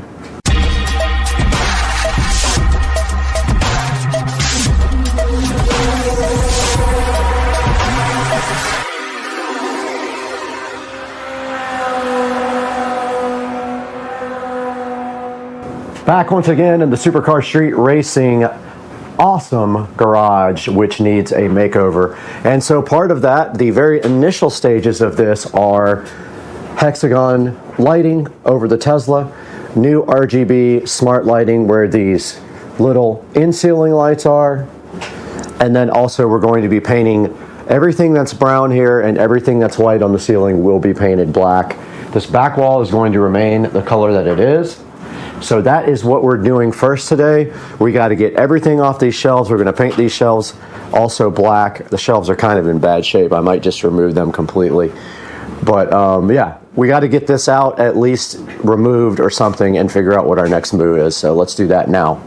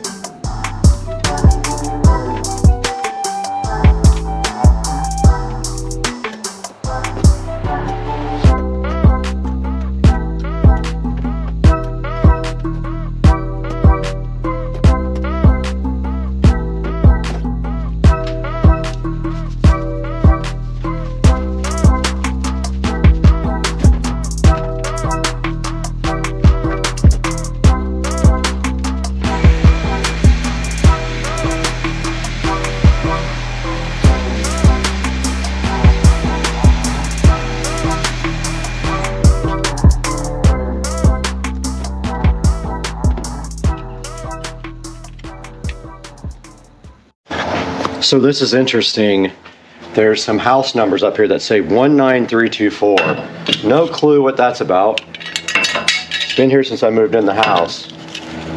And it's not my house number. So I don't know where it came from, what it means, whose it was. But it is time to delete 19324 forever. And it is deleted. Okay, we have everything cleared off of that wall that is going to be cleared off. I'm going to paint that thing because it's gray and ugly. But I'm going to go ahead and test part of this paint right now and see what the paint color looks like. It's a flat black that I got from, I think, Ace Hardware. I want to make sure that's what I want, so I'm going to do a little test hit here. So this is the paint. It's Ace Hardware Black 2132-10. Flat black, 126B440, whatever that means. But that's what's going on there. And I have a good amount, so we can probably do the whole wall.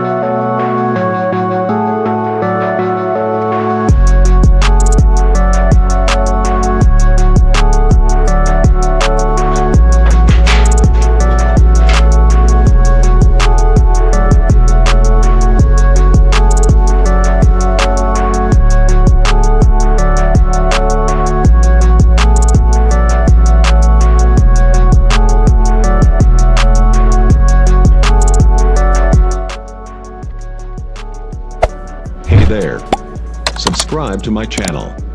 And also press this bell icon.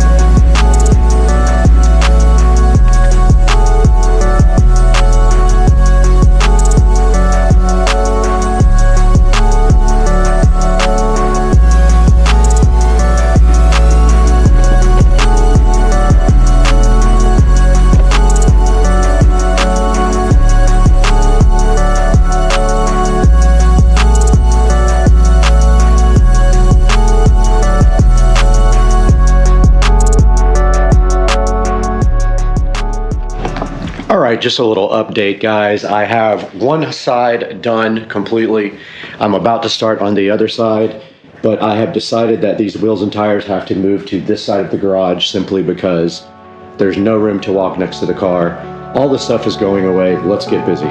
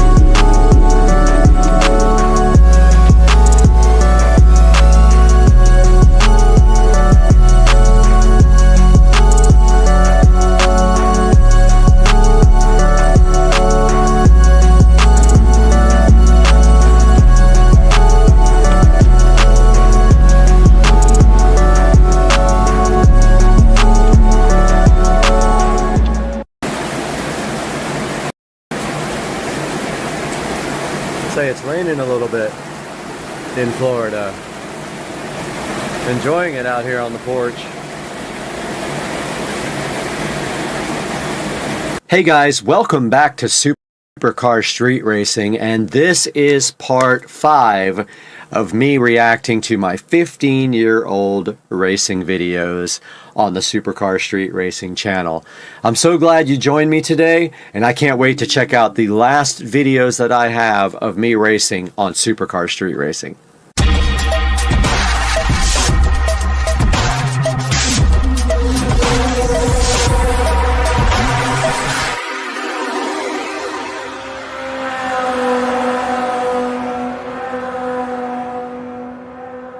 Guys, welcome back. This is part 5 of Supercar Street Racing reacting to his own videos on YouTube from over 15 years ago. And today we have the last installment. This is all I have left. There may be some videos out there somewhere, but a lot of the sites that had my videos hosted are no longer available. So let's start taking a look at these now. This first one says single turbo 750 horsepower Supra versus the slowest Mustang in the world. So I don't know what this is. I do not remember this at all. Let's see what it says. No audio here.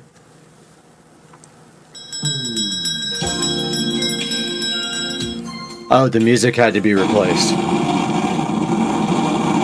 And so yeah, you can see there that it was a Celine Mustang.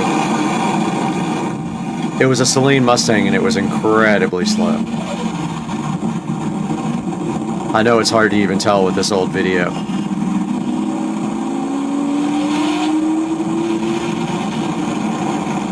This camera was absolutely terrible. I don't know why I never bought a real camera. I let him get the hit this time.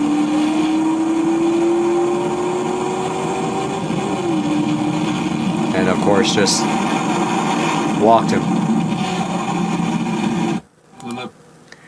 Alright, so this is very interesting. So this is the only video in existence that I know of my M3 Turbo, my E36 M3 Turbo, which was totaled in an accident. A lady hit me and absolutely destroyed it. And so there are videos out there somewhere of me running high speed in it. I don't know where those are. Like I said, one of them used to be on Speedo Pics, and I think that site is long gone now. I think I looked for it, but this is my Turbo M3 from back in the day, leaving an event. It's really short, I know that. Let's see, and quality's terrible. And I got sideways there. Let's take a look again.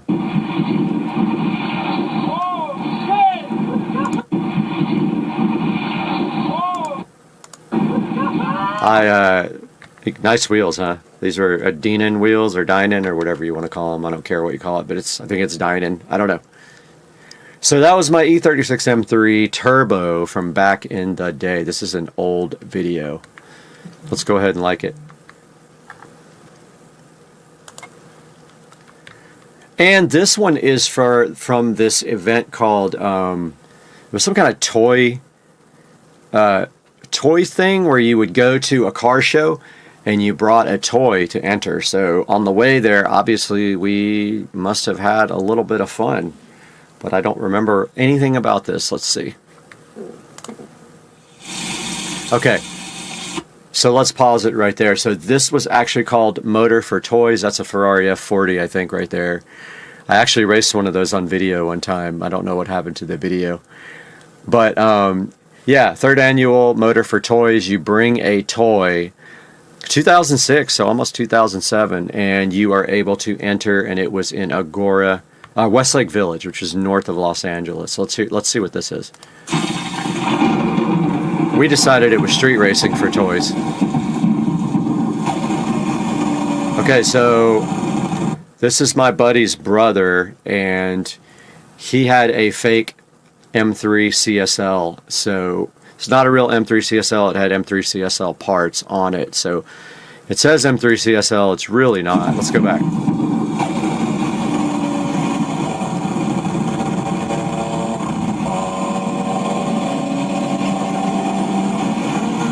You can hear his exhaust. Obviously not even a competition there. Pretty crowded streets, you know. I was kind of an idiot back then. That's 101 North, headed towards Westlake Village. It's another Supra. Pretty quick.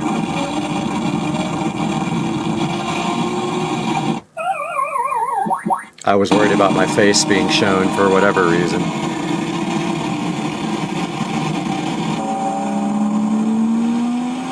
Stock fuel systems, single turbo, my buddy.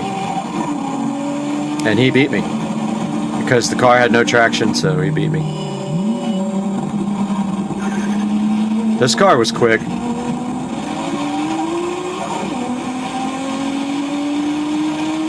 Really close race there. Here's the M3 CSL again. Oh, from another camera view.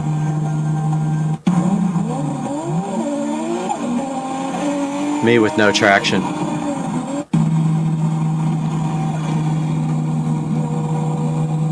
This is a good video, man. I forgot all about this one.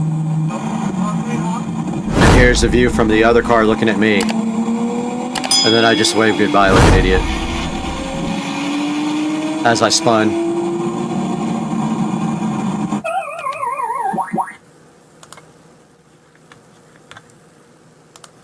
And I don't know what this is. It says Super Racing in Los Angeles like effing idiots. Let's see. Okay, this is my buddy Dan's car, which had gears. So he had a different rear end, so he had some good acceleration compared to me. And of course it had this stuff in front because I thought that was cool. This is a cool car, actually. So this is my buddy Dan, and he is in my other video with the R6. I hate this. It is revolting. More? I remember this. Please. Alright, so there's me. I'm in the... That's me in my Supra.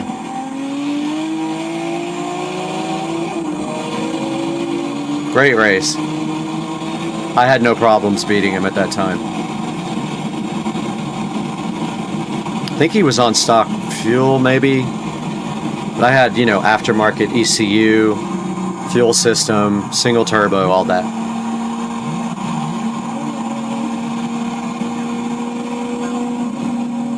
And then we had some traffic. I think we had to slow down there.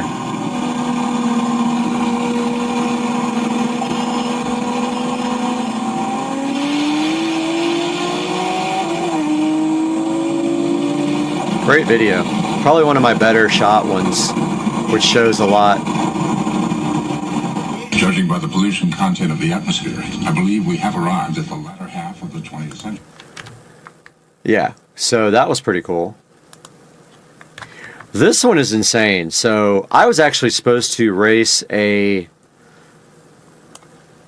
Veyron, I think, this night. Something insane.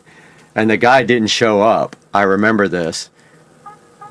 And the music had to be substituted, I think, as well. I don't think there's audio on this, but let me get to the actual video. So I'm going to turn this down in case this is copyright, but that was a ProCharge Z06 sitting in the parking lot. 600 and something real horsepower. I know it's hard to see. That's my buddies that made 621.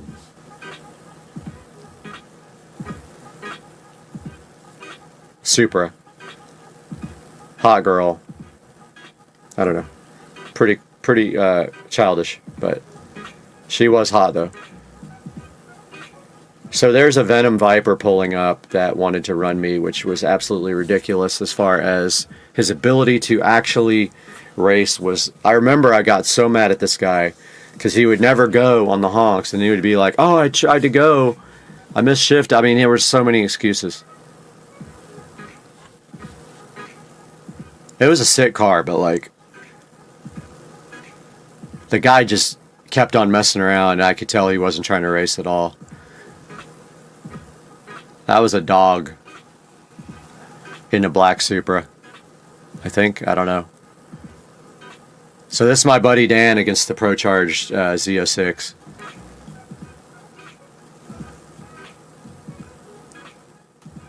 Looks like Dan won that race, though. There's no audio here. It was all copyrighted.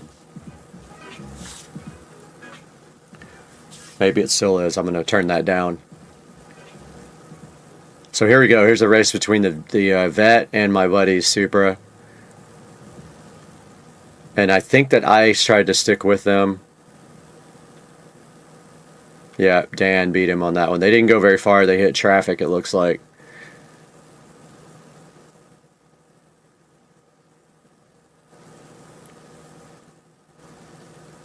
Now here's me versus the Vet versus Dan.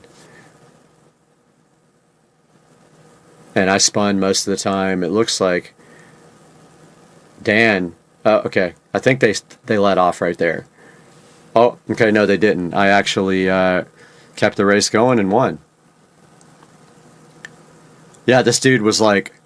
He said he would never get beat by a Supra on the freeway. And he kept saying... This is now I remember. He kept saying... He misshifted and things like that, and he never came back to the meet after I beat him like 3 or 4 times. And it's a 745 Li versus the Vet and me. Of course, the 745 has no chance. I just went when I heard them race, so I don't know what happened. But obviously I walked on the Vet.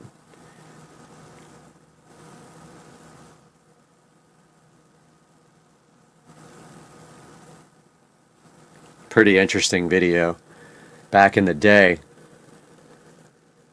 And then I don't know what this is. Oh, Dan, Brad, me and my buddy Dan, who was in the last video that we watched racing. Okay, so he has made 600 and something to the wheels, and he has gears. His top end's not going to be as good, but his acceleration was great.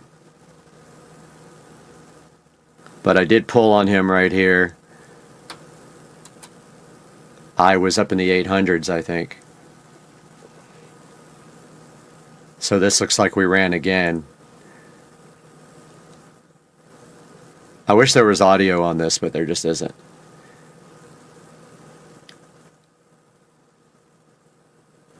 Dan was a cool guy, man. He helped me out a lot with Supras, and really nice car. And absolutely terrible camera work here. These videos are so bad compared to what we have now. And I think this is just me playing around on the freeway, looks like. Yeah. There's no audio on this. It's just me kind of ripping. It looks like the speedometer is buried down there. Wow. Okay. And that is the end of the video and the end of the series of me reacting to my 15-year-old racing videos. And I think we went enough time. We did get past that 10-minute mark. So guys, thank you so much for watching. Please like and subscribe and buy through my Amazon links. It helps me greatly. Even if you're not buying something that's in my link, please click through one of my links in any video and purchase things. It helps me out, and I can give you guys better content. And thanks for watching Supercar Street Racing.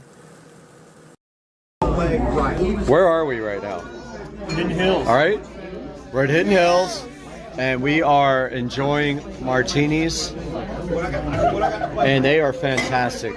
Thank you to the lovely bartender. Oh, I wish I would have made it higher now.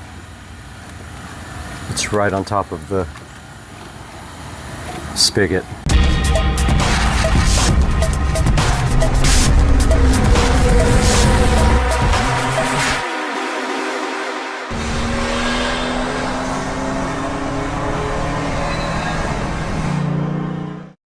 Welcome back to the channel, guys. Supercar Street Racing here with the Go For Wild decorative hose hanger here.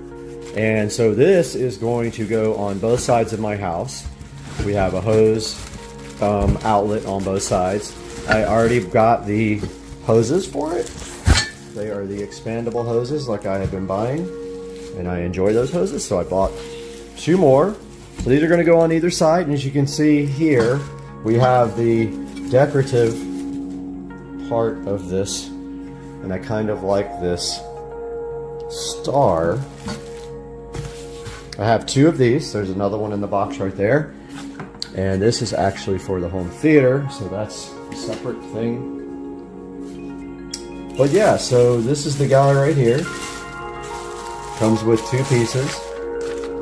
Here's the instruction manual for it. So it looks like it shows you how to put it in studs or in concrete. I actually have a set of concrete screws. So this should be pretty easy to install. They give you like huge, we're not going to use those. We're going to use my concrete drill bit and concrete screws to put them in the stucco. So here is something that needs to be removed. So we need to cut that right off. Let's grab our scissors right now and cut this off and take a look at how this thing goes together. Yep, that's just the insulation screws, which we don't need. We're using the screws that are designed to go into stucco or concrete. You just drill out a small hole, and these are awesome screws that go right in. They come with a little bit and everything. But it looks pretty simple here. It looks like basically you hang this part, you hang this on the wall first, level it out and everything. So it's easy to level these out because you do one side, put the level on it, mark the other side, and then drill the other side so it's level. So after this is hung up on the wall, it looks like let's see if they want you to. So they say to remove the bolts. Remove 2 pre-assembled bolts. Okay, yeah, they want you to actually put it together first. So you actually take these 2 screws out and then you attach it to here. And I guess it doesn't matter either way. I mean, it's the same thing. These are pretty cool. They're pretty sturdy feeling, pretty heavy. It says they can handle 150 foot hose. We're gonna find out. But let's grab the tripod and put this thing together. And we are back with the, what is it called? Go for Wild decorative hose hanger here. So they ask you to remove the 2 screws out of the side here. Oh, there, Allen. Wasn't expecting Allen's key. Any of his keys. Wonder if they give you a Allen wrench. I bet they do. They do. Pretty funny. They decide to use Allen's and they have to supply you with a wrench rather than just using, you know, a standard screw. It kind of doesn't make sense. So you have 2 of these guys, but it looks like you just insert like that. Pretty simple. And then right here, 1 screw goes in like this.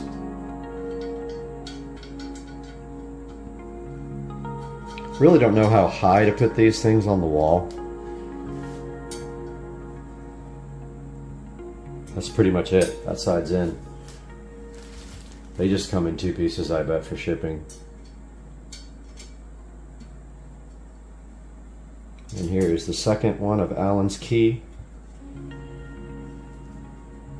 Pretty much this one's done, folks. Just remember, don't put it in backwards.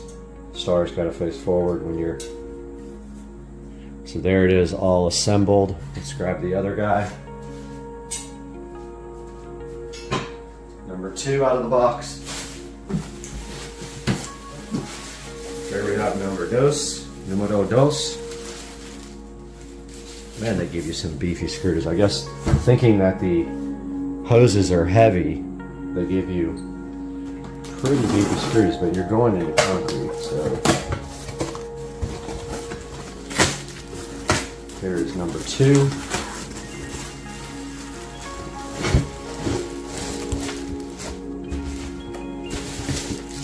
I'm actually in an unboxing mood today, so I've got a bunch of stuff to unbox for this project. Waiting on speaker wire to finish the 65-inch 4K bedroom project. So that should be here today, in which case I can get up in the attic tomorrow morning when it's cooler and pull the wires and run them down through the cap. So that's coming. There's our second one and our second hardware here, which we don't need. We'll keep the Allen wrenches as a gift. Allen's key, as the stereo channel likes to call it. Steve Wilson. Easy assembly process right here.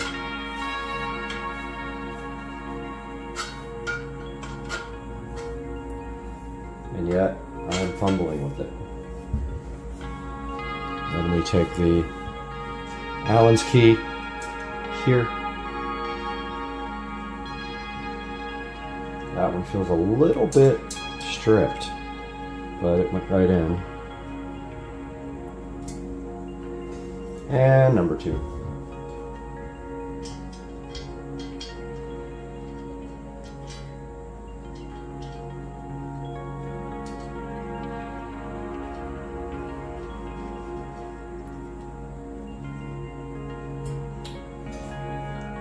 This one is complete. Now I'm going to show you guys the hardware we're going to use to install this on the walls outside. Back again, guys. These are the Wedget concrete screws. These are awesome, awesome, awesome for stucco concrete. They come with this bit, this drill bit. So what you do is drill a hole at least the length of the fastener. Otherwise, these will bottom out and you won't be able to get them in. So you go drill it at least that long, and then all you do is it comes with this bit. Comes with that bit. You just use this bit in your drill and drive that thing right into the wall. Super, super easy. They're called Wedget concrete screws. If you guys need to put anything in not drywall, into concrete or stucco or masonry, these things are freaking awesome. I use them everywhere. That's what we're going to use to install these guys. All right, guys, so we're going to go ahead and get this installed. I brought my level out here, and what we're doing is going to mark the center of the hose, level this out like this, make sure it's right in the center of the pipe, levels right there, so that's the center. That's what I'm going to work off of to get this guy installed. So my mark is here. I'm going to go right there. Looks pretty centered. Yep. Just going to mark one side here.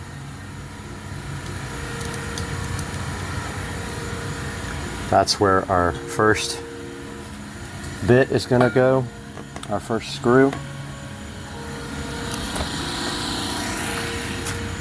So we got our Wedget concrete screws here. They come with this drill bit, masonry bit. We're going to go at least the depth of the screw, which is 1 inch, I believe. Yep.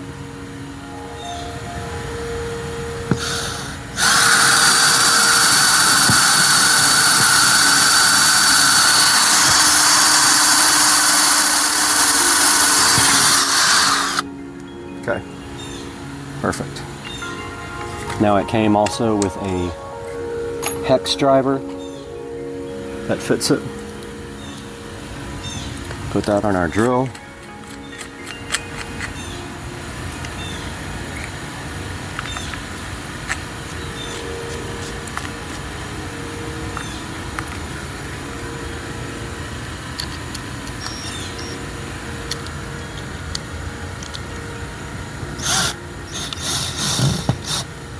And there is the first one. I screwed it in too much.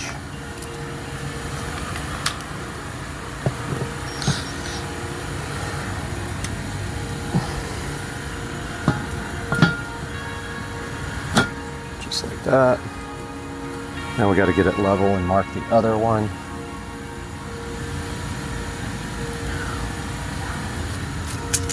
I brought the small level for that.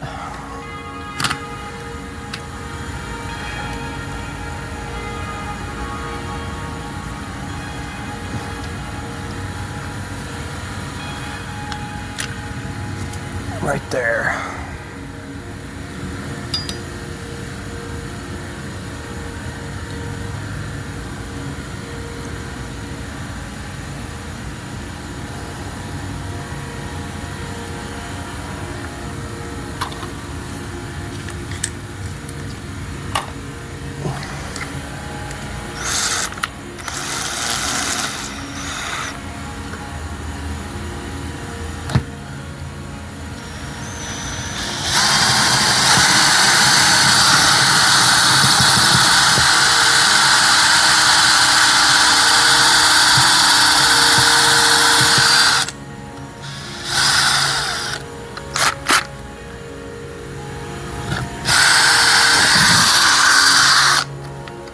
And we'll get the other screw in there now.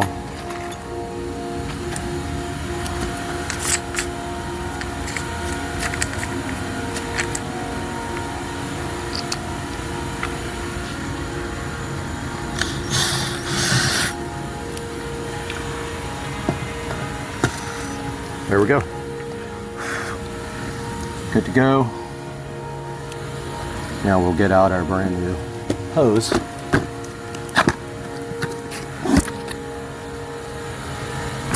We really need a new spigot there. To do that, we have to turn off the water, and I bet you that won't come out. Here's our brand new expandable hose. 100 feet.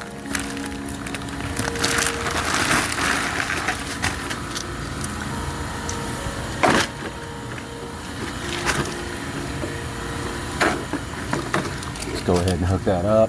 I'm going to replace this spigot for sure. I just don't know when. And let's get it wrapped.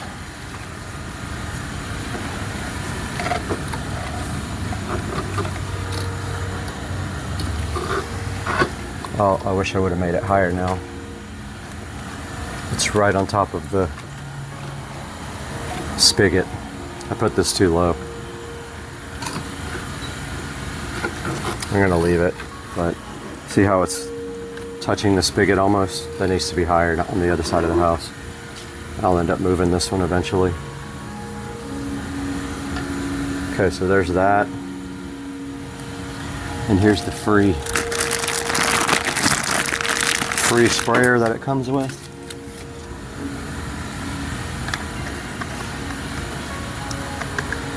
Yeah, I'm gonna make that higher on the other side.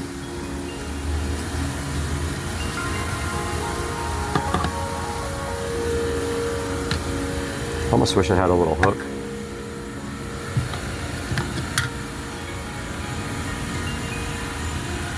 Yeah, that's not good.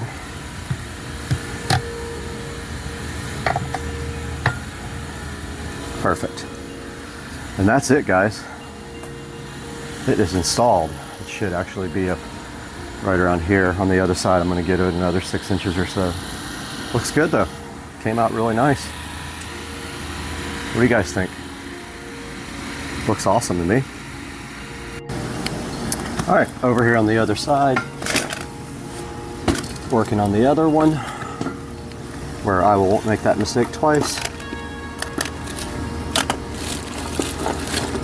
And I forgot my pen. Of course.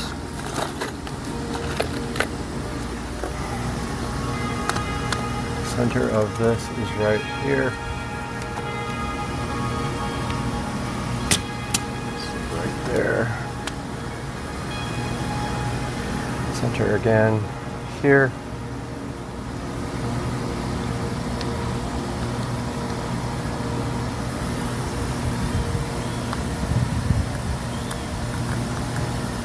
There, kind of where that dirt is.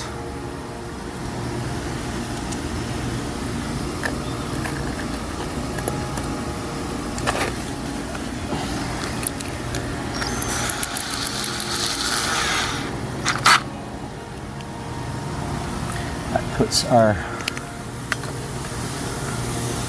center right about there. I like it up higher over here, so I'll make that mistake twice. So we're gonna go right there.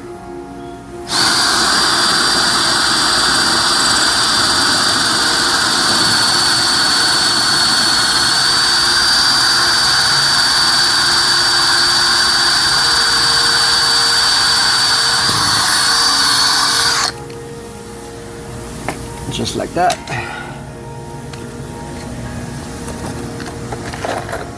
Let's get our screws out and our bit.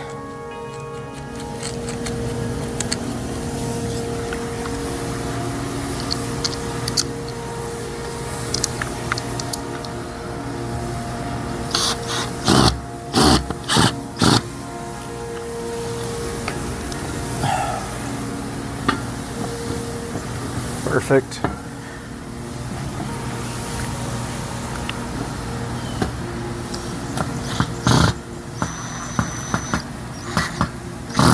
I know that's the right bit. Why is it not fit? It came with the thing.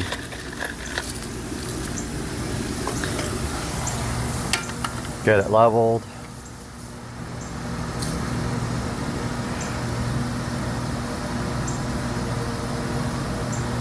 Right there.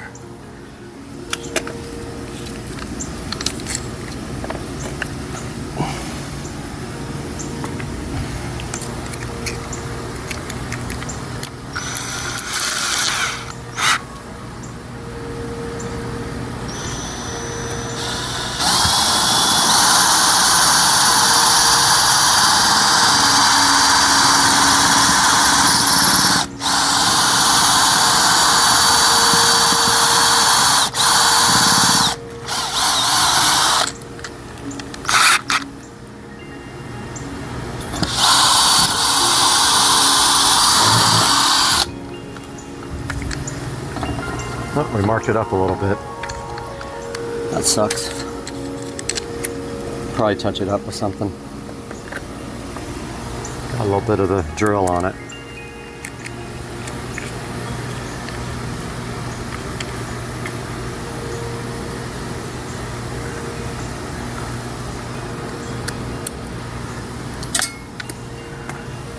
Dropped it.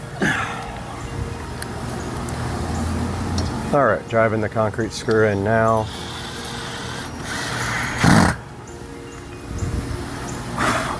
That is that. Thing is mounted. I guess if this thing leaks.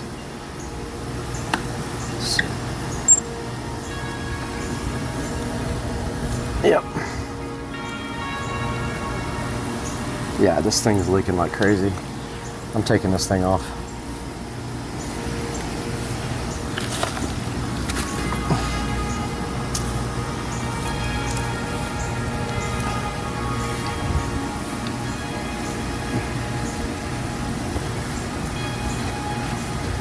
I'll have to end up getting a new one if I want another Y adapter on here.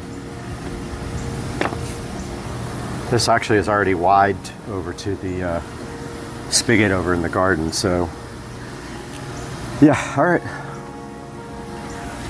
Let's get our hose out.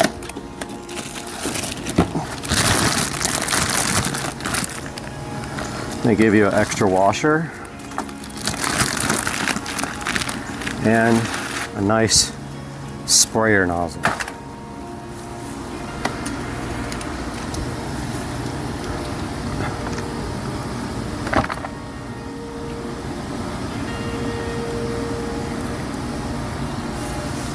All right. Yeah, that's much better. That other one's too low.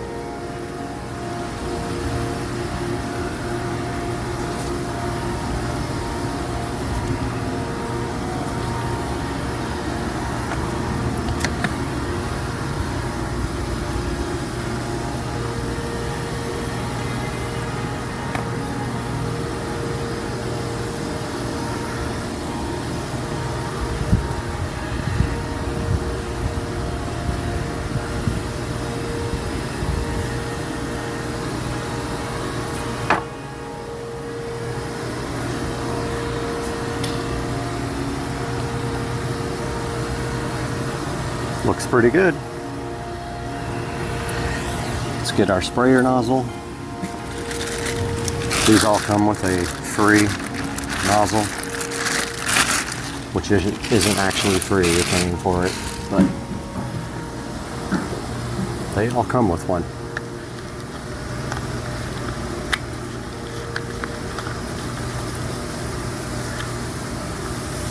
Cool.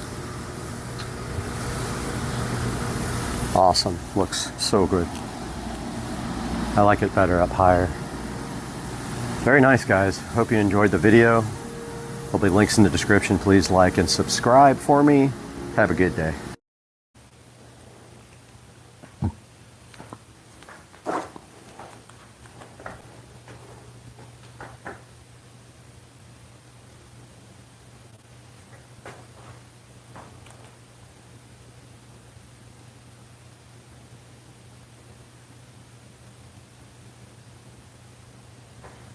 Is this working? Hopefully my mic is working.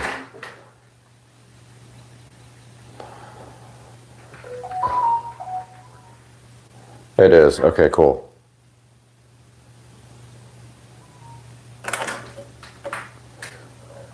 Let's see how loud this is.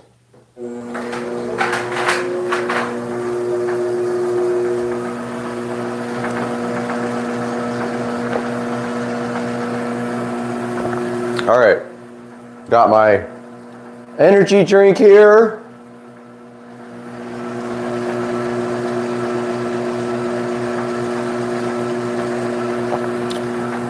I had a night last night. So last night was my birthday. So there was a lot of tequila had.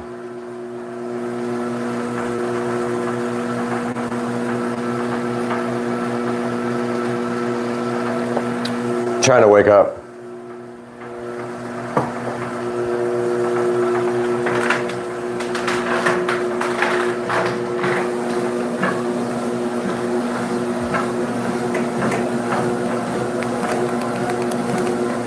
All right, so trying to turn down the sound in my ear so I can talk to you guys.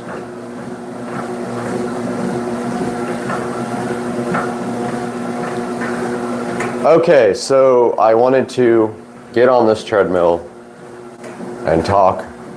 Yeah, another content creator complaining about YouTube. That's exactly what you want to hear right now. Let me tell you about YouTube from my perspective as a person not making money on YouTube.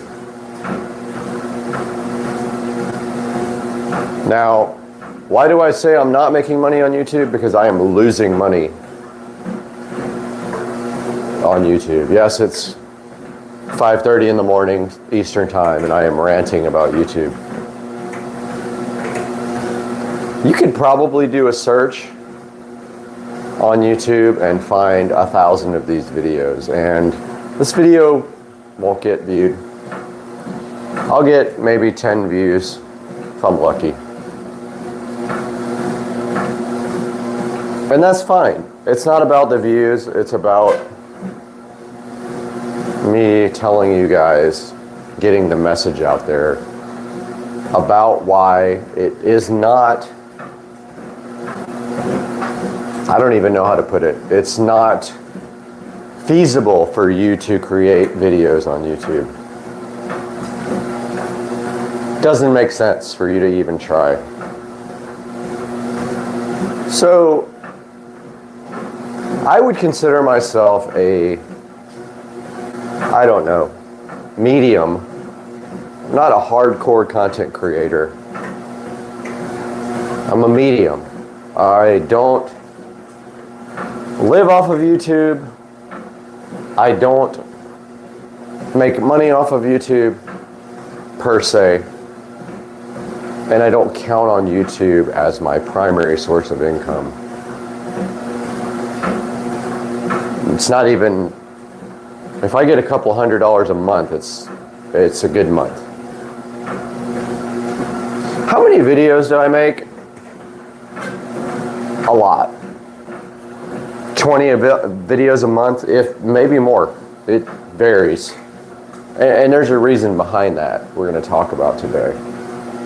We're going to talk about a lot of stuff about being a creator today because I kind of woke up in a mood. Let me explain to you how this all started.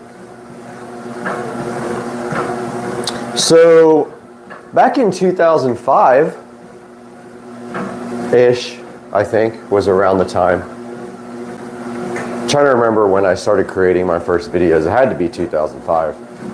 Back when, cameras were more those little crappy little cameras you could get for $50 and they did crappy 320 by 240 video at 15 frames. I don't know. Just, again, a lot of tequila and I'm going off from last night. Trying to sober up, wake up, get back on the treadmill. So back in those days, YouTube was new and kind of could do whatever you wanted. You could use any music you wanted to, talk about anything you wanted to, and that was all good. They didn't care either way. So here's what happens with that. These music companies are so, I would love to say the F word, but I'll lose my stream. So freaking greedy, man. So greedy that it has come to a point now where you are not safe using music in any videos. I'm almost ready to stop putting music in my videos. And I'll tell you why. And go watch the Daily Doug. Go watch Doug, whatever his name is, because I watched his video yesterday or day before yesterday, and I was like, you know what, this dude is right.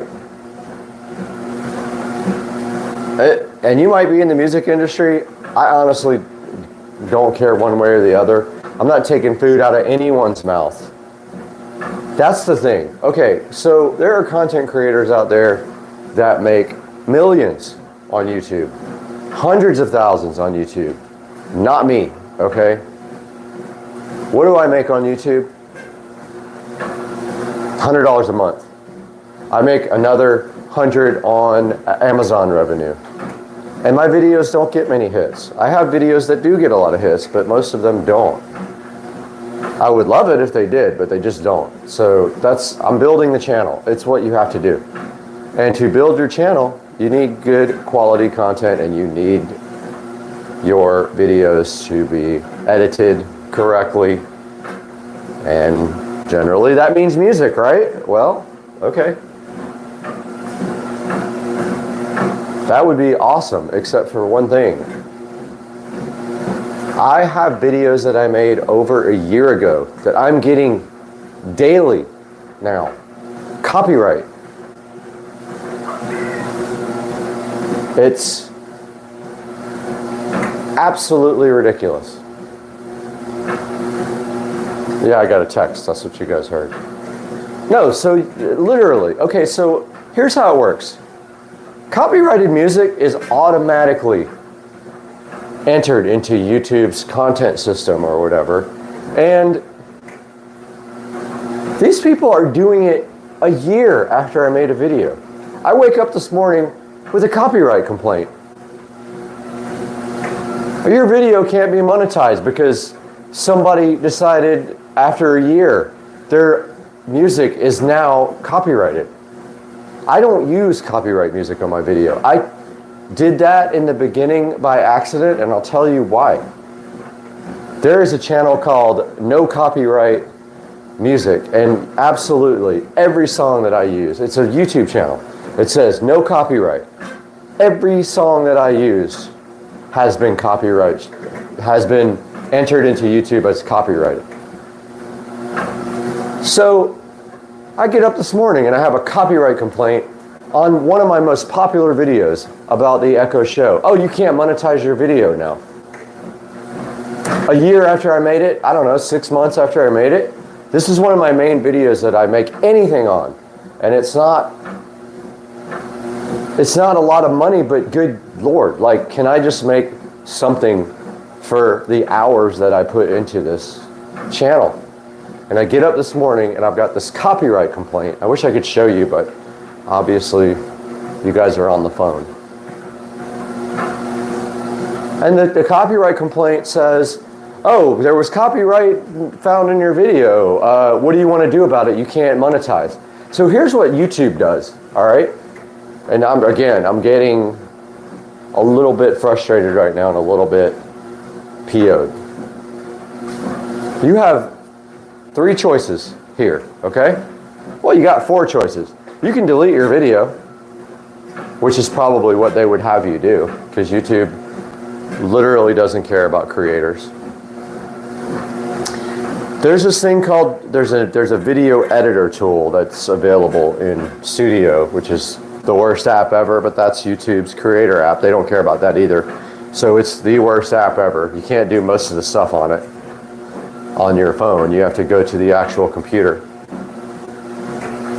Like, this is a mobile world, and you can't do most of the stuff as a creator on a phone. You have to go to an actual computer. I'll rant about the monetization in a minute, but let's talk about this for now. Your choices. You can delete your video. You can mute the song completely out, which means you're muting your voice out, that's awesome. You know, you spend hours creating a video and they just say, oh, do you want to mute yourself? Or they have this thing called Mute Song Beta, which is literally in its beta thing, where their computer, whatever, their servers, whatever the F they have, will attempt to mute just the song. So basically when you're talking, you don't hear the song. So when you're not talking, the editing program on YouTube will attempt to mute your video. It doesn't work every time. So they'll try to do it, and then it'll either work and it won't, and they won't even email you afterwards. They'll just, you know, whatever. Because here's the thing. YouTube does not care if you're making money on your videos. They literally don't care. It doesn't affect them. As a matter of fact, YouTube would prefer if you don't make money. They don't have to pay you. So they will have to pay the music creators. But let me tell you about this, okay? So how am I taking money out of a music creator's mouth if I'm making $200 a month and they also have their video on YouTube? Their music is already on the platform. Like, look, man, I'm a musician, I get it. Some people are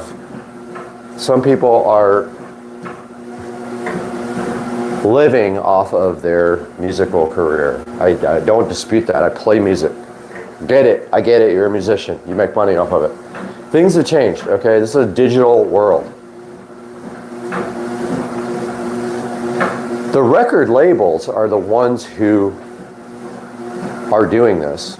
So people like Sony are doing this to the creators. And they are seeing all these creators that make millions of dollars a year, hundreds of thousands of dollars a year, and they are wanting their share of the revenue from their live streams and videos. Now, I know you guys don't know about this, because if you're not a creator, you don't understand how this works. There is an automatic system in YouTube that will let you know if your content is found in someone else's video. If you upload a video, if I upload a song right now, let's say create a song from scratch, I can upload that to YouTube, and I can turn on copyright protection, and YouTube will tell me if someone else uses my content. And there's other things that I don't know about with music, how music works with YouTube, but I do know that you can do a manual copyright claim, or you can do an automatic thing where it tells you. Now, I'll give you an example of blatant copyright that I agree with. One of the times that I agree with. So I have a really popular video, my most popular video, which has over 130,000 views, about the Echo Show. And it's basically explaining like how to put Kodi on it. I think that's the one. I have a couple of a couple of Echo Show videos that are pretty popular. Someone literally took the entire video and put their own audio over it, calling it a review. All right, so that is literally stealing my work. Putting your own voiceover on top of someone else's video without editing it is questionable and not cool.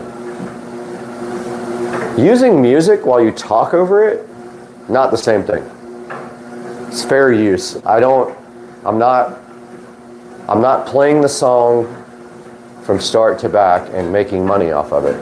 It's underneath my voice, and It's just there to complement the video, and I am not making money off of this songs that are being played. So I know it's debatable for a lot of people, but I'm telling you right now that this sucks for content creators, and I need some of my magical 6-star explosion here, because guys, I had quite a bit of tequila last night with my neighbor, and I was feeling it when I woke up at 5 and I went to bed at midnight. This is 6-star workout explosion. It's super good. So every 5 minutes I'll drink a little bit.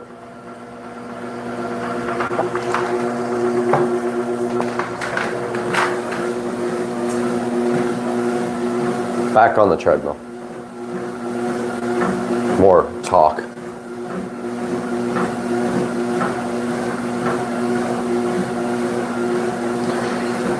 So let's talk about this some more. This is the I hate YouTube rant because of copyright crap. So I made this video. Now this is happening to me daily right now. Like, I cannot play music in this live stream or I'll get a copyright notice. Now, there's different copyright types. There's copyright strikes, which means like, okay, I'm gonna upload somebody's movie and I'll get a copyright strike. And 3 of those and they shut your account down. But these are like copyright notices, and they can come in several forms. Like, someone can actually restrict your video from making money. Can you believe that? I could sit there, I forgot Doug's last name, but Daily Doug Helvering, I think, I don't know. He's a classical composer and he does like reaction videos. I've done one as well. If you want to do music reaction videos or movie reaction videos, dude, I don't see how people do that. You better have another source of income because you're not making money off of that. Guaranteed. And Doug even said it. He can't monetize any of his videos because they all have music in them. And they get restricted.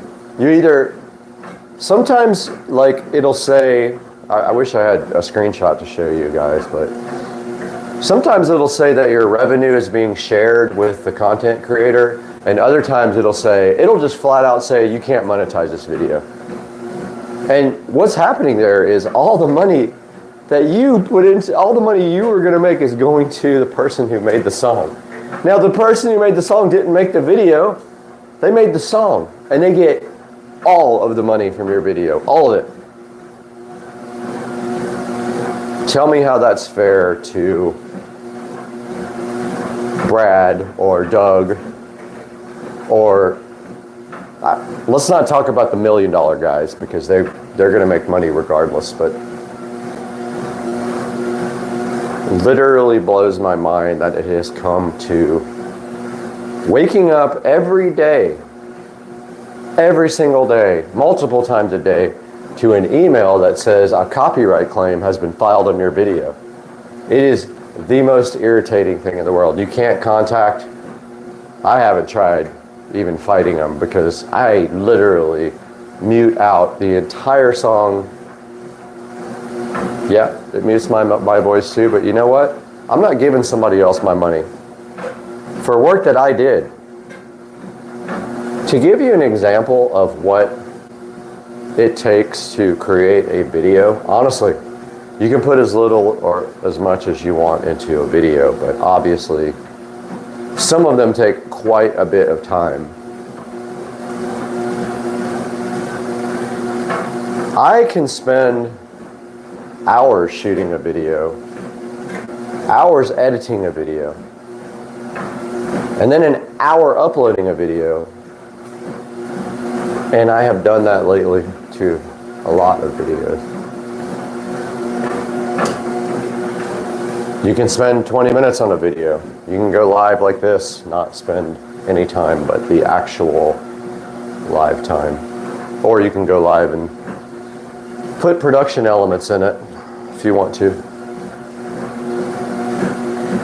And just Doug made a good example about this, however different we are in our creations, as he is not monetizing because he can't, because his videos are all about music, and that doesn't work.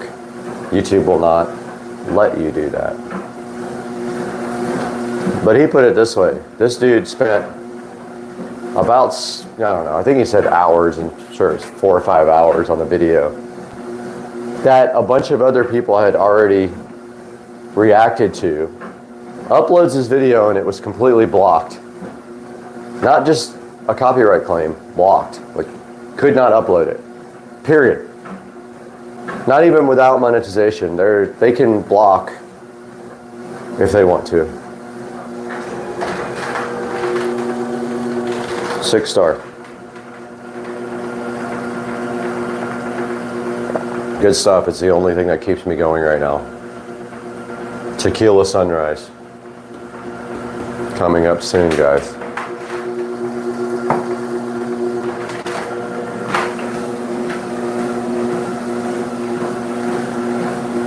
All right, so back on the treadmill. We are at 20 minutes now of an hour. And we can see ourselves right here. So the video in question is Amazon is hiding a deep secret on your Echo Show. That's the one that had the copyright notice this morning.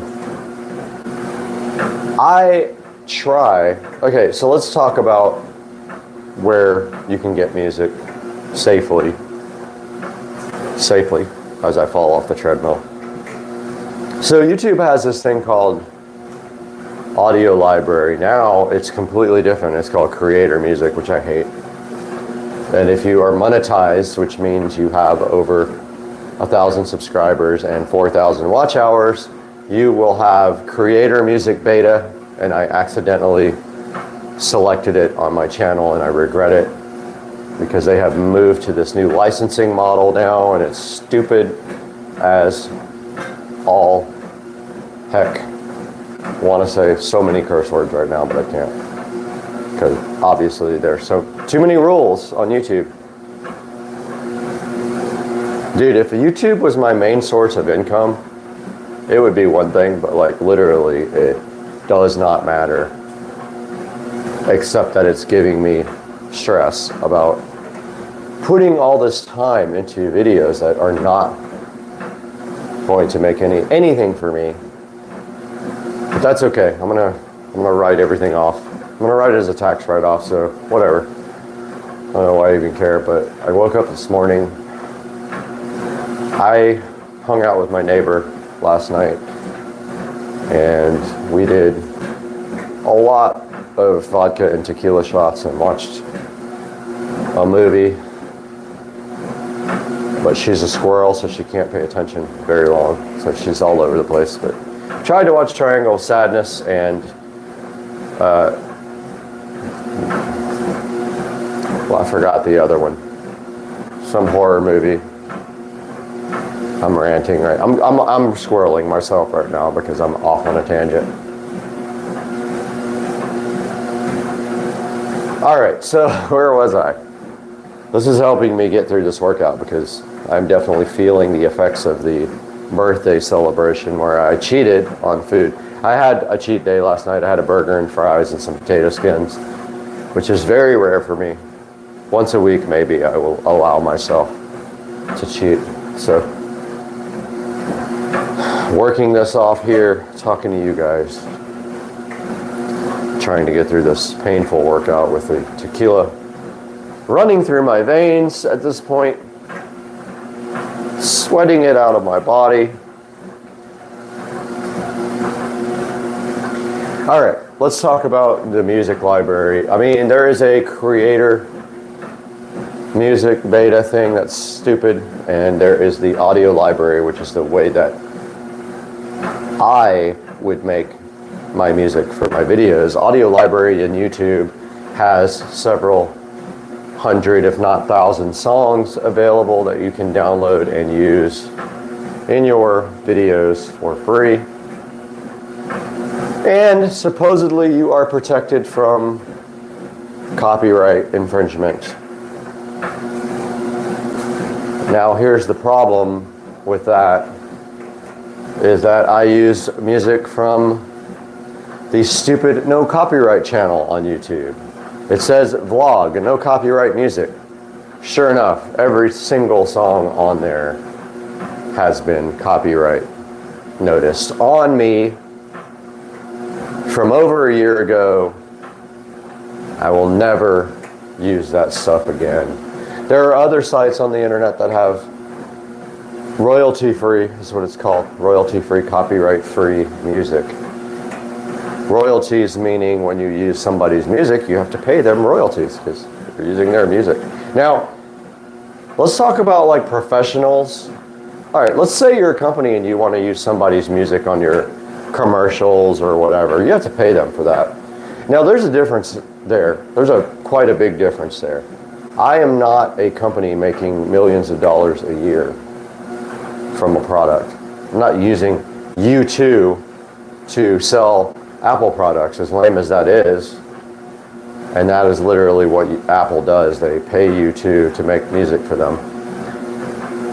I'm not Apple, I'm not Pepsi, I'm not any of those companies trying to exploit some music maker that is making millions of dollars a year and they have to pay them. I am putting music behind my voice, usually so low you can barely hear it, on a video that makes $1. Well, let's rephrase that. On a video that would make like $1. But these creators of music are stealing my money because I play music behind my voice on my video that I had no clue that was copyright protected.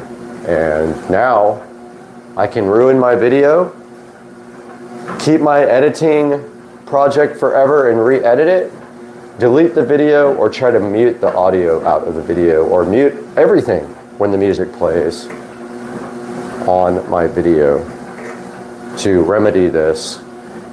And then YouTube's stupid computer will go back and check and see if it has been fixed or not, and maybe allow you monetization. And that's not, for me, it's the matter of $1, not anything crazy. Like, there are creators out there that lose thousands of dollars on revenue because they accidentally or purposefully have copyrighted music. It's as bad as right now if the radio came on and Michael Jackson Beat It came on, I would not be able to make a cent off of this live stream.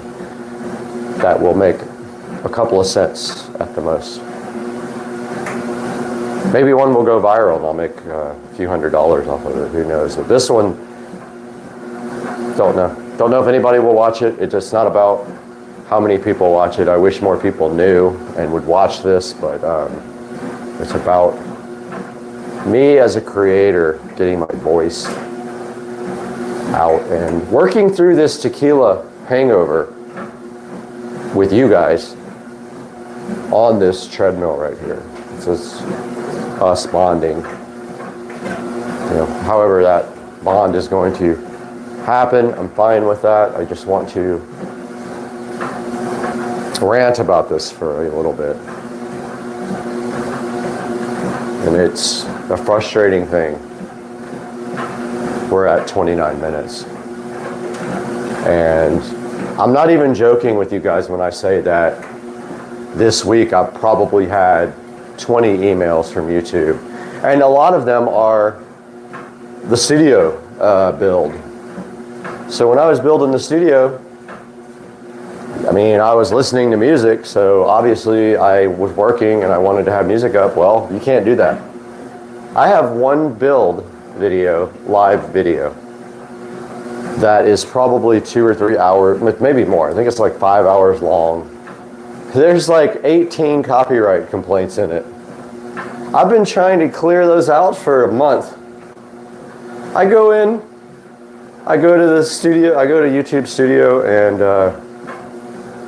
there's like 20 in a row on this one video, and I'm just like, I want to fix them all, but it takes forever. Like you click the little, there's an option to mute completely, or there's this mute song, which I was telling you guys about, where you can try to mute out just the song, and it's like the computer can remove, when you're not talking, it removes the song. It takes hours to do this on a video. So you can't do more than one at a time. It's editing one copyright complaint, and I have like 12 on one video. So like I have to go in there every day because I don't want other people making money off of my video of me making my studio. Like, it's freaking ridiculous. I almost said it. It's ridiculous. I got like 12 copyright complaints on one video. So I go in every day and click the next one, and I click mute song beta. This may or may not work. So this thing is going to try for like 10 hours straight to. Then I've got some videos that are ineligible for absolutely no reason. I can't make money on them, and it doesn't even say why, and there's no option. And if you complain, if you send an email, they don't answer it. So I've asked like 5 times why my video about heavy wheels can't make money. It's a car video, for Christ's sake, but like it's ineligible. I don't know, man. It's borderline ridiculous. I have, in the last year and a half, tried to become a more serious creator. I've tried to step up my game a little bit. I've purchased equipment. I've started really learning how to edit. I built a studio. You guys know. If you follow me, you know. Built a studio to edit.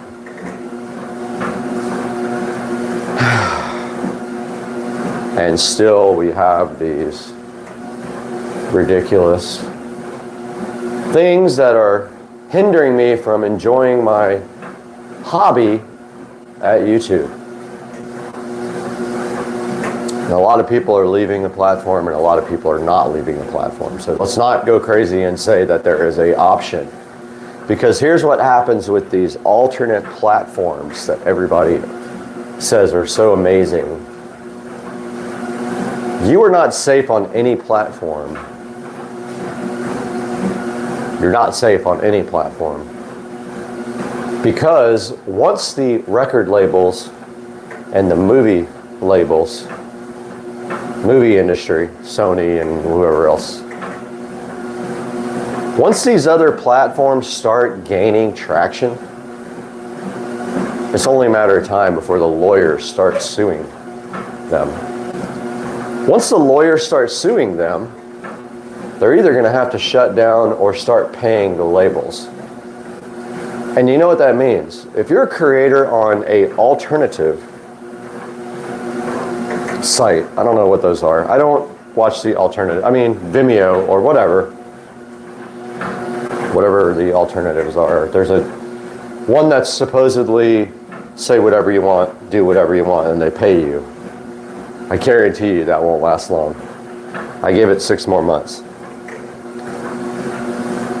If you're a creator on those and you're putting content up there and you have copyrighted material, there will be a time when you will have to remove it.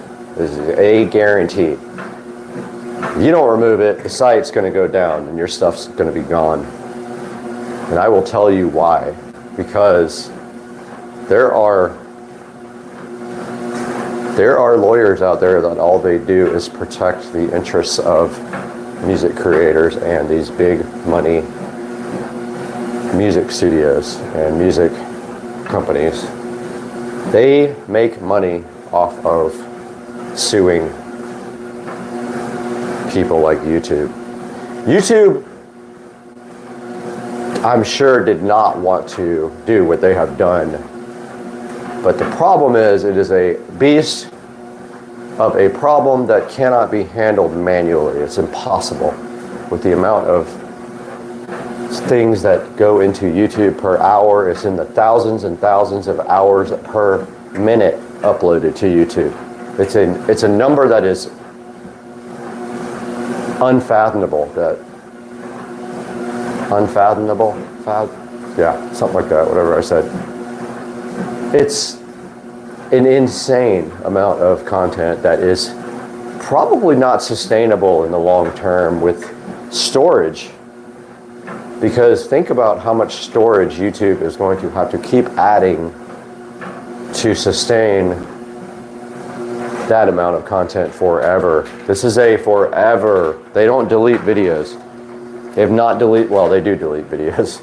They don't purge videos. Let's put it that way. And then here's some 6-star energy explosion as I work out with you guys this morning at 6 a.m.-ish, and the sun will be peeking through the clouds here momentarily as we fight the urge to purge.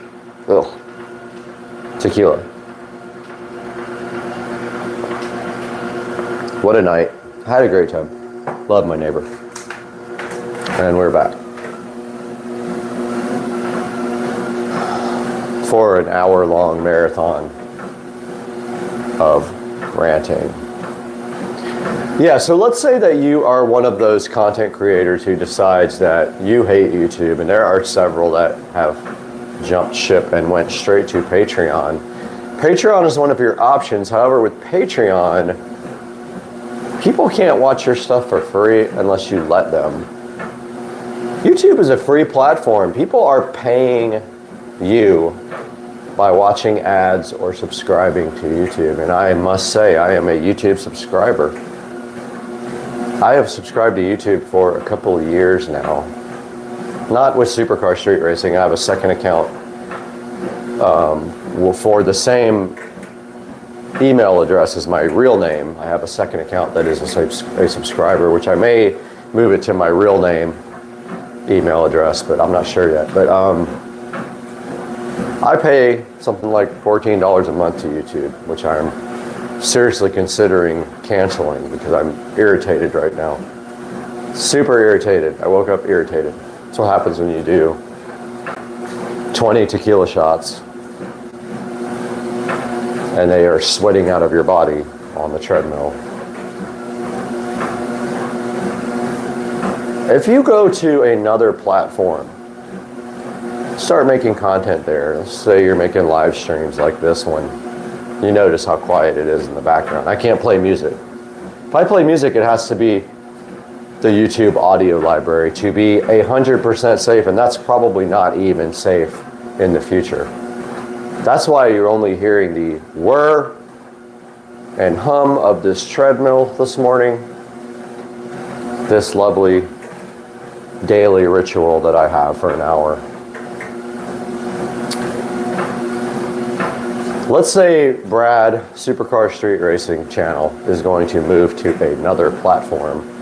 I start making content on another platform here, and I spend hours and hours, or download all my videos off of YouTube because I don't have them archived. I don't store my videos forever, which may be a mistake.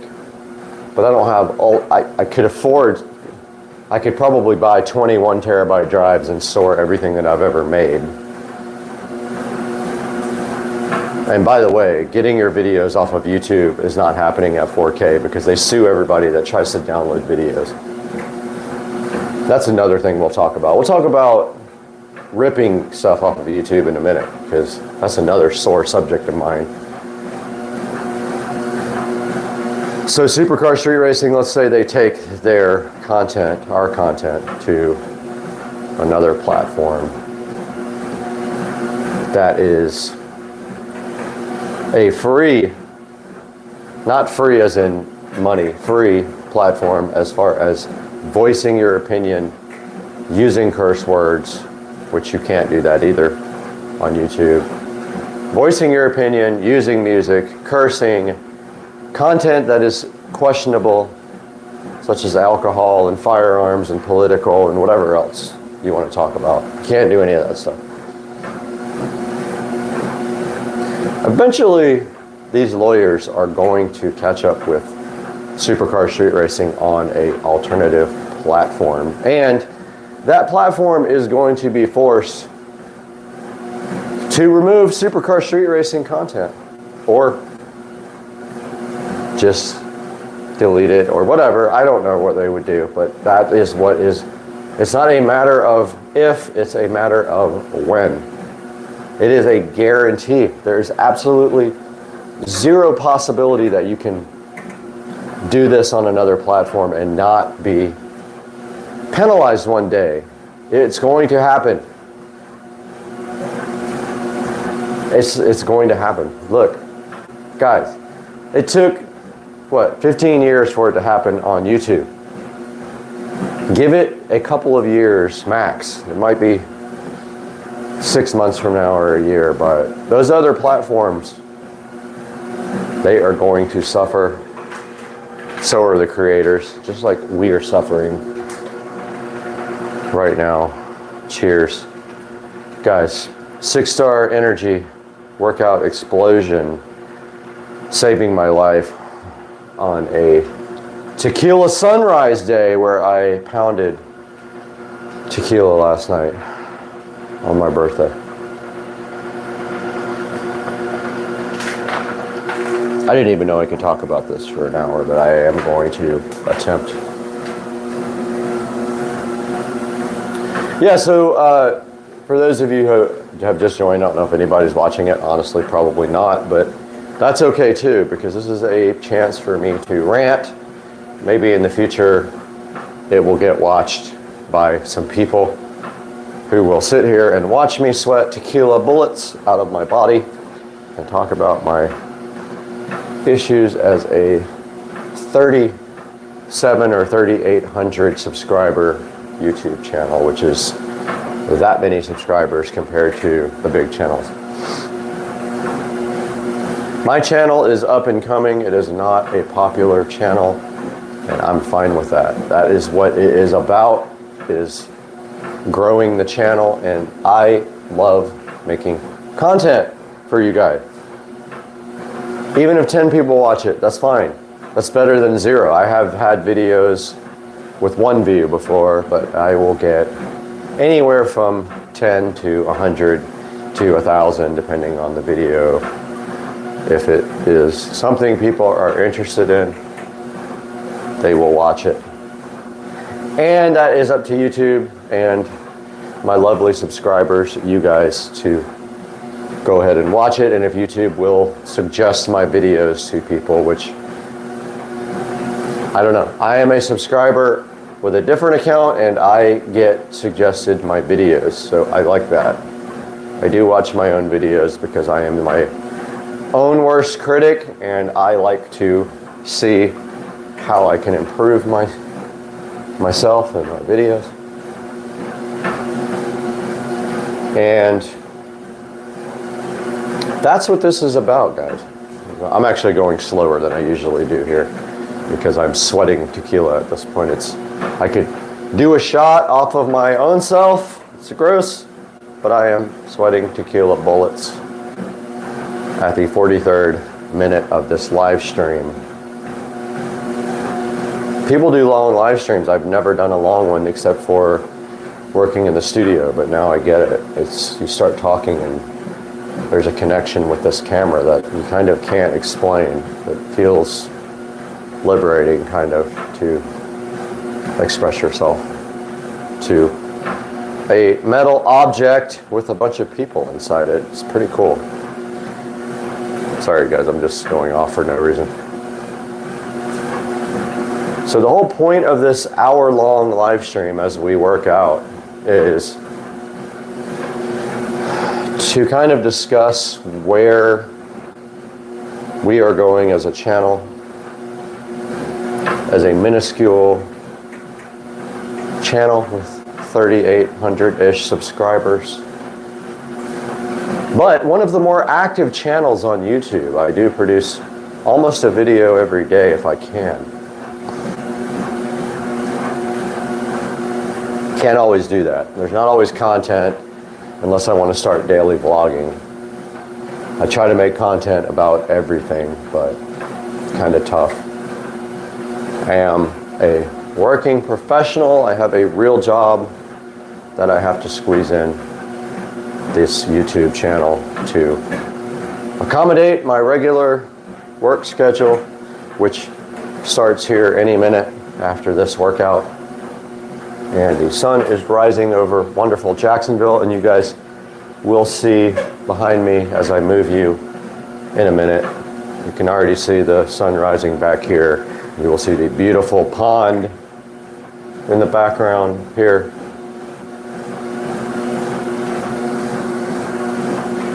And we can probably turn off these annoying lamps. Alexa, turn off the sunroom lamps. Alexa, turn off the sunroom lamps. Ah, it's not working. Interesting. Let me get this one off so you guys can see behind me.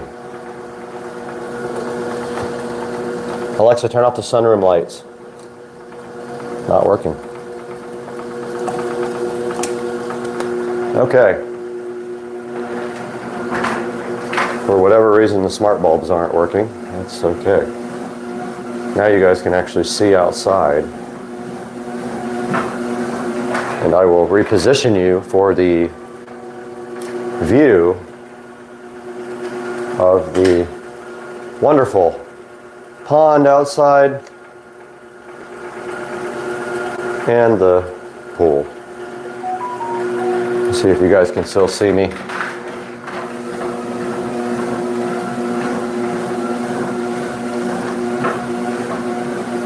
Okay, that works.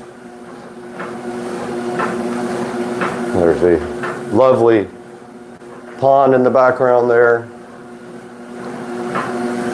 And we are at 47 minutes on the live stream and the workout routine. 6-star energy. Love you guys. Cheers.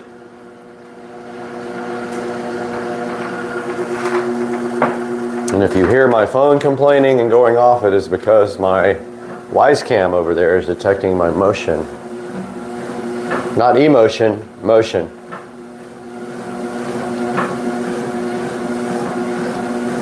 So you guys can actually see yourself in the background there, reflecting off the glass.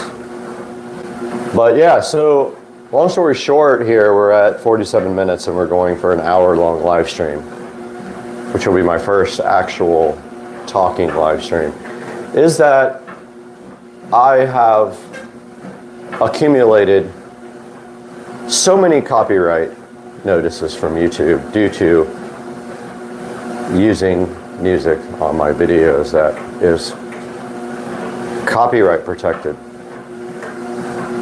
Now here's what happens, and here's why this is happening, I think. I'm not 100% sure because I always try to use the YouTube audio library for my music.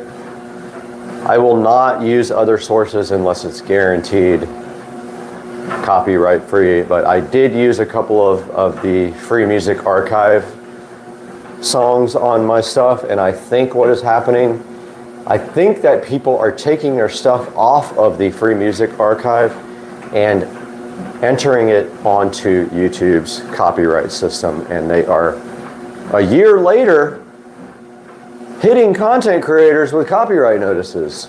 It's wonderful. This video that you don't have the master for, you don't have the original content, you don't save. I'm one of the, not a video hoarder. I don't save content from a year ago. I don't save the raw clips. I don't save the final. I don't save the projects. I don't even edit with Premiere anymore. I use DaVinci Resolve because Premiere is terrible. DaVinci Resolve is 20 miles above Adobe Premiere. Adobe should be ashamed of themselves for creating a product that is so bad. Anyway, I'm ranting about Premiere now, but I'm not a hoarder. I don't save my content for years. So I don't have the original projects. Hopefully my mic is still working. Who knows? Let me turn the audio up. Oh. Okay, cool. Okay, I'm watching myself here as I talk to you guys. Wanted to make sure that I was still actually creating content. The silence is golden here with the no background music, so we don't get a copyright infringement notice or our video shut down by YouTube. You can tell I'm jaded right now. Absolutely mad this morning at the copyright notices coming into my email box daily at this point, sometimes 4 or 5 a day. Do not use copyrighted music in your videos if you want to make money on YouTube at all. If you want to eat a sandwich, if you want a ham sandwich, a bologna sandwich every month, do not use copyrighted music in your videos. If you make $1 a month, don't use copyrighted music in your videos on YouTube, which is probably what I make off of this video or other videos. And yes, you have to get a couple of 100,000 views to make any amount of money on a video. You're not making money off of a video like this. I'm not making money off a video like this. Now maybe somebody with 200,000 or 300,000 viewers on a live stream will make money. And let me tell you about another thing with YouTube while we have 9 minutes left on our rant stream, and that is the monetization tabs on your Creator Studio.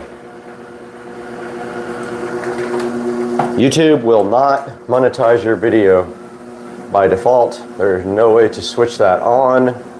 They are on a mission to not pay their creators anything. Zero. That would be their preference. Pay nothing, and that is their ultimate goal, is to pay you, and they can do whatever they want. You're on their platform, so they can pay you as little or as much as they want, and you can leave their platform whenever you want to, and they will not care one bit if you're not Linus or one of those huge Mr. Beast type creators. They do not care. Now, if Linus or Mr. Beast says they're leaving, I guarantee you they'll get a personalized email from Mr. YouTube saying don't leave.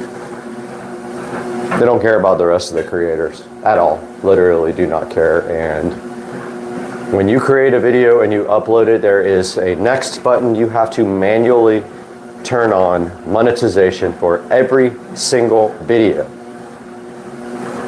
And you have to manually do an attestation for every single video that you do not have non-advertiser friendly content in your video. And it has a list of stuff you have to say is not in your video every time you create and upload to YouTube. Every single time. Almost a video a day for the last year. I am, or at least the last 6 months, I am pretty tired of hitting that button. And to make matters worse, if I start a live stream, I have to go in there and turn on monetization every single time.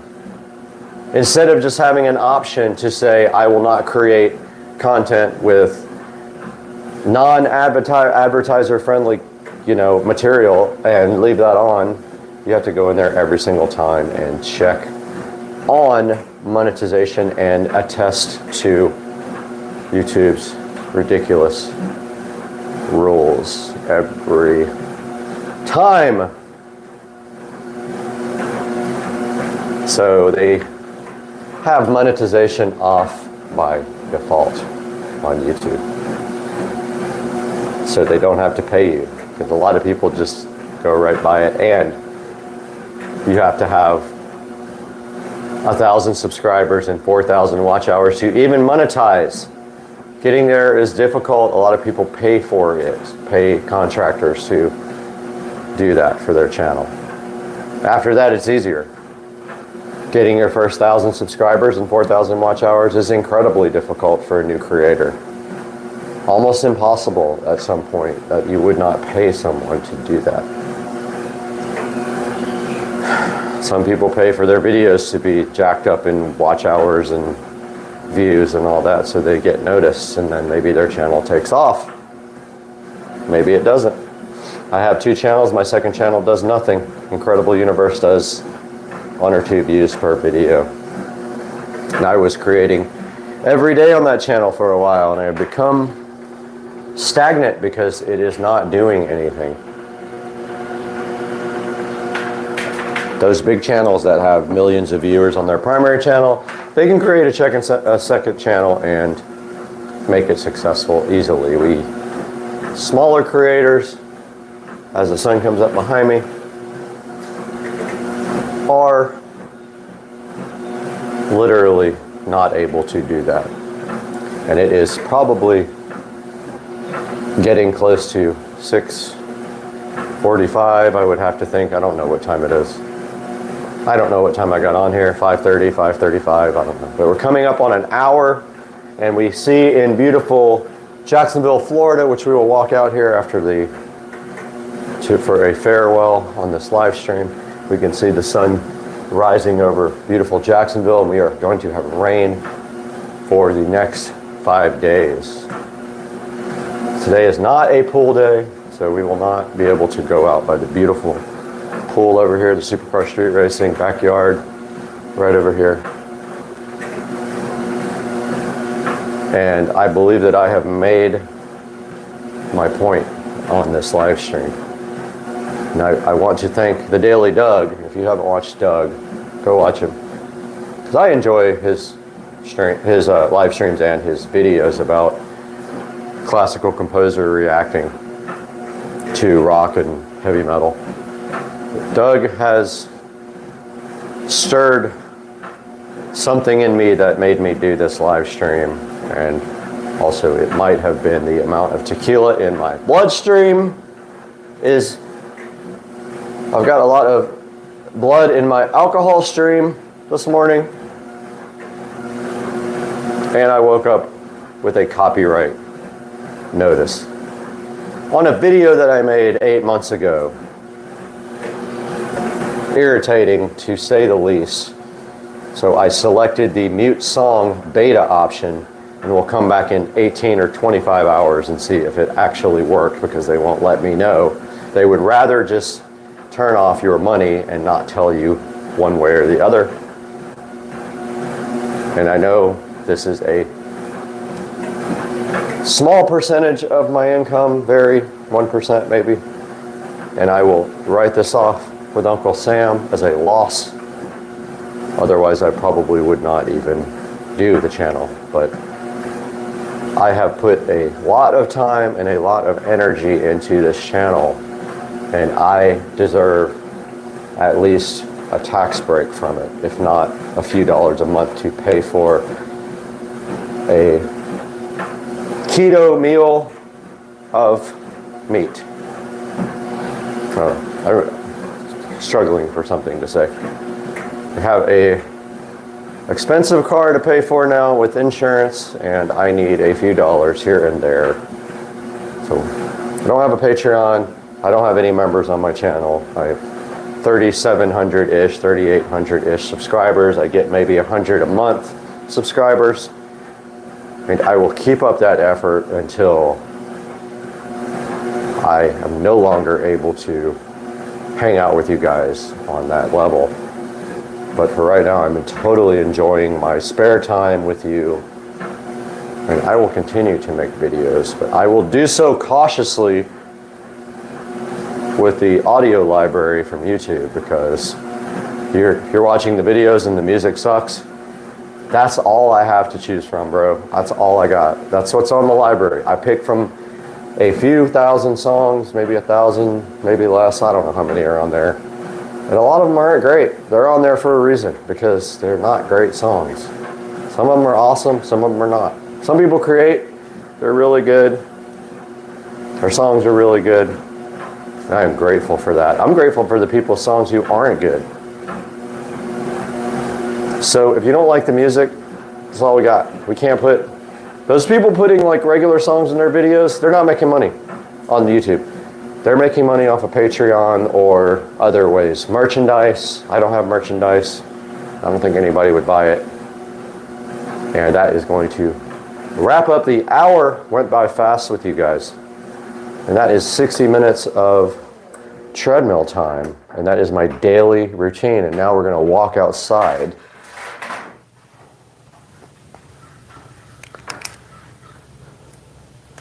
So that is 60 minutes of fun. And here is a look. And that is my Wise Cam going off over there as I set off a motion alarm. But this is the Supercar Street Racing backyard at 6:45 in the morning on a Friday after my birthday.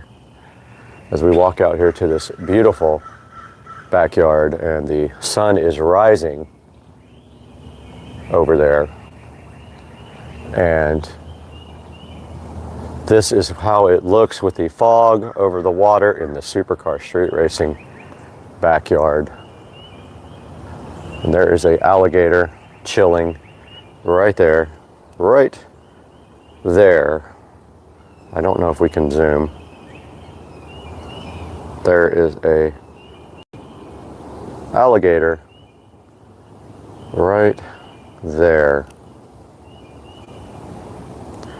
And I don't know if my Wi-Fi signal is great, but this is the Supercar Street Racing backyard at 6. There is where we were working out right there. That is my sunroom. That is my patio.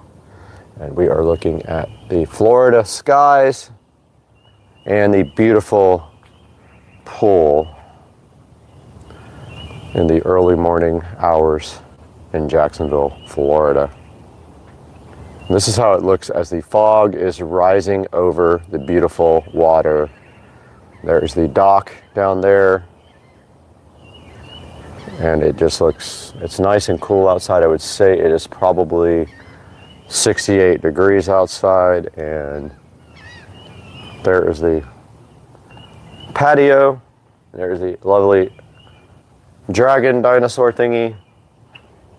And the sun is rising over Jacksonville, Florida right now. And I am enjoying this live stream with you guys for over an hour. But that is how the water looks with the alligator getting ever so close to us right there. He is closer.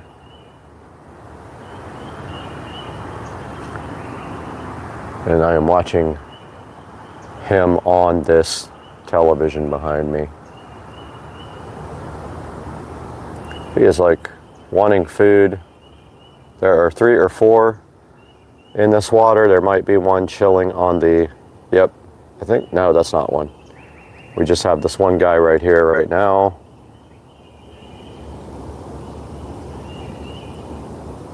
That is a little guy. And let's zoom out here so you guys can see the whole pond. There is the dock and the backyard. My neighbors are probably wondering why I'm out here yelling at 6:45 or 7. I don't even know what time it is. And we are back in the Supercar Street Racing sunroom. And that is you guys on TV, which will create a massive feedback loop. There's the Supercar Street Racing house, looking so inviting in the kitchen. Guys, I think that that is going to wrap up the stream because I have ranted for an hour and worked out, and now I have to do weights. But I really appreciate you guys tuning in to the Supercar Street Racing rant, and I will see you guys on the next video very soon. I'm working on it now. We will see you guys shortly.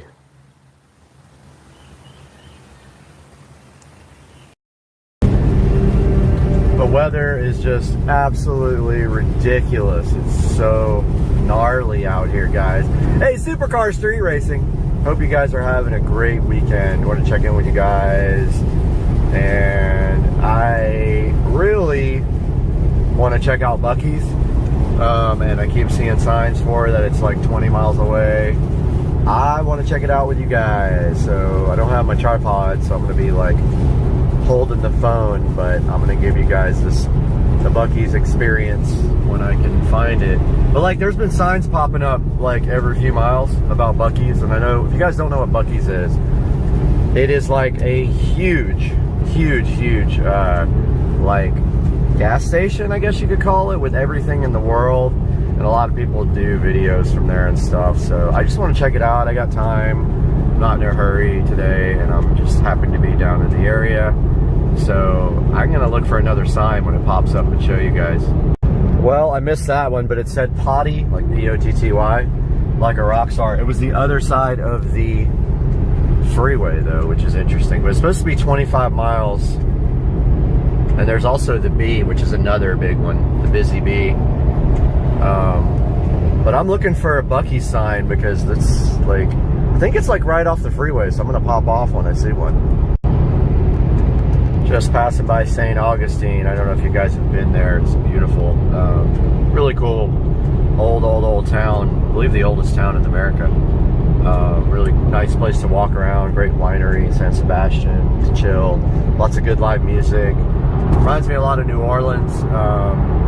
Nice downtown area with good restaurants and bars. You should check it out if you've never been.